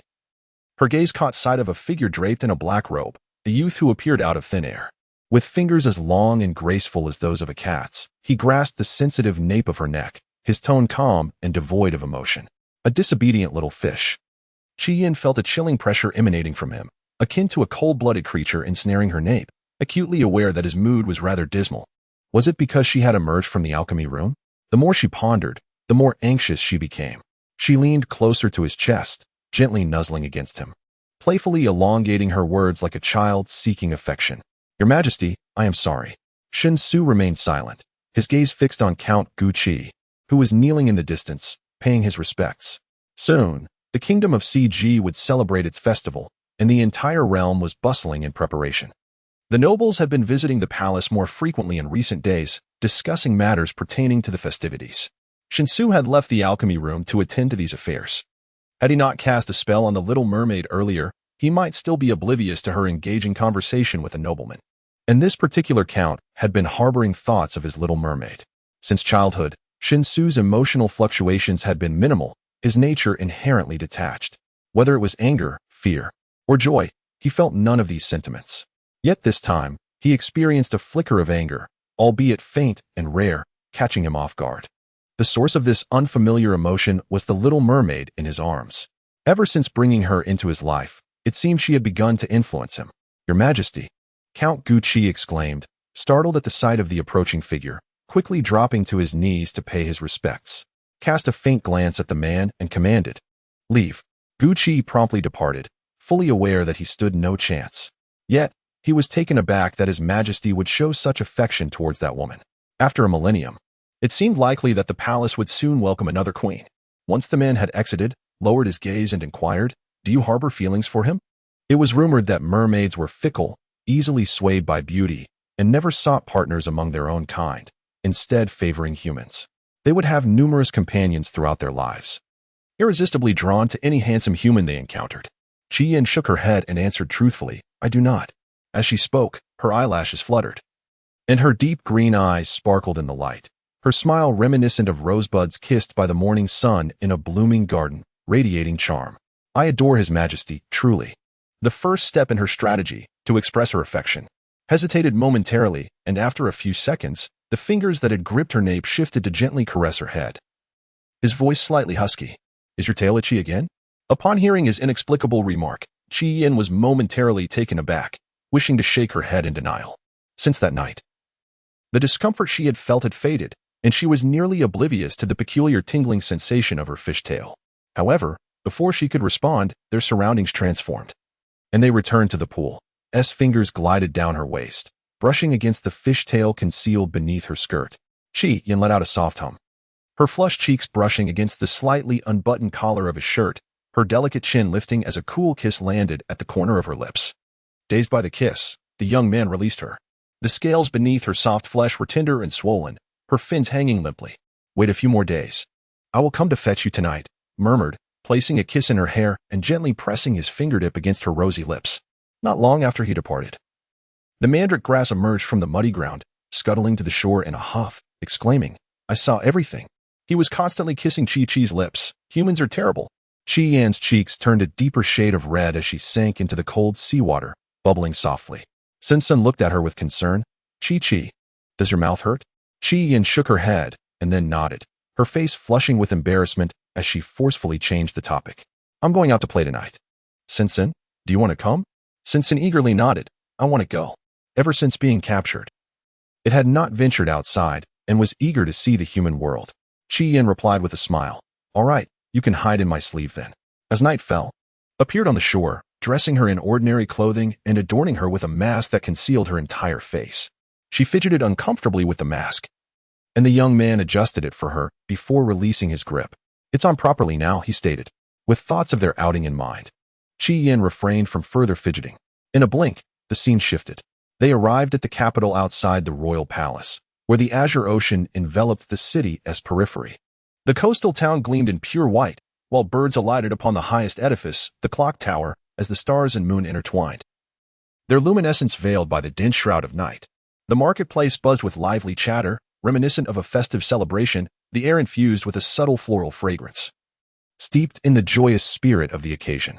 The residents, cradling vibrant blossoms, wore beaming smiles. As she inhaled the floral aroma, her magically conjured fishtail swayed, guiding her to a stall brimming with an array of flowers, many of which she had never encountered before. The intoxicating scents enveloped her, leaving traces of fragrance upon her. The most exhilarating sight was the mandala grass, which seemed to yearn to dive into those blossoms, swaying as if inebriated. She picked up a wreath woven from various flowers, her radiant smile illuminating her face as she exclaimed, "I desire this, Ashu." Before leaving the palace, Shinshu had instructed her to call him Shinshu in public, for addressing him as Your Majesty would incite confusion. Yet, the little mermaid was resolute in calling him Ashu, a name he found endearing. Shinshu paid for the wreath, watching her adornment with a gaze that suggested, should she remove her mask, her beauty would surely enchant all the citizens of the capital. "Is it lovely? Is it lovely?" She leaned closer, shaking her head in delight at the floral crown atop her head. Shinshu nodded, generously praising, "It is beautiful. So beautiful, in fact, that it stirred within him a desire to shed her garments, to disregard the bustling marketplace, and to bury himself amidst the blooms, caressing her exquisite fishtail, listening to her cries and breaths. That evening, she was filled with joy as Shinshu shared that today marked the kingdom's festival known as the Spirit Bloom Festival. The humans cherished the cultivation of flowers, and the capital was adorned with blossoms at every turn, creating an illusion of being enveloped in floral abundance. Before the festival concluded, each participant was to sip a cup of floral tea, rich in aroma and lingering sweetness. She sat on a wooden bench outside a shop, her fishtail swaying beneath the concealment of her skirt, savoring a cup of floral tea with great delight. Having consumed a generous portion, the overwhelming fragrance of blossoms left her slightly lightheaded. Shinshu procured flower cakes for her, a local delicacy made from various flowers, filled with a floral jam. As she observed the marketplace, she noticed not only humans but also other races, drawn by the allure of the Spirit Bloom Festival. Suddenly, A commotion arose as pedestrians halted, gazing skyward. In the distant night sky, a shadow emerged, the magnificent wings of a colossal dragon unfurling, gradually vanishing from sight. Even from afar, they could sense the imposing presence of the dragon, a creature of ancient lineage known for its longevity, capable of living for millennia. The territories near the humans frequently faced disturbances from dragons, drawn to gold and glittering treasures, hoarding countless riches within their lairs, yet none dared to steal. Qian gasped, unable to contain her excitement as she stood to gaze. There truly is a dragon. The state of the sleeves has improved somewhat, and I have caught a glimpse of the distant dragon, attentively addressing her inquiries. The dragon clan resides within the dragon fortress to the east, where the towering mountains stretch endlessly, an insurmountable barrier for ordinary mortals. A millennium ago, a group of dragon slayers ventured to the dragon fortress to vanquish the dragons. Yet all fell prey to the jaws of the colossal beasts. The fearsome dragons wield magical powers, their impenetrable scales capable of withstanding harm, and their fiery breath could lay waste to an entire city. Their overwhelming strength renders them unmatched by any other race on the continent. However, eons ago, a deity descended and cast a curse upon the malevolent dragon. Thus, throughout the years, the dragon has refrained from engaging in warfare, confined to the dragon fortress. As I absorbed this information, a sense of dread grew within me, prompting an inquiry to Xiao Gui. Is the dragon clan also one of the mission objectives? Yes. The system's response chilled my heart. Setting aside the challenge of approaching the dragon clan leader, the mere act of reaching the dragon fortress posed a significant obstacle. Do not worry. Once the human task is completed, I will assist you in reaching the dragon fortress. Sensing my anxiety, Xiao Gui reassured me. I exhaled in relief. Sinsen tugged at my sleeve, anxiously exclaiming, Chi, are you even listening to me? I raised my wrist to meet Sinsen's round, glistening eyes and nodded. I hear you. Sinsen's hair, adorned with grass, swayed as she covered her face and said, Yes, I learned all this from books. I praised her, Sun. You are truly clever. Just as the words left my lips, the townsfolk suddenly unleashed water orbs, playfully hurling them at one another. Much like a water festival, laughter filled the air as they splashed water everywhere. A water orb struck me, causing the spell cast by Shun Su to dissipate. My raven-black hair gradually transformed into a deep blue, cascading over my shoulders, while the scales on either side of my pale cheeks became visible. My fingers, which held the teacup, sprouted webbing, unmistakably revealing my non-human lineage. The onlookers gasped in shock, exclaiming, She is a mermaid. She is a mermaid. The merfolk had long been absent, rarely seen on land, making their astonishment entirely reasonable. This commotion drew the attention of many residents towards me. Feeling flustered, I attempted to rise and flee, but in my haste, I stumbled forward. Suddenly, Shinsu appeared, wrapping his arms around my waist, shielding me from the prying eyes of the crowd. He lifted a finger, gathering a point of light at its tip before spreading it among the throng. Chanting an obscure incantation, the crowd gradually fell silent, standing still as statues. Once the young man departed with the little mermaid, the marketplace returned to its previous lively state. Yet all memories of the mermaid vanished. Back in the water, my heart raced, anxiously clutching the young man's garment, my pale lips pressed tightly together. Asu. Shinsu gently removed the mask from my face, tenderly stroking the soft crown of my hair, his brows and eyes shrouded in a subtle shadow, obscuring his emotions. Are you scared? Qian nestled in his embrace, reluctant to part, letting out a soft, muffled sound. The bustling marketplace was teeming with people, their gazes fixed upon her, as if they intended to strip her of her very essence, a truly daunting experience. Shinsu pressed a gentle kiss to her warm, damp earlobe, whispering reassuringly, I am here beside you, so there is no need for concern. Moreover, that orb of water was cast by him, for he merely wished to avoid witnessing her converse with that weed. He harbored a desire to eliminate all creatures that sought to draw near to her. She was his alone. Qian clung tightly to him, absorbing the warmth emanating from the youthful form, as if it might bestow upon her a modicum of security. The merfolk possessed the singular ability to hear the whispers of the heart, rendering them devoid of any other powers. They were weaker than any other race. Most merfolk were captured and brought to land, sold as commodities, with only a scarce few managing to return alive to the sea. Humans captured mermaids for their exquisite beauty and voices that resembled celestial melodies. When Qian first encountered humanity, she was ensnared in a fishbowl, nearly taken by the predatory gaze of the nobles. It was Shinsu who saved her, providing her with shelter. Unbeknownst to her, she had begun to rely on the young man. Shinsu naturally noticed her transformation, his gaze fixated on her unique eyes, slightly narrowing as a shadow of intrigue crossed his face. After a moment, the little mermaid lifted her head from his embrace, her eyes glistening with a faint hue. Her lips pressed together delicately, her ears tinged with crimson. She cautiously and tentatively inquired, "Does Asu like me now?" Shinsu pinched her ear gently, relishing the delicate sensation beneath his fingertips, and asked, "Why do you ask?" The little mermaid's eyes, clear and rosy, reflected his visage as she nervously lowered her gaze, her lips trembling as she confessed, "I like Asu. Can Asu like me too?" Shinsu probed further, "How much do you like me? In this world, I like Asu the most." The little mermaid's eyes held no trace of love, perhaps merely an admiration for his countenance. Yet, upon hearing her words, he felt a sense of delight. Shinsu leaned in, biting gently yet firmly on her tender lips, leaving a slight mark. The pain-sensitive little mermaid shook her head, tears brimming in her eyes as she whimpered, "It hurts." He leaned close to her ear, his voice lacking its usual calmness, resonating with a deep, menacing tone. "Do not deceive me, little fish, or else." Chi Yin heard nothing, lost in his embrace, tilting her head and extending her tongue to kiss him. In the throes of her first youthful fervor, her fishtail softened at his slightest touch. Chapter 57, Dragon Clan, The Irritable. Fiery Dragon and the Little Mermaid. 8. Morning broke, and the garlands purchased from the marketplace lay scattered along the shore, petals crushed and steeped in seawater. Chi Yin, in a daze, heard the voice of the system. The leader of the human races has reached 90 points, commencing darkening value calculation. Due to the prolonged absence from the ocean, the host's heart is gradually stiffening. In 5 days, if not returned to the sea, the heart will turn to stone, resulting in the host's demise. The countdown begins. She awakens abruptly, ignoring the weakness in her tail, and anxiously inquires, "Will returning to the ocean ensure my survival?" "Yes," comes the reply. With only 10 points left to complete the task, the remainder pertains to the corruption value.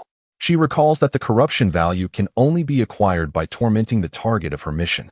But Shinsu is the leader of the human race, immensely powerful. How could she possibly bully him? Being fickle and capricious can also increase your corruption value, suggests the little trickster. Chi Yin is taken aback. This seems exceedingly wicked.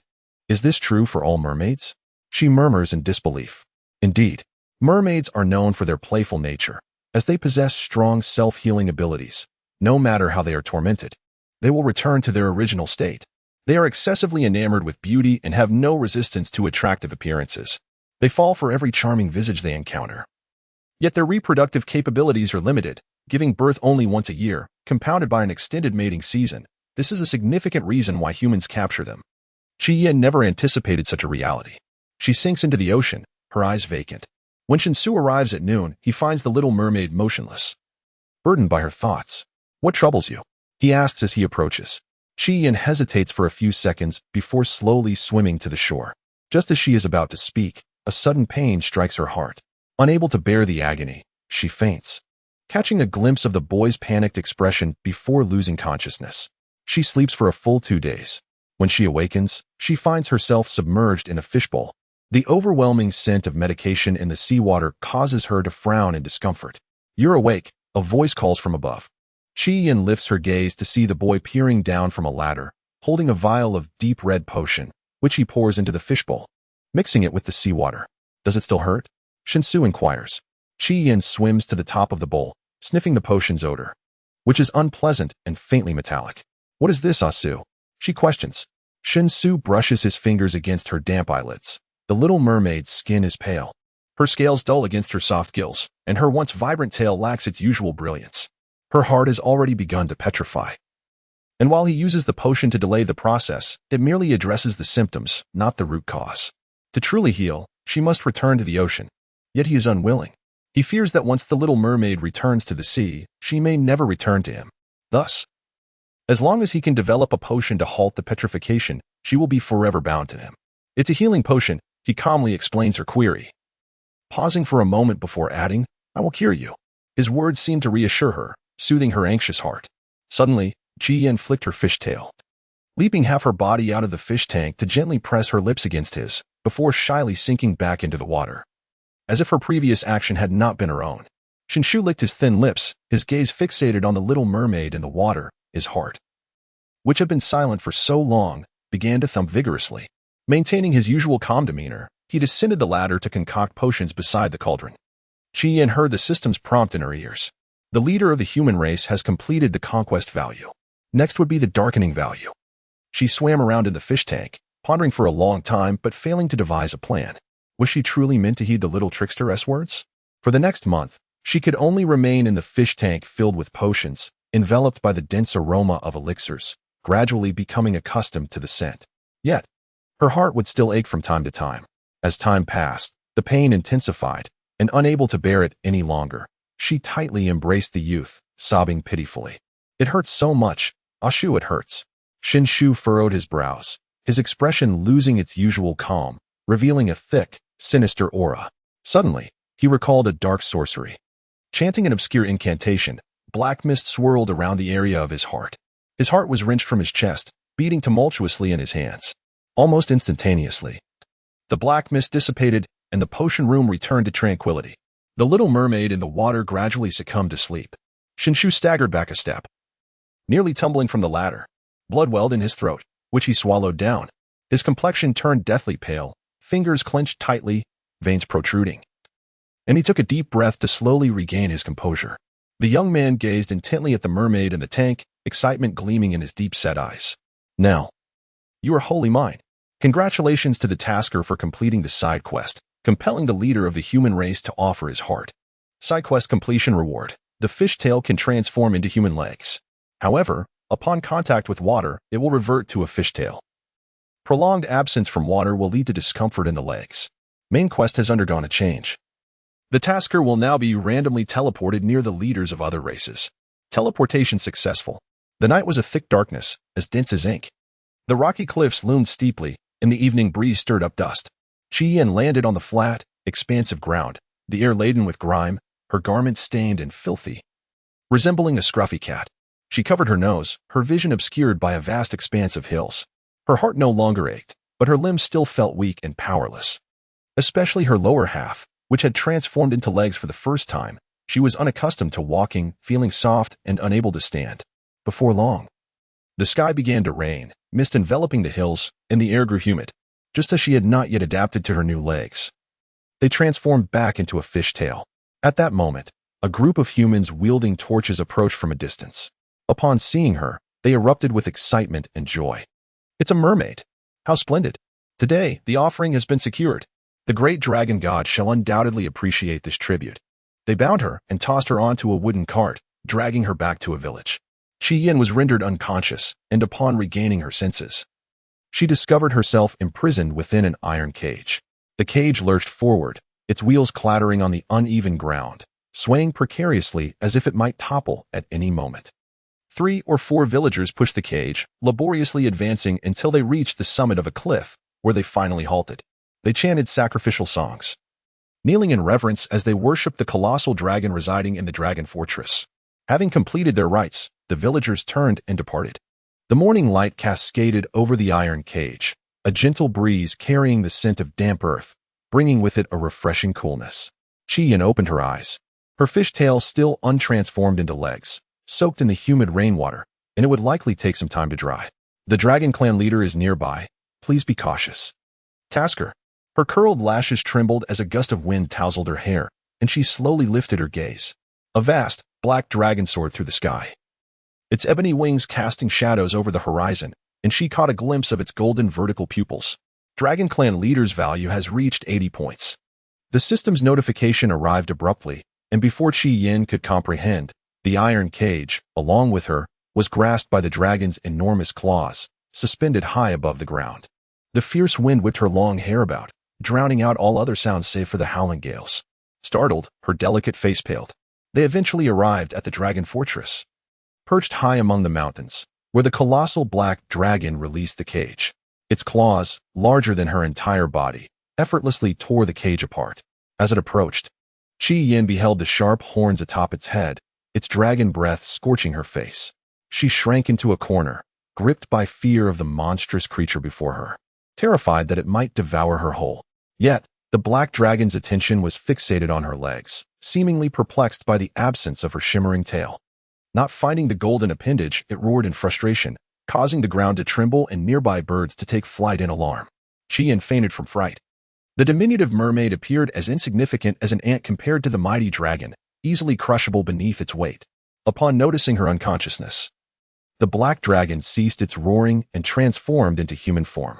Frowning, he approached her, resembling a large beast as he sniffed at her.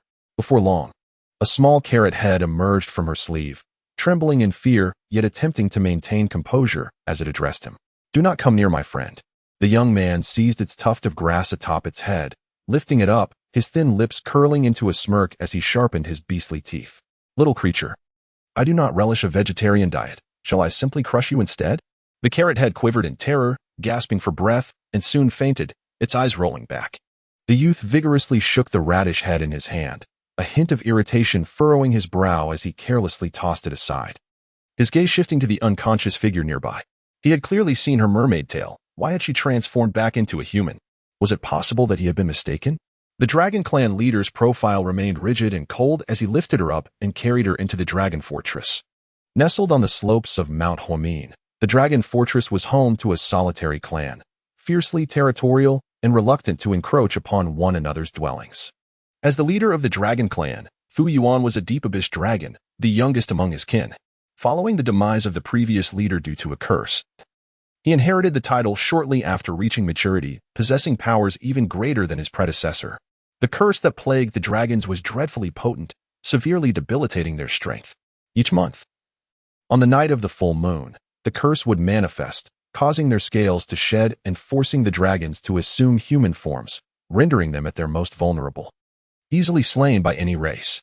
The curse brought both suffering and extinction, inciting the dragons' hatred towards the deities, whom they blamed for the so-called balance of power. Bound by the curse, the dragons were condemned to remain within the towering mountains, forever unable to escape. Fu Yuan was seen as the key to breaking this curse, and his kin placed their hopes upon him to liberate them from the shackles imposed by the divine. Main quest: win over the Dragon Clan leader, leading him to darkness. Side quest: obtain the heart scale willingly gifted by the Dragon Clan leader.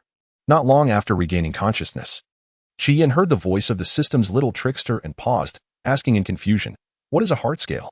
The Dragon Clan is impervious to weapons. Their scales can withstand all harm, leaving no vulnerabilities. However, if the scales that grow before the heart are extracted, they become a weakness. Thus, the heart scale is regarded as a treasure of life by the Dragon Clan.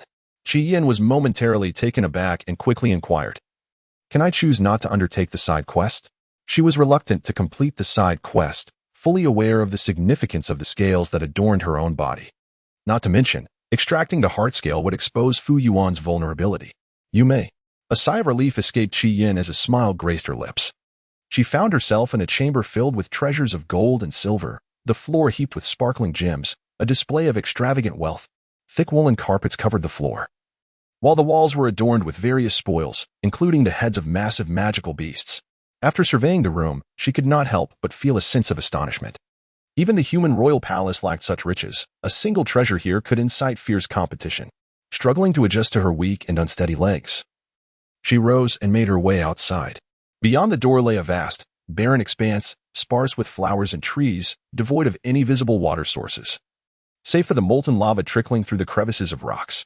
The air shimmered with heat, the temperature rising. She found it hard to breathe. Beads of sweat forming on her forehead, her porcelain skin flushed with a vibrant hue. A dull pain began to throb in her calves, prompting her to take a few steps back, eager to distance herself from the lava-ridden terrain.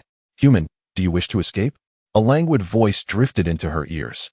Qian abruptly turned around and beheld a strikingly handsome young man standing behind her. Draped over his shoulders was a robe of pure white and deep blue, adorned with intricate golden dragon patterns that flowed from the collar to the sleeves. Beneath that outer garment, he wore nothing, exposing a sculpted upper body with smooth, exquisite abdominal muscles. His broad and tall frame was complemented by two deep mermaid lines that disappeared into the waistband of his trousers.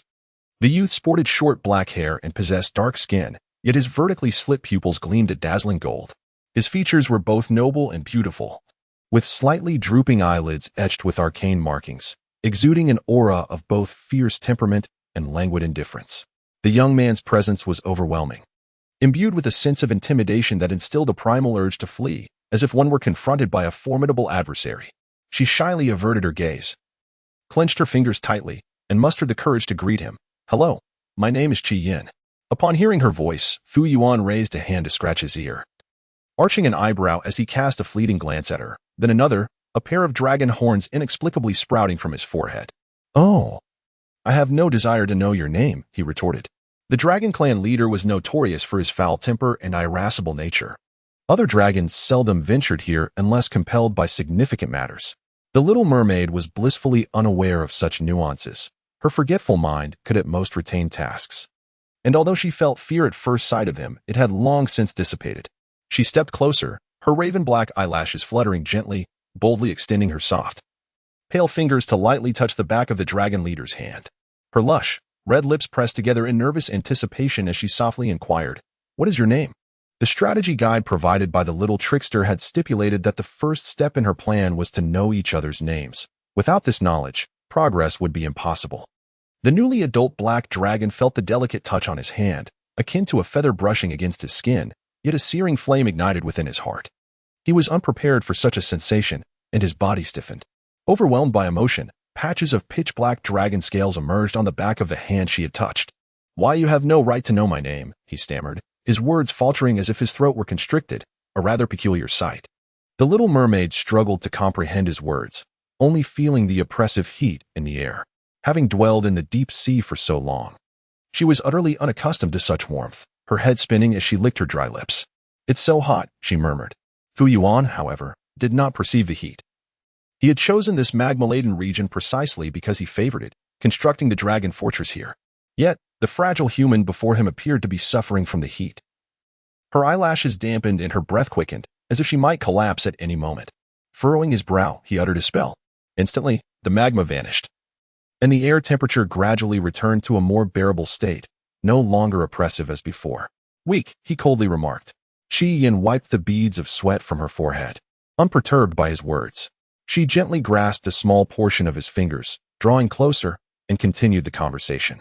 "I want to know your name. Please tell me." The allure that is imperceptibly enticing can be the most lethal. The black dragon found himself utterly captivated, unable to restrain or resist this enchantment.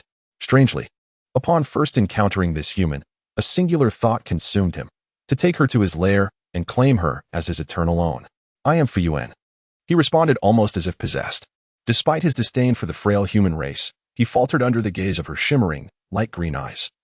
Unable to withstand even a moment, the mermaid's slightly upturned eyes, complemented by her deep blue, seaweed-like hair cascading forward, captivated the black dragon beneath the brilliant sunlight. "Fu Yuan. Can I call you Yuan?" The name, sweet and melodious, rolled off her cherry-red lips. The black dragon could barely maintain his human form. He swiftly transformed into his dragon shape, his massive form eclipsing the sun and casting a vast shadow before her. Qi Yin stared in bewilderment at the abyssal dragon looming above. What has come over him? The strategy value for conquering the dragon clan leader has reached 90 points. This was perhaps the swiftest conquest yet. After merely 2 encounters, the strategy value had already soared to 90 points. Xiao Guo was astonished, unable to fathom why such an individual had entered this peculiar world. As night fell, Fu Yuan presented her with an array of human delicacies, a splendid feast laid out before her. However, the black dragon maintained a sullen demeanor, arms crossed, his tone brusque. "If you starve, I shall have to seek another pet. It's too troublesome." While uttering these words, he lingered in the shadowy corner, stealing glances at her face when she was not paying attention. Qi Yin had only ever consumed fish or seaweed, whether in the ocean or in the human royal palace. Yet Fu Yuan, believing her to be human, had brought food from a nearby human town, aromatic from roasting and steaming, enticing her senses. Eagerly, she sampled several bites, her face lighting up with joy as she smiled at him. "It's delicious." "Thank you, Yuan." The young man's dark complexion flushed crimson suddenly, his chin held high, his forehead hot, a dragon horn peeking through his black hair, rendering him less intimidating. "No, it was merely an impromptu search," he said, though in his heart he noted her preferences, planning to bring her more next time.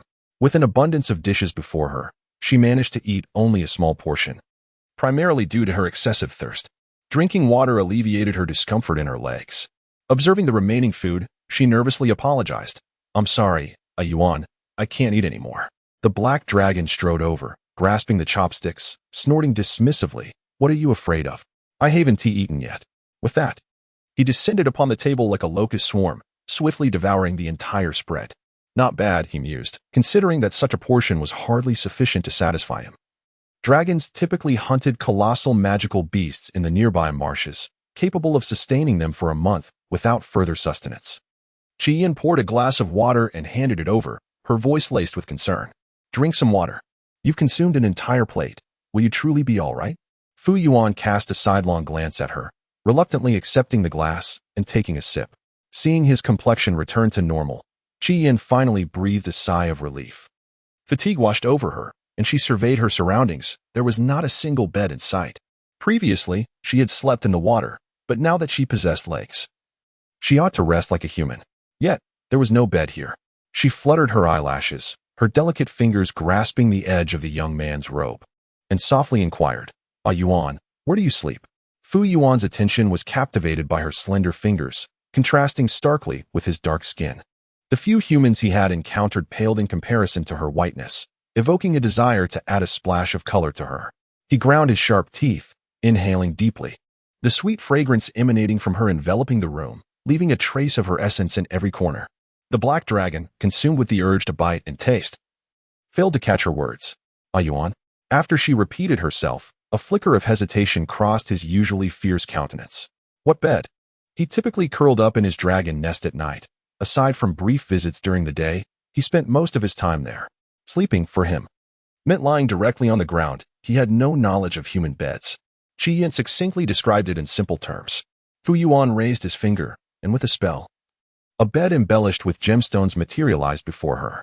It was a lavish piece fit for royalty, with 4 legs made of jade, intricately carved with dragon motifs, and adorned with a row of sapphires and rubies. The mattress was wrapped in the finest silk, dazzling enough to blind anyone who glanced at the sparkling gems. The black dragon felt a swell of pride, thoroughly satisfied with the bed, especially the intricately carved dragon designs, which he had preserved in his nest, knowing she would adore them. Since you have become my pet, this bed is yours, he declared, for he possessed many similar beds. Ji-yan's eyes widened in disbelief as she approached the bed, exploring its features with gentle touches. Her pink lips pursed. Do you like it? The young man inquired. Pausing behind her, the little mermaid, incapable of deceit, blushed and nodded. I like it. Yet, in truth, she preferred sleeping in a shell beneath the water. Seeing her delight, the black dragon prepared to return to his nest. Yuan, Ji-yin called out. He turned, a glimmer of joy flickering in his eyes, which he hastily masked with a cough, his dragon horns prominently displayed. He feigned impatience as he asked, Is there anything else? Ji-yin placed her palm on his arm. Her gaze lowered, her voice imbued with a touch of shyness. Could you stay with me? I'm afraid. In truth, she yearned to spend more time with him to expedite the completion of her task, whether it was the softness of her hand or the allure in her tone. The air was thick with unspoken emotions. Fu Yuan stood in stunned silence, his entire being ablaze, dragon scales emerging as he yearned to envelop her, to graze her delicate lips with his hard, smooth scales. In Chapter 60 of Dragon Clan, The Fiery Dragon and the Little Mermaid, Fu Yuan reluctantly stayed by her side. Ignoring the scales that adorned his arms and face, his expression bore a semblance of persuasion, with 2 sharp, ebony horns crowning his head. The tall figure of the youth cast a shadow against the wall beneath the light, reminiscent of a creature from the myth of Cthulhu. He watched intently as Ji-yin diligently made the bed. As she bent over, the hem of her skirt lifted, revealing her calves, as pale as white roses. Slender and delicate, with her ankles gracefully accentuated, the frail human body was soft and fragrant, a stark contrast to his iron-hard dragon form. He mused that a mere gentle stroke of his barbed tongue across her tender skin could leave an astonishing mark.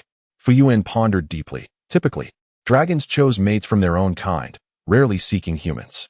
To them, humans were feeble, akin to ants, easily crushed. Yet, he found himself desiring the girl before him as his mate. However, his domineering nature would not allow her to leave, even if she were unwilling. Once Ji-yin finished arranging the bedding, she nervously tugged at her rain-soaked dress and approached him. Due to their height difference, she had to look up, her eyes shimmering with watery hues, suppressing her drowsiness as she spoke. Yuan, I wish to take a bath. Is there a water source nearby? She cherished cleanliness, often scrubbing her fishtail with a sponge in the sea.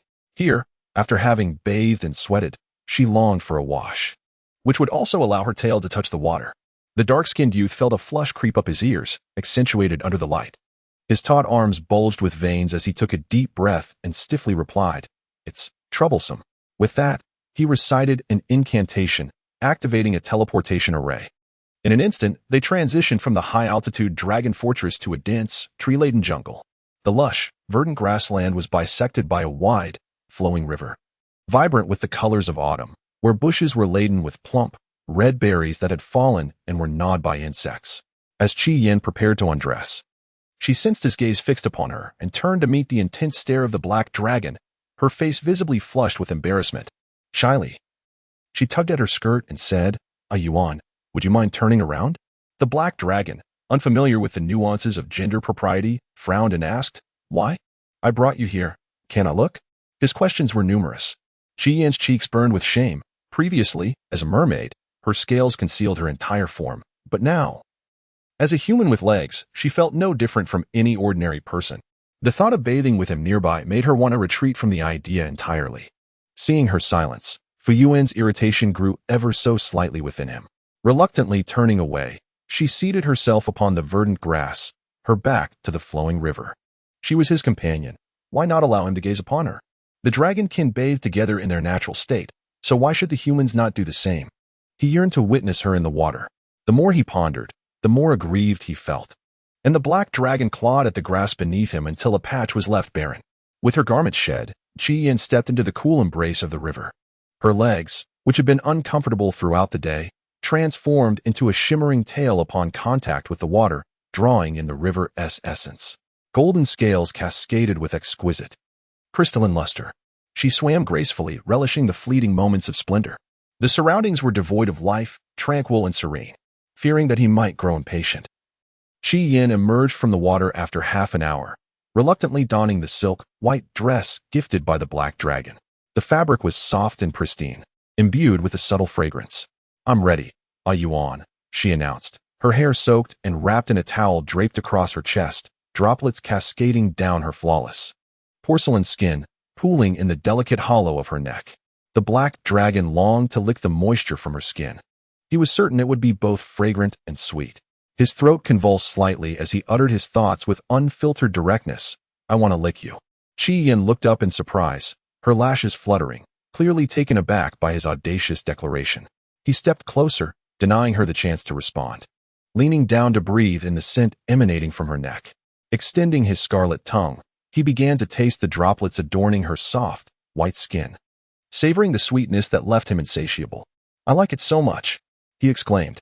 A tingling sensation of pain blossomed at her neck, and the sensitive Qi Yin let out a soft whimper, her body shivering. Her lashes glistened with moisture, the corners of her eyes tinged with crimson, brimming with unshed tears as she pushed against him in protest, exclaiming her discomfort. The culprit was his tongue, lined with barbs that pricked her skin like tiny needles. Upon hearing her cry, the black dragon gradually regained his composure, releasing her as his gaze shifted from the marks upon her neck to the water-laden depths of her eyes.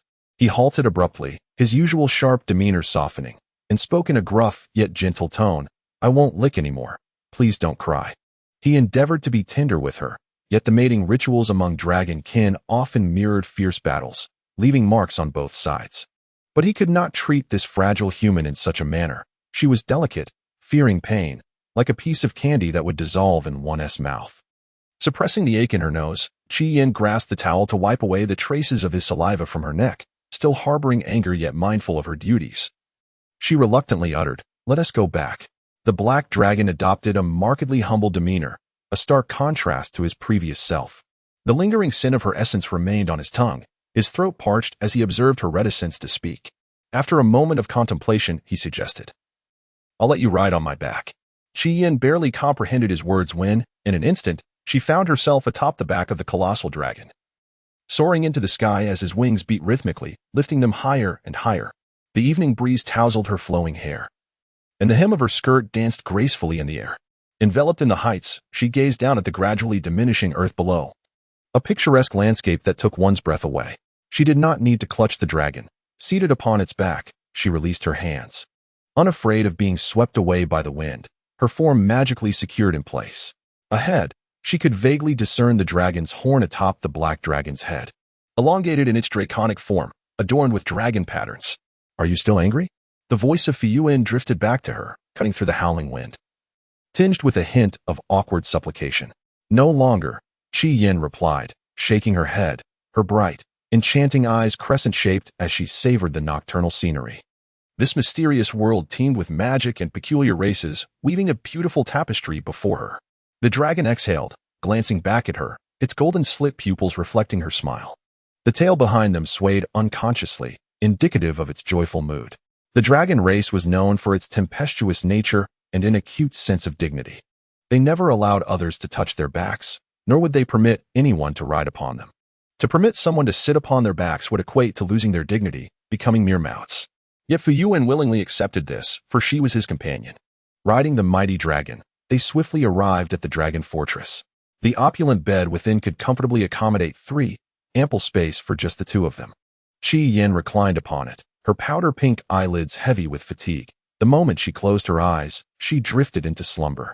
The black dragon, however, found sleep elusive. The sweet scent wafting before his nostrils rendered the darkness akin to daylight for him. Fixated on the sleeping human beside him, he recalled the taste he had savored at her neck, his dragon scales ablaze with warmth, yearning to kiss her lips. Suddenly, he sensed the presence of kin approaching the fortress, a tangible aura of hostility and murderous intent emanating from his golden slit pupils. With utmost caution, he slipped from the bed and made his way outside the fortress, where he beheld a green dragon soaring towards him.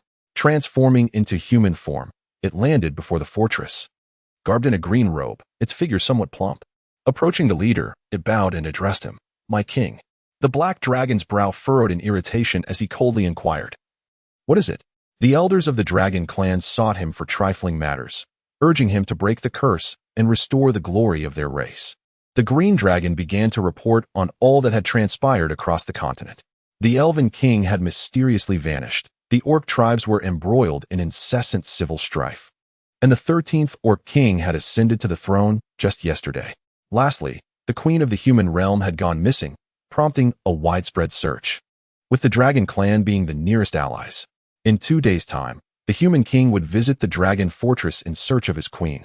A flicker of interest ignited within the black dragon. The queen?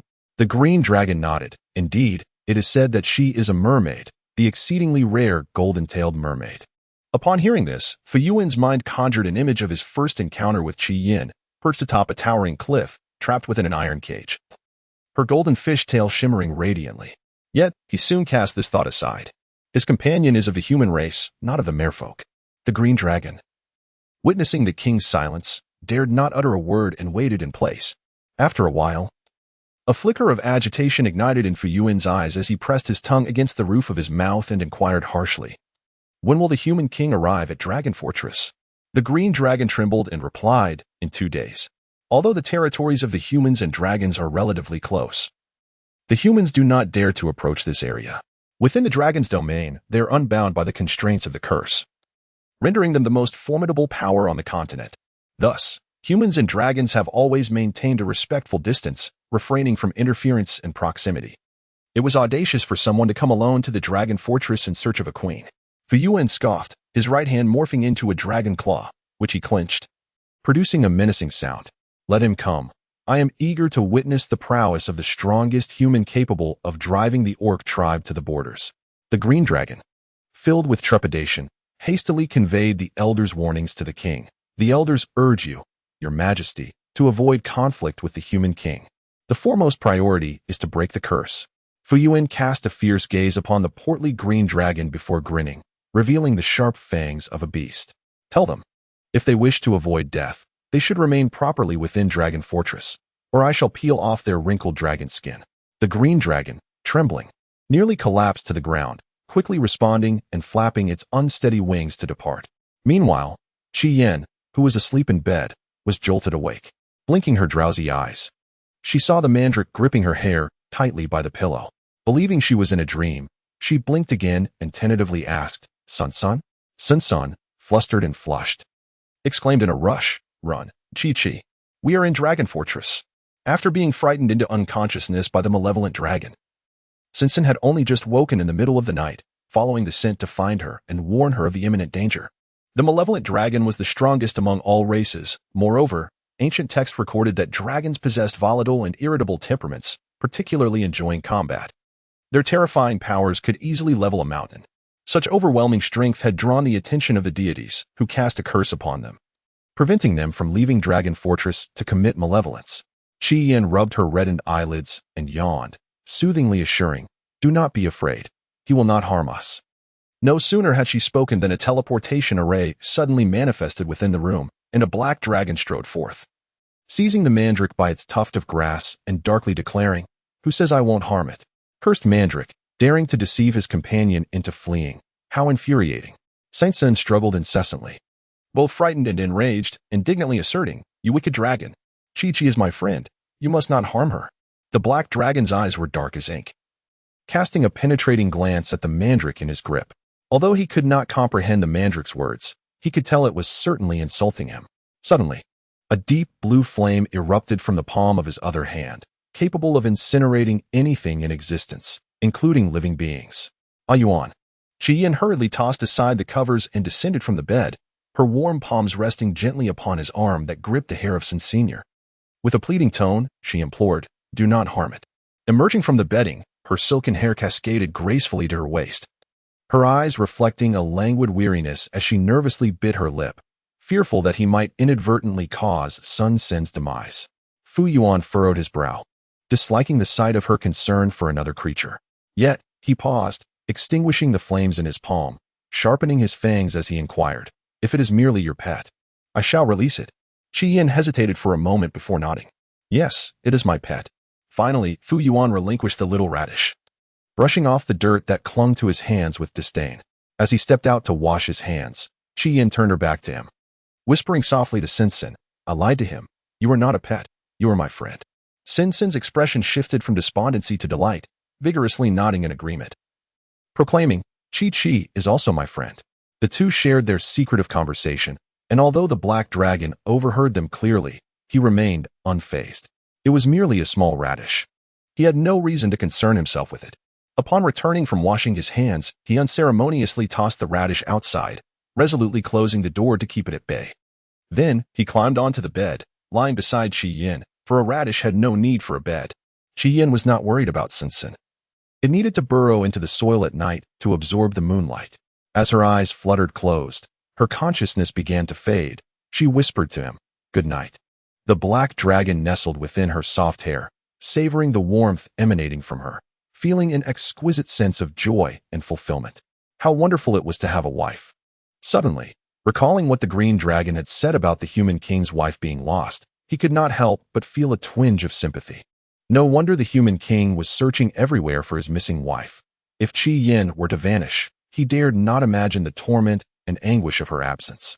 Chapter 62, Dragon Clan. The irritable evil dragon and his little mermaid. 13. It was heard that the human king had ruled for 1,000 years, governing the entire kingdom with meticulous order. Not only did he eradicate the orc tribe that crossed borders to seize territory, but he also prevented all wars. His magical prowess unfathomable. However, it was unexpected that the arriving human king appeared so youthful, as if he had been thrust onto the throne at the cusp of adulthood, resembling a mere boy. The elder dragons had arrived at the dragon fortress early to receive him, not daring to show the slightest negligence. The young man seated in the chair had his inky black hair tied back, adorned in a subtle yet regal light blue robe. The sleeves of his arm draped over the table bore golden patterns, his long, pale fingers and extraordinarily handsome visage radiating a golden glow. Akin to a divinity descended to the earthly realm. His expression was calm and indifferent, devoid of warmth, and his uniquely colored eyes, the only ones of their kind, exuded the coldness of a serpent. Though the elders were of the dragon clan, upon seeing him for the first time, they realized that they were no match for this human king. They had not anticipated that the humans would produce such a monstrosity. The magic he possessed was boundless. Aside from the Dragon King, Fu Yuan, there was not a single dragon here who could contend with him. In recent days, has there been any sighting of the merfolk? Shinsu asked. The elders exchanged glances, shaking their heads in unison. We have not encountered the merfolk. The merfolk are a tribe dwelling in the depths of the ocean, seldom appearing on the mainland, as they are unable to shed their tails. Moreover, the animosity between the merfolk and humanity runs deep. They never anticipated that the queen of the human king would be a mermaid. At that moment, Fu Yuan arrived at the Dragon Fortress main hall. He moved swiftly. His chest bare, skin darkened, and his abdominal muscles sculpted with remarkable elegance, bathed in a honeyed afterglow, resembling a swift and fierce black panther, exuding an air of unapproachability. You are the king of humanity? The black dragon scrutinized the youth, his eyes flickering with a shadowy glimmer. He appeared frail, resembling a child whose teeth had yet to fully emerge. Such a human can ascend to kingship? Humanity is hardly impressive. Shinsu, undeterred by his condescending gaze, remained composed and replied with measured calmness, "May I reside in the dragon clan for a few days?" The black dragon, feeling amused, had no inclination to engage in combat, and casually replied, "Do as you wish. The dragon clan's territory is vast, and there are indeed places for him to stay." Shinsu expressed his gratitude and excused himself to explore outside the fortress. The elders hurriedly approached, anxiously exclaiming, "Your Majesty, how can you permit him to stay?" They held no belief that the human king had come to the dragon clan for any noble reason. With the curse's resolution imminent, no unexpected occurrences could be tolerated. The black dragon, exasperated, transformed into his dragon form and departed. How could these old fools not understand the pain of losing a wife? Besides, staying for a mere 2 days is hardly a grave matter. This is, after all, dragon clan territory. What is there to fear from humanity? He soared to his dwelling, where he found Qi Yin squatting on the ground, conversing with a radish. They appeared to be enjoying themselves, her moon-like eyes curving with delight, radiating light. Suddenly, the black dragon's expression darkened as he strode forward, seizing the radish, and harshly declared, "Do not smile at it. Why should a mere radish win her affection? It deserves to be thrown into a pot for soup." Qi Yin was startled by his abrupt arrival, standing upright, her raven-black lashes fluttering in confusion as she asked, "Why? Why does he harbor such hostility towards Sun San, who has done him no wrong?" The black dragon, unreasonable, lifted his taut chin. "There is no reason. It simply must not be." Qi Yin glanced at the radish in his hand, reluctantly conceding, "Let it go." The black dragon casually tossed it aside, indifferent to its fate on the ground, and took Qi Yin's hand, stating, "I shall take you to a place," without waiting for her consent. He transformed into his dragon form, hoisting her onto his back, and ascended into the sky. Qi Yin felt his domineering nature and realized she had no choice. Completing her task swiftly and departing was her only option. The colossal dragon brought her to the entrance of a dragon's lair, though it was called a lair. It was essentially a cavern high in the mountains. Spacious and well-ventilated, the cave was filled with treasures, even grander than those found in a dragon's lair. At the center of the cave, a pool had been excavated, brimming with crystal-clear water, where a few small fish could be seen swimming languidly. "Since you enjoy bathing, you shall henceforth indulge in this serene spot." This was a thoughtful gesture from the black dragon, who had risen early to prepare it. As she would soon become his companion, it was only natural for him to show her kindness.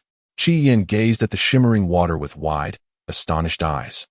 Irresistibly drawn to it, she reached out her finger, touching the cool, refreshing surface, sending ripples across the water that mirrored her radiant smile. Turning her head, her eyes sparkled, the light dancing on the water's surface, casting dazzling reflections upon her porcelain-like visage, evoking a gentle smile. "Thank you, Yuan," she whispered softly. A hazy memory flickered in her mind, a scene of the human leader Shinsu crouching by the shore, tenderly caressing her cheek. As a mermaid, she was particularly prone to forgetfulness, and her memories of Shinsu had faded, leaving only a few fragments. It was only upon seeing the pool that vague recollections began to surface. The black dragon, his throat dry, fixated on her, slightly licking his thin lips as he stepped closer, his breath heavy as he inquired, "Do you like it?" Naturally, Qi Yin was enamored. She nodded, her dimples deepening as she smiled, "I do." The black dragon fell silent for a few seconds before continuing, "Then shall we begin to kiss?" He would be gentle and tender, unlike other dragons who might engage in combat with their partners. Qi Yin stood in stunned silence, her long lashes fluttering in disbelief. Thinking she must have misheard, in a trembling voice, she asked, What did you say?" A faint blush crept across Fu Yuan's dark visage as his gaze lingered on her rosy lips, and he earnestly reiterated, "Kiss."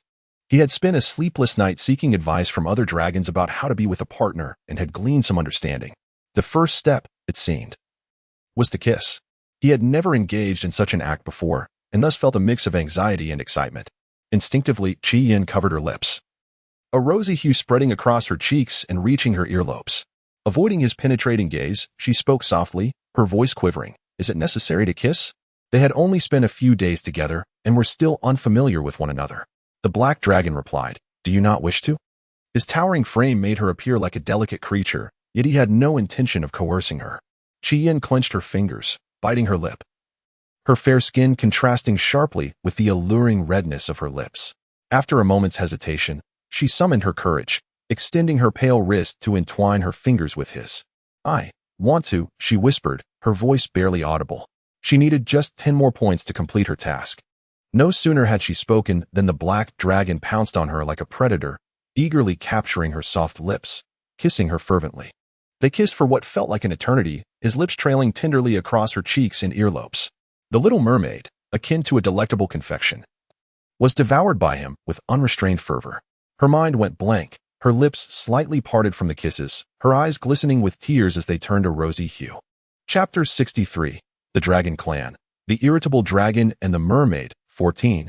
The black dragon, having finally savored a taste of flesh, remained unsatisfied. His dragon tail burst through his trousers, entwining around her slender, delicate calves beneath her skirt, the glossy black scales gently caressing her skin. Soon, a red mark appeared on the inner side of her leg. She shivered slightly, emitting soft, whimpering sounds from her lips. This continued until an untimely noise echoed from the cave's entrance. Apologies. A figure stood at the entrance, his pale blue robe billowing in the wind, backlit by the light. Yet one could sense the ominous pressure emanating from him. Qi Yin squinted, feeling dazed from the affection showered upon her, and instinctively grasped the black dragon's robe. Burying her face in his embrace, taking small, labored breaths. The black dragon was in a foul mood but unwilling to reveal the presence of his beloved to others. He shed his robe and draped it over her, covering her completely before stepping outside. At the entrance stood the human king, Shinsu, who had just arrived at noon. Are you out of your mind, seeking death? His eyes were filled with animosity. Who would be in good spirits when interrupted during such intimate moments with his beloved? Shinsu's attention was not on the black dragon, but rather on the figure lying by the water's edge within the cave. The oversized black robe concealed her body. But as she shifted slightly, a small portion of her jade-like ankle was exposed, trembling as if shivering. Her raven hair spread around her, with a small section submerged in the water, swaying like seaweed. This was not his mermaid. A mermaid's tail could never transform into human legs. A heaviness settled in his chest, and a rare, sinister darkness crossed his brow. I apologize for the disturbance. I only came to say that I shall leave shortly. The black dragon glanced at him, his irritation somewhat abated, revealing a hint of sympathy in his gaze. Never mind. What was there to argue with a man who had lost his wife? Go on, go on. He tugged at his hair in impatience, urging him to leave. Shinsu's figure vanished from sight. The black dragon withdrew his gaze and returned to the cave. The girl lay sleeping on the ground, her breathing light, clutching his coat. Her cheeks still flushed, lips slightly parted and rosy. He could not resist leaning down to inhale her fragrant scent, catching a glimpse of a glimmer in his peripheral vision. The black dragon straightened up and walked over to pick it up. It was a lustrous, rosy pearl. He raised an eyebrow, examining the pearl in his palm. Moments later, he casually tossed it into the pile of treasures accumulating in the corner. Unbeknownst to her, Qi Yin slowly awakened, having nearly crossed paths with the human leader Shinsu. She lifted her fingers slightly, pressing against her tender lips, her memories hazy. Soon, her attention was drawn to the water pool beside her. Looking around, she noticed the absence of the black dragon and, unable to contain herself, leaped into the pool, her golden tail swaying as she swam back and forth. The water was of exceptional quality, ideal for aquatic life, with lush water plants below and several small crabs meandering lazily. She swam for a while, when suddenly she heard a rustling at the cave's entrance. Hastily, she emerged from the pool and meticulously wiped her fishtail dry. The footsteps grew closer, prompting her to quickly drape her outer robe over her tail. The black dragon, with his wings unfurled, approached her, leaning in to plant a gentle kiss on her neck, and asked, "Are you hungry? I have brought food." Qi Yin lowered her gaze and nodded. Just as the black dragon was about to reveal the food, his eyes shifted to her legs, his brow furrowing in concern. What happened to your legs? Under normal circumstances, she would have bounced over at the mention of food. But now she sat motionless at the pool's edge. Could it be that she was injured? As the black dragon approached, worry etched on his face. Ready to lift her outer robe to inspect her injuries, her delicate fingers pressed against his hand. "I am fine. I just took a bath. And my legs are still wet," she lied, her cheeks flushed, eyes cast down, her lashes fluttering. Relieved, the black dragon recited an incantation, drying her legs, and gazed at her with an intensity that stirred within him. The little mermaid, preoccupied with thoughts of what to eat that night, was unaware of what was to come. By the time she realized it, she was already cradled in his embrace, their lips entwined. The fierce dragon before her seemed like a beast that had not tasted flesh in centuries, cradling the back of her head as he fervently explored her mouth with his sweet, soft tongue.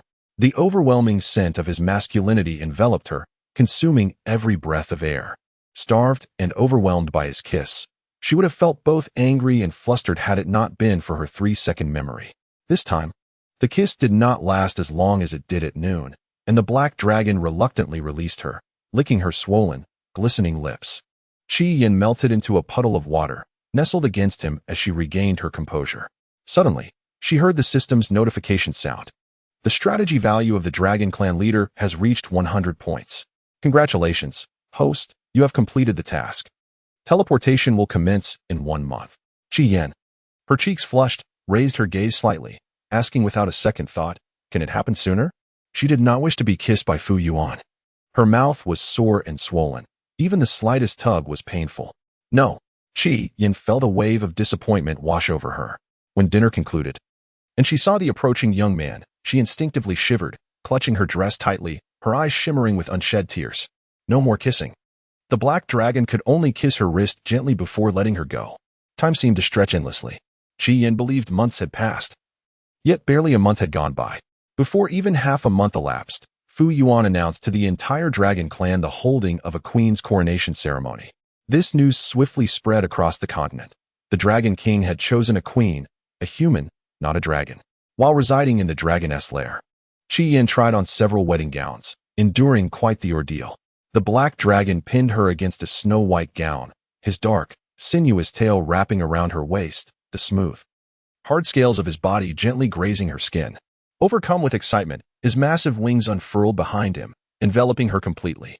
His barbed tongue pried open her lips, plunging into her mouth, their lips and teeth entwined.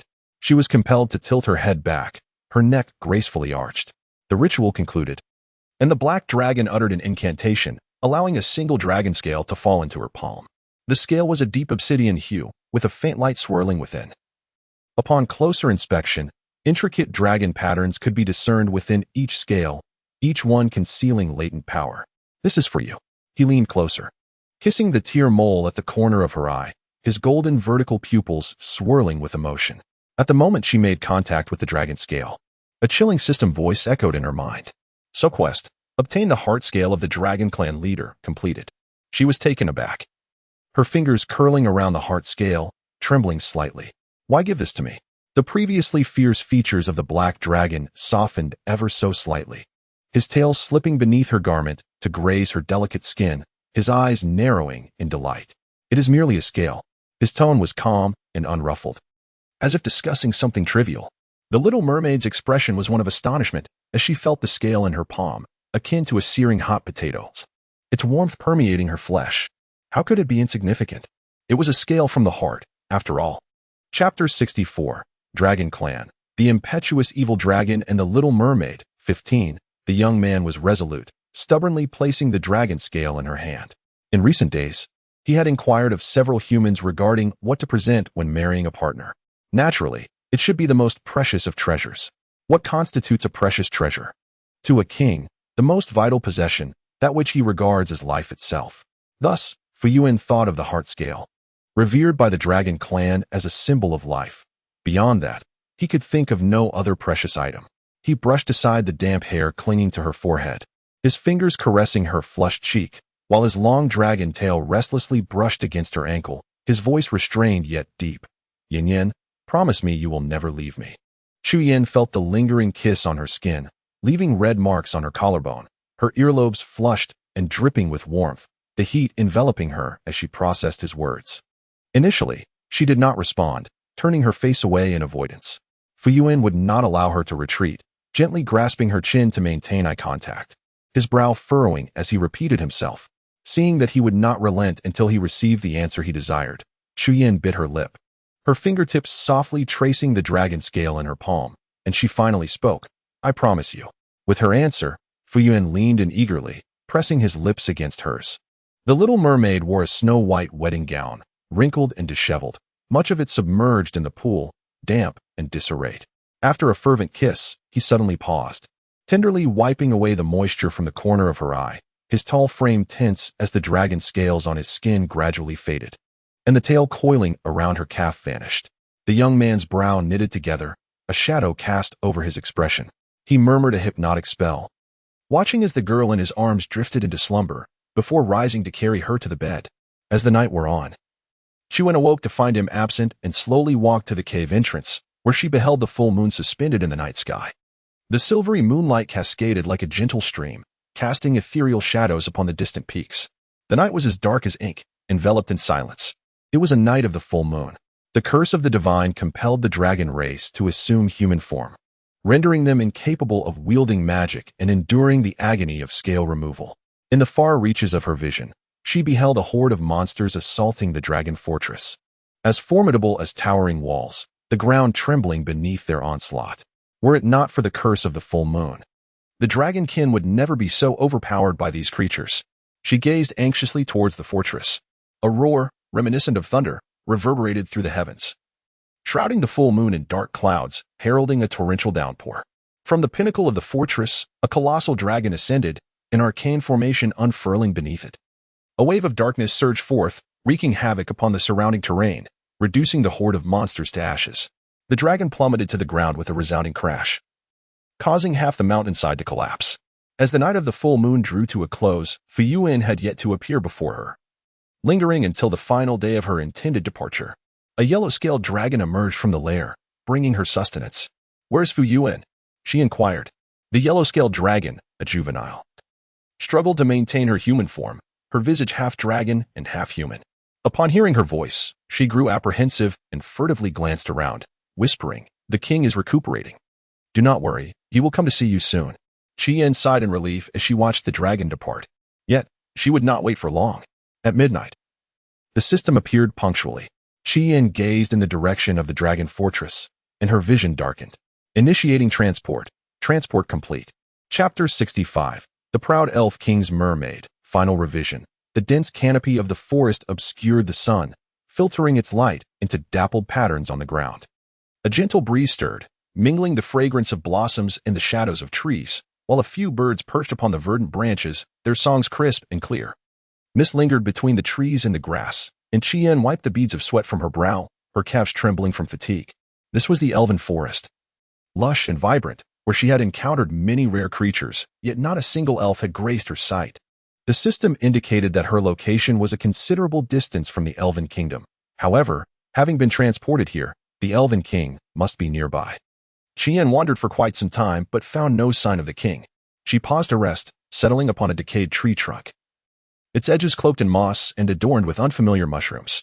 The forest was damp, and the presence of mosquitoes was to be expected, with several welts forming on the back of her exposed hands. Enduring the itch, she rose to continue her journey. Not long after, the skies darkened ominously, and a fine rain began to fall. Qi Yin was prepared. She held a large banana leaf aloft and trotted towards a narrow cave to shield herself from the downpour. Contemplating her search for the elven king once the rain ceased, her peripheral vision caught sight of a withered patch of grass, trembling under the relentless rain, as if it might succumb and wither away entirely at any moment. Curious, she approached to examine it closely. As they journeyed through the enchanted forest, they encountered a peculiar weed unlike any other. With a gentle stir, Sun emerged from within its folds, having slumbered for an extended period. Upon awakening, it was astonished to find itself not in the dragon's nest. "Chi, where are we?"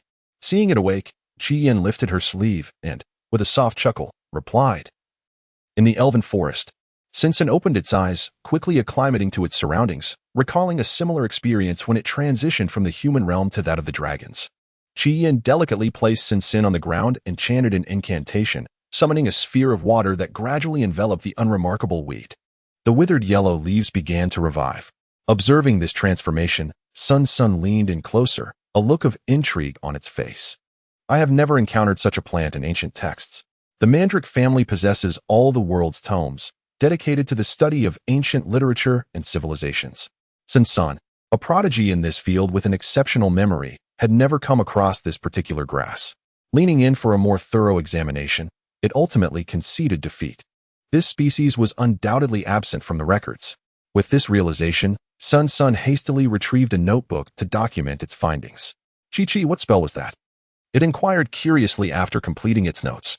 The weed, now fully revived, appeared unremarkable. One would hardly notice it without close inspection. Chi Yan's complexion was slightly pale as she leaned against the smooth cave wall, her breath uneven, a slight smile gracing her lips. It's the water healing spell. She had merely been experimenting, as the merfolk were not as adept in magic as other races, possessing only a handful of simple, non-lethal spells. Sun, puzzled, remarked. That spell should have healed it so quickly. Elemental magic lacks the potency of light magic, which is renowned for its healing abilities. Yet your incantation restored the weed entirely. How curious.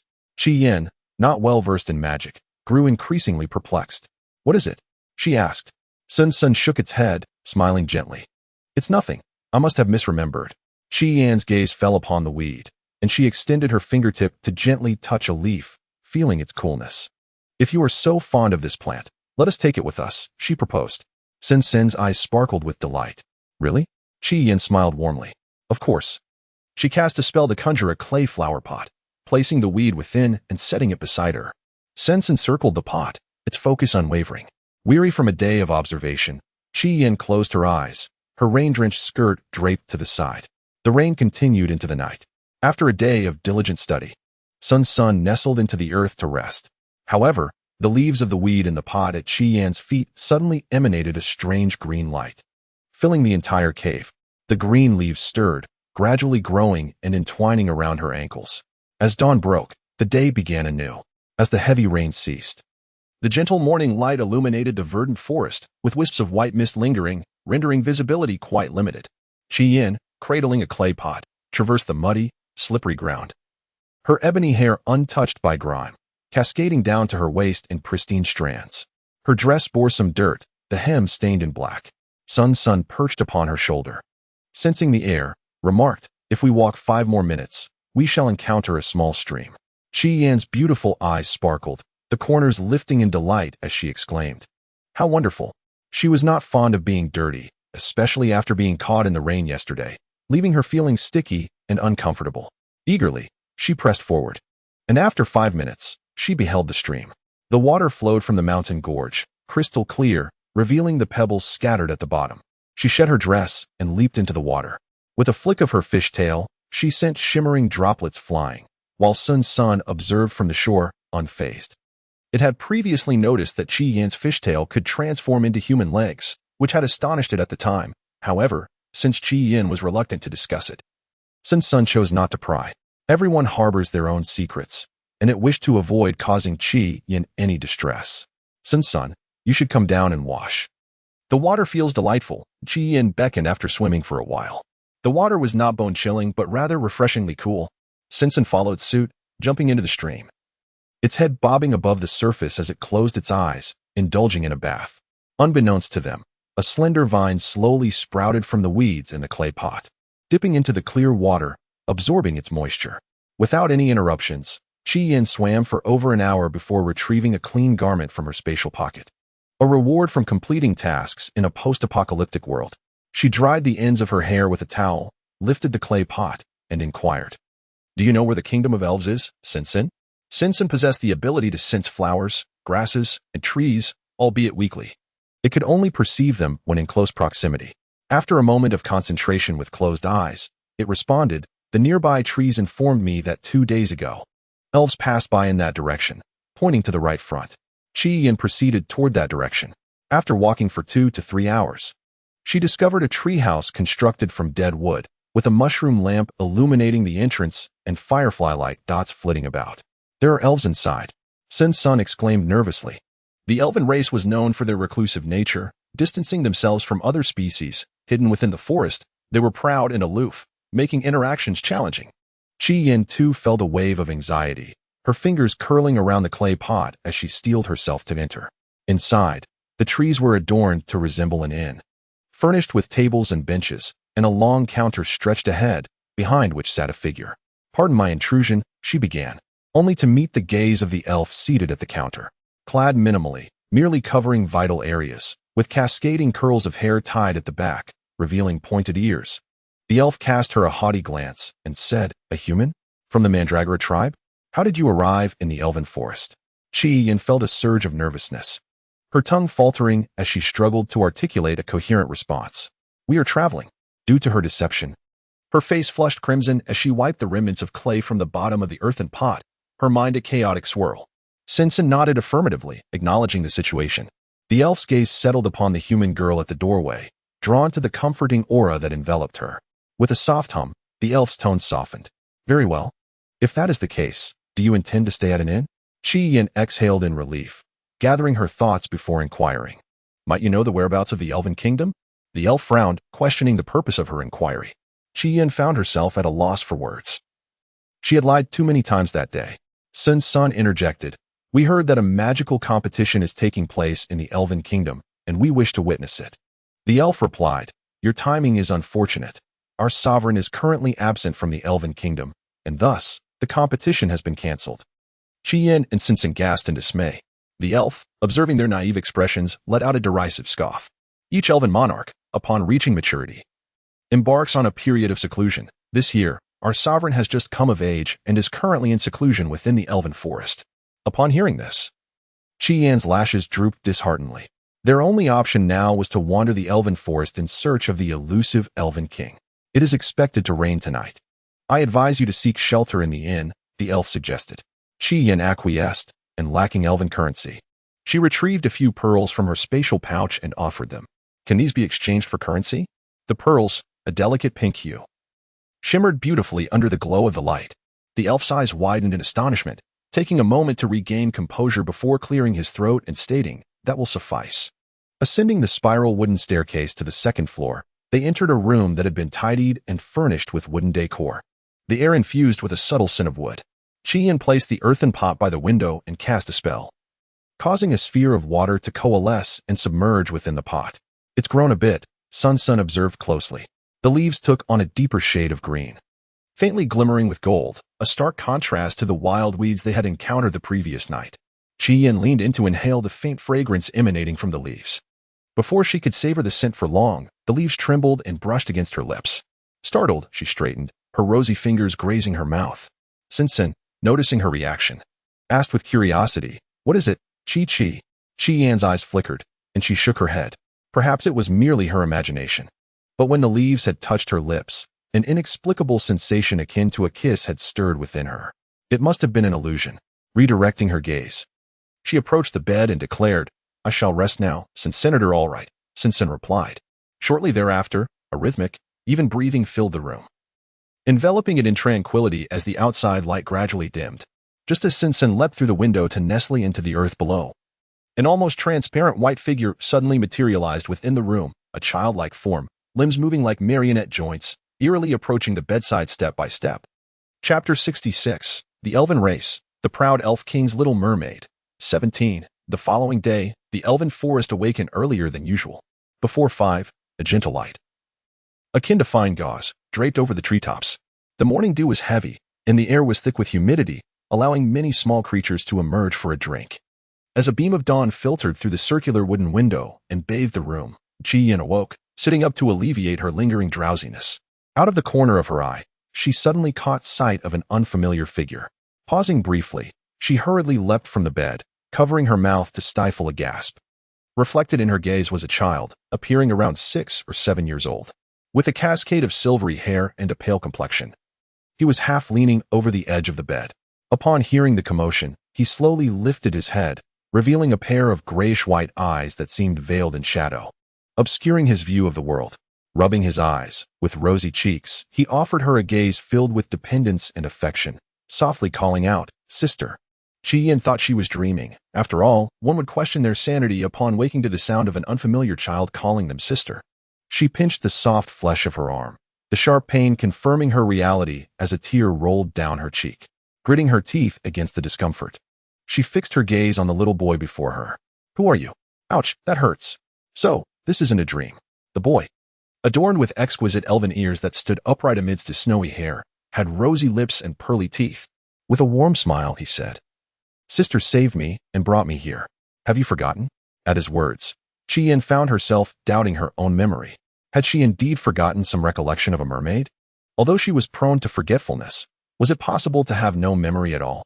Just then, the wooden window was pushed open, and Sun, with his short legs, entered, stating, "He is an elven grass in transformation. Elves are born without the need for reproduction. Initially, they begin as a mere sprig of elven grass, which, when the time is ripe, transforms into an elf. Typically, elven grass resembles an inconspicuous weed, often unnoticed even by its kin. This characteristic makes it difficult for those with ill intent to uproot and carry it away. After pondering all night in the soil, Sun finally understood upon seeing the little boy. This unremarkable weed, not even recorded in ancient tomes, was indeed elven grass. Upon hearing Sun's explanation, Chi-Yin blinked in realization. So that is how it is. The little boy, still unsteady on his feet, wobbled toward her, looking up with increasingly clear grayish eyes, expressing, "Thank you, sister, for saving me. Had it not been for her, he might have withered away." The boy's gaze was filled with sincerity and warmth, leaving Chi-Yin momentarily stunned. She waved her hand dismissively, saying, "It's nothing." She herself was astonished that the wild grass she had picked up by the roadside turned out to be elven grass, on the verge of transformation. Suddenly, a knock resounded at the door. Chi-Yin approached to open it, finding the elven figure from the previous day standing at the threshold. The curly-haired elf spoke. "Breakfast is prepared downstairs for you." Before she could respond, her gaze fell upon the silver-haired boy with grayish-white eyes in the room, and her brow furrowed in shock. "A spirit of misfortune. He has been possessed by a demon." As the jarring sound of fingernails scraping against a blackboard pierced the air, Chi-Yin was startled. And before she could comprehend the situation, the curly-haired sprite stumbled away, forsaking even the shop, dashing into the depths of the forest. Sun approached, bouncing along with a look of confusion. What was the matter? Chi-Yin, equally bewildered, shook her head in uncertainty. The young boy stood frozen, helpless, having witnessed the disdain and fear that flickered across the sprite's face upon seeing him. She claimed he was possessed by a demon. What was a demon? Before they could ponder this, commotion erupted outside, accompanied by hurried footsteps. The curly-haired sprite returned with a cadre of sprites, brandishing torches and reciting incantations. As if to invoke a prayer or a spell, flames engulfed the wooden cabin, thick smoke seeping through the cracks of the windows and flooding the interior. The sprites aimed to incinerate them. "Run!" Without time for contemplation, Chi-Yin scooped up the small boy and Sun, racing through the corridor and bursting through the back door. The searing glow of the fire illuminated the cold, merciless faces of the sprites. The demon must escape. Quick, pursue. Otherwise, the enchanted forest would face annihilation. Capture them. As Chi-Yin sprinted into the dense thicket, the chaotic sounds of footsteps echoed behind her, her heart racing. She exerted every ounce of strength, navigating through the narrow gaps between trees, thorny vines lacerating her shins and drawing forth golden blood. After what felt like an eternity of fleeing, she finally managed to shake off their relentless pursuit. Collapsing onto the muddy ground, she gasped for breath, nearly suffocating, her lips paling from oxygen deprivation. Sun muttered an incantation to restore her condition. "Chi-Yin, are you all right?" Chi-Yin felt somewhat better, her skirt stained with the blood from her leg, shimmering faintly golden. She shook her head and smiled. "I am fine." She had believed they were cornered, unable to escape. Fortunately, they had made it. Sun regarded her with concern, calming down, and curiously asked, "Why do they want to kill us?" Chi-Yin was equally perplexed, recalling how smoothly the conversation had gone with the curly-haired sprite just yesterday. The small boy hung his head, suddenly speaking, "It's because of me." At his words, Chi-Yin and Sun turned to him, their eyes filled with disbelief. He was a sprite too. Why would they want to harm him? The boy, newly transformed, was equally bewildered, his mind haunted by the sprite's fearful gaze, filled with sorrow and despair. Seeing his despondency, Chi-Yin couldn't help but approach, gently reassuring him with a hand on his shoulder. "There must be some misunderstanding. Don't be upset." Sun hopped onto his shoulder, earnestly adding, "Yes, you're so kind. I believe once the misunderstanding is resolved, they will surely come to like you." Upon hearing this, the boy slowly lifted his head, his reddened eyes glimmering with hope as a faint smile graced his lips. "Thank you both." 2 months later, they were hiding throughout the elven forest. while Qi Yin took the opportunity to search for the Elven King, but alas, her efforts were in vain. One day, they continued their journey deeper into the forest. The young boy had acquired a name of his own, Xiaobai. He inquired, "Sister, why do you wish to find the Elven King?" Qi Yin pondered for a moment before replying, "Perhaps it is because I have feelings for him." The task was to win over the leader of the race. Thus seeking the Elven King was to pursue a romantic relationship with him. Xiaobai stared blankly for a moment, his gaze lifted to her, and asked, "What does it mean to like someone?" Qi Yin herself was unsure. Sun Sun raised a hand to answer eagerly. To like someone is to possess, to invade, to imprison. Qi Yin quickly interjected, gently patting Sun Sun's head. "That is not what it means to like someone. Sun Sun, do not mislead Xiaobai." Sun Sun rubbed his head, feeling guilty, and apologized. "I'm sorry. That's what it says in the Dark Sorcery Book." The Dark Sorcery Book was authored by the undead race, or human sorcerers who practiced dark magic, containing openly wicked ideas. Sun Sun had stumbled upon it inadvertently and had committed its contents to memory. Qi Yin turned to the boy and spoke softly, "You will understand when you grow older." Xiaobai lowered his gaze and nodded. Chapter 67. Elven Race. The Proud Elven King's Mermaid, 18. The warm atmosphere did not last long. As the ground suddenly began to tremble and the trees shook incessantly, revealing a colossal form akin to a towering wall, the giant mud monster. "Run. We must not let it touch us," Sun Sun urged. Such creatures typically dwelled in the Black Forest. How could it be here in the Elven Forest? There was only one explanation. They had left the Elven Forest and entered the Black Forest. They ran in the opposite direction, away from the approaching mud monster. Only when the heavy rain began to fall did the creature cease its pursuit, merging back into the ground. They found themselves in an abandoned wooden cabin, bearing the remnants of elven habitation. However, this place was too close to the monster-infested Black Forest, forcing the elves to abandon it. "Look ahead, Chi-Chi. Have you noticed those trees?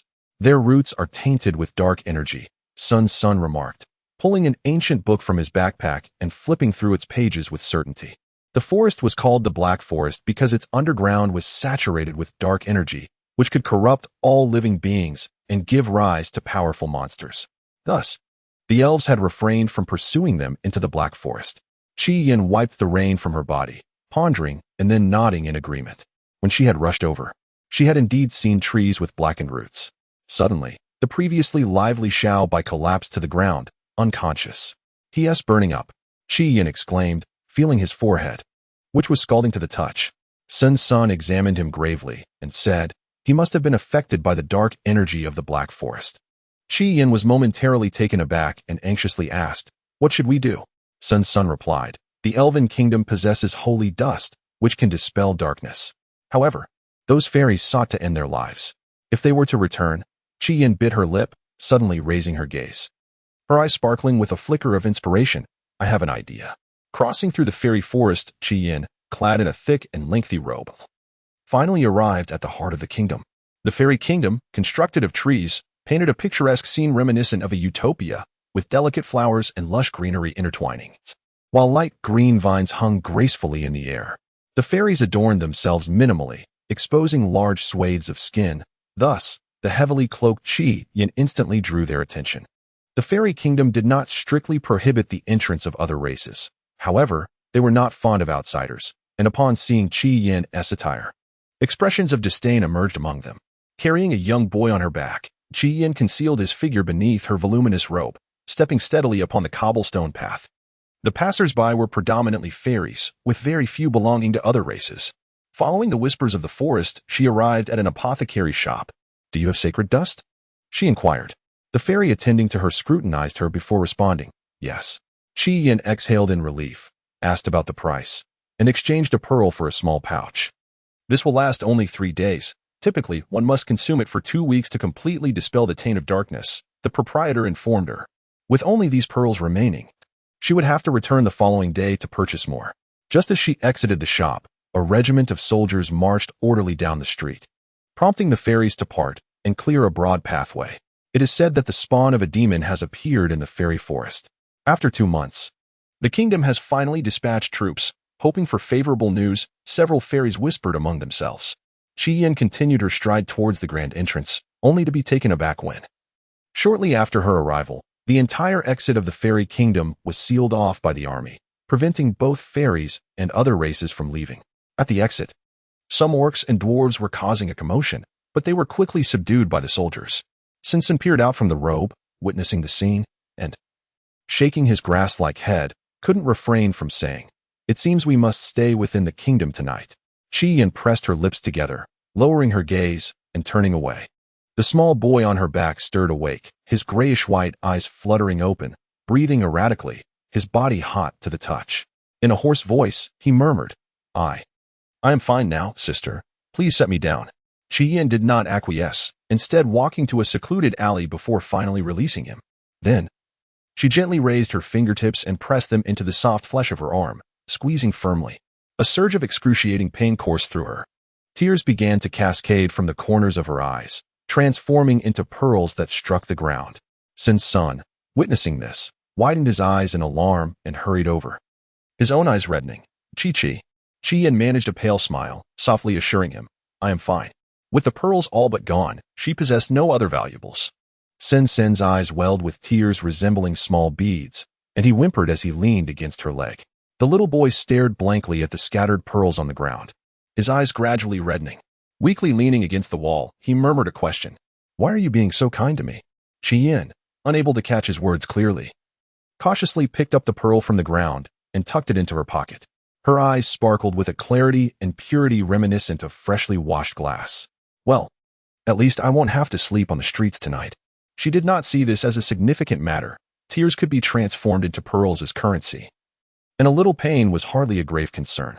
Noticing their dejected expressions, Chi-Yin stood up to lighten the mood. "We are good friends. After all, having spent the last 2 months together, a bond had naturally formed." With that, she hoisted Xiaobai onto her back and sought out an inn nearby.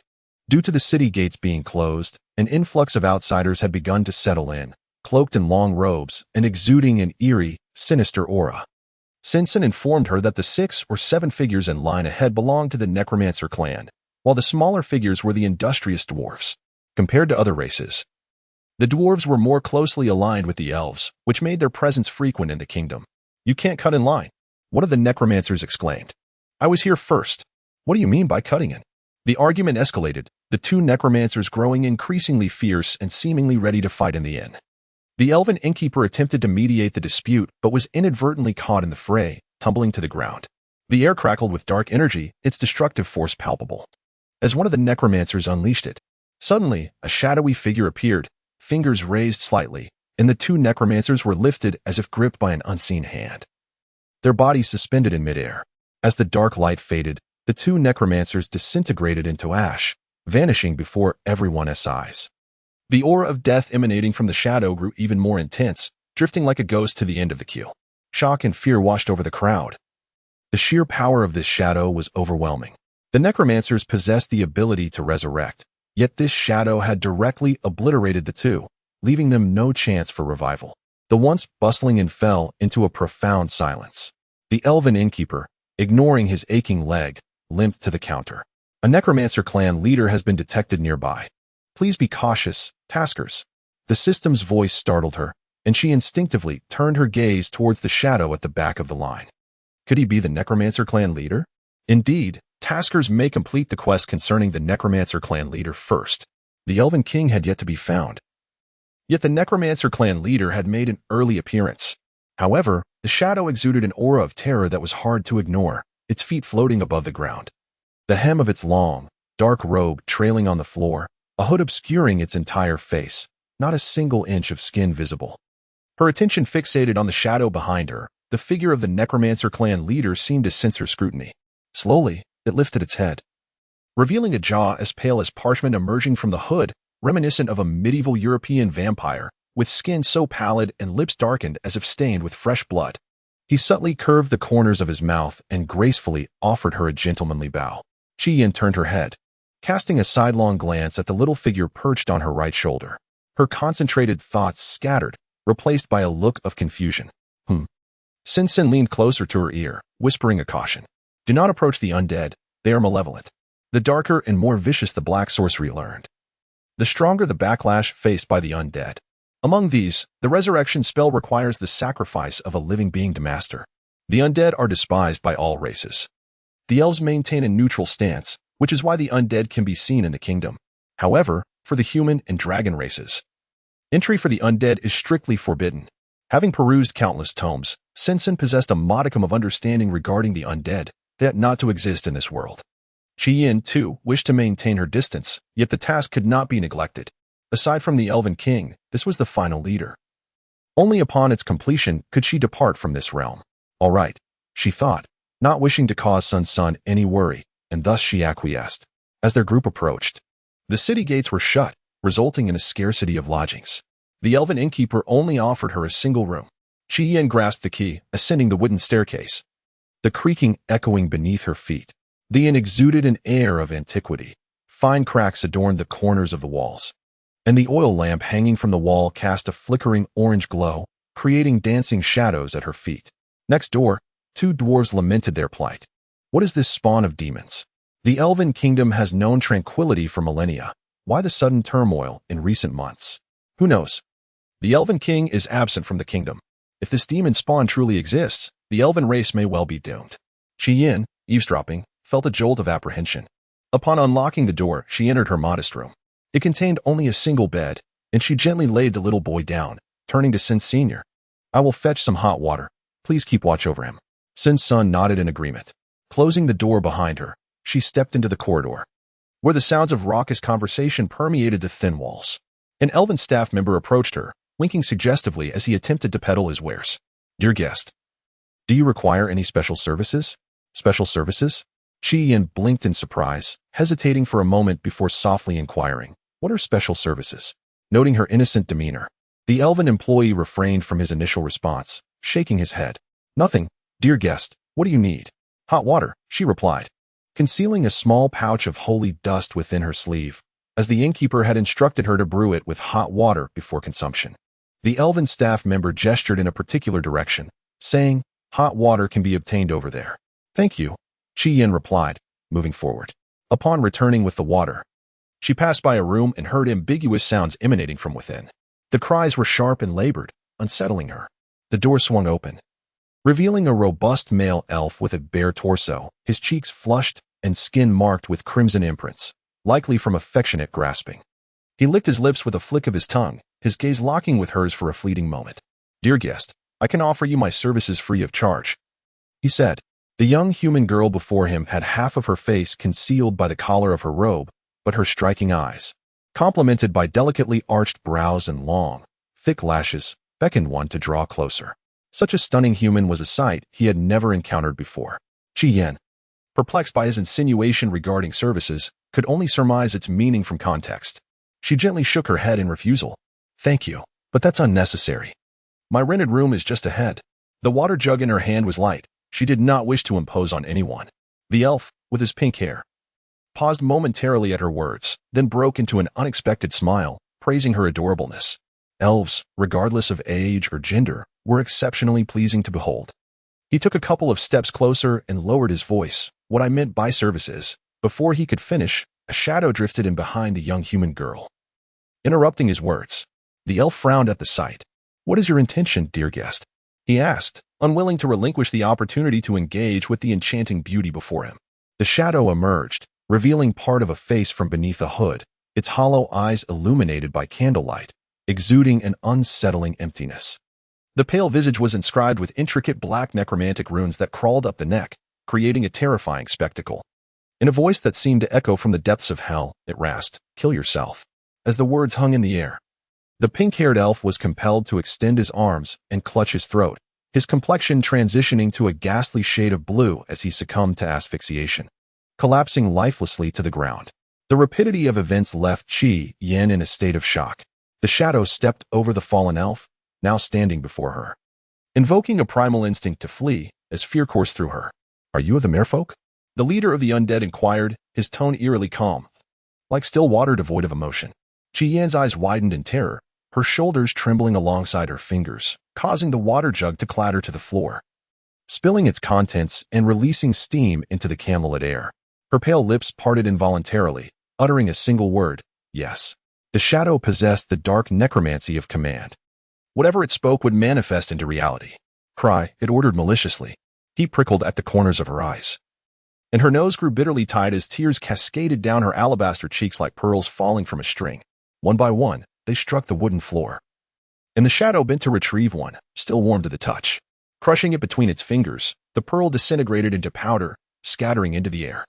The undead possessed no heart and, thus, no emotions, akin to the Grim Reaper, effortlessly capable of extinguishing her life. Golden blood mingled with the heated water on the floor as the shadow vanished from sight. Loading save. Save loaded successfully. As she stood before the hot water dispenser, Qi Yin suddenly awakened, clutching her aching heart, breathing rapidly, with beads of cold sweat forming on her forehead, dampening her thick lashes. Her complexion was pale, and her body gradually slumped to the ground, still reeling from the grasp of death. Chapter 69. The Elven Clan. The proud mermaid of the Elven King. 20.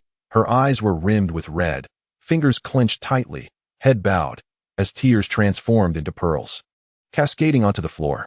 A wave of fear nearly engulfed her.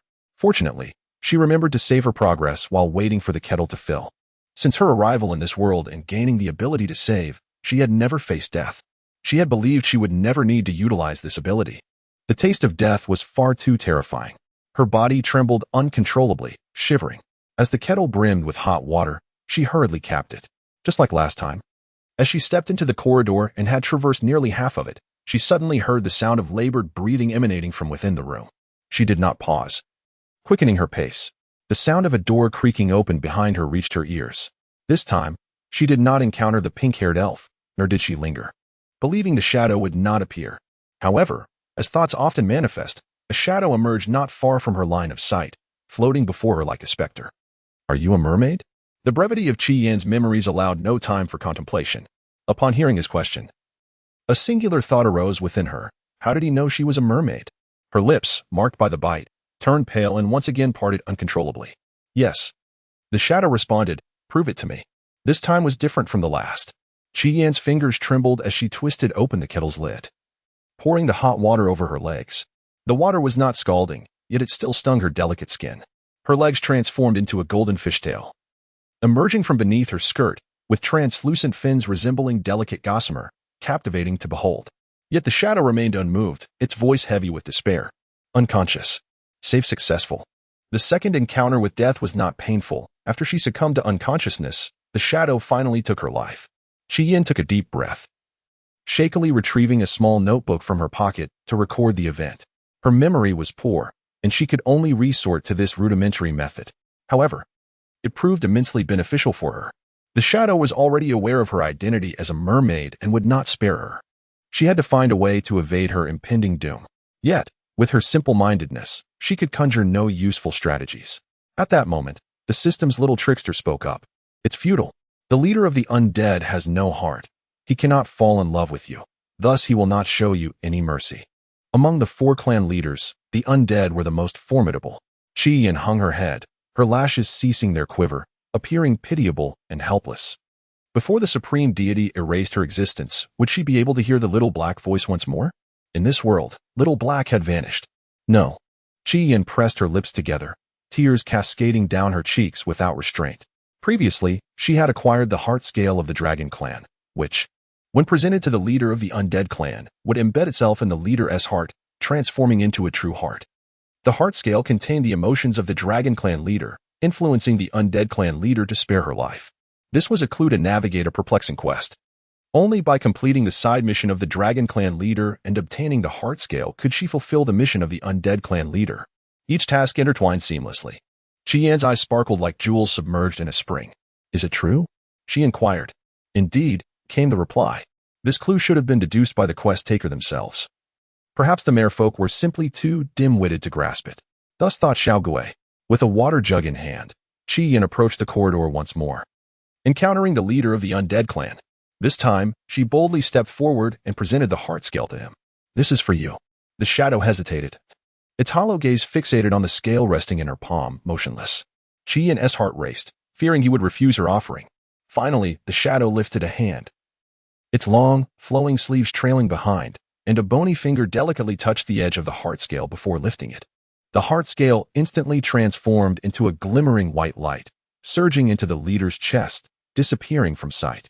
The shadow stood still, as if bereft of its soul, fingertips resting over where the heart had been. Thump, thump, A heartbeat unlike any other resonated from his chest. He blinked, his dragon-like dark eyes widening, slowly exhaling a breath. Ji-yin clutched the water jug tightly and whispered, I'll take my leave. With that, she tiptoed past him and returned to her rented room. As she sat at the edge of her bed, the door creaked open, and Sin, with his little stout legs, hurried over, noticing her startled expression. What happened? He asked anxiously. Ji-yin slumped onto the floor, tears brimming in her eyes, choking out, Sin, I almost didn't make it back. I had to save my progress twice in that corridor. I truly believed I was going to die. Sun, alarmed and concerned, inquired, what transpired? Ji-yin wiped her damp eyes, mustering her strength to rise with the water jug still in hand. I'll explain while we give Xiaobai his medicine. She couldn't divulge the details of the system save feature and instead recounted her encounter in the corridor. Sin listened, his heart racing with fear.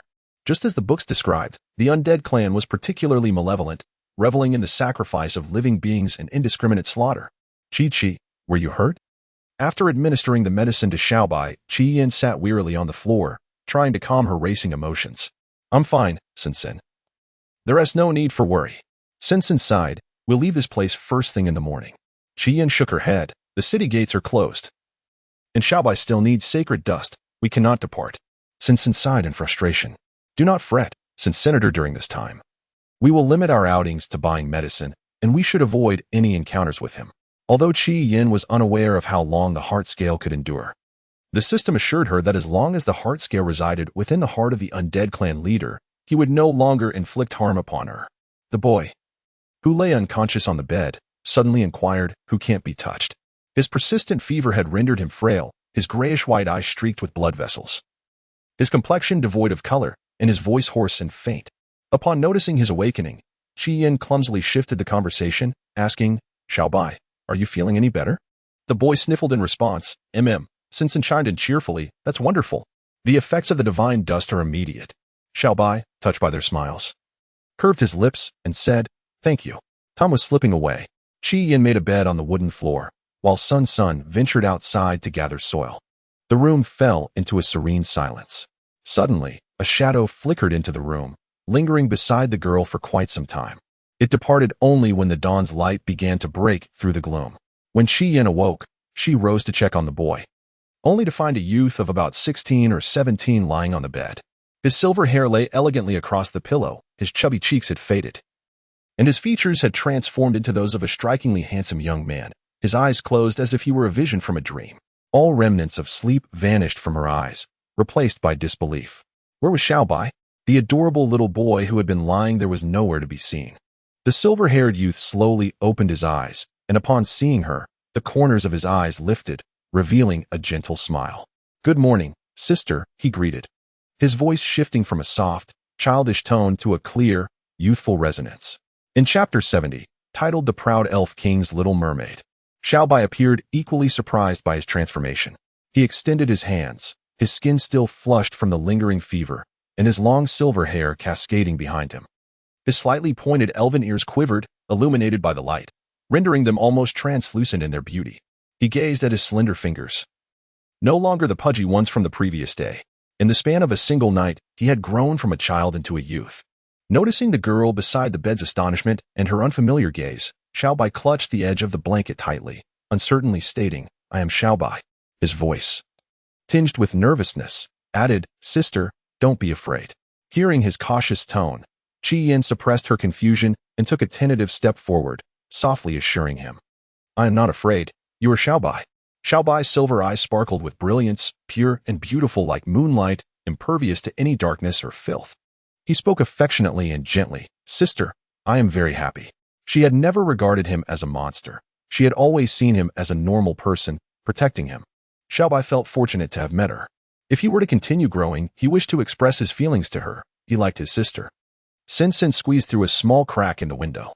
Upon witnessing Xiaobai's change, it paused momentarily but was not overly surprised. The books had mentioned that after the transformation, elven grass would grow rapidly in a short time. Moreover, the elves are distinct from other races. Although they are unable to reproduce, their mating season is prolonged. Consequently, there are numerous taverns within the elven kingdom, primarily catering to patrons through physical services. Sin elaborated on this. Upon hearing this, Yin was instantly reminded of the elven attendant she encountered in the corridor last night, as well as the pink-haired elf who emerged from a nearby room. She retrieved her notebook from her pocket, which contained even more detailed records. The pink-haired elf had even offered her services free of charge, and she had assumed it meant assisting her with her water jug. A faint blush crept onto her cheeks as she lowered her gaze. The elven youth's eyes fell upon her, and he inquired with curiosity, "Sister, what troubles you?" Sensen also turned her attention towards her. Yin, avoiding their gaze, subtly shook her head. Such an embarrassing matter was best kept from the likes of Sun Sun and Xiaobai. After finishing her breakfast, Yin approached the window and glanced outside. The light was dim and dreary, devoid of any sunlight, with a grayish cloud cover obscuring the sky. She withdrew her gaze, contemplating the necessity of swiftly procuring the sacred dust. Sensen, concerned for her safety, leaped onto her right shoulder and resolutely declared, "Chi, I will accompany you." Xiaobai remained in a deep slumber. Although the inn's security was mediocre, it was still relatively safe. Yin donned a light green robe typical of the elven folk, pulled up her hood to conceal her face, and then stepped outside. She was apprehensive about encountering the leader of the undead, so prior to opening the door, she saved her progress. As she treaded softly on the wooden floorboards, the dim yellow glow of the corridor cast shadows against the walls, and she could hear voices emanating from an adjacent room. Upon exiting the inn, she did not encounter any ominous figures, which eased her anxiety. Venturing into the long and narrow passageway, she found herself far from the kingdom's center in a desolate and impoverished area. In the distance, the spire of an ancient castle came into view, entwined with deep green vines, while the vintage wooden clock tower was shrouded in mist, appearing elusive. This stretch of road was notorious for its poor safety, with dark elves known for their expulsion tactics operating fortune-telling booths to intercept passers-by. However, she did not encounter a single dark elf along her route. This was due to the shadow that had been following her, none other than the leader of the undead. He bore no name. Upon inheriting the title, he became known only as Annihilation. Annihilation had come to the elven realm with the intent of slaying the elven king. His animosity towards the elven king was absent, rooted instead in an ancient tome of sorcery that recorded a prophecy. Every 1,000 years, the elven king would transform back into elven grass, descending into the elven forest.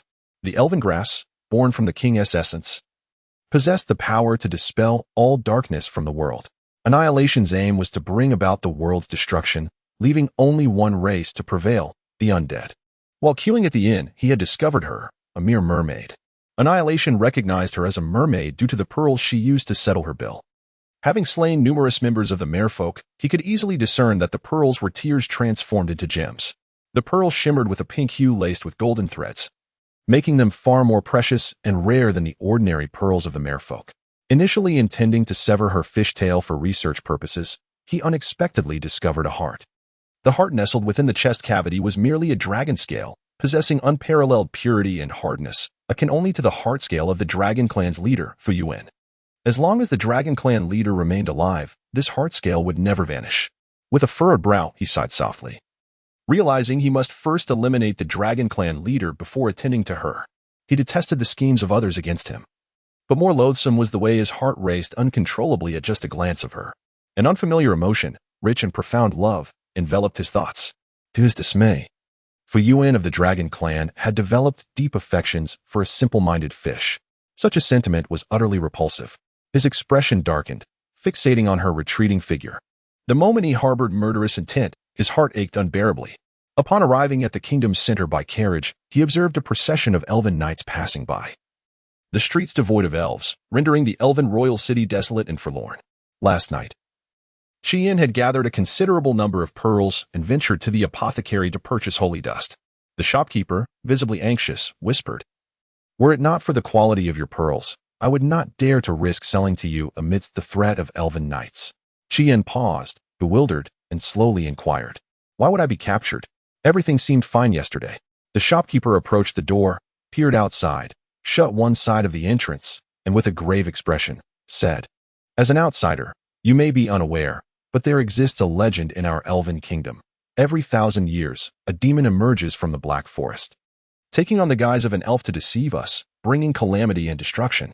This demon bears a distinct mark, grayish-white eyes and silver hair." Not only did Yin exhibit shock, but the creature perched upon her shoulder, Sensen, mirrored her astonishment. for the description matched the appearance of her companion. Stammering in disbelief, Qian asked, "Are there no elves with silver hair?" The shopkeeper shook his head, explaining that only demons possess such silver hair, a trait never seen among elves, even the elven king. He sighed nostalgically, remarking that the king had been absent for over 6 months, possessing the most beautiful hair in their lineage. If a magical contest were held, you might have had the chance to see his majesty. Qian, however, barely registered the latter part of his statement, her mind consumed by the thought of the demon. If Xiaobai were indeed a demon, how could it be affected by dark energies? Have you seen the elven knights outside? They are currently searching for the demon within the kingdom. I heard that high-ranking elves detected traces of a demon, prompting the dispatch of so many knights. Chapter 71. Elven Clan, the petty mermaid of the proud elven king, 22. Qian's lips parted slightly, her voice tinged with urgency. Will every area be searched? The shopkeeper nodded in agreement, asserting that all the knights had been summoned and, with the aid of high-ranking elves, they would soon uncover the truth. Qian, undeterred, hastened towards the inn, her light green robe swaying gracefully with her movements, while the wind brushed against her skin, delivering a chill. Sinsen grasped her shoulder tightly, urgently exclaiming, "Chi-Chi, do you remember? In the cabin, that red-haired elf referred to Xiaobai as a demon and led a group of elves to set fire to us." Without pausing her stride, Qian replied, "I remember." Sinsen continued, "At the time, I thought they had made a mistake, but it seems that was not the case. Xiaobai is indeed the demon they spoke of. I once read in a book about a calamity that nearly wiped out the elf race, leaving a significant portion of them perished in the disaster. Ancient texts vaguely mentioned that it was an invasion of darkness that led to this catastrophe, suggesting the possibility of a resurgence. If Xiaobai truly is the offspring of a demon, we should not attempt to save him." After uttering these words, Sun Sun lowered her head, her hair drooping in tandem. The elves were so innocent, residing near a dark forest, shrouded in ominous shadows, always sending sentinels to guard against the encroaching darkness. Each year, elves fell victim to the darkness, succumbing to its infection. They abhorred the dark, yearning for the light. Conversely, demons were born from the depths of darkness, representing evil and calamity. Should history repeat itself, the entire elven race would face utter annihilation. As Qian ran, she abruptly halted, her long, dark lashes clumped together and her eyes glistening with unshed tears, desperately fighting back her emotions. For the past month, they had remained together, Xiaobai and Sun Sun assisting her in the search for the elven king, spending their leisure hours in an abandoned cabin, engaged in light-hearted conversation and playful antics. During one instance of illness, it was Xiaobai who ventured out to gather herbs for her treatment. However, soon after, he was afflicted by the dark aura, suffering from an unrelenting fever, only for Sinsen to later reveal that the herbs grew in the dark forest. Thus, whether it was Sun Sun or Xiaobai, Qian regarded them as her dearest friends. "Chi-Chi, Sun Sun," she whispered softly. Qian crouched down, her pale chin resting on her knees, her voice trembling as she murmured, I know." Suddenly, the system's voice interjected, "He is not a demon. The elves have been deceived by the deities." The elves dwelled within the lush, verdant elven forest, a realm of harmony and beauty, teeming with life, and were the closest race to the divine. Yet, the deities were unwilling to allow any race to stand alongside them. The calamity that occurred a millennium ago was a divine punishment delivered directly by the gods. However, the sacred and formidable elven king not only safeguarded his people but also banished the darkness to the peripheries of the elven forest, with generations of elves guarding the borders to prevent the dark aura from encroaching. The deities deceived the elves, portraying the elven king, who transformed into the elven grass every 1,000 years as the demon, the instigator of calamity. With the hands of the most loyal subjects, they sought the end of the elven king. The reason this lie has remained unchallenged for millennia is that each time the elven king transforms, he awakens devoid of the memories of his metamorphosis. This is a meticulously orchestrated conspiracy devised by the divine. Qian abruptly rose to her feet, her mind struggling to assimilate such an overwhelming influx of information, yet she managed to grasp several crucial points. Sinsen, a fabrication, that was a mere deception. A thin layer of sweat broke out on her brow, and upon hearing it all, a chill ran down her spine. Sinsen appeared momentarily stunned. "What?" As Qian sprinted, she urged, Sun Sun, "If you do not believe me, you may remain in a safe place. I must go rescue Xiaobai." Xiaobai was the fairy king. She could hardly fathom that Xiaobai would be the fairy king. Sinsen, having perused numerous ancient texts, pieced together the fragments of information, and the answer became apparent. I believe you. Chi-Chi, let us rescue Xiaobai together. The many discrepancies Sun Sun had noted earlier began to resolve themselves after hearing Chi-Chi's words. However, they arrived merely a moment too late. The fairy knights had imprisoned Xiaobai and were about to execute him at the very center of the square. Along the way, more fairies gathered, trailing behind the carriage, eager to glimpse the visage of the demon, to witness his disappearance with their own eyes, hoping to quell the fears that had plagued them for days. Sun Sun clung to her delicate white neck, both anxious and frantic, saying, Chi-Chi, do not approach. There are too many fairy knights, you cannot contend with them. The fairy knights were elite warriors of the fairy race, skilled in combat magic and extensively trained. Furthermore, high-ranking fairies accompanied them. They were simply outmatched. Qi Yin could only wield some rudimentary magic, utterly lacking in lethality, unable even to graze the edge of the carriage. She raised her lustrous eyes slightly, fixating intently on the fairy knights ahead, her lips pressed together, turning pale. Would they believe me? Sun Sun sighed. The fairy race held the divine in reverence.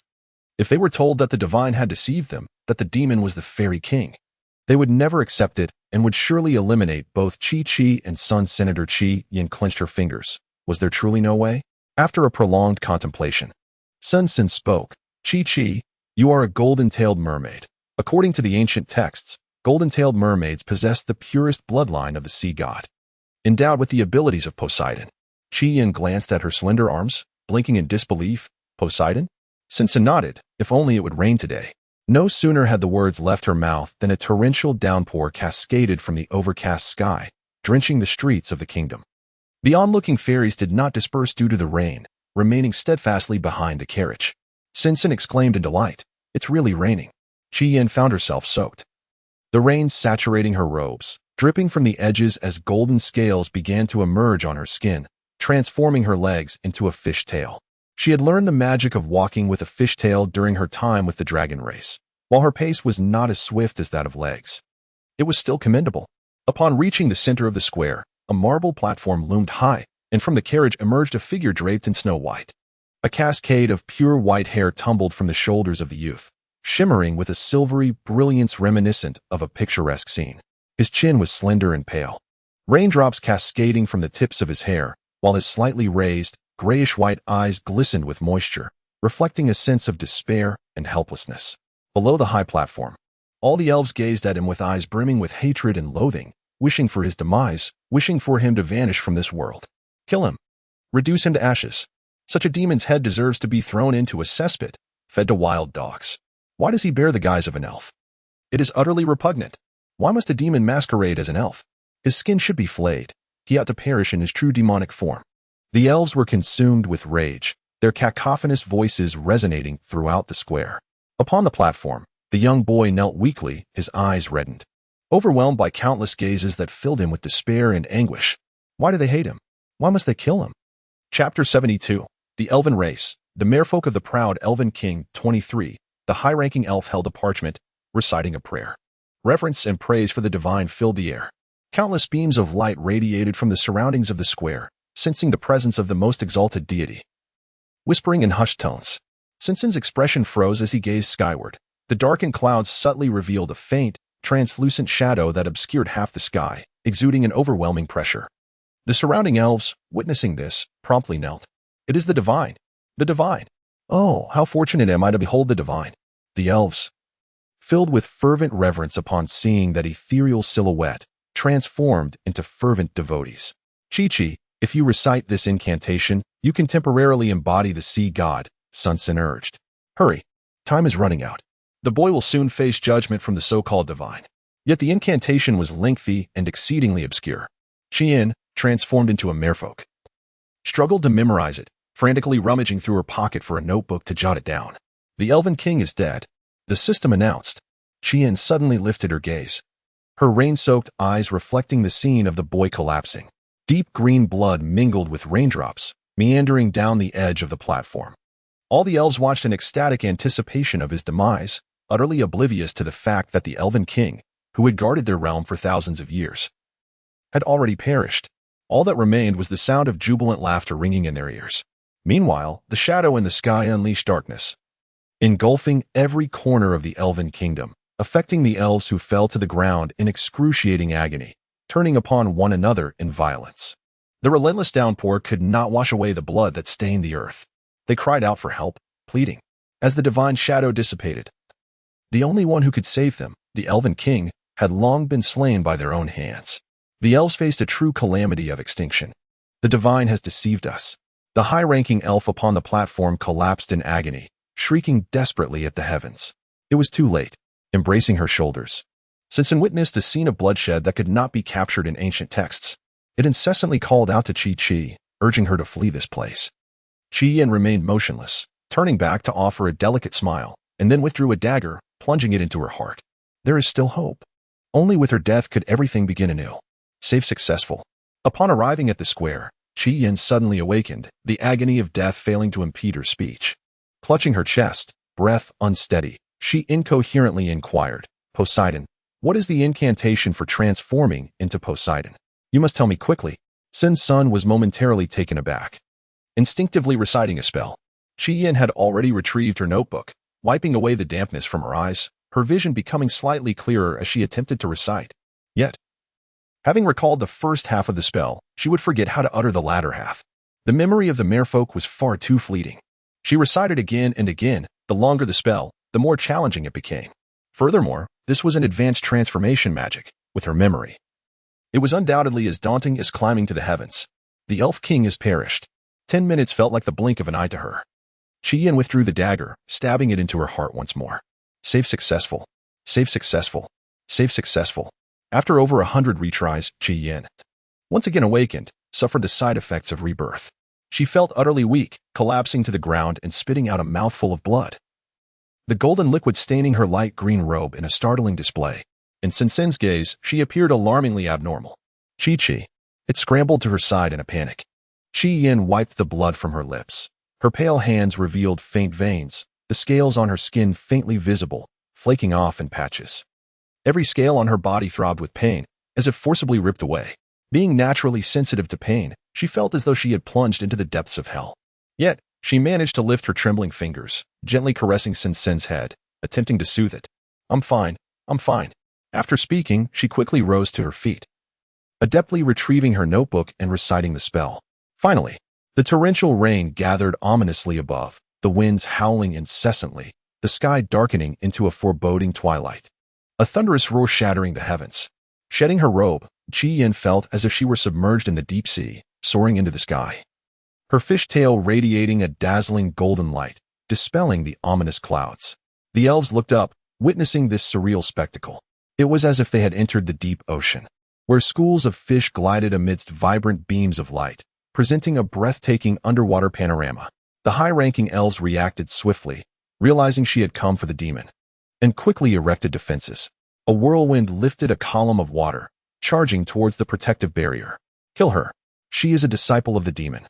The elves, regaining their composure, displayed their wrathful gazes, casting spells upon her. Chi-Yin relentlessly assaulted the defenses, desperate to rescue Xiaobai. On the platform, Xiaobai stared blankly at the figure of the girl. As in their first encounter, within the cavern, he remained an unremarkable spirit grass, discovered by her, who revived him from his desolate, lifeless state. Yet, why did she persist in saving him? Such actions would only bring her trouble. Little White curled up, rain-soaked robes clinging to his frail back, his spine arched in a delicate curve. He wept silently, his gray-white eyes veiled in tears. How could he assist her? He was willing to sacrifice everything. The humble spirit vowed in secret. Heaven did not heed his prayers. Countless spirits besieged them, bolstered by divine intervention, leaving Chi-Yin with no chance of victory. At the moment a spell-cast arrow was aimed at her heart, a shadow suddenly appeared, effortlessly shattering the arrow. The shadow hovered in midair, shielding her from all attacks, its dark robe adorned with intricate patterns, swaying in the tempestuous wind. As the hood fell away, a face, pale as a vampire's, emerged, marked by strange and sinister rents. His voice bore the weight of long-abandoned despair. Was a mere spirit truly deserving? To transform into a sea god would enhance one's abilities, but at the cost of blood. The obliteration could not comprehend why a being labeled as a demon warranted such devotion from her. Chi-Yin swallowed the metallic taste of blood from her lips, her deep green eyes curving in gratitude towards him. Worthy. Even if Little White was not the Spirit King, she would save him. for Little White was her friend. She averted her gaze, flicked her tail, and broke through the final barrier, ensnaring the high-ranking spirit with a column of water. Drawing closer to the boy kneeling on the marble, suddenly, a brilliant light, reminiscent of the sun, flooded the entire square. Moments later, the radiance vanished. Thick green vines wound and twisted around the dais, and golden hair shone as dazzlingly as the sun. The man's eyes were a translucent emerald, his ivory skin glimmering under the light like snow-capped mountains, a golden leaf etched upon his brow, his features exquisitely elegant and devoid of flaw, a visage favored by the gods. At a mere glance, he exuded an aura of aloofness and indifference, akin to an unattainable snow lotus upon a lofty peak, dismissive of all that lay before him. Gods. Such beings should not exist in this realm. Though his eyes brimmed with the vibrant green of spring, they felt like the chill of winter, cold and forbidding. A staff entwined with verdant vines appeared in his grasp, aimed skyward. No incantation was necessary. Magic unfolded, obliterating the phantom. The gathered spirits in the square were left astounded by this spectacle. Upon realizing that their king had nearly brought about their demise, they collapsed, revealing their anguish and regret. Compared to the divine, they held greater faith in their spirit king. Yet now, the exalted deity had deceived all of them. The silver-haired spirit was their true king. Not a demon.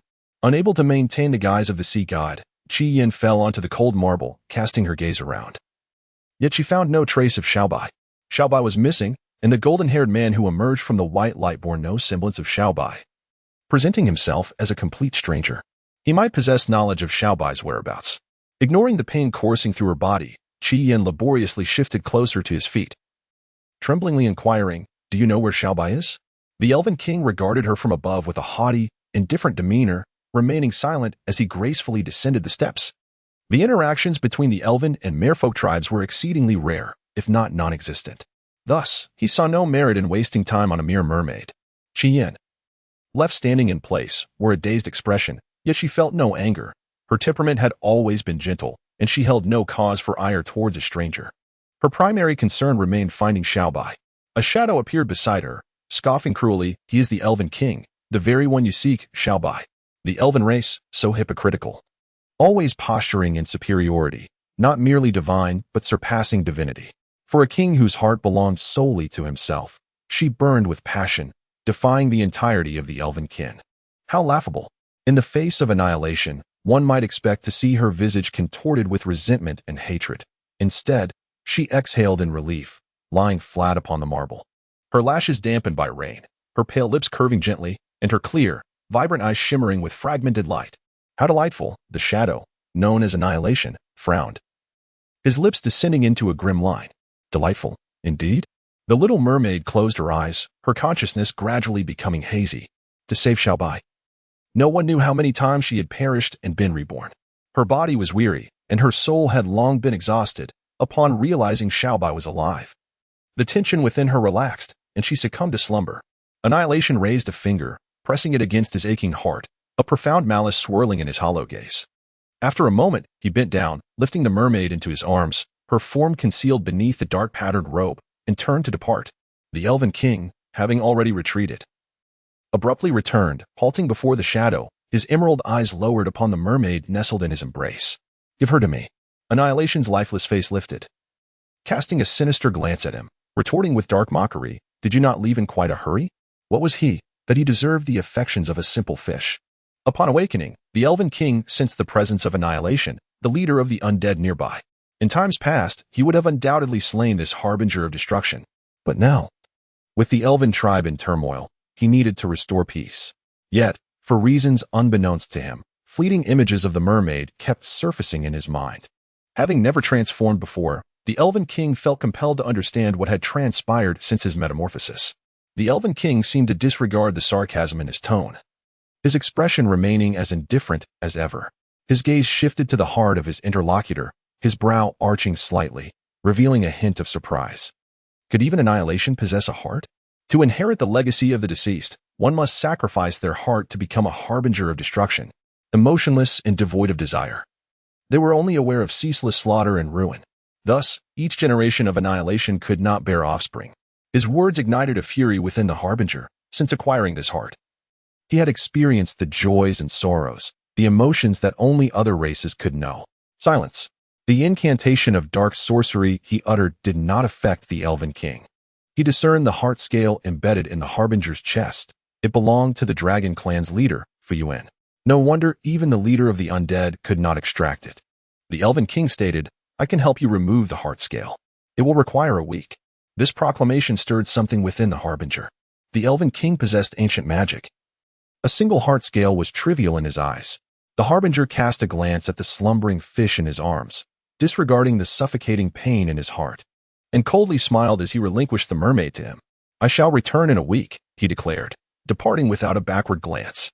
The Elven King cradled the golden-tailed mermaid, raindrops clinging to her scales like dewdrops. His cool, white fingers brushed against her tail, feeling its soft and delicate texture, unlike the hardness of other mermaids. Suddenly, a clear, youthful voice echoed in his ears. "Sister, I want to stay by your side forever. Sister, meeting you is a joy. Sister, I am so happy." The Elven King's typically aloof brows and eyes darkened with an eerie hue as warm sunlight poured into the depths of his emerald gaze, crystallizing into frost that fixed upon the pale visage of the girl. Were those words truly his? How could that be? He would never utter such sentiments, even after transformation. Lo Shirhan was resolute in his thoughts. Perhaps it was the mermaid who had cast dark sorcery upon him. "Your Majesty," the elven healer said, "she has burned her blood with dark magic. Her scales are withering, and her life has begun its countdown. She will not survive beyond 2 months. The healer, having completed the examination, was taken aback. Even his thick glasses could not mask the astonishment in his eyes. She was already at death's door. Even treatment would be futile. Upon hearing this, Lo Shirhan felt a sudden, dull pain in his chest, his throat tightening as he staggered back 2 steps. Why? Many of the unusual manifestations left him bewildered and astonished. After inheriting the Elven throne, the Elven King was required to forsake all emotions, maintaining an absolute rationality. Unencumbered by any sentiment, Lo Shirhan would not exhibit the frequent symptoms of desire typical of other elves. Each time he transformed, even devoid of the memories of the Elven King, he would not fall in love with anyone. Yet, the unfamiliar reactions of his body now unmistakably indicated that he had fallen for this mermaid. Lo Shirhan yearned to comprehend what had transpired after his transformation. Why had he fallen in love with her? How could he save her? He clutched his chest tightly, inhaling deeply before hoarsely inquiring. The healer shook his head and sighed, uttering the words, "It is beyond recovery." At the moment she resolved to ignite her very blood, this body had already commenced its countdown to demise. Lo Shirhan lowered his gaze, his pale fingers slightly raised, brushing against the damp edge of his chin. Were those tears? Chapter 74, The Elven Clan, the Proud Elf King's Little Mermaid, 25. After 5 days of slumber, Qi Yin finally awakened. The healer had employed the rarest herbs to alleviate her suffering, yet even her revival could not salvage her life. The merfolk were inherently frail, lacking the valorous prowess of the fierce shark kin. Mermaids possessed poor memories and struggled to learn magic, their lineage deteriorating with each generation. The once mighty sea god Poseidon had become merely a legendary figure from an ancient era. Chi-Chi, Sensun, nestled beside her pillow, rushed to her side upon seeing her awaken. His face, resembling a withered radish, was crumpled, with tufts of dry grass atop his head. He had not ventured into the soil for 5 days. Remaining vigilantly by her side, tears streamed down his face, filled with guilt and regret, soaking the bed linens as he lamented, "It's all my fault. Had I known that transforming into the sea god would incur such grave consequences, I would never have divulged it to you." The ancient texts merely chronicled the incantation for the golden-tailed mermaid's transformation into Poseidon, but failed to mention the associated costs. Given the dire circumstances, he had lacked the time to contemplate this aspect. Qi Yan's breathing was shallow, her body feeble. Her fishtail could no longer maintain its human form, losing its once resplendent hues, now a dull and decaying sight. With great effort, she raised her hand, gently ruffling his head as she spoke softly. "Sensun, this matter is not your fault. It was my own resolve that compelled me to recite that incantation. Look, we have saved the Elven clan. Everything is progressing towards a brighter future. Xiaobai shall no longer perish, the divine lies have been shattered, and the Elven clan will no longer place their faith in deities." Sensun wept uncontrollably. Nothing was beautiful, she was on the brink of death, and the splendid Chi-Chi could not survive beyond 2 months. Observing his distress, Qi Yin helplessly wiped away his tears, using the pretext of wanting to rest a while longer to encourage him to return to the earth to rejuvenate. "Sensun, I do not wish to awaken and see your old man-like visage. with unsteady steps, Sinsen ambled out, crying as he went, leaving a trail of tears behind. Only after he departed did Qi Yin retract her gaze. She did not lie down to sleep, but instead lifted the covers and, with great difficulty, descended from the bed, supporting herself against the wall as she made her way outside. The demise of the undead clan leader and the Elven King's conquest value had yet to reach completion. She found herself within the Elven King's court, near the dwelling of the Elven King, yet she had never been to this place and could not recall the path, thus wandering aimlessly. Her long gown enveloped her fishtail, and it took multiple attempts to successfully cast the walking spell, moving forward at a painfully slow pace. Fortune smiled upon her. After half an hour of wandering, she finally beheld the Elven King. He sat upon his throne, the palace open to the sky, entwined with verdant vines that formed an archway, surrounded by blossoms and trees, reminiscent of a lush, vibrant spring forest. A faint shadow cast upon his brow and eyes obscured his expression from afar, while his golden hair cascaded down his shoulders like rays of sunlight. He stood tall and poised, reminiscent of a pristine mountain blanketed in white snow, devoid of any blemish. Beneath the throne knelt a high-ranking elf, draped in a green robe, bowing her head in reverence as she reported the recent occurrences within the elven realm. This figure was the supreme commander among the high elves. She knelt with utmost respect. All statues of deities within the kingdom had been meticulously destroyed. At that moment, Luo Shurhan's attention was drawn to a mermaid standing behind the wall. In an instant, he appeared before her. He moved before he even realized it. Qi Yin, startled by the sudden appearance of the Elven King, stumbled back in surprise, her frail form losing balance, causing her fishtail to tip towards the ground. Luo Shurhan swiftly extended his arm and drew her into his embrace. Her skin felt icy, colder than usual, akin to that of a corpse. At this thought, Luo Shurhan's emotions fractured like ice, a flicker of panic ghosting through his emerald, cool gaze. He tightened his hold, his golden hair cascading down to brush against her earlobe. It hurt. Qi Yin lacked the strength to struggle, allowing him to hold her as dizziness enveloped her, accompanied by waves of pain. Luo Shurhan abruptly regained his senses, easing his grip considerably, and coldly inquired, "What brings you here?" She managed to extricate herself from his firm embrace, her pale, slender fingers propping against the wall as she steadied her breath and spoke slowly. "I came to find you." Luo Shurhan paused, a flicker of surprise crossing his features. The feelings he had thought buried surged within him, bypassing the tender sprouting phase to manifest into a towering tree, with overwhelming affection saturating every drop of his blood, coursing through his very being. Unfamiliar with such emotions, he instinctively recoiled, masking his turmoil with a frown. Qi Yin cautiously glanced at him, her thick lashes fluttering, her lips pressed together in a pale line. And her gaze fell. Indeed, he had come to despise her. The system's whispers had once informed her of the Elven King's arrogance and inaccessibility, marking the challenge as formidable. She sighed inwardly, having relinquished hope for her mission. Even if she were to be asked to perish now, she would feel no sorrow. Before binding to the system, she had already tasted death once. To still be alive was a stroke of fortune. Just as she prepared to depart, his indifferent voice reached her ears. "I shall escort you back." Qi Yin barely had the chance to react before he swept her into his arms. Luo Shurhan carried her out of the palace, stepping into the world beyond. The pale robe adorned with golden patterns grazed her neck, the fabric exquisite and soft. Yet it left faint red marks upon her delicate skin, fragile as it was. She felt light in his arms, her skirt slightly billowing, revealing the uneven, colorless fishtail that had lost its former luster and beauty. The mermaid seemed to sense something amiss, her hands flailing in a futile attempt to conceal her tail, tears welling in the corners of her eyes. She wished to conceal it from him. Luo Shurhan perceived the embarrassment and fear in her eyes. A sharp pain blossomed in his chest, as if pierced by an ice shard. His throat constricted, and his brows knitted tightly together. The incantation was cast, and the surrounding environment transformed. They returned to that room, where he gently placed her on the bed. Qi Yin pulled the blanket over her fishtail. Even she felt discomfort at the sight of it, and should the Elven King catch a glimpse, her mission would be utterly hopeless. She must not allow him to harbor further disdain for her. "Thank you," she murmured softly after covering her tail. Luo Shurhan's voice was hoarse as he suddenly inquired, "Does it hurt?" Qi Yin, momentarily taken aback, lowered her gaze, her fingers absently rubbing the blanket. After a brief pause, she sluggishly replied, "Not at all." Indeed, the pain had vanished, whether from her tail or her head. Her body was now enveloped in a feeble, soft sensation. At that moment, the elven healer entered the room, accustomed to the presence of the Elven King. Upon noticing Qi Yin awake, his expression shifted to one of surprise. "You are awake." Qi Yin instinctively sat up straighter at the sight of the elderly healer, greeting him politely and warmly.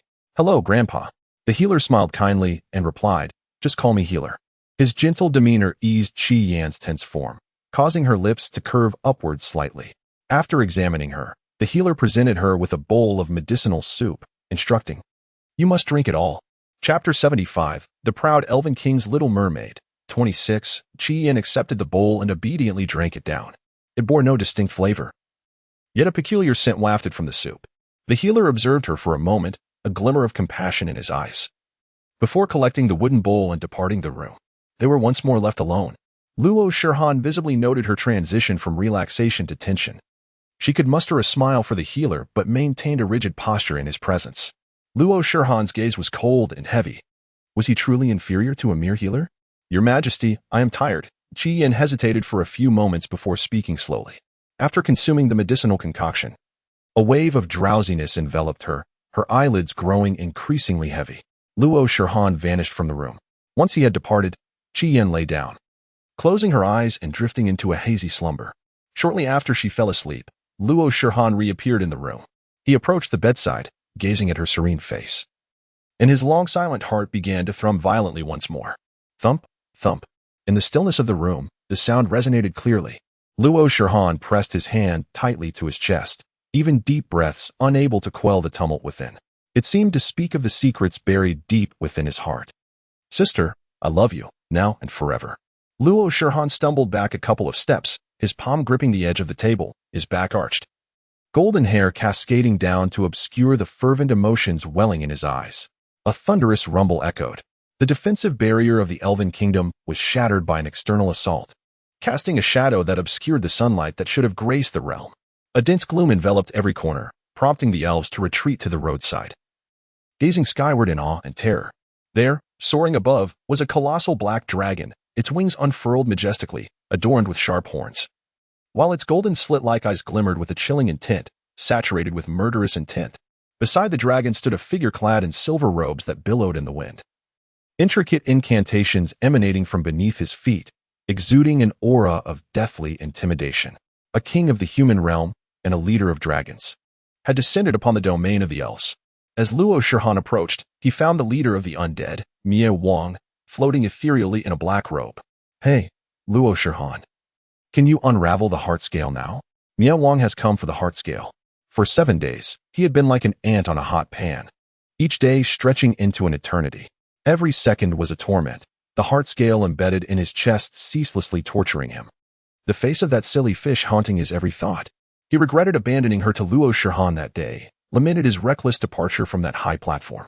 If he could only extract the heart scale, he would surely return to normal. He would no longer think of her, nor feel his heart stir for her.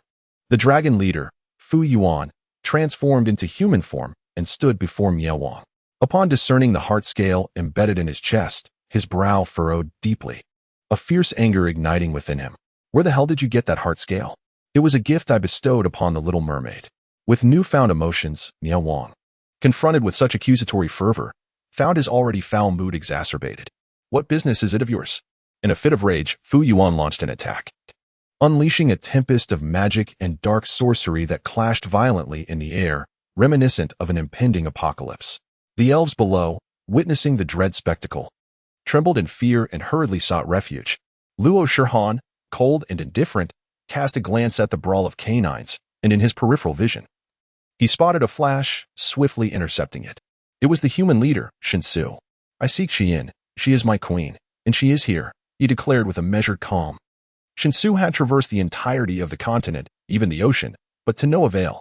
During this time, he had poured his heart's blood into crafting a potion and had finally found his direction, the Elven Kingdom. Today, he would not leave without the little mermaid. Luo Shirhan lifted his icy green eyes, exuding an air of haughtiness as he replied, "There is no queen here for you." Shinsu narrowed his eyes dangerously. His heterochromatic gaze deep as a well.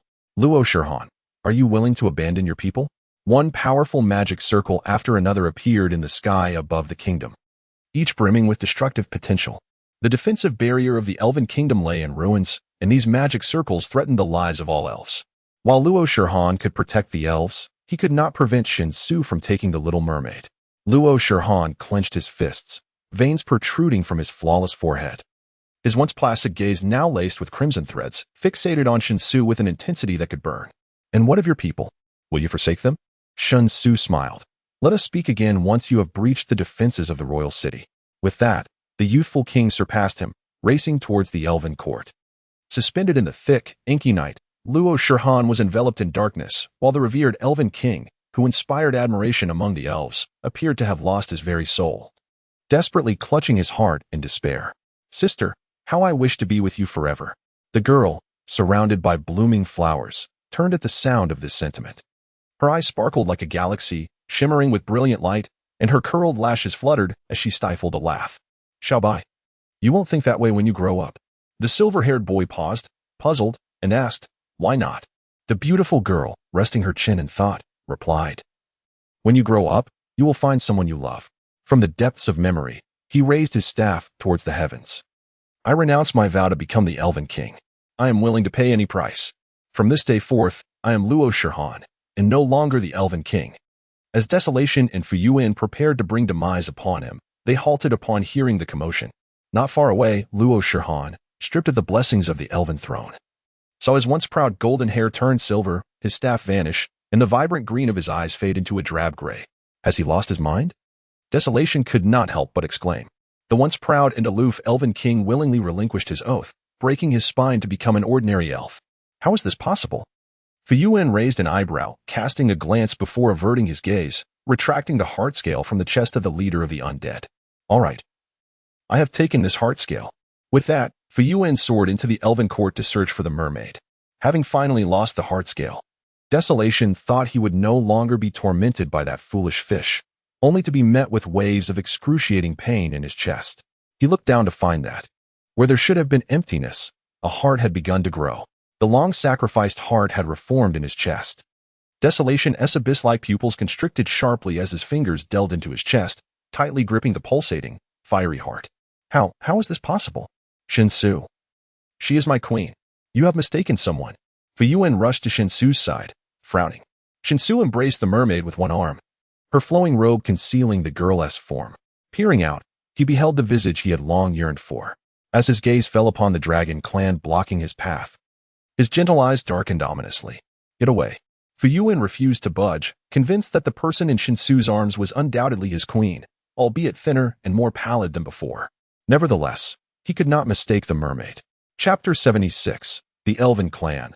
The mermaid of the proud Elven King, and a mass of looming dark clouds gathered ominously, shrouding the skies above the Elven Clan, consuming the sunlight entirely.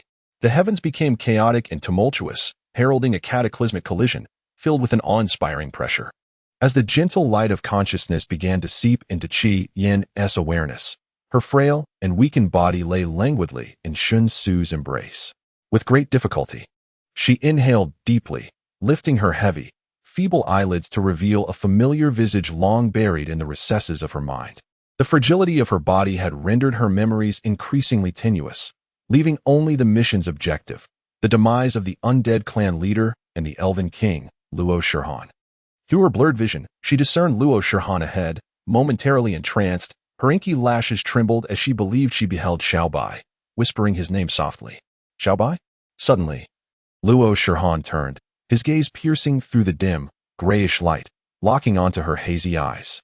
He attempted to curl his lips into a semblance of the silver-haired boy she remembered. His previously haughty demeanor softened, revealing a tender, dependent smile.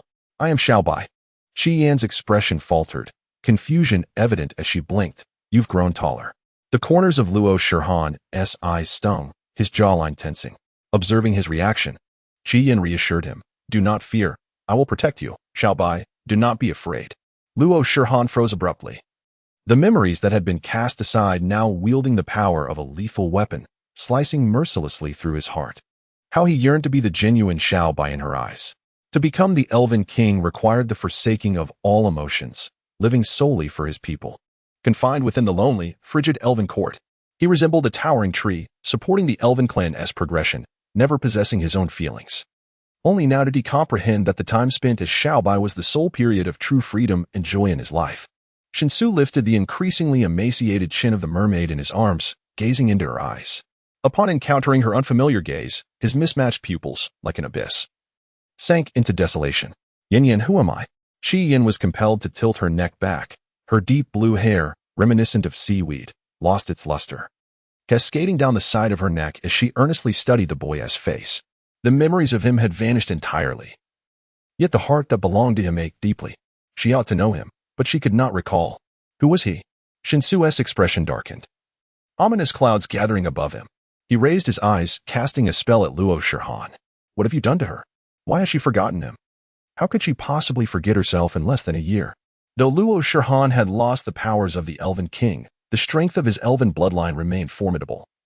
And the outcome of their confrontation was uncertain. He deftly evaded the spell, countering with his own, vying for the mermaid with the young king. Shinsu's eyes crystallized with icy resolve, forced into a defensive stance. Fu Yuan, wary of Shinsu harming the mermaid, had refrained from intervening. Witnessing this clash, he unfurled his dragon wings, his magical prowess amplified beyond measure after breaking the divine curse. He raised his dragon claw, slashing through the sky. Caught between two foes, Shinsu could only envelop the mermaid in a magical shield before engaging in battle with them. Enclosed within the protective barrier, Chi Yin found herself unable to venture out. Her frail body barely able to stand, curled up in despair as an overwhelming chill enveloped her. The system chimed. The value for the elven leader has reached 100 points. The value for the undead leader has also reached 100 points. A notification followed, detecting a decline in the subject's vital signs. Shall pain receptors be disabled? Disabling successful. Another message warned. In 1 week, the subject will lose all vital signs, and upon death, the rollback feature will no longer be activated. The main quest remained incomplete, with the darkness value still pending. Should she fail the task, the supreme deity would erase her existence. Chi Yin remained remarkably composed, sincerely expressing her gratitude. Thank you, little Gue, for accompanying me in this world. The typically unyielding system experienced a rare fluctuation in its data upon hearing her words. There is still an opportunity. It consoled her unexpectedly. As the system finished its statement, the protective barrier shattered, and a shadowy figure emerged, swiftly lifting her and fleeing from the tumult of the Elven Kingdom. They ran all day, finally arriving at a tranquil fishing village close to the sea. The undead leader, Mia Wang, who had never lifted a finger in domestic tasks, busily prepared the small, long-abandoned cabin to suit her tastes. Here, have some fish porridge. Tomorrow, I will catch crabs for you, Mia Wang said, clumsily holding a warm bowl, offering a spoonful to her lips. Chi Yin's lips, pale as paper, parted slightly, obediently swallowing the morsel. After consuming nearly half the bowl, Mia Wang sighed in relief, raising her head to finish the remainder. However, the taste was utterly revolting, far worse than the stench of the fish from the North Sea. The little mermaid blinked slowly, her expression blank. Mia Wang struggled to swallow the unpalatable concoction and asked, "Is it not terrible?" The little mermaid shook her head, sluggishly responding, "I seem to taste nothing." Mia Wang's face froze momentarily, but she quickly masked her concern, readjusting the blankets covering Chi Yin. "I cannot taste it either, surely. It is due to a lack of seasoning." Before she could finish her thought, Chi Yin had already succumbed to sleep, her eyes closing with not a hint of breath, resembling a lifeless body. In a panic, Mia Wang leaned over her neck, feeling the faintest rise and fall, reassuring herself that she was still alive. Gripping the bowl tightly, her eyes reddened as she turned toward the kitchen. Another day passed. The little mermaid's moments of awakening dwindled, and she gradually lost her senses, taste, touch, and smell, leaving only sight and hearing.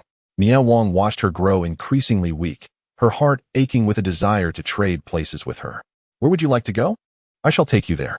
Chi Yan's moon-like eyes curved with a flicker of light in her dull gaze. The ocean. Upon arriving in this world, she had ventured onto land. Now, on the brink of death, she longed to return to the sea, where fish belonged to their homeland. Mia Wang swallowed hard, her throat tight, and replied hoarsely, "Very well, I promise you." He lifted her in his arms and stepped out of the wooden cabin, making his way toward the sea. This is an epilogue from the leader of the undead. On the day she passed away, I arrived in the merfolk's domain, using her favorite seaweed as a bedding and finding the most exquisite shell to lay her in.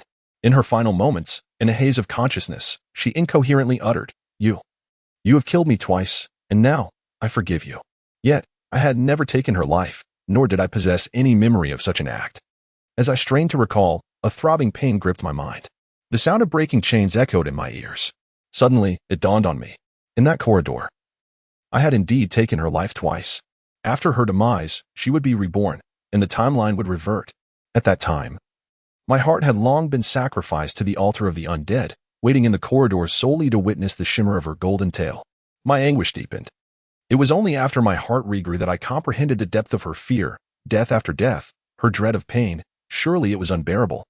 I had never regretted anything as profoundly as I did now. In the past, I had relished in the thrill of killing, deriving pleasure from the sight of death. Yet at this moment, all I wished for was her survival, even if it meant sacrificing my own life. Yin Yin, wait for me, I shall join you shortly. In another epilogue from the leaders, the sky over the elven realm darkened for a full 5 days. All elves retreated into the enchanted forest, hiding away. As many other races gathered at the borders of the elven kingdom, gazing upon a war that shook the entire continent. The first to realize that Qi Yin was missing was Luo Shihan, who immediately withdrew from battle to search for her. Following him was Shinsu, who surveyed his surroundings, reorienting himself with fervor, only to find himself shrouded by a peculiar dark magic. It was annihilation that had taken her. As Shinsu prepared to seek her out, Luo Shihan halted him. She is already gone. Upon uttering those words, Luo Shihan clutched his chest and coughed up a stream of pale green blood. His gray-white eyes inscribed with curses, the backlash severing his heart's veins, his silvery hair gradually wilting. I must go to her, to prolong her life. Luo Shihan cast forbidden magic upon her, intertwining their fates. Yet, even this could not prevent her demise. Luo Shihan began to descend slowly from the sky, the corners of his pale lips curling up. Sister, I love you. He who had never voiced his feelings closed his eyes, his body transforming into a withered blade of grass, scattered upon the ground. Shinsu's expression twisted in anguish, his gaze fixed on the grass at his feet. His throat burning, darkness enveloping his vision. Impossible. Those gathered at the border witnessed the usually composed young king falter, revealing an unprecedented panic. Soon, the entire world began to crumble. Beings disappeared one by one, as Shinsu and Fu Yuan merged in the air, ultimately coalescing into a single form. Xie Sun's mind was flooded with all the memories of this world. Before her appeared a series of visions, each depicting her own doppelgangers falling in love with her. The scene shifted once more, revealing her sacrifice. She had taken her own life over 100 times to save Luo Shihan, collapsing repeatedly in pools of blood, each time plunging a dagger into her heart. Xie Sun's eyes blazed with crimson intensity as he fixated on her image within the vision. Yin Yin, the end of this world. Chapter 77. The Beauty of the Brothel. 1. Upon entering the treatment chamber to rest, Qi Yin heard the voice of the system after her demise. The corruption values of leaders from various races have reached 100 points. Congratulations, Tasker, for completing the main quest. The system, Xiao Gui, paused for a moment. This time, the voice was no longer cold and mechanical, but imbued with a touch of warmth. Farewell, Tasker. I hope never to encounter you again in this strange world. This was Xiao Gui's final blessing to her. Upon awakening from the treatment chamber, all discomfort had vanished from her body, and the familiar mechanical voice echoed in her ears. Host, host. The system, Xiao He, called out excitedly. Qi Yin was overjoyed. Xiao He, tears streaming, replied with a fluctuating mechanical tone. I am also in this eerie world. I am Sun's son. But I have lost all my memories, which is why I did not recognize you. Sun's son? Qi Yin responded in astonishment. You are Sun's son? No wonder I felt an inexplicable sense of familiarity towards Sun Senior. Luckily you saved me. Otherwise, I would have ended up as an ingredient in a cauldron. Qi Yin, puzzled, asked, why did you become Sun Sin? I'm not sure. It must be due to a problem with the main system. By the way, host, the main quest has changed. It is no longer about making the male lead dislike you. The main quest has been modified to affection value 100 points, corruption value 100 points. This would prevent continual failures in each world. Qi Yin let out a small sigh of relief, a smile gracing her lips. How wonderful. Shall we enter the next world? Yes. The capital was thriving. The border tribes had been eradicated, and the populace lived in peace and prosperity. However, in recent years, a series of murders had occurred, prompting the emperor to establish the Suspended Mirror Division, renowned for solving numerous cases. The largest brothel was located on East Street, an area of exceptional prosperity filled with the vibrant sounds of food vendors, while across the street, a wine house catered to the elite, attracting high-ranking officials. Recently, The suspended mirror division had encountered a murder case involving a brothel courtesan whose skin had been flayed, hanging from the rafters.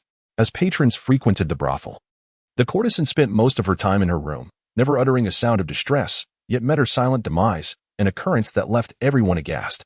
Brother Ning. Why would the perpetrator flay a person's skin? The speaker was Ming Jian, a 7th-rank mirror envoy of the suspended mirror division. The man he referred to as Brother Ning wore a deep blue uniform, his long black hair tied back, a long sword at his waist. He possessed strikingly handsome features, his face defined with sharp angles, exuding an aura of coldness, while his deep-set eyes resembled those of a hawk or wolf, instilling fear in any who dared to meet his gaze. Thus, since arriving at the brothel, not a single woman dared to approach them. Ning Chao surveyed the surroundings and remarked, "Finding the madam will reveal all." The madam, a woman nearing 40, bore a face adorned with wrinkles. Yet it was filled with smiles. Instantly recognizing them as officials, she lowered her demeanor and, upon learning that they sought information regarding the courtesan alien, spoke candidly and without reserve. "A yin is close with a lien. I heard her mention that she saw someone enter a lien's room that night." Ning Chao's brows twitched slightly. "Where's a yin?" The madam replied, "Please follow me, gentlemen." They traversed the bustling hall of the brothel and arrived at a dimly lit courtyard, a serene contrast to the raucous atmosphere of the front hall. Stopping before a door, the madam knocked gently. In comparison to the other women of the brothel, her tone towards a yin was notably tender. "A yin." The officials from Xianyingxi wished to inquire about a yin. Upon the utterance of those words, soft footsteps emerged from within, and the door opened to reveal a figure clad in a delicate white gauze gown. Her hair, as exquisite as the finest silk, cascaded over her shoulders, and her exquisitely pale face bore a faint blush, untouched by any cosmetics, reminiscent of the legendary Chang'e from the Moon Palace, breathtakingly ethereal.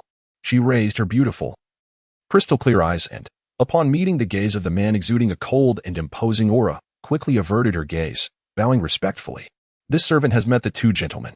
Beside her, Ming Jian's eyes widened in admiration, wishing he could remain by her side forever, his throat dry, and his gaze entranced by her incomparable beauty. In contrast, Ning Chao remained as unyielding as unmelting ice, his sharp eyes betraying no emotion. "Did you see the person who entered Lian's room?" Shi Yin pondered deeply, her delicate fingers unconsciously brushing through a few strands of hair, her lashes gently lowered. After a moment, she softly replied, "I only caught a glimpse of a profile. Not clearly. If I had paper and ink, I might be able to sketch it." Ning Chao instructed Ming Jian, "Fetch paper and ink." The madam, having business in the front hall, had already departed, leaving only the two of them in the quiet, dim entrance. Shi Yin pinched her soft handkerchief, her trembling fingertips revealing a hint of nervousness, her ears flushed and her gaze lowered, her voice sweet and melodic. "My lord, it is cool outside. Why not come in and wait?" Ning Chao's affection value increased by 10 points. Chapter 78. The Beauty in the Brothel, 2. Ning Chao's slender, cold eyes slightly lifted, gliding over her head. "Very well."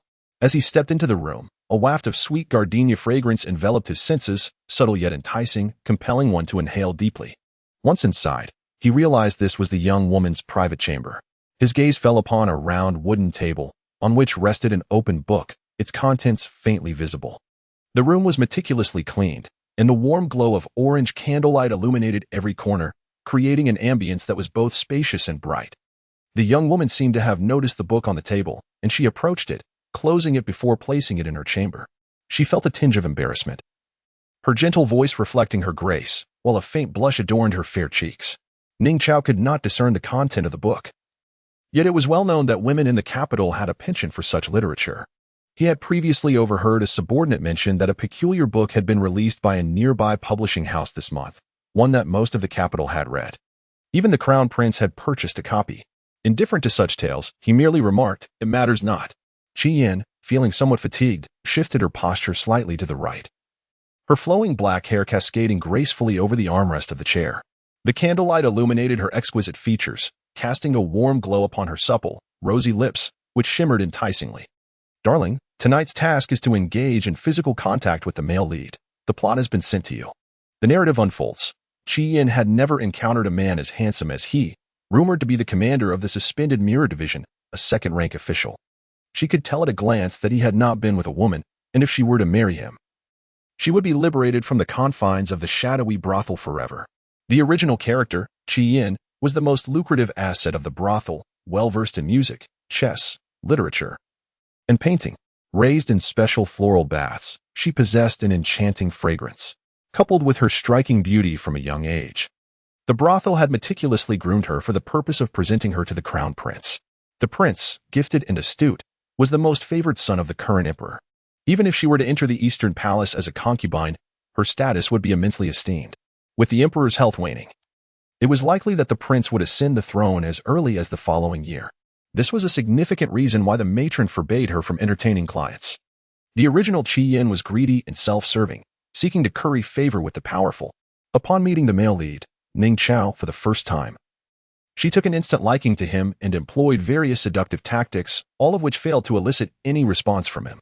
In a desperate attempt, she even disrobed to entice him, only to incite his profound disdain.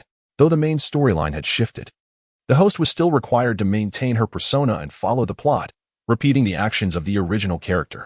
Yin glanced at the script, suddenly feeling a surge of alertness, and resolved to conclude the evening swiftly to retire early. She rose and, with delicate steps, approached his side. Her soft, pink-tipped fingers gently rested on his shoulder, brushing against the coarse fabric, as she scrutinized his expression. Summoning her courage, she leaned closer, her body soft against him, and whispered near his ear, "Sir, have you ever touched a woman?" Ning Chao's back stiffened, his brow furrowed as he remained silent, gazing intently at her. If she had initially appeared refined and courteous, like a red plum blossoming in the harsh winter, now she exuded a wild allure, akin to a blood-red poppy tempting one into perdition. He found it astonishing how drastically one individual's demeanor could transform. Ning Chao was not unacquainted with such women. Officials had often sent them to his residence, and even the emperor had proposed the third princess to him. Among those who sought his favor were women as bold and calculating as she. Once, a woman had even attempted to drug him, foolishly hoping to spend a night of passion with him. Ning Chao's sword sliced through her throat, rendering her incapable of emitting even a single scream. Her terrified eyes regarded him as if he were a malevolent spirit. Vivid crimson blood flowed upon the cold floor, the rich metallic scent dispelling the turmoil within him. Since his earliest memories, he had harbored a deep-seated aversion to all forms of treachery and manipulation, as well as a distaste for physical contact with the opposite sex. Feeling the warmth of her blood seeping from her ear, she was alarmingly close, so close that Ning Chao could see the delicate, pale curve of her neck with a mere glance. Countless strands of hair cascaded down, brushing against his hand, yet when he finally comprehended the situation, he felt not a shred of revulsion or repulsion. This unexpected turn of events bewildered him. Yin, who had been waiting for a response, found her waist aching from standing too long. Unable to return to her seat directly, she endured the discomfort, awaiting his reply. Ning Chao noticed her subtle movements as she rubbed her waist and, after a moment of silence, replied, "None." Yin leaned forward, her skirt swaying with her movement, and the red-threaded bell adorning her ankle chimed softly, her slender fingers gliding down his arm to rest gently on the callous skin of his hand. "Sir, what do you think of me?" she inquired in a voice so sweet and soft it resembled honey, sending waves of warmth through the air. "Ningguo, I have found the paper and ink," called Ming Jian from just outside the door. The cold, detached man abruptly rose from his chair, evading her touch and retreating several steps, appearing somewhat flustered, his ears flushed under the candlelight. His swift movement caused the chair to topple over with a loud crash, prompting Ming Jian to enter hastily. "Ningguo, what has transpired? Did this celestial beauty provoke your ire?" Ning Chao, attempting to mask the situation, approached and righted the chair, coldly stating, "I inadvertently knocked it over." Ming Jian sighed in relief, laying out the paper and ink upon the table, casting a furtive glance at the woman beside him. He nervously said, Miss Ian, here is the paper and ink." In contrast to Ning Chao, Yin maintained her composure, nodding in gratitude. She then seated herself at the table and took up the brush to draw. Having inherited the original owner's skills, producing a portrait was effortless for her. Before long, a profile emerged on the rice paper, featuring a rugged stubble, single eyelids, and a faint scar along the brow. "Sir, this is all I could conceive," she stated. Ming Jian, after a mere glance, could not help but sing her praises. "It is remarkable that one can render a likeness so vividly. Indeed, half a face is enough to identify the culprit. Your artistic talent is extraordinary, Miss Ian." Yin, flattered by the compliment, felt her clear eyes welling with a misty sheen as she modestly covered her lips in gratitude. Her demeanor was poised and graceful, likely surpassing that of the young ladies from esteemed families. The woman who had just moments ago touched his hand draped herself over his shoulder and uttered such frivolous words seemed an entirely different person to Ning Chao. Meng Jian, utterly entranced by her, longed to linger in her presence, entirely oblivious to the weariness etched upon her features. And then she departed. Ning Chao's sudden voice shattered the enchanting atmosphere. Meng Jian could only gaze at her reluctantly, bowing in gratitude. "Thank you, Miss A Yen, for tonight." Shi Yin smiled gracefully and rose to bid them farewell. Ning Chao remarked, "No need to see her off." With that, he strode out of the room, enveloped by the night. As Meng Jian exited the brothel, his mind was consumed with thoughts of A Yen, his heart still racing as he turned back repeatedly, filled with reluctance. Ning Chao casually remarked, "If you wish to stay, then remain." Meng Jian hurriedly collected his thoughts, scratching his head and inquiring, "Ninggu, do you not find Miss A Yin remarkably beautiful? It's unlikely one could find anyone in the entire capital more stunning than her." Ning Chao replied coldly, "If one's intentions are not pure, beauty is of no consequence." Meng Jian, undeterred, boldly defended his affection before his superior. "How can you say that Miss A Yan's intentions are impure? Ninggu, you are mistaken. You cannot judge a person with such a critical eye." Ning Chao halted in his tracks, a deep shadow cast over his brow, his elongated dark eyes narrowing slightly as he shot him a sidelong glance. Meng Jian fell silent, pressing his lips together and bowing his head in apology. Ning Chao averted his gaze and continued forward. Had Meng Jian witnessed her other side, he might well have been willing to lay down his life for her. Though he remained uncertain of her true intentions, he would never forsake everything for a woman. The 2-month-long case surrounding the brothel's courtesans finally unraveled, revealing the perpetrator who confessed to murdering 7 courtesans, claiming he did so to fulfill their wish, to remain eternally youthful and beautiful, free from the ravages of age. The officials at the Xuanguang division, tasked with interrogating the suspect, felt their skin crawl. This was no human, but a specter. 2 weeks later, at the brothel, having finished her lunch, Shi Yin sat at a table reading. She had perused most of the popular tales in the capital, leaving only some obscure works she found challenging to comprehend. Thus, she resorted to revisiting familiar tales to pass the time. The madam hurried into the room from the main hall, barely pausing to drink water, and informed her, "The Xuanguang division has sent someone over, requesting you to come and draw a portrait." Shi Yin paused, slowly setting her book down, and inquired with curiosity, "What has happened?" The madam gulped down a couple of sips of water before explaining, "I heard there was another murder recently. A group of night watchmen encountered the suspect, and the description they provided was beyond the capabilities of our portrait artists, hence they request your assistance." She had never anticipated that A Yin possessed such a talent. Just a single encounter allowed her to render a portrait nearly indistinguishable from the original. This was indeed the true reason the Xuanguang division could apprehend the mastermind behind the courtesan case. How wonderful it would be when His Highness the Crown Prince visits.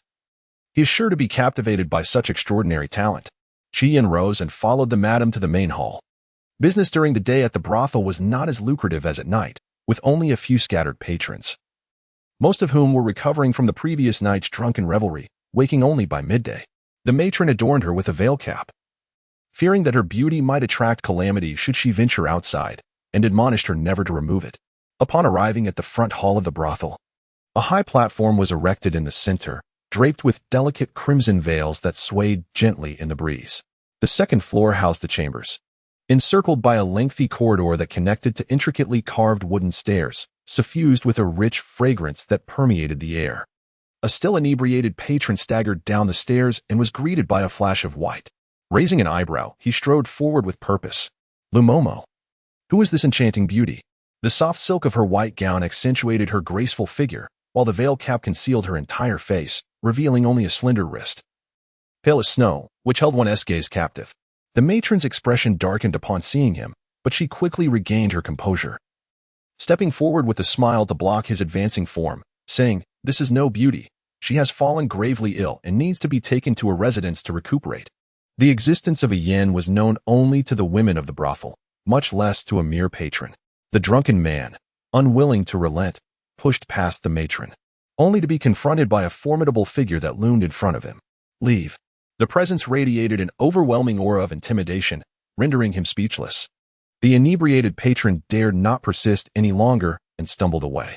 The matron exhaled in relief, her heart racing upon recognizing the visitor. Was it truly him who had come in person? The newcomer was Ning Chao, clad in a deep blue flying fish robe adorned with silver embroidery. His stature commanding an air of authority that made it nearly impossible to meet his gaze as he exuded an oppressive presence reminiscent of their previous encounter. From beneath her veil cap, Yin could not discern the man clearly, but could surmise his identity. Only the protagonist would warrant such a display of respect from the matron. She too performed a respectful bow and stood aside with decorum. Ningqiao cast a sidelong glance at her before continuing on. After a few exchanged words, his footsteps gradually faded away. Upon exiting the brothel, Yin was enveloped in a cacophony of sounds. The street was bustling with activity, pedestrians moving to and fro, golden sunlight spilling over the eaves, while the enticing aroma of food wafted through, tantalizing her senses. Although she had already dined, the enticing scent still made her mouth water. Since her arrival in this world, she had never set foot beyond the brothel's confines. Had it not been for the esteemed status of the Su-in Jiang-s in the capital, the matron would never have allowed her to venture out. Ningqiao glanced back at the still woman, who slightly turned her head, her spirits buoyant and lively. Akin to a curious newcomer in the city, her veil cap unable to conceal her inquisitive gaze. After a moment of waiting, Ningqiao, growing impatient, urged, "Get in the carriage." Yin redirected her gaze, approached the carriage, and stepped onto the seat, entering the compartment. The interior was modestly arranged, with a hard bench that offered little comfort. Through her garments, the delicate flesh of her skin pressed against the rough surface, causing discomfort. She shifted slightly, suppressing her unease, and quietly lifted a portion of the veil to peer outside. Like a scene from a drama, everything felt remarkably novel. Before she could gaze for long, the carriage came to a halt. It stopped right before the grand entrance of the Su New Jersey NGS, where the throngs of passers-by dwindled, distancing themselves from the bustling marketplace. 2 stone lions stood sentinel at the entrance, and a stone plaque inscribed with the 3 imposing characters of Su New Jersey NGS exuded an air of solemn authority. She lifted the curtain and stepped down from the stool, her vision obscured by the white veil, rendering her surroundings a blur of indistinct shapes, compelling her to follow closely behind Ningqiao. Though his pace was leisurely, it felt to her as if she needed to alternate between running and walking.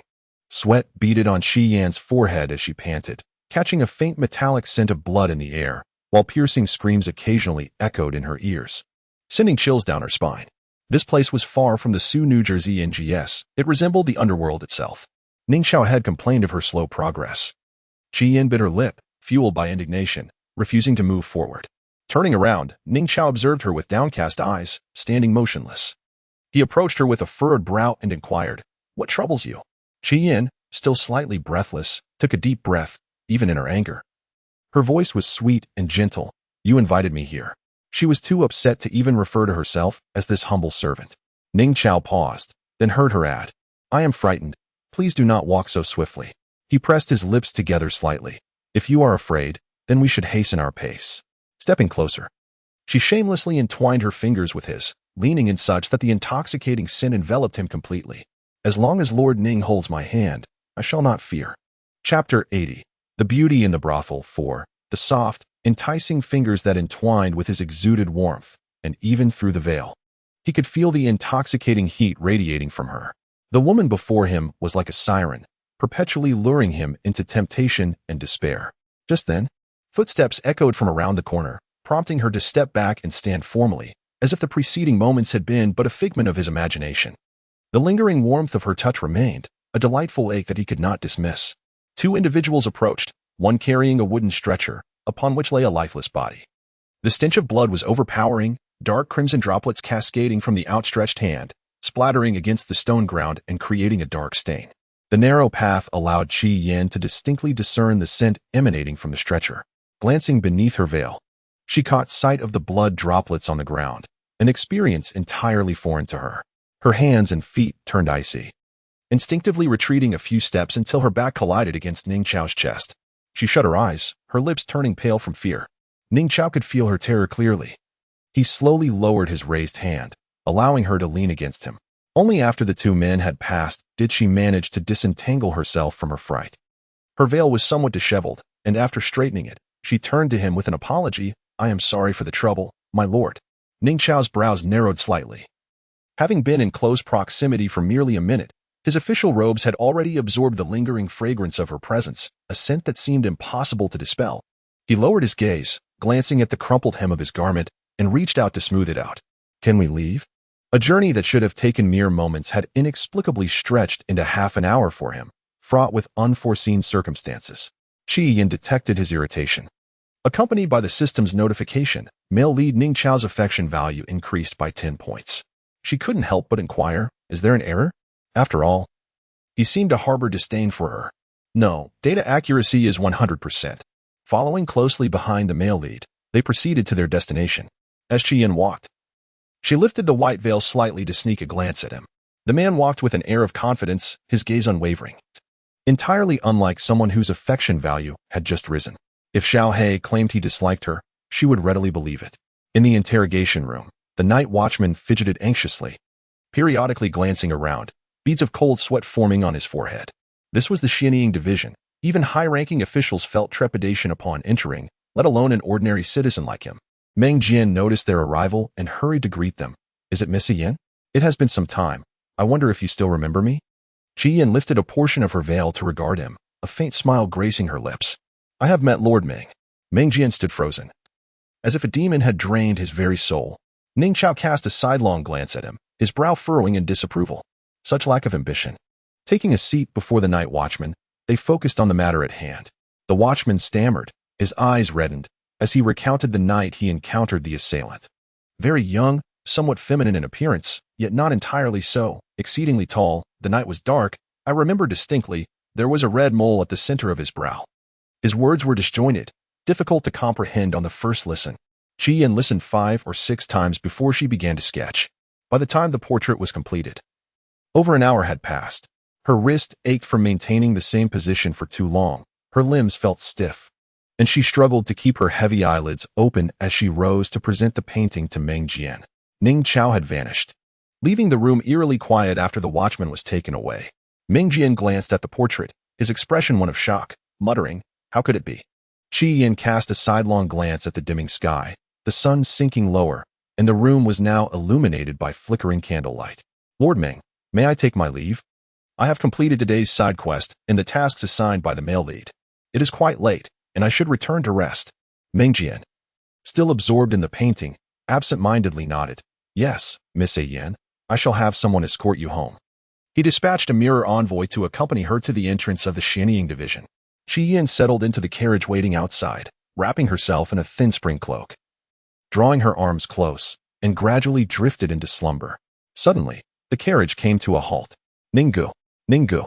Meng Jian emerged from the interrogation room, hastening to the 3rd Inspection Division, where he found Ning Chao, who had just been consulting with the coroner and the inspectors regarding leads. Upon seeing the hurriedly approaching figure, Ning Zhao's gaze fell upon the scroll he held, prompting him to inquire, has she managed to capture it? Meng Jian, breathless from his run, nodded and teased, Ninggu. You shall never guess who it is. Ning Zhao replied confidently, the 9th Prince, Li Shua. The scroll slipped from Meng Jian's grasp, his astonishment palpable. Ninggu, how did you know?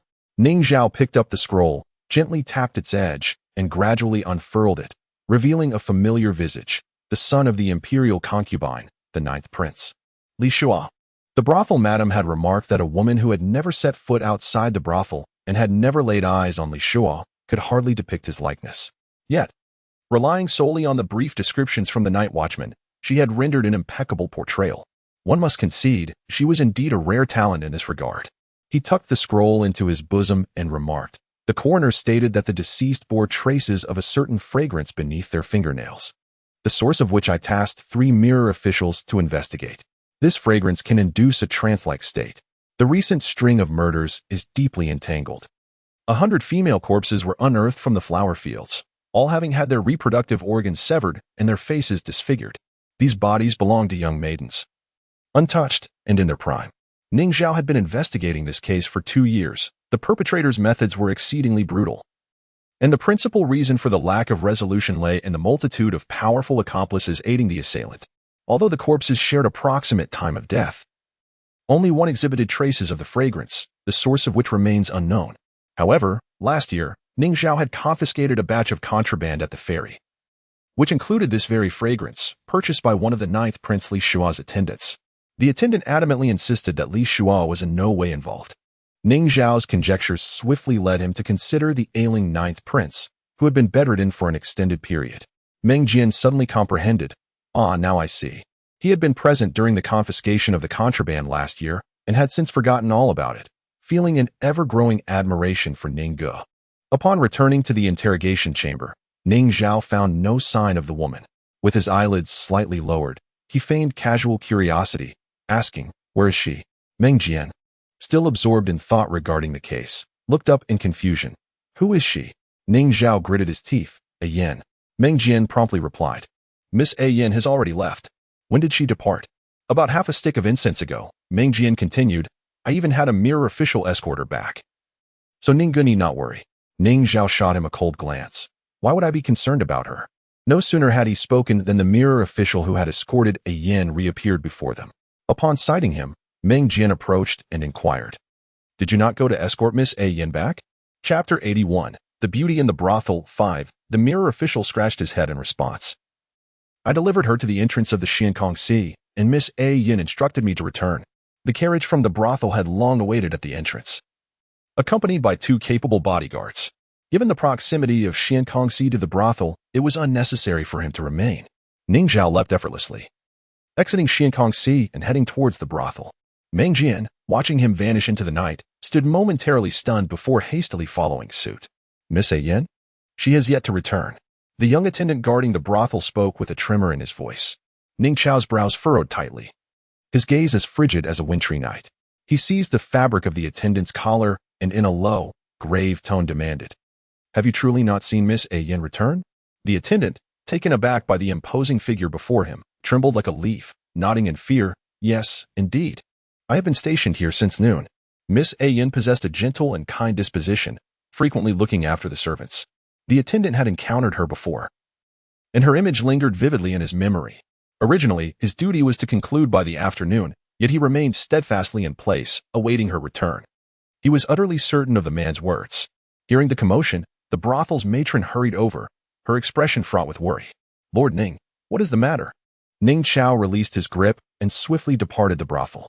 The attendant, now crumpled on the ground, wept profusely, shaking with fear as he stammered. Lord Ning inquired about Miss A Yan's return. The matron's composure shattered, her face drained of color as she hastily summoned her subordinates to search for a Yin. Miss A Yin had vanished. Meanwhile, Qi Yin gradually regained consciousness, her icy limbs slowly warming, bringing with it a flicker of awareness. Having been ensnared by a narcotic, her mind still swirled in confusion. "Beloved, you have been drugged and are now in the killer's secret lair," Small Black urged, anxiety permeating its voice. The perpetrator was a remorseless fiend, preying upon young maidens with a twisted psyche. Qi Yin recognized her abduction and, upon hearing the system's words, began to calm herself. Panicking would yield no results. Her only option was to devise a means of escape. The faint sound of weeping reached her ears, and the dim light cast a veil of darkness over her surroundings, obscuring her view. Were there other victims present? "Indeed, this chamber houses over 10 victims, all female," came the reply. Qi Yin's delicate brows knitted together in concern. Suddenly, she recalled a painting she had created at the Suspended Mirror Bureau, where Meng Jian had mentioned that the assailant specifically targeted women. Numerous young ladies in the capital had tragically fallen victim, including the daughter of the Minister of Rights, who had gone missing during her recent outings. This incited the emperor's wrath, prompting a decree for the Suspended Mirror Bureau to unearth the truth within 5 days. Clues regarding the criminal were scant. The corpses unearthed in the flower fields were stripped of their garments, their identities obliterated. The assailant, elusive and cunning, specifically captured women in remote, desolate locales, thus evading capture. Due to the vivid nature of the previous case's portrait, she had been summoned to the Suspended Mirror Bureau for another depiction, a last-ditch effort. It was likely that the one who captured her was the very criminal. Had this been Qi Yan's first world, she would surely have been overwhelmed, awaiting doom and helplessness. However, after traversing numerous worlds, she had cultivated the ability to think critically even in perilous situations. The assailant had not bound her legs but had merely constrained her wrists. As she shifted her wrists, which were tied behind her, her body curled slightly as she retreated. "What are you planning to do, Qi Bao?" Small Black inquired with trepidation. It was aware that its Qi Bao was not the heroine, unable to rely on a hero's timely rescue. In a perilous situation, she, seemingly powerless, had no chance of escaping from the heavily guarded estate. The body that Qi Yin inhabited had been trained since childhood, boasting remarkable flexibility. She deftly maneuvered her ways through the encircling arms, bringing her wrist before her and effortlessly unfastening the ropes with a hairpin. After accomplishing this, she blinked her sparkling eyes in delight, her lashes gently curling. I must find a way to escape. Qi Bao, are you not afraid? It inquired, unable to contain its curiosity as it was influenced by her demeanor. Qi Yin nodded honestly. I am afraid. Yet, throughout her journey, she came to realize a crucial truth. Negative emotions serve no purpose. Only calm contemplation offers a glimmer of hope. Rising to her feet, she explored the confines of the secret chamber, gaining a general understanding of her surroundings. The walls surrounded her on all sides. Yet it was evident that the chamber possessed an escape route. As she rotated a carved stone on the wall, she heard a faint sound, akin to the scraping of stone against the floor. It's an exit. It leads to the backyard of the estate. Qi Bao, hurry. There's a dog hole in the backyard through which we can escape, exclaimed the little black creature, filled with excitement. Qi Yin remained still, instead turning to the group of young maidens and relaying the information. Do not panic or scream. Your only salvation lies within yourselves. As they were freed from their restraints, a flicker of hope ignited among the despondent girls. Holding back tears, they obeyed her command, one by one, making their way through the exit of the secret chamber. Qi Bao, you must run. The assailants will soon arrive in the chamber. Qi Yin softly inquired. Have they escaped? They have escaped. You still have time to flee. Little Black urged frantically. The victims had managed to crawl through the dog hole to safety, while their beloved Qi Yin remained behind. With a slight smile, Qi Yin asked, Little Black, do you have gasoline? Yes. Why? I intend to set this place ablaze. For those young maidens, the estate, filthy and steeped in sin, should not exist in this world. Thick smoke enveloped the sky, and the flames spread rapidly, illuminating the pitch-black night, as if a fiery dragon devoured the entire estate. Emerging from the dog hole, Qi Yin rubbed her nose, the flickering flames reflecting in her bright, spirited eyes, rendering her strikingly beautiful. The guards, preoccupied with extinguishing the fire, paid no heed to the secret chamber. The group of girls successfully escaped the estate and returned to their families, while Qi Yin remained unnoticed, standing beside the high wall, admiring the inferno. Qi Bao, I feel you have changed, transformed into something different, like a blank canvas imbued with her own colors. Qi Yin inquired with a radiant smile, for better or worse? For the better. Exceedingly well. Just then, a hurried footfall echoed behind her. As Qi Yin contemplated hiding, her peripheral vision caught a familiar silhouette. It was Ning Zhao. His chest heaved violently, breath coming in shallow gasps, and his dark eyes were filled with concern. Upon seeing her, he paused momentarily, then strode forward, fixating intently on her face as if to ascertain her true identity as Ian. Qi Yin's expression shifted instantly, her eyes reddening at the corners, her thick lashes glistening with unshed tears, clinging together. She bit her crimson lips, a delicate sheen of vulnerability enveloping them. Her voice, sweet yet tinged with the tremor of impending tears, resonated softly. Lord Ning, I am so frightened. Why have you only just arrived?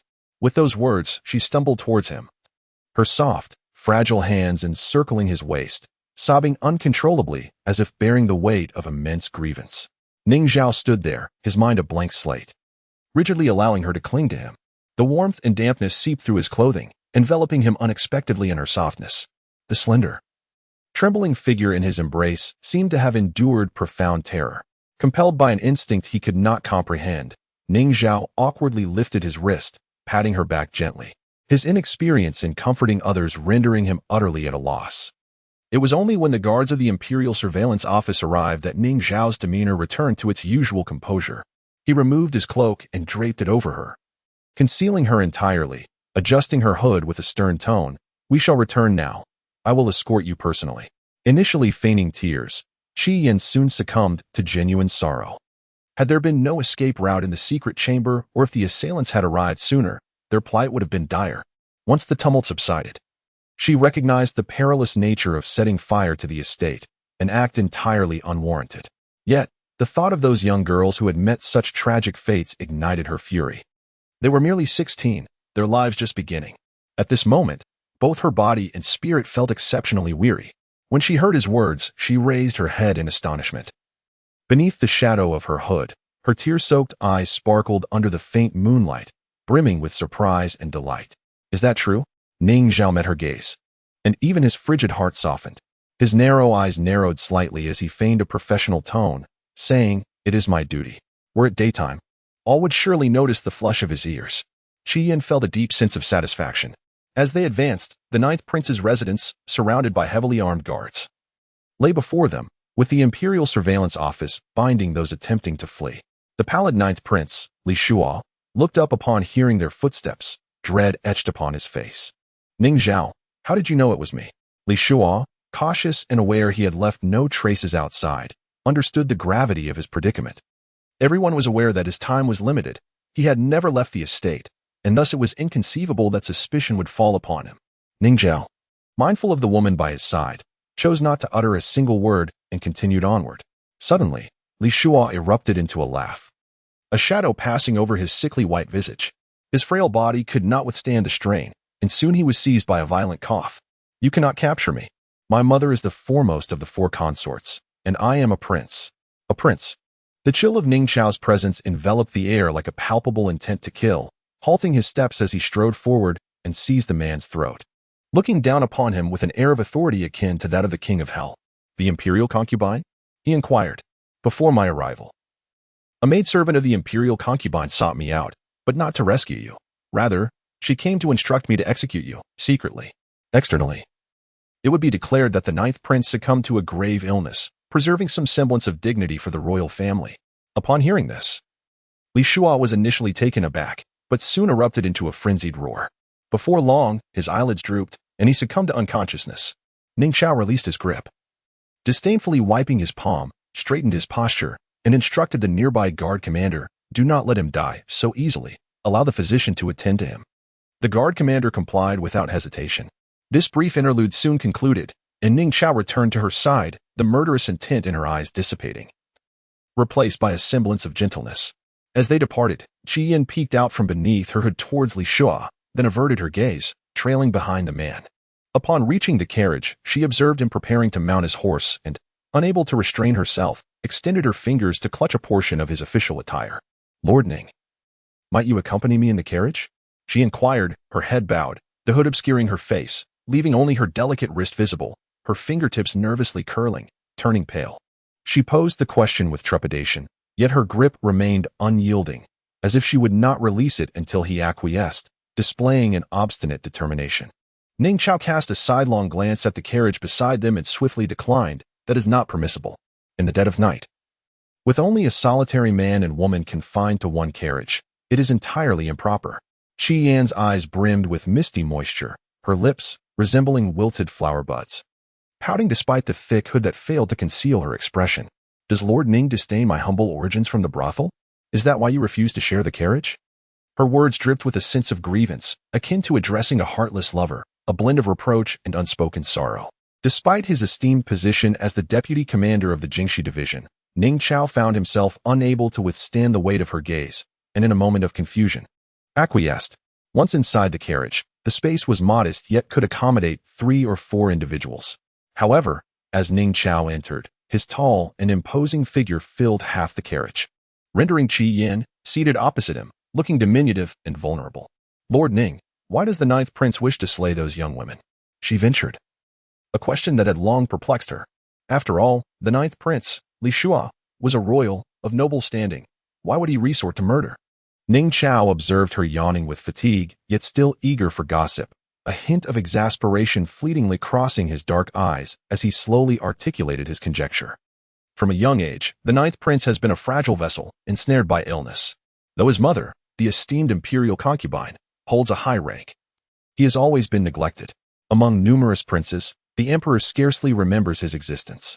Ning Chao had previously investigated, revealing that Li Shuo resided in the imperial concubine's palace, where he, lacking favor, was left to suffer neglect, even being bullied by servants.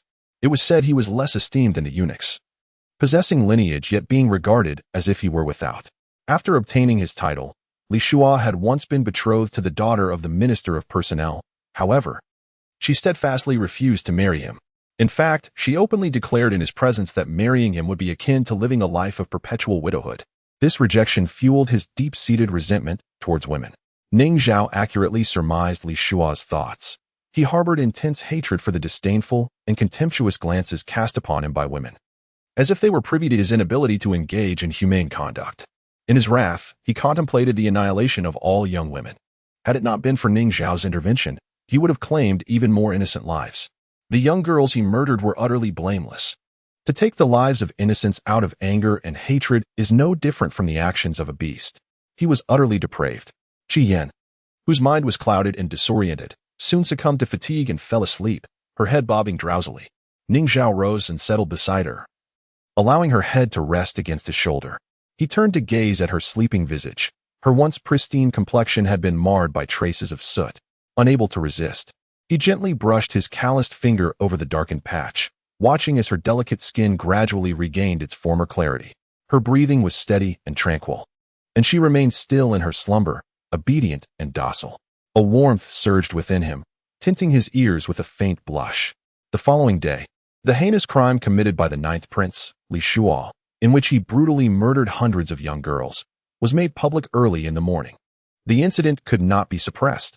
The fire at Li Shuo's estate the previous night had drawn many onlookers, and the girls who had escaped from the secret chamber revealed that it was Li Shuo who had captured them, leading the entire city to be aware of the atrocity. Upon learning of these events, the emperor canceled the morning court session and secluded himself in the Yangxin palace for half the day before emerging.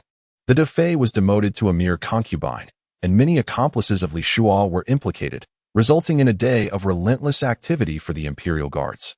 By evening, the emperor personally visited the Xianying bureau. Qi Yan, who had awoken around noon, finished her meal and was suddenly inspired, fervently scribbling away at a story. When she first arrived in this world, the original owner had neither freedom nor wealth. Aside from 3 daily meals, there were no snacks, and purchasing storybooks was a luxury. Unable to pawn her jewelry, Qi Yan devised a plan to write her own tales. In this world, storybooks were immensely popular, captivating both commoners and nobility alike. Thus, she penned a romantic tale entitled The Little Maid of the Prince, a courtly Cinderella narrative filled with poignant emotions and heart-wrenching moments. The youths who read it were deeply moved. Initially, the book garnered little attention, but over the course of a month, it gained immense popularity, selling out not just in the capital but also in nearby towns. The bookshop sent people daily to urge her. Qi Yan, now cautious, donned layer upon layer of pseudonyms to avoid detection. The authorship attributed to her was, in fact, a group of homeless children from an alley in East Street.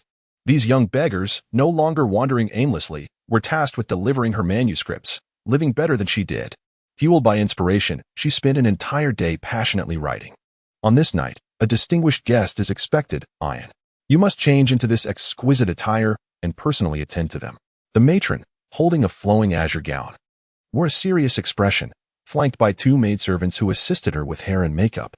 Qi Yan was taken aback, pondering to herself that this guest must be of great significance. Otherwise, the matron would not be so anxious. After a moment of contemplation, she cautiously inquired, "Madam, does this mean that Ian must offer herself tonight?" The matron stepped closer, gently grasping her delicate hand, and solemnly advised, "Do not forget what I have taught you. All men desire what they cannot have. The more easily it is obtained, the less they will cherish it." A sense of relief washed over Qi Yan as she lowered her gaze, acquiescing to the request. Once adorned in the pale azure gown, cinched at the waist with a silken sash of snow white, she appeared ethereal, resembling a celestial being. The maidservants gasped in awe, their cheeks flushed. Unable to meet her gaze, Qi Yan followed them into the front hall and ascended the stairs into a room perfumed with incense, where soft drapes cascaded on either side, and a subtle scent of bamboo wafted through the air. In the dim light, she observed 2 men seated at a table by the window, engrossed in a game of chess. She recalled the matron's earlier words, recognizing that the gentleman in the moon-white embroidered robe, crowned with a jade diadem, was indeed the esteemed guest. She must treat him with utmost care. It dawned upon her that the man on the right was none other than His Royal Highness, the Crown Prince. The identity of the man on the left remained obscured. Gripping the edge of the tray, she recalled the Crown Prince's indifferent demeanor towards the original host, which instilled a newfound confidence within her. Ian had met both gentlemen. Just then, the sound of a chess piece clattering against the wooden table resonated in the air. After a moment, the Crown Prince, Li Shu, smiled and asked, "Brother Ning, what do you mean by this?" Ning Chao's gaze lingered on the woman for a brief moment before he averted his eyes, picked up the fallen piece, and replied, expressionless, no particular intention. Li Shu possessed alluring fox-like eyes, elegantly slanted and inherited from the reigning empress, which held a depth of tenderness that ensnared those who dared to gaze into them. He cradled a book in one hand while twirling a chess piece in the other, addressing the bowing lady, "Come closer." Qi Yin took a couple of steps forward, pausing to place the teacups from the tray at the sides of the table. Before she could withdraw her fingers, the crown prince suddenly enveloped her slender waist with his hand and gently pulled her beside him. Such beauty to be found in this brothel, he mused, his long, defined fingers lightly caressing her hand. Qi Yin found herself half reclining against him, inhaling the faint scent of bamboo that enveloped her, struggling against the urge to resist. She inadvertently lifted her gaze, locking eyes with the man across from her, whose dark orbs met hers. Momentarily stunned, she hastily averted her eyes, her fingers curling slightly over her lap. Why was Ning Chao here? The crown prince, lifting his eyelids, squinted his fox-like eyes at Ning Chao and casually inquired, "Brother Ning, what do you think?" Ning Chao's perpetually icy demeanor was now enveloped in frost. He himself could not fathom his thoughts, feeling an unwillingness to witness her in physical contact with others, nor to see her so obediently nestled in someone else's embrace. Such myriad refusals spoke of an unusual sentiment. Before encountering her, he had never experienced such emotions. Crown Prince Li Shu, noticing his silence, became somewhat intrigued and teasingly remarked, "Brother Ning, could it be that you've taken a liking to her after just one meeting?" Li Shu was unaware that they had previously known each other and had interacted. Ning Chao tightened his jawline, his obsidian eyes deepening with intensity as he picked up a chess piece and placed it on the board, stating coolly, "What does it matter how beautiful she is? She is but a courtesan." Upon hearing this, Li Shu threw his head back in laughter, the sound echoing for several minutes before he lifted a hand to wipe the moisture from the corners of his eyes. A voice from outside interrupted, "Your Highness, you are summoned to the palace." Li Shu, losing interest, rose casually, slipping on his shoes, and picked up the book resting on the edge of the table, saying, "Farewell, Brother Ning." He pushed the door open, his footsteps gradually fading away. Ning Chao descended from his couch and approached her, his brows knitted in concern. Had she been frightened? Qi Yin, whose attention was elsewhere, slowly lifted her gaze and sluggishly shook her head. At this moment, her mind was consumed by the book in the Crown Prince's hands, which happened to be her very first publication, The Crown Prince's Little Maid. How embarrassing. It was exceedingly awkward. Thankfully, no one knew she had penned that book. Observing her apparent lack of concern, Ning Chao's eyes darkened, and he could not resist questioning. "He embraced you. Why did you not evade him? You allowed Li Shu to hold you without struggle, behaving as docile as a little rabbit." Qi Yin appeared dazed, her long, curled lashes trembling slightly. And without a moment's thought, she replied, "In the eyes of the esteemed, I am merely a courtesan. Why would you inquire about such matters?" The incident had occurred too suddenly for her to retreat. Moreover, the original persona was precisely the type to cling to the powerful. Had she struggled, it would not align with her character. Besides, he was the crown prince. Wouldn't evasion draw even more attention? Ultimately, she was rather resentful. She had heard every word the man had uttered. Ning Chao's breath caught momentarily, his mouth opening to explain, only to abruptly halt. Surely, he could not articulate that if he exhibited concern for her before Crown Prince Li Shu, it would render her even more vulnerable. This sentiment felt inherently flawed, akin to a husband attempting to justify himself to his wife. Just then, the madam entered, shattering the peculiar atmosphere between them. "Lord Ning is also here," she remarked, her tone shifting to one of careful caution upon noticing the man accompanying a yin. Ning Chao cast a cold glance at the madam, fully comprehending her implications. Having been nurtured within the brothel, a yin was treated differently, always required to wear a veil when leaving, solely to be presented to Crown Prince Li Shu. Li Shu had begun handling state affairs for the emperor many years ago, firmly establishing his influence within the court. He had not taken a wife, nor did he possess even a concubine, while high-ranking officials flocked to him, eager to marry their daughters to the crown prince, envisioning boundless prospects ahead. Ning Chao, consumed by an inexplicable fury, felt an overwhelming rage fill his chest. This tumultuous emotion stemmed entirely from the young woman's earlier demeanor, as she willingly nestled in the crown prince's embrace, showing no sign of resistance. Knowing the prince's identity, it seemed she longed to marry him and enter the Eastern Palace without delay. He said nothing, merely flicked his sleeve and departed. If she wished to marry, then let her. It was of no concern to him. The man left in a baffling silence, leaving both the brothel keeper and Qi Yin in a state of confusion. The brothel keeper assumed Qi Yin must have offended Ning Chao and hurriedly inquired. Qi Yin appeared dazed, primarily because, just before the man departed, her affection for him had surged by 10 points. Was this what the tales referred to? That a man's heart was as elusive as a needle at the bottom of the sea?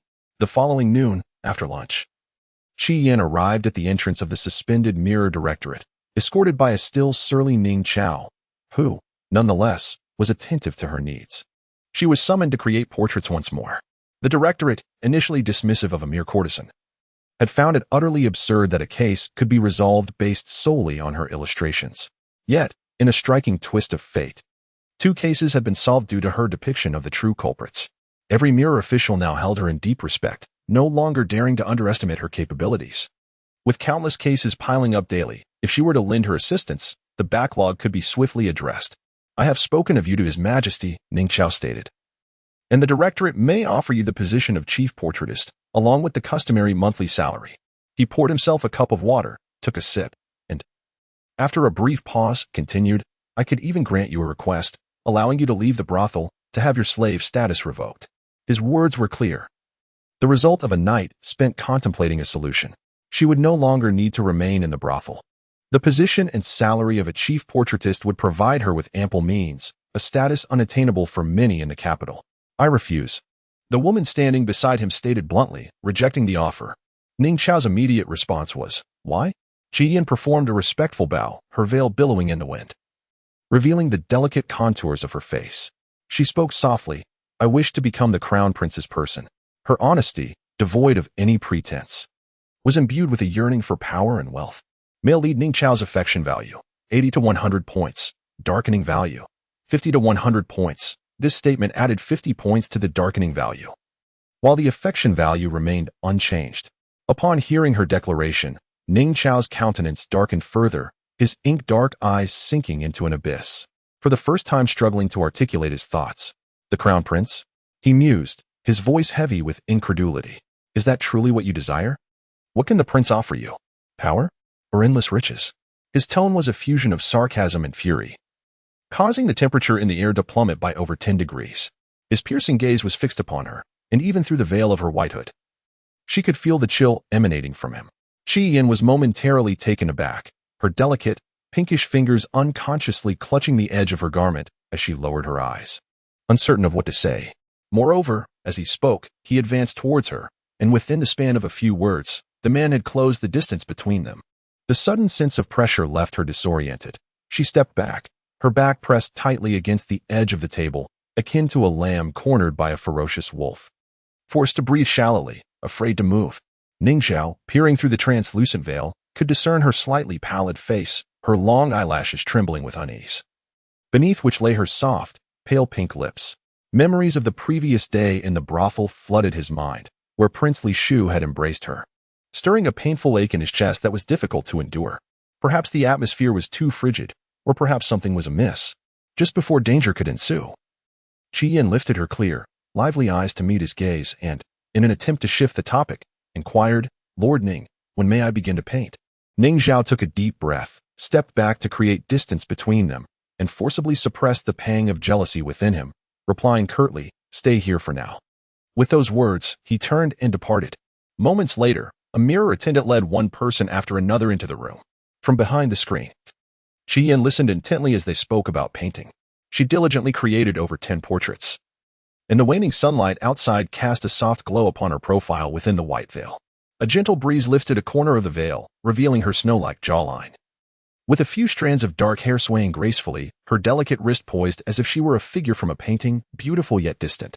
A young man passing by the window suddenly halted his steps, his gaze drifting through the half-open wooden window and settling upon her. The leading attendant noticed and also paused.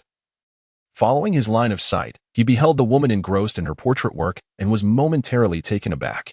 He quickly lowered his voice and remarked, "Your Highness, this is the very Miss A. Yin who, based solely on the words of a night watchman, captured the likeness of the 9th Prince, Li Shua."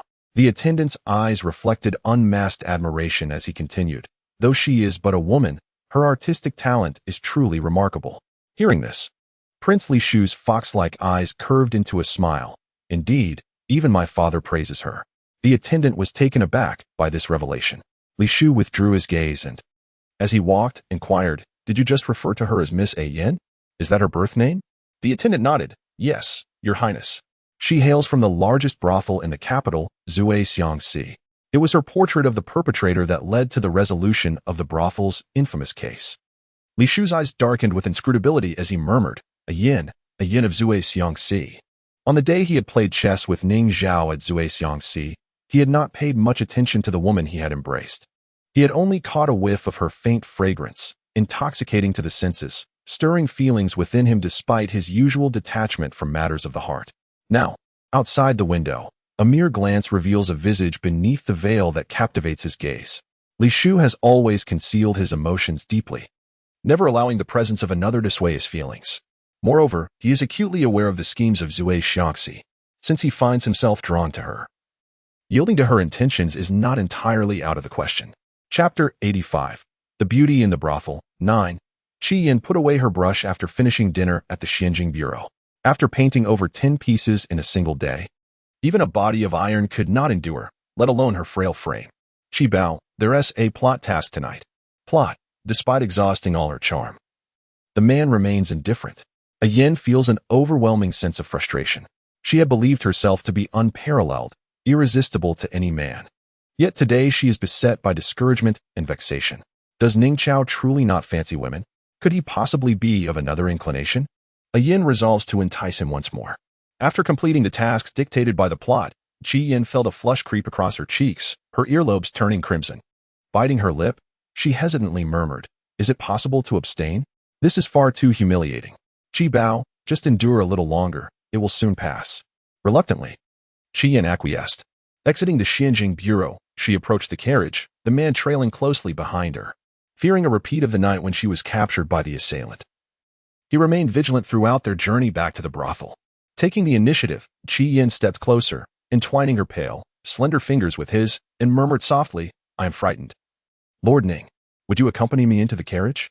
Ning Chao regarded her with indifference, observing her many little antics. After a moment of silence, he relented, aware that if he did not comply, she would sulk and refuse to move. This was, of course, partly due to his own indulgence. Once inside the carriage, a candle flickered to life, casting its light around the interior as the carriage jolted, the flame dancing ceaselessly. The woman settled beside him, removing her veil. Her exquisite features illuminated by the candlelight, breathtakingly beautiful. She inched closer, her fingers entwining with the hem of his garment, her voice a delicate whisper. Lord Ning Chao grasped her slender wrist firmly, his brow furrowing as he coldly inquired, "Are you not afraid of His Highness discovering this? Just at noon you expressed a desire to be in the prince's favor. Now you seek to entice me. What is your true intention?" The pressure on her wrist was considerable, bringing forth a twinge of pain. Enduring it, Qi Yin slowly let her other hand drift closer, like a serpentine allure. Her soft skin emanating an intoxicating fragrance as she leaned toward his ear, speaking languidly, "If you remain silent, His Highness shall remain oblivious. Besides, it is merely a wish for you, Lord Ning, to kiss me." A Yin. She embodied the essence of a wicked woman to perfection. Ning Chao gazed at her soft, delicate lips, which parted and closed enticingly, each movement beckoning him to kiss her, to engulf those lips that so often uttered exasperating words. He yearned to suck and nibble, making her acutely aware of the price of her seduction. Listening to her sobs, collapsing into the soft bedding, jostled by the carriage's movements, he knew he could not act upon his desires. Only when he bore her away in a grand sedan chair could he rightfully claim her. "I shall not allow you to marry the crown prince." The man released her, abruptly stating this before lifting the curtain to sit outside. She was left alone in the carriage. Qi Yin sat in a daze, her fingers slightly curling within her sleeves, her flushed eyes lifting to gaze in the direction of the curtain. "Qi Bao, it matters not. The narrative task has been completed, and your affection score has increased by 5 points. The total affection score stood at 85 points, with 50 points of darkening value. The mission was nearing completion." Regaining her senses, Qi Yin adjusted her wrinkled skirt, nodding her head in acknowledgement. For the next half-month, she spent her days at the Xianying division, painting, and her nights at the brothel. Early this morning, the madam, with a cheerful expression, came to her dwelling and announced, "Tonight marks your first night, Yin. That esteemed individual will be coming. Prepare yourself well." Awakened from a deep slumber, Qi Yin slowly opened her eyes and sat up, hearing the madam's words. The original owner had maintained her chastity, unlike other courtesans, because she awaited the crown prince. Now, as the crown prince had arrived at Zui Xiangxi, specifically requesting her presence, it implied he intended to spend the night with her. Qi Yin could only change into a vibrant red gown, applying rouge and powder to her face. In the copper mirror, she hardly recognized herself, feeling a sense of alienation. She averted her gaze, thinking this appearance might suffice. For the plot indicated that the crown prince favored women who wore little makeup. Until the very end, he did not take a wife. Even the female lead in the narrative failed to capture his attention. After ascending the throne, Crown Prince Li Shu displayed a cunning mind and ruthless methods, far more brutal than his predecessors. While he appeared gentle and kind, he dealt with traitors without mercy. In the storyline, the male and female leads solved cases and pursued careers, and though Crown Prince Li Shu had fewer scenes, each left a lasting impression. Thus, Qi Yin felt reassured that he would not lay a finger on her. However, upon entering the luxurious chamber for esteemed guests and seeing the young man who tugged at a strand of her hair, she felt a chill run down her spine. The room was filled with incense, the golden candlelight casting shadows of moths flitting outside the window. Crown Prince Li Shu was close to her, his inky black hair cascading with his movements, carrying a faint scent of bamboo ink. His eyes, dark and alluring, arched slightly at the corners, stirring deep emotions within her as he gazed intently at her face. "Is your name Yin?" he asked softly. Qi Yin lowered her gaze and gave a slight nod. She was perplexed by the crown prince's intentions, which seemed to diverge from the character he portrayed in the narrative. The original owner had indeed attempted to entice the prince. Yet he remained even more impervious than Ning Chao, to the point that she had not even been granted the opportunity to approach him, let alone find herself in the current situation where he was playfully entwining her hair. Li Shu inquired, "Do you know who I am?" In her role as the original character, Qi Yin naturally feigned ignorance. "I do not know." Oh, how she wished to escape this place. The crown prince emanated an oppressive aura that chilled her to the bone. Towering over her by a full head, he wore a smile that concealed an unspoken danger.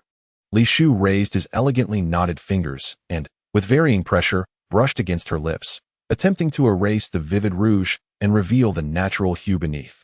His focus was akin to that of a meticulous official reviewing documents. He only ceased once he had smudged her makeup, leaving her visage in disarray. "Go wash your face clean and return to see me." Li Shu arched an eyebrow, his elongated fox-like eyes betraying an unmistakable disdain for the heavy makeup adorning her face. Qi Yin blinked in bewilderment. What? She was to see him again? Li Shu narrowed his eyes dangerously and leaned closer, asking, "Do you refuse?" Qi Yin immediately shook her head. "I shall go at once." With that, she stumbled out of the room, her steps hurried as if pursued by demons. Li Shu chuckled softly, casting a glance at his fingertips stained with crimson, and picked up a handkerchief from the table to meticulously clean them. Within the span of a few moments, fearing the crown prince's wrath, Qi Yin rushed back into the room, breathless and perspiring, her hair dampened by beads of sweat. "I have returned, Your Highness." Having washed away the garish makeup, her fair and delicate features were revealed, with damp lashes and a beauty mark at the corner of her eye glistening like morning dew. Under the candlelight, she appeared both pure and enchanting. Reminiscent of the image seen through the wooden window at the Sioux, New Jersey, Ing.S., Li Shu swallowed hard, his gaze deepening. Chapter 86. The Beauty in the Brothel. 10. After a long day at the Sioux, New Jersey, Ing.S., Ning Chao purchased a bag of candied chestnuts from the southern alley before arriving at the brothel's entrance. He adjusted his attire and tidied his hair, then suddenly halted, muttering to himself as if to dispel any notion of his intentions. Why was he so concerned about her? Presenting her with chestnuts was merely an act of kindness toward a subordinate. He was certainly not here specifically to see her.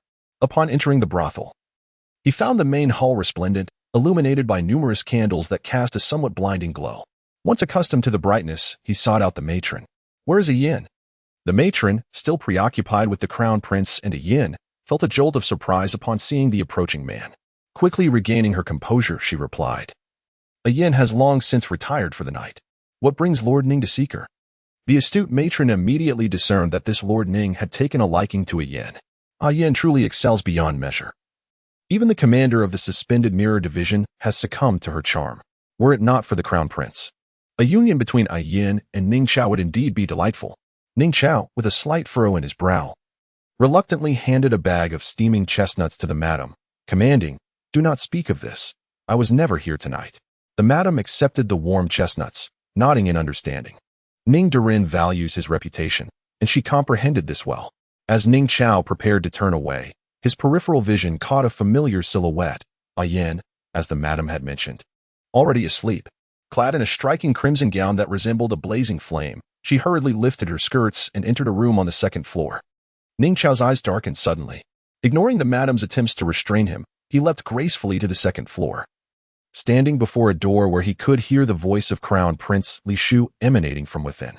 Yes, quite clean. After several seconds, a soft feminine voice followed. I can manage, truly. Ning Chao could bear it no longer. He raised his hand and forcefully flung open the door, creating a resounding crash that halted the two individuals inside. What met his eyes was the Crown Prince, delicately wiping the beads of water from the woman's forehead with a silk handkerchief. This scene was undeniably pleasing, a match of exceptional talent and beauty, as the madam had proclaimed. However, Ning Chao was consumed by fury. He strode forward and pulled Qi Yin into his embrace, disregarding the propriety between sovereign and subject, demanding, "What are your intentions towards my unwed wife, your highness?" Crown Prince Li Shu's fox-like eyes glinted with a hint of irritation at the interruption. He lowered his handkerchief, and upon comprehending the man's words, raised an eyebrow slightly. Unwed wife? Ning Chao spoke with conviction, as if it were an established fact, replying, Your Highness. I have pledged my life to Yin a fortnight ago. Qi Yin, caught in his embrace, was bewildered. The madam, just entering, was equally astonished. What? She had no knowledge of this. Li Shu's gaze settled on Qi Yin, his tone gentle yet unhurried. Yin, is this truly the case? He added, if not, I would gladly take you into the Eastern Palace as my consort. At these words, everyone was left speechless, especially the madam, who felt as if fortune had smiled upon her. She was elated, wishing to stand in for Yin and consenting to this match.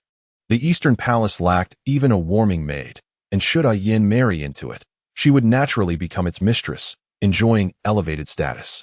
Qi Yin's lips, marked with a faint red imprint, parted to speak, but Ning Chao interjected coldly, Yin's humble origins render her unworthy of the esteemed crown prince, even if you consent. Your Highness, the Emperor would never allow it.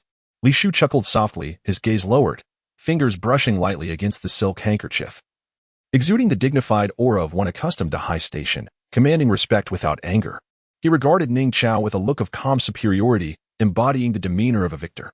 Yin, I have never regarded your status as lowly. Your artistry is divine, and your talents far outshine those of many high-ranking officials in the court. Qi Yin lifted her gaze, and through the hazy light, her eyes met those of the young man. She averted her gaze and turned once more to the man beside her, softly inquiring, Lord Ning, would you consent to take me as your wife? Qi Bao, your character is beginning to unravel. Should the main system detect this, you shall face consequences. The original persona was singularly focused on ascending to the highest echelons of society, resolute in her desire not to become a courtesan. Long ago, she had been aware that she was to be given to His Highness the Crown Prince by the madam, and she had tirelessly pursued this goal. Even if her heart stirred for the male lead, Ning Chao, she would not forsake the Crown Prince for him. Upon hearing her words, Ning Chao abruptly halted. He was acutely aware of her intentions, just as she had once articulated within the suspended mirror bureau her aspiration to be with the Crown Prince. Yet now, she tossed the question back to him. Just as he was about to utter his affirmative response, the Crown Prince's words doused him like a bucket of cold water. Commander Ning has long been betrothed to the Prime Minister's daughter, Su Rui. This was also the reason why Crown Prince Li Shu had never believed Ning Chao's declaration of commitment to Yin. Years prior, the Emperor had arranged a marriage, promising Su Rui to Ning Chao. Li Shu smiled and remarked, this is a marriage that Commander Ning personally consented to. Could it be that he wishes to renege? Ning Chao felt his fervor dissipate entirely, leaving only panic in the depths of his dark eyes. He glanced at the woman, his mouth opening to explain. Yet no words emerged. This union was one he had indeed agreed to. Su Rui had been his childhood companion, whom he regarded as a sister. However, a few years ago, the Emperor intended to marry Su Rui to the fourth prince, Li Xian, a notorious libertine of ill repute, thoroughly corrupt to the core. Su Rui had come to him, imploring him for salvation, unwilling to wed Li Xian. That is a pit of fire. I would rather die than leap into it. Ning Chao had originally planned to remain unmarried for life, dedicating himself to solving cases in the suspended mirror bureau. Yet upon witnessing Su Rui kneeling before him, he had no choice but to acquiesce, assuring her that even if he married her, he would treat her as a sister and would never touch her. Su Rui had consented to this arrangement. The delay in their formal marriage had been due to the passing of Su Rui's mother 2 years prior, during which she had kept vigil. Now, brought to light by the Crown Prince, those long-buried memories resurfaced, becoming his shackles and chains. Qi Yin extricated herself from his embrace, her damp lashes clumping together, her clear eyes reflecting the brilliance as she regarded the crown prince and curtsied, declaring, "I am willing to marry His Highness the Crown Prince." The male lead, Ning Chao, experiences a surge in darkness, increasing by 20 points, now totaling 8,100 points. When she had posed her question to Ning Chao, her affection had reached its zenith, culminating at 100 points. As she began to step towards the crown prince, a low, hoarse voice resonated behind her. "Yen." Shi Yin did not look back. The previous night, Ning Chao had lingered at the brothel, and when she retreated to the back courtyard to rest, the crown prince had informed her that a decree of marriage would arrive at the brothel the following day. This was the promise of Crown Princely Shu to her. The brothel keeper was overjoyed. Every word she spoke seemed to exalt the girl. Previously, she had believed there was no hope, even with a slight chance. A yin would only be a concubine or a maid in the Eastern Palace. However, to her astonishment, the next day's imperial decree announced a marriage, and she was to be the principal wife. This was unprecedented. The prince's dowry filled the entire front hall, overflowing, while the bridal sedan chair stretched down the street, surrounded by a throng of onlookers eager for the spectacle. With the prince in power and the emperor's health declining daily, this matter of marriage was beyond the emperor's control. Moreover, Princely Shu had always been a man of reckless indulgence, wielding immense power, unrestrained by anyone. It was not merely a matter of marrying a courtesan. Even taking a beggar from the street would be treated similarly. Without even setting an auspicious date, the wedding attire appeared before her eyes. The brothel keeper felt a mix of joy and sorrow, shedding a tear as if she were marrying off her own daughter, hastily wiping it away, and approached to say, though no date had been chosen, it was heard that His Highness had not slept last night in preparation for the wedding gifts. And the brothel was overflowing with guests. A yin had never been married in this ancient world and found it intriguing, but after last night's breakdown of her persona, the punishment from the main system was that she could no longer perceive colors. Thus, she could not discern the color of the wedding dress. All hues had faded from her sight, leaving only a monochrome gray. Nonetheless, this punishment was bearable, not torturous. She nodded, acknowledging her situation. As she adorned her brows and was meticulously styled by the palace matrons, she donned the wedding attire, intricate and weighty, with a phoenix crown and a flowing veil. Her dark hair was styled into an elegant cloud-like coif, and she appeared resplendent in pale pink, breathtakingly beautiful, almost ethereal. She stepped into the bridal sedan. Her veil draped over her, while outside, the atmosphere was lively, thronged with people, and had it not been for the guards, a considerable uproar might have ensued. As the sedan drew nearer to the Eastern Palace, incessant notifications from the system filled her ears. Male lead Ning Chao's darkening value increased by 5 points, increased by 2 points, increased by 3 points, until it halted in front of the Eastern Palace. Just as she rose, a sudden clatter of swords and blades echoed outside the sedan. A slender finger lifted the red curtain, grasping her wrist, and pulled her from the bridal chair. The voice grew clearer as she drew closer, allowing her to catch his scent. A yin lifted her veil and saw him masked, clad in black, wielding a long sword, accompanied by several men, evidently there to abduct her. Her lips, painted with rouge, glowed a vibrant crimson, and her porcelain white face adorned with vermilion resembled a watercolor painting brought to life. Ning Chao could hardly avert his gaze after a single glance. It turned out, she looked extraordinarily beautiful in her wedding attire. "Ning Chao," she breathed, softly uttering his name. Ning Chao's spine stiffened instantly. She withdrew her wrist from his painful grip, and as her body shifted, the golden and silver ornaments atop her head clinked together, producing a clear sound. A yin adjusted her head uncomfortably. Her shoulders and neck ached from the weight, proving to be quite burdensome. She pressed her lips, adorned with crimson gloss, and spoke slowly. "Lord Ning, I know it is you." A guard rushed forward, and Ning Zhao met him with his sword, then kicked him aside, revealing his true intentions. "So what if you know it is me, Yin? I have vowed never to let you marry another, not even the crown prince." The moment he fell in love with her, this fate was sealed. Shi Yin raised her head, allowing her heavy, ornate hairpin to fall, clattering onto the ground. Bathed in golden sunlight, her dark, lustrous eyes half closed uncomfortably, her lashes curling slightly. In a soft, gentle voice, she replied, "But I do not love you, nor do I wish to marry you." Her words pierced Ning Zhao's hardened heart like 1,000 daggers, inflicting excruciating pain. Ning Zhao could not believe it. He could not accept that she had never loved him. If she did not love him, then why had she acted so affectionately before? In a moment of confusion, the words he held inside slipped out. The woman in the flowing red dress spoke coldly, her sweet, soft lips uttering chilling words. I merely regarded you as the crown prince, Lord Ning. Do not forget, I once said I desire wealth and power, which you cannot provide. Fortunately, the crown prince can. So, I implore you, grant me this, will you? The tightly wound string in Ning Zhao's mind snapped with a resounding crack. Though the sun blazed overhead, he felt an icy wave seep into his core, shattering his heart into countless pieces. He should have known. She was that kind of woman, seducing him while yearning for the crown prince. Her earlier question was merely to provoke the prince into marrying her. Otherwise, why would she ever deign to look at him? Suddenly, an arrow shot toward them. Ning Zhao caught a glimpse from the corner of his eye and, without a second thought, turned to shield her eyes from danger. The sharp arrowhead pierced through his chest, striking his ribcage. His body tensed, staggering unsteadily, yet he remained rooted in place, mocking himself internally. Even knowing she did not love him, he could not bear to see her harmed in a moment of peril. She was so afraid of pain. The male lead's darkening value has reached 100 points. Mission accomplished. Currently settling. Upon completion, he will proceed to the next world. The arrow had come from another direction, and Shi Yin did not see it. Darkness enveloped her vision. She wished to struggle, yet upon hearing his muffled groan, she sensed something was amiss. Just as she intended to inquire, his voice reached her ears. I will fulfill your wish. Ning Zhao bent down to retrieve the red bridal veil from the ground and draped it over her head. Taking a deep breath, he commanded all his subordinates to halt. Raised his gaze towards the direction of the arrow, his eyes dark with menace, before withdrawing his gaze and leaving the East Palace. Shi Yin heard the fading footsteps and lifted the veil, staring at the man's retreating figure. Her vision turned to shades of gray, rendering her oblivious to the pool of blood that dripped onto the ground.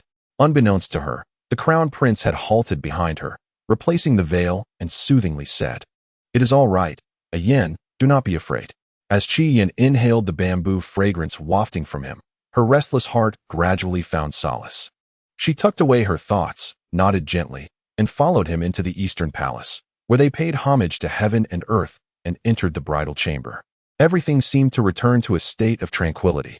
She sat upon the bed in the inner chamber, enveloped in silence, her fingers intertwining absent-mindedly.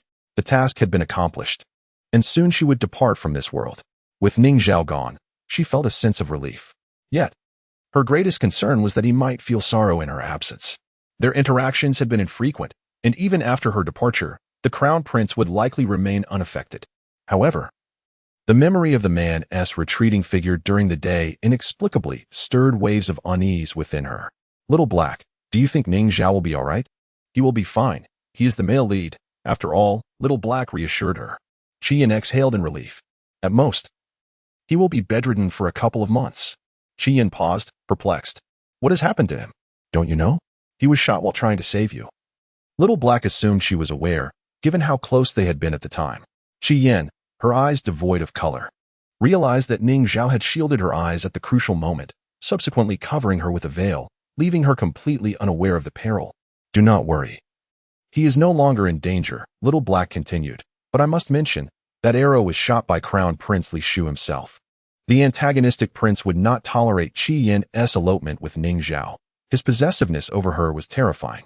The arrow had been aimed at her, intended to compel Ning Zhao to retreat without wishing to cause her lasting harm. It was likely that even the male lead, Ning Zhao, had not anticipated that he would take a bullet for Qi Yin. Chapter 88, The Beauty in the Brothel, and thank you, Little Black. With this newfound understanding, Qi Yin finally grasped the reason behind Ning Zhao's peculiar behavior. He had been gravely injured for her sake, yet had pretended as if nothing had transpired. Little Black's mention of a 2-month recovery time indicated a serious injury, particularly in this ancient world. The antagonist, Li Shu, was truly formidable, wielding a bow and arrow. He treated her like prey, imprisoning her within a cage. Qi Yin, run quickly. There are people deliberately setting fire outside. No sooner had the system spoken than a thick smoke seeped through the cracks of the door, and the heat began to intensify. Outside, flames flickered, mingling with an almost imperceptible scent of alcohol. Qi Yin lifted her veil, only to be met by a choking cloud of smoke that filled her lungs, causing her to clutch her chest and cough uncontrollably. She shed her heavy outer garments, rushed to the basin of water on the table, and dampened a handkerchief to cover her mouth and nose. Staggering a few steps, she reached the window but found it firmly blocked from the outside. Someone had barricaded it with a heavy object. With alcohol poured around and torches ignited, This wooden dwelling would soon be reduced to ashes. They had no intention of allowing her to survive. "I will suppress your pain, host," the system offered. Qi Yin relinquished her struggle, gazing at the surging tide of flames. Slowly calming herself. "Who seeks to kill me?" "The Empress." How could the queen permit the crown prince to marry a courtesan? Unable to alter the crown prince's decision, she resolved to have her burned, thus preventing the union. Qi Yin sighed. When the crown prince decided to take her as his bride, many within the court and the palace opposed the match. Yet, they dared not defy the crown prince and could only turn their ire towards her. This outcome was not entirely unfavorable for her. At the very least, she would no longer have to encounter the crown prince. As her consciousness began to fade amidst the suffocating smoke, she noticed the door suddenly burst open. The burning beams above collapsed, and she faintly heard cries from outside. "Your Highness." "No." The flames spread rapidly. "Quick, stop the crown prince." She thought she was dreaming, but when a figure dashed into the inferno, she realized this was no dream. "Ayin, Ayin." Qi Yin felt a sense of surprise, yet she lacked the strength to respond. Closing her eyes and gradually losing her breath, the hem of the crown prince's bright red wedding garment was singed and as deep. Inscrutable fox-like eyes now betrayed a frantic expression as he tightly held her, rushing out of the flames. World departure in progress. Epilogue. It was well known in the capital that on that fateful night, the East Palace was engulfed in flames, consuming the bridal chamber. And the crown princess perished on the spot. A joyous occasion turned into a funeral. However, the crown prince clung to the crown princess's body, refusing to allow her to be placed in a coffin. It was not until half a month later that Ning Chao, the commander of the suspended mirror division, disregarded opposition and entered the East Palace to retrieve Yin. The corpse, long deceased, had begun to decay, yet Li Shu remained oblivious, lying beside Yin's neck. Ning Chao, still recovering from his severe injuries, strode forward and forcefully pulled Li Shu away, his dark eyes clouded with an unshakable malice. "You could not even protect her." "Li Shu, I should have taken her away that day." Li Shu lowered his head. The crimson veins in his fox-like eyes fixed intently on the eternally closed eyes of Yin, and he spat out a mouthful of blood. Ning Chao was not in a much better state. His chest wound ruptured, blood seeping down his arm. Later, it was said that Ning Chao remained the commander of the suspended mirror division, leaving the capital to travel to various places, solving mysteries and safeguarding the people. He broke off his engagement with the Su family. After the emperor's passing, Crown Prince Li Shu ascended to the throne, yet there was no one in the harem. 10 years after his coronation, before reaching 30, he succumbed to melancholy while gazing at a painting hanging in his palace. End of this world. Chapter 89. Yongla Cinema. 1. At 1:30 in the early morning, a solitary street lamp flickered weakly, casting a dim, yellowish glow that gradually dispersed into the encroaching darkness, which consumed the feeble light. Suddenly, with a crack, the long-neglected street lamp extinguished. What came into view was the cinema sign hanging overhead, emblazoned with 4 crooked neon characters. At the Yongle Cinema, the entire street remained shrouded in darkness, save for this solitary establishment still illuminated, creating an unsettling divide between the interior and the outside world. A few individuals, clutching movie posters, felt an inexplicable sense of dread as they pondered their situation. In the midst of this, Qi Yin, with her head bowed in concentration over the poster, engaged in conversation with the system's small black entity. "The storyline of this world has been sent to you," it informed her. The original protagonist, much like herself, was a second-year student who had fallen head over heels for the male lead, Yi Jinghan. Utilizing relentless and audacious tactics, she had managed to establish a connection with him. However, their relationship was rather tenuous, as Yi Jinghan treated her with the same indifference he afforded to his classmates, unwilling to accept such a reality. The original protagonist had concocted a plan to lure him out under the pretense of a date, intending to deepen their bond by purchasing 2 tickets for a horror film. It was well past midnight, and only this cinema remained open at such an hour. After securing the tickets online, she arranged to meet Yu Jinghan at the entrance. Original character traits: temperamental, sharp-tongued. Main quest activated: maximize the male lead's affection value and darken his emotional state. Standing at the cinema's entrance, Qi Yin held the movie poster tightly, her shoe tips idly kicking at the small stones beneath her feet.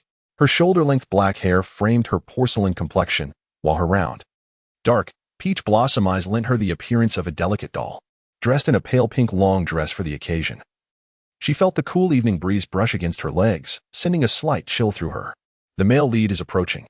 As she lifted her gaze, She spotted a figure emerging from the darkness, moving with a steady gait until he halted before her. Despite her notoriously poor temperament, she feigned a gentle demeanor around him. "Jinghan," she called softly, her face lighting up with delight. The young man appeared momentarily taken aback, speechless as she affectionately linked her arm with his. Her small face tilting up to meet his, her clear eyes shimmering with light reflected upon his visage. "I've been waiting for you for quite some time." Their fingers intertwined. She felt the chill emanating from his palm, as if he were drawing away all warmth from her own. A subtle shiver coursed through Chi-Yin. Yet she did not release her hold. "Let us go. The movie is about to start," she urged, leading him through the entrance of the cinema. The young man glanced down at their joined hands, remaining silent for a prolonged moment before responding, "All right," surprised by his acquiescence. Chi-Yin felt a flicker of astonishment within her. Upon reaching the ticket booth, the staff member, head bowed and devoid of energy, monotonously tore the tickets and returned the stubs. Observant passers-by in line could see the tremors in their hands, sweat beading on their foreheads, as they extended their tickets with unsteady wrists. Completely absorbed in observing the young man beside her, Chi-Yin remained oblivious to the surroundings until they arrived at Hall 1. Found their seats, and only then became aware of the surprising number of attendees for this horror film. In a mere moment, every seat in Hall 1 was filled to capacity, leaving no vacancy. She felt a twinge of astonishment, especially since the time displayed on her phone read 2 in the morning. It was quite late, yet such a multitude remained to watch the film, evidently. It was quite popular. "Jinghan, are you hungry? I bought your favorite coffee and some bread." She held out the warm cup of coffee toward him, her eyes glimmering like crescent moons, her lips adorned with a glossy hue. The young man gazed at the coffee she offered, faintly catching the enticing aroma wafting from it. His gaze shifted to her face, illuminated by the screen's glow, showcasing her delicate features radiating affection for him. He accepted the cup, murmuring a soft thank you. At that moment, the film on the screen commenced. Chi-Yin found the male lead, Yi Jinghan, surprisingly easy to interact with, unlike the icy demeanor portrayed in the storyline. At least for now, he demonstrated politeness and a gentle attitude towards her. She retrieved a cream-filled bread from her bag and took a bite, while the two individuals seated nearby whispered in trembling tones. The film was a thriller titled The Horror Train, and they mentioned that it had survived to this day. Their voices were barely audible, and even with her proximity, she struggled to hear them as the film entered its opening sequence. Film, The Horror Train, difficulty. This is a train heading to hell. As the words faded, Chi-Yin was engulfed in a blinding whiteness, rendering her vision void. Just before losing consciousness, she felt the young man beside her suddenly grasp her hand. Toot toot. The vintage green train rattled along the tracks, bright light streaming through the half-open windows, causing the deep blue curtains to flutter. The carriage was filled with a cacophony of noise, intermingled with the cries of children.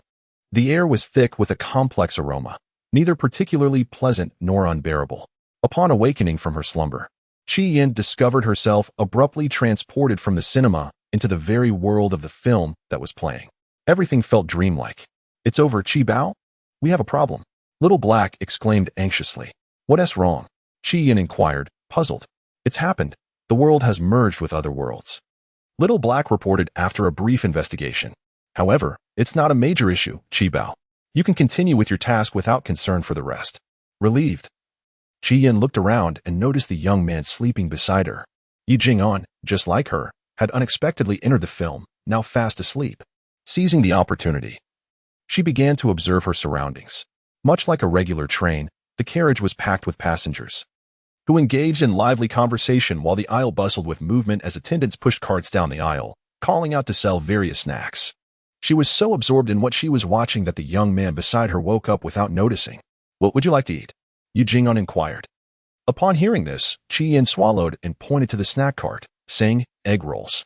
The young man stood up, called the attendant, purchased 3 boxes of egg rolls, and handed them to her. "Enjoy." Chi-Yin, momentarily stunned, glanced at the egg rolls so close at hand, then looked back at Yi Jinghan. In the narrative, the male lead exhibited little patience towards the original character, and even after they became a couple, he never treated her kindly. Subsequently, due to the original character's frequent and irrational jealousy, the male lead unilaterally proposed a breakup without considering her feelings. The only instance of physical contact was when Chi-Yin took the initiative to hold his hand at the cinema entrance. Throughout the entire story, the original character never held hands with the male lead. "Thank you." Her lovely, rosy face brightened before him, her bangs accentuating her adorably innocent demeanor. She shook her head joyfully. The young man's gaze, momentarily drawn to her smile, faltered before he averted his eyes. Was she truly so elated merely by receiving 3 boxes of egg rolls? Attention, esteemed passengers, we are approaching our next stop, Hylus. Quick, close the windows. A man clad in leather suddenly stood up in the 5th carriage, shouting at the others. Fellow moviegoers, prompted by his voice, hurriedly shut the windows of their seats. However, several native passengers in the carriage looked at him in confusion, as if he were mad, and did not comply. What should we do, boss? Inquired several armed companions beside the leather-clad man. He replied, ignore them. All windows in this carriage must be closed. Hylus. This is the first stop depicted on the poster for the film Thriller Train, which illustrated a dark, damp swamp teeming with insects and the potential for monstrous creatures. If they were to infiltrate through the windows, they would all perish. The doors at the front and rear of the carriage had been locked, and several agitated native passengers had been rendered unconscious. The antiquated train lacked proper ventilation, and a thick white smoke filled the air above. As most of the men smoked to alleviate their fear. Arrival at Hylus station. Passengers, please prepare your luggage and proceed to the exit. Having consumed 1 box of egg rolls, Chi-Yin could no longer eat, for sitting by the window allowed her to clearly see the scenery outside. However, as they gradually approached the station, the sky darkened, shrouded in a gray haze as if enveloped in a black mist. Moisture coated the glass, condensing into droplets that trickled down into the crevices. She had not been observing for long when the young man beside her stood and reached out to close the window, shutting out the damp air from the outside. It will be quite cold soon, Yi Jing softly explained. Chi-Yin turned her head, her shoulder-length, soft black hair curling gently, brushing against his fingertips. Her long eyelashes, slightly damp, quivered delicately as she leaned closer to his palm. The moment she made contact, the biting cold surged up. Are you feeling cold? She could not help but extend her hand to cradle his large palm. The young man shook his head and replied, it's fine. Chi-Yin encircled his hand with both of hers, occasionally parting her rosy lips to exhale warm breaths. It's all right. I will help you. Before long. His hand began to warm, losing its previous chill. The young man calmly observed her as she warmed his hands, his gaze shifting from her eyelashes to the tip of her nose, eventually resting on her lips. After a considerable time, he slowly uttered, thank you. Chi-Yin rested her head against his shoulder, stifling a yawn, a playful smile gracing her lips as she unconsciously cooed, you need not thank me. I am your girlfriend. Please don't be so formal. The young man's eyes momentarily dulled, his throat shifting slightly. Girlfriend? Indeed. Within a minute, the girl fell into a deep slumber, unguarded. Nestled against his shoulder, her breath steady. At that moment, piercing screams echoed from the adjacent carriages. Through the half-open door, a massive, terrifying figure could be seen in the forward carriage, indiscriminately slaughtering humans. The young man glanced up, casting a wary eye at the attendant standing nearby. The attendant immediately shut the doors between the carriages, sealing away the horrors beyond. Chapter 90, The Horrifying Train 2. The carriage in which Chi-Yin found herself was a stark contrast to the others. An insect, longer than an arm, with a peculiar appearance and human facial patterns on its shell, flitted in through the window, lunging at a person and piercing the nape of their neck with its sharp appendage, injecting eggs into their flesh. Additionally, creatures resembling slugs but possessing lizard-like limbs thrived on human blood. Approximately a dozen viewers occupied the carriage, the rest being indigenous to the film, their screams attracting even more insects from outside. The viewers did not remain passive. Various weapons and insecticides materialized in their hands. The bizarre monsters recoiled from the insecticides, daring not approach. Dear passengers, the scenery at the Hylus station is splendid, with lush flora and a variety of beautiful insects. It is currently breeding season, and travelers may witness the unique insect reproduction scenes of Hylus. We wish you a pleasant journey. Breeding season. This was also the reason for the heightened activity of the monstrous insects at Hylus. Inside the 3rd carriage, a short-haired woman, spraying insecticide, spoke with a grave expression. I have researched the Hylus station in the horrifying train. The human-faced insect belongs to the order Coleoptera. Once breeding season arrives, it prefers to lay its eggs in the fleshy layers at the back of human heads. When the eggs hatch, the larvae will burrow into the human brain, completely controlling them. At that point, the parasitized humans will experience extreme hunger, craving their own kind. The team leader, a robust boxer, was equipped with a pair of gauntlets imbued with superpowers. With a single punch, he could shatter a boulder, but it required charging. He commanded those around him. We must eliminate every egg in each carriage. The compartment they occupied was relatively unscathed, with only a few insects infiltrating. However, a multitude of bugs clung to the glass window, sending shivers down one's spine at merely a glance. If the larvae were to hatch, the train would once again be plunged into peril. The rustling sounds of the creatures were alarmingly clear in her ears as Qi Yin drowsily opened her eyes. Before she could comprehend the situation outside, the young man beside her rose to draw the curtains, obscuring the view. Qi Yin? Yu Jinghan gently wrapped his arm around her slender waist, shifting his position to ensure she was more comfortable, draping his coat over her body, his voice calm and soothing. It's still early. Sleep a little longer. Inhaling his familiar scent, Qi Yin instinctively smiled, her head tilting slightly as she nestled against his neck. Dependently and affectionately clutching his arm, her voice soft and trailing. I like you the most, Jinghan. No sooner had she spoken than she drifted back to sleep. The young man's fingers, which had been adjusting his coat, suddenly paused, the cold, dark sheen of his pupils flickering with a glimmer before quickly returning to stillness. He gently caressed her hand, unwilling to let go for even a moment. More than an hour later, the announcement rang out, "Dear passengers, we have passed Hailus." The next stop, the voice of the broadcast roused Qi Yin fully, and after a brief slumber, her fatigue had diminished significantly. She accepted the glass of water the young man offered and drank half of it eagerly. Jinghan, what time is it? Yu Jinghan replied, It's 11:20. Qi Yin responded softly with an O, stretching her body and basking in the bright sunlight streaming through the window, comfortably squinting her eyes. Her stomach let out an untimely growl, and she blushed, glancing shyly at the elegant young man beside her. I'm hungry. Yu Jinghan raised his pale finger, delicately wiping away the droplets of water at her lips, and asked, What would you like to eat? Qi Yin pondered for a moment, catching a whiff of instant noodles wafting through the air, her eyes lighting up. Instant noodles. They must be eaten on the train. They taste more delicious than at any other time. Yu Jinghan stood up and made his way to the vending cart. To prepare instant noodles on the train, one must fetch hot water from the front of the carriage. As Qi Yin patiently waited, propping her chin on her snow-white hands, her gaze drifted out the window towards the distance. Are you a viewer? A strange voice emerged from the aisle. Qi Yin turned to see 3 or 4 individuals standing by the passage, and the speaker, a burly man wearing boxing gloves, was among them. The viewers who entered the cinematic world were markedly different from the natives. For instance, the clothing of the natives in this film, the train, wore a uniform insignia and exhibited a distinctly interstellar style. In contrast, the viewers wore ordinary modern attire. The leader of the boxers, a man named Zhang Tai, realized that in the 6th carriage, apart from the woman before him, the rest were natives. Qi Yin appeared momentarily taken aback, yet before she could utter a word, a group approached from the front of the carriage. As the two groups met, they all tightened their grips on their weapons, warily eyeing one another. In this carriage, she was the sole viewer, surrounded entirely by indigenous individuals. I scrutinized each one, finding no signs of parasitic eggs among them. It was peculiar that she remained alive in this place, seemingly untouched. They engaged in open discussions, completely disregarding the presence of Qi Yin in her seat. Once the exchange of information between the two groups concluded, a leather-clad man furrowed his brow and commanded her, You, step forward.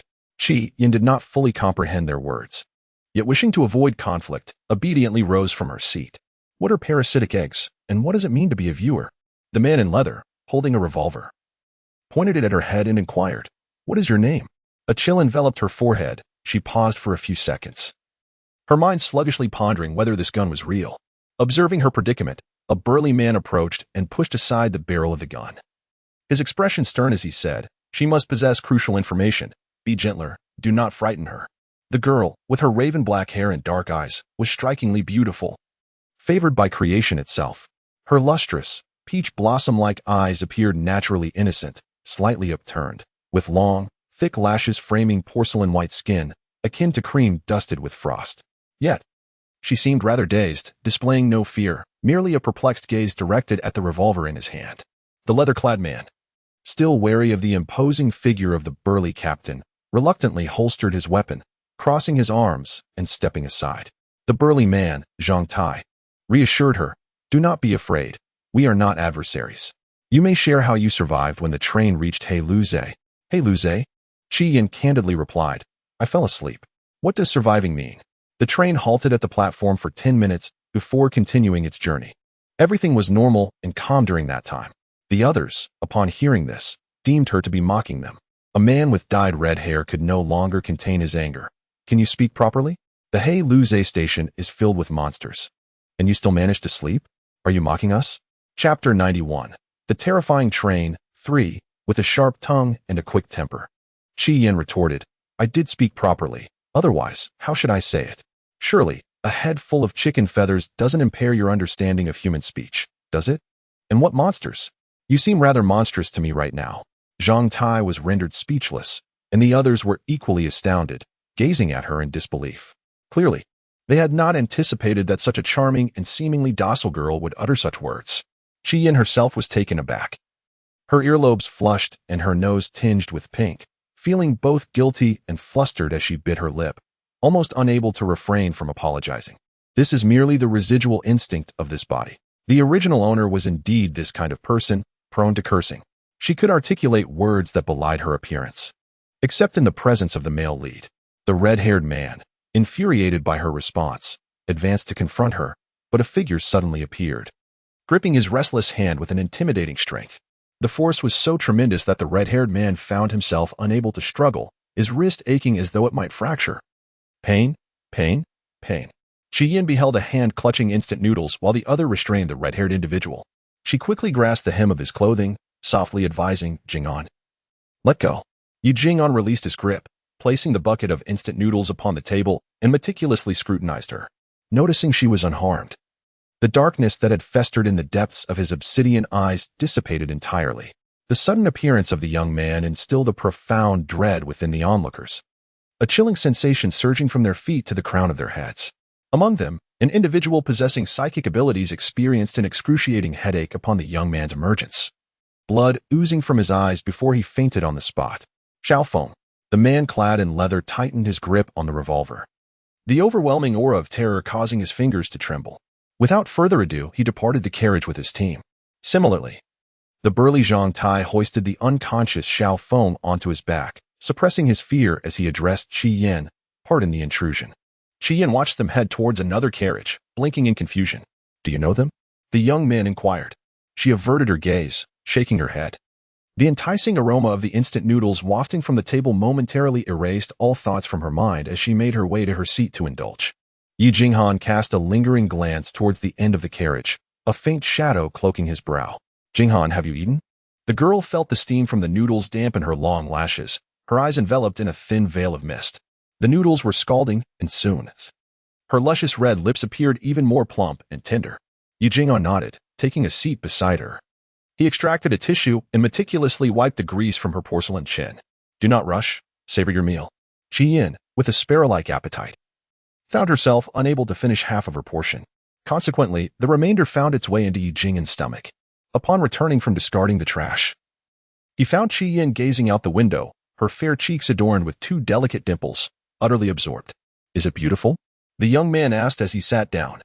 Chi Yin turned at the sound of his voice, nodding, her dark eyes sparkling with light. It's beautiful. Assuming he desired a closer look, she proposed, Jing'an. Would you like to switch seats? You would see better from the inside. The young man shook his head, holding her hand gently, casting his eyes downward.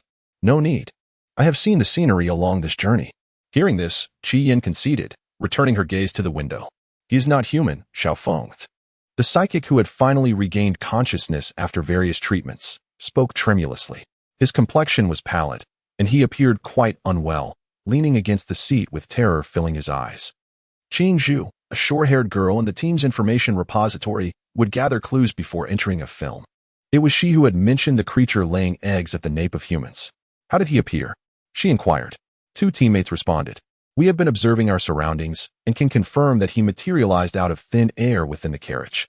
The team leader, Zhang Tai, pondered for a moment before stating. He is likely the culmination of this film, The Train. Their world has been plagued by bizarre domains for a century. In the realm of the uncanny, an array of monsters, non-existent in this world, emerges. These formidable creatures engage in mindless, emotionless slaughter, plunging humanity into peril. Just when all hope seems lost, a cinema bearing the name Yongla Film City appears. By stepping into this theater and completing the narrative of the film, Humans can obtain artifacts imbued with extraordinary powers capable of vanquishing the monsters of the uncanny realm. Consequently, the government dispatches wave after wave of troops to the cinema. However, the films screened at Yonhla Film City are all horror thrillers, each akin to a level in a game, with a formidable ultimate challenge embedded within. The more difficult the film, the stronger the adversary. Those who enter the films are referred to as viewers, and to escape, they must either fulfill the film's conclusion or eliminate the ultimate foe. Thus far, no viewer has ever succeeded in slaying the ultimate, as merely surviving until the end proves to be an arduous task. However, this time, they all emerged alive. Why didn't he kill us? The bald man asked, trembling with fear. Confusion enveloped the group. A bespectacled girl in student attire broke the silence. Did you not notice that girl? Everyone turned to look. The girl, named Ruoyan, possessed the keenest observational skills in the team. Adjusting her glasses, she remarked, "The girl who was with us seems unaware that she has entered the film, treating it as if she is with her boyfriend." This revelation was striking.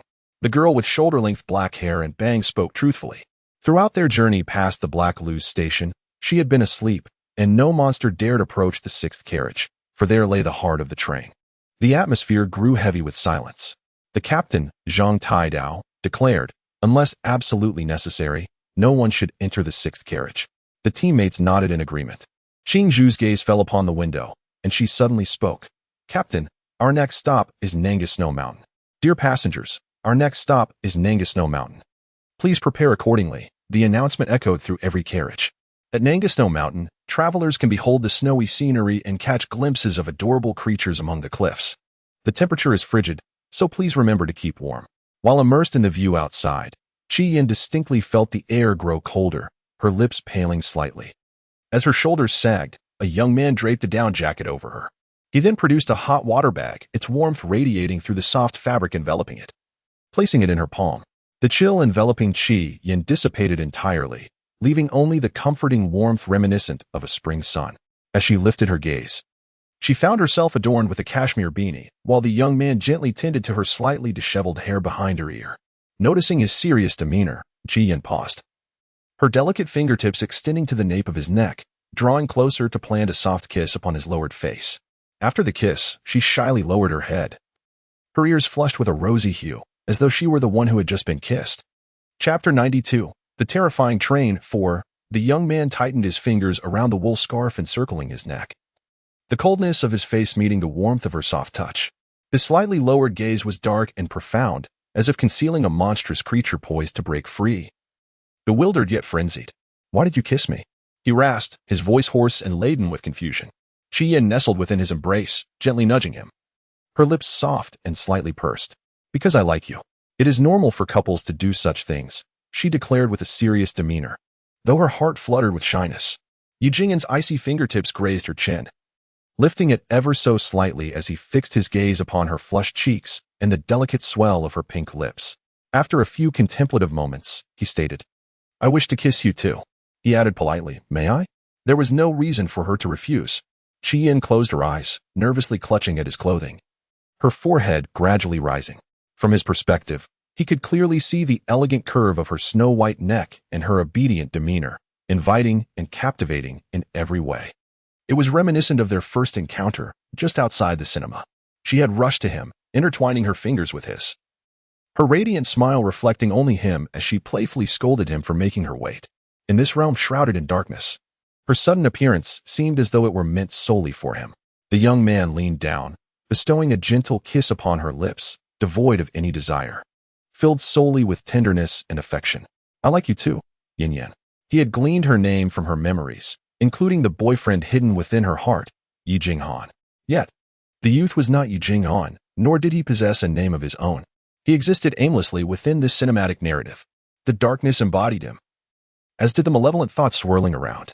The biting cold had plunged the temperature to -20 degrees, continuing its relentless descent, seemingly without end. Yet, the train remained unfazed by the frigid air, persistently forging ahead. The coldness had turned the glass windows to ice, the fragile panes unable to withstand the chill, shattering into fragments that rained down upon the seats and floor. The audience extracted protective shields from their bags, securing them along the window edges to ward off the encroaching cold winds. The original inhabitants of this carriage, clad in windbreakers, had all perished, leaving only their group of moviegoers. At the previous station, Black Luze, 5 members of their party had met their demise, leaving 12 survivors. Their source of warmth was a portable iron pot set up in the middle of the aisle, a high-grade technological marvel acquired within the film, capable of self-heating through energy. Fortunately, I brought a suitcase. Let us have stewed meat for dinner, boss, one man in a leather jacket suggested. Make sure to add plenty of meat. 3 bags of pork were tossed into the pot, and soon, an enticing aroma wafted through the air, blending the savory scent of meat with fresh vegetables, creating a rich and flavorful broth. The eyes of the crowd gleamed with envy as they involuntarily swallowed their saliva. Suddenly, a strange voice echoed from behind them. What kind of pot is this? A chill ran down their spines, for none had noticed the arrival of this individual, not even the leather-clad leader. The cook instinctively replied, "It's an energy pot, capable of producing pure water and self-heating. It only requires a few minutes of sunlight to be used multiple times." The stranger simply acknowledged with an indifferent "oh," and without further ado, seized the iron pot, vanishing into thin air. The arrival was as swift as the departure. After a considerable time, the leather-clad leader was the first to regain his composure, frowning as he asked, "Aren't you all going to resist?" The expressions of over a dozen individuals were frozen, their bodies trembling incessantly. He is indeed terrifying, they thought. The atmosphere felt like a suspenseful horror film, where life and death hung by a thread. The leader himself was drenched in cold sweat, struggling to breathe, finally managing to utter, "Let's have compressed biscuits today." The crowd appeared mournful and despondent, having missed out on the pot of stew. Why must he snatch the pot from us? The burly man, Zhang Tai, and his team fared somewhat better, equipped with gear that provided decent warmth. The women, being physically weaker, huddled in the center while the men formed a barrier against the cold. "Fortunately, we brought the energy heater. Otherwise, I might not have endured," one team member remarked. Each member possessed a heater, which enabled them to survive this leg of their journey. "Let's just hope no more monsters appear." "Is it truly warm?" Captain Zhang Tai, lying beside the heater, nodded earnestly. "It's particularly warm. Even at -100 degrees, it's no problem." Just then, the heater vanished in an instant. Zhang Tai barely had time to react before the biting cold enveloped him. "Where is my heater? How could such a large heater simply disappear?" The others, who had been relying on their warmth, turned to gaze at him. Observant Rowan suddenly spoke up. "It was taken just now. The captain's heater was removed." Zhang Tai's expression shifted as he realized the gravity of the situation. The once recovered spiritualist, Xiao Feng, nearly fainted on the spot, blood streaming from his nose as he collapsed, losing consciousness. The only exception was the 6th carriage, which remained calm and harmonious. As the clock struck 3:15 in the afternoon, Qi Yin nestled within her lower bunk, cocooned in blankets, while the windows remained intact. The temperature in her carriage consistently hovered around 5 to 6 degrees Celsius. But it still felt cold, causing her to toss and turn, unable to sleep. Unable to suppress her thoughts, she asked Xiao He, "This is a cinematic world. When can I leave?" At the movie's conclusion, Qi Bao will be able to leave. Before entering the film, Qi Yin had scarcely paid attention to the movie poster, only recalling that the train had several stops, and upon reaching the final station, the story would conclude. So, must I ride to the terminus? Indeed. After a conversation with the young man, she gradually succumbed to slumber. Time slipped away, and she awoke with a start, chilled to the bone. Rubbing her icy fingertips together, she peered out from beneath the covers, yet the young man was nowhere to be seen. She felt a pang of worry as she recalled the ominous remarks made by others. With a sense of urgency, Qi Yin threw off her covers and donned her down jacket, determined to search for him. Red-haired individuals had spoken of monsters lurking within the vehicle. Although she had yet to witness one, the world felt akin to a horror film, where anything could transpire. Had Yi Jinghan encountered peril during his absence? Lost in her anxious thoughts, she was suddenly startled by the sight of the young man approaching from the rear door of the carriage, carrying something in his hands. Upon noticing her standing in the aisle, Yi Jinghan quickened his pace, reaching her side and inquiring, "What brings you out?" Qi Yan's heart, once troubled, began to settle as she instinctively embraced him, her voice slightly muffled. "Jinghan, where have you been?" Detecting the worry lacing her tone, the young man set down his belongings and wrapped his arms around her, gently patting her back in a soothing manner. "I went to buy something," he replied softly. As he spoke, his slender fingers glided through her soft, dark hair, alternating between tender and firm pressure. His opaque black eyes narrowed slightly, knowingly asking, "Were you concerned about me?" The tips of the girl's porcelain-white ears flushed a noticeable crimson as she nodded slightly. A strange warmth coursed through his heart, his once frigid blood now flowing steadily, an unfamiliar sensation, all stemming from the girl in his embrace. "I will be fine," he declared earnestly, as if making a confession. They made their way to their seats. Yi Jinghan placed a cast-iron pot on the table, while a heater was positioned at her feet, dispelling the lingering chill in the air. Her frozen knees slowly began to warm, and her pale lips regained a rosy hue. All thanks to the heater that emitted a steady stream of warmth, functioning effortlessly with the flick of a switch. She gazed in astonishment at the heater and then at the pot bubbling with steam on the table. "Did you buy all of this?" she asked. The young man, stirring the stew with a large spoon, nodded in affirmation. "Yes, quite practical." Qi Yin had never encountered such an appliance before, at least in her modern world. Technology had yet to reach such heights. With her long eyelashes fluttering, she observed the wisps of steam rising from the pot. Her curiosity piqued. "It must have been expensive, right?" Yi Jinghan paused for a moment before resuming his stirring, shaking his head in response. "Not at all. The heater can provide warmth for 3 or 4 individuals, and each of us is one. Even if one were to be missing, it wouldn't be too detrimental." However, they were all perplexed as to why the train had taken the captain's heater. "It must be for that girl beside him," Ruan Yin softly explained, addressing their collective curiosity. Zhang Tai smiled earnestly and said, "It's all right. I find it quite good. At least it hasn't harmed us."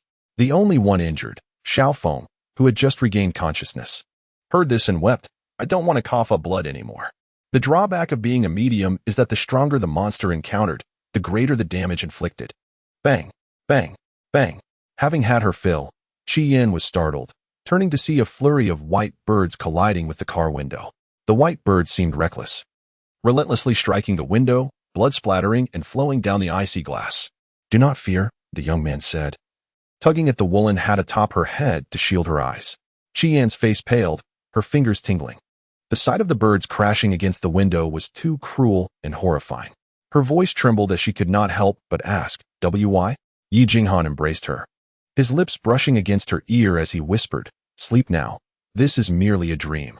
As soon as the words left his mouth, the raven-haired girl closed her eyes and sank into a deep slumber. "Dear passengers, we have arrived at the Nanga Snow Mountain Station. Please wait by the door to disembark." Qi Bao, suddenly awakened. Qi Yin opened her eyes to find the carriage dimly lit and eerily silent, as if the entire world had come to a halt. She lifted the covers. The heater on the table continued to blow warm air, yet Yi Jinghan was nowhere to be seen. What had happened?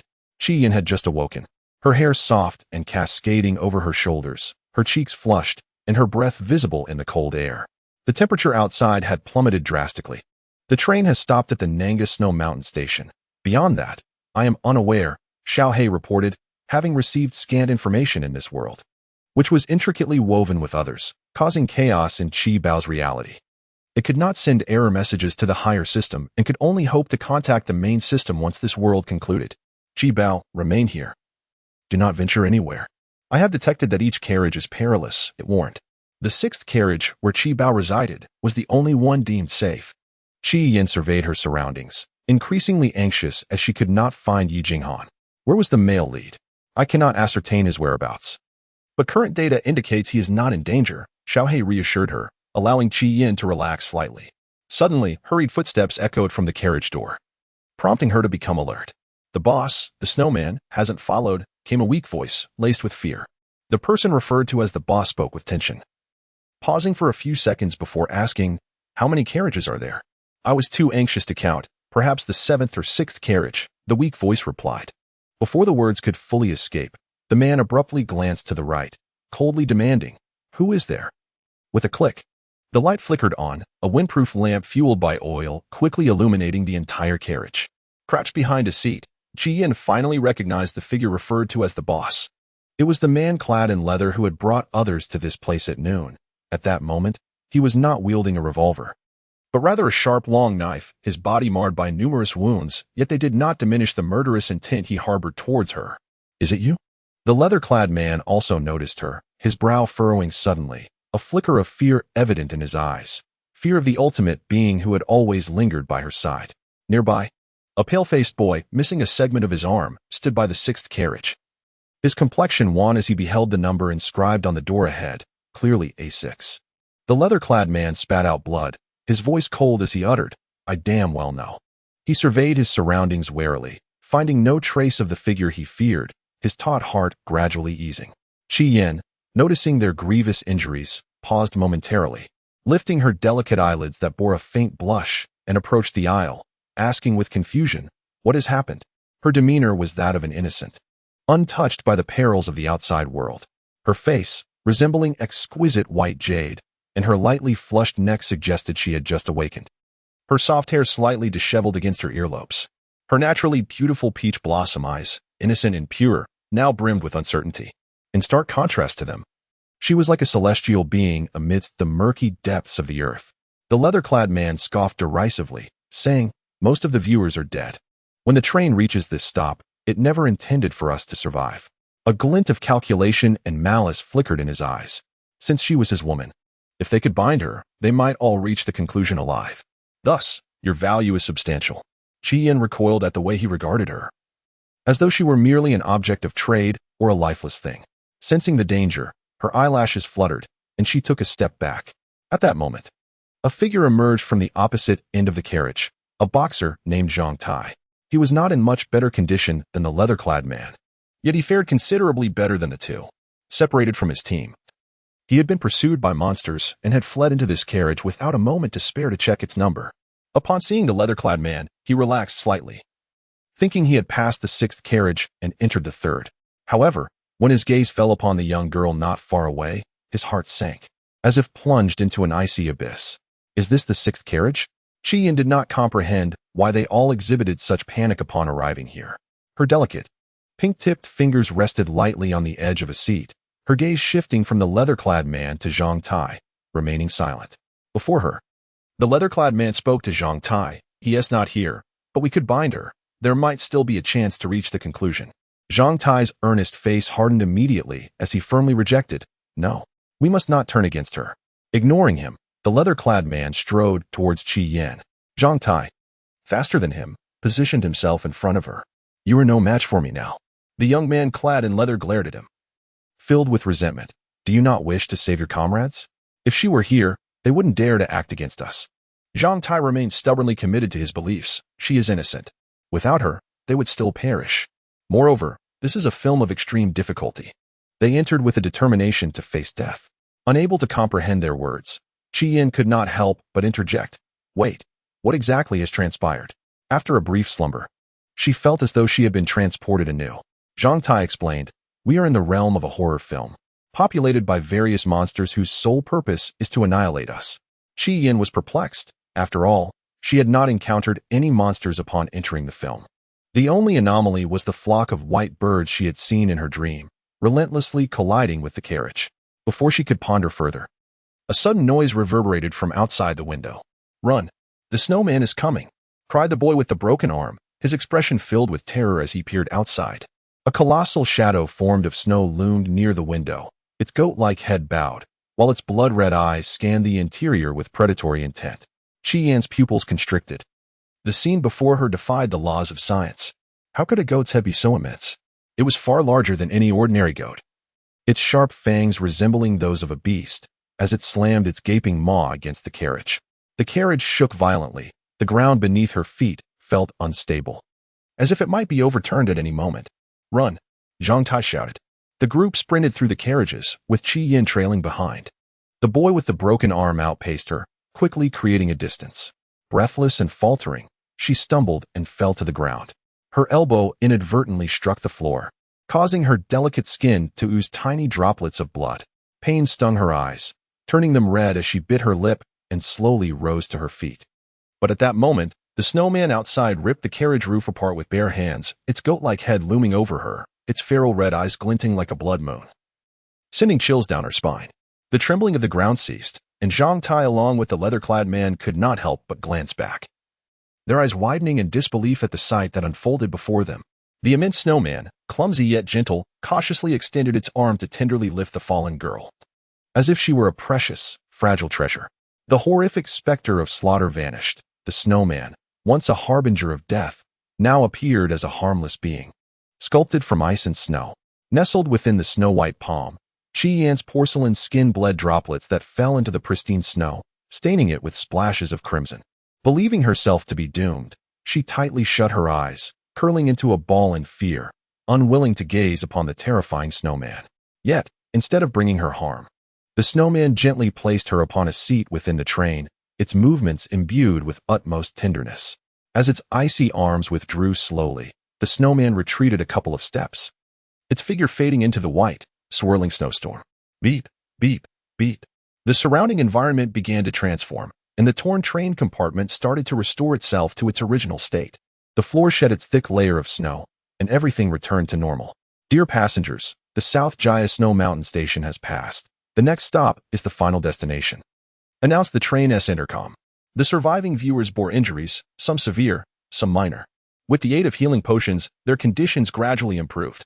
At this station, Zhang Tai's team had suffered the loss of 6 members, with 7 severely injured and 3 lightly wounded. Glancing at one another, the survivors exchanged relieved smiles. Grateful for their survival, Light Bamboo, having lost a leg, noticed the heavy burden on Captain Zhang Tai's mind and asked, "Captain, what troubles you?" Zhang Tai, haunted by memories, recalled the scene where the snowman with a goat's head gently placed a girl in her seat. He swallowed hard, his throat dry, and pondered aloud. Do the monsters in the film possess emotions? Light Bamboo shook her head firmly, stating, "They do not. These creatures are conjured from the eerie realm. Government laboratories once studied such monsters. They lack emotional fluctuation and only know slaughter." Zhang Tai felt as though he had witnessed a dream. Yet he was not alone in this experience. 2 others had seen it as well. The goat-headed snowman in the South Jaya Snow Mountain treated the girl in the 6th carriage differently. He distinctly saw emotions beyond the cold, killing intent in those blood-red eyes. Perhaps I have lingered in this film too long. My mental state is deteriorating. I need to rest a moment, he sighed. Boss, that girl is extraordinary, exclaimed the injured team member with a severed arm, his bloodshot eyes brimming with terror. The man in leather lay on the seat. Having lost more members than Zhang Tai's team, now left with only himself and the one with the missing arm. Greed and excitement flickered in his eyes. The monster would not harm the girl in the 6th carriage. If he captured her, he could acquire countless artifacts, freeing himself from the fear of perishing in the film world. Awakening from a nightmare, Chi Yan's complexion was pale with fear. Her ebony hair clung wetly to her temples, and she breathed rapidly, sweat beading on her palms and forehead. Yan, the young man crouched beside her to tend to her wounds, grasped her fingers, attempting to soothe her panic. As Chi Yan recognized the person before her, the terror pressing on her chest gradually ebbed away. The setting sun poured through the window, casting light upon her misty lashes. Ignoring the pain from her injury, she clung to him like a lifeline. I'm scared, she confessed. Whether it was the towering goat-headed snowman or the dim compartment where she could not see him. Chapter 95, The Horror Train, 7, with one arm free. The young man wrapped it around her slender waist. The girl in his embrace trembled violently, as if she had endured an unspeakable ordeal, like a drenched kitten, helpless and pitiable. He gently kissed her hair, relishing her dependence upon him, her willingness to cling to him, and the exhilarating sensation of being her savior. He vowed never to leave her side again. Chi Yan gradually calmed her emotions, reluctant to release her grip, inhaling the crisp, snow-like fragrance emanating from him. As the memory of the sheep's head faded away, "Do not leave me again, Jing Han." The young man's naturally cold brow and eyes concealed a tenderness. As his elegantly tapered fingers caressed the back of her head, gently stroking her hair, and he spoke slowly, "I will not leave you again." Half an hour later, the temperature in the air rose, transitioning from sub-zero to normal. The thick down jacket was neatly folded at the foot of the bed, and the heater had been turned off. The self-heating iron pot remained functional, simmering chicken soup. Jing Han, where did this chicken come from? She gazed curiously at the pot containing the mushroom-stewed chicken, its rich aroma enveloping the air, the steam wafting above, making it appear tender and juicy. Yi Jinghan replied, "While passing through other carriages, I saw passengers carrying chickens, so I purchased one. This train did not prohibit travelers from bringing animals on board, hence the presence of live chickens." Chi Yan understood at once. Propping her chin on her hand, she observed the young man skillfully seasoning the dish. After a moment of contemplation, she asked, "Jing Han, where did you go when we reached the Nanga Snow Mountain Station?" Her mind, previously filled with thoughts of the sheep's head snowman, could not help but wonder now that she had calmed down. The young man set down his porcelain spoon and softly explained, I went to the sales counter to fetch hot water, and then I lost consciousness for some unknown reason. Indeed, I can vouch for the male protagonist, Xiaohei interjected after a thorough inspection. Qian still had many questions. Xiaohei. Why is the male protagonist not the least bit surprised to find himself in this film? The protagonist's world has merged with others. He is aware of the cinema's peculiar nature. Once one watches a film, they enter the cinematic realm, Xiaohei conjectured, though uncertain of the specifics. Regardless, the main system indicated he was the male lead in this world, which could not be erroneous. What are you pondering? Yu Jinghan inquired, interrupting her thoughts as he served a bowl of chicken soup before her. Qian, enticed by the aromatic soup, felt her mouth water, unable to recall her previous thoughts. She shook her head, her delicate fingers clutching a small piece of his clothing, and said, "Let us eat together." The young man took a seat, thoughtfully pouring a glass of warm water beside her. He hardly touched his food, allowing her to eat at a leisurely pace, savoring each bite. A polite knocking echoed through the train carriage, persistent yet courteous. The young man's dark, unfathomable gaze grew increasingly cold. Qian, engrossed in her soup, looked up at the sound, her lips glistening with the oily broth, appearing as if kissed by golden light. Who is it? In this carriage? Only she and Yi Jinghan remained, the whereabouts of the others were unknown. Thus, the knocking resonated distinctly in the tranquil carriage. The young man's expression hardened as he lowered his gaze, wiping the grease from her lips without concern for any mess. Before rising to approach the door at the end of the carriage, with his back turned to the girl, his demeanor was chilling, brimming with intensity. Just as he prepared to confront the intruder at the door, Qian, holding the porcelain bowl, curiously followed behind. Who could it be? The newcomer was Zhang Tai, accompanied by several teammates. He carried an assortment of ingredients, including live chickens, ducks, seafood, and noodles with eggs. Upon witnessing the door being opened personally, a primal fear coursed through his body, causing him to tremble, especially when confronted by the youth's inscrutable eyes, which brimmed with malice. A chilling sensation gripped his spine, and his heart sank. It was over, trouble was imminent. However, when the girl's voice rang out, the dark emotions in the youth's eyes faded, replaced by a serene and gentle expression.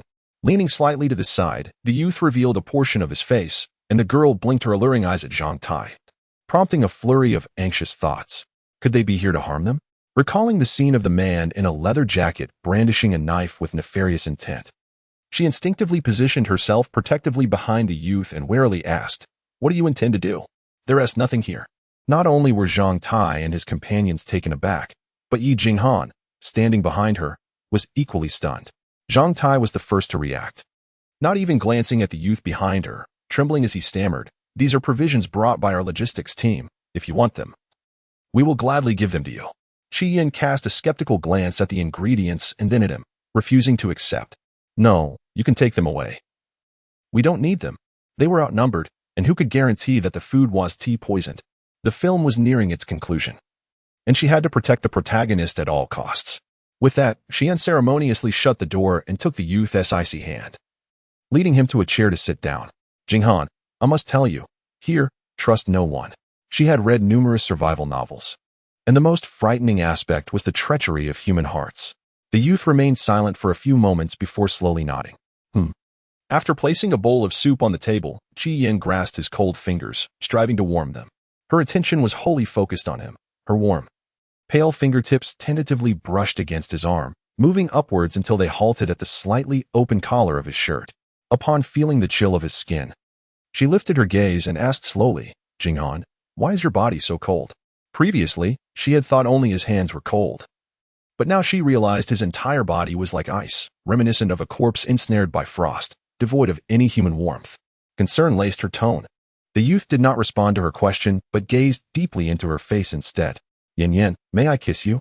Qian felt her cheeks flush, her porcelain skin adorned with a rosy hue. Overcome with shyness, she hesitated to reply. The youth leaned in closer, his voice husky and insistent. "Is it permissible?" Her eyes, brimming with bashfulness, shimmered with moisture, and her doubts vanished in an instant. Avoiding his intense gaze, she murmured softly, her voice trembling, "Well, yes."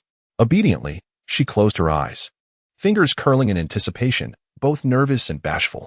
The youth brushed aside the strands of hair framing her face, leaning in closer to press his lips against her soft ones, which seemed to harbor sweetness. This encounter, in stark contrast to the previous one, was fervent and intense. Her kissing technique was somewhat unrefined, inevitably leading to a series of clumsy moments.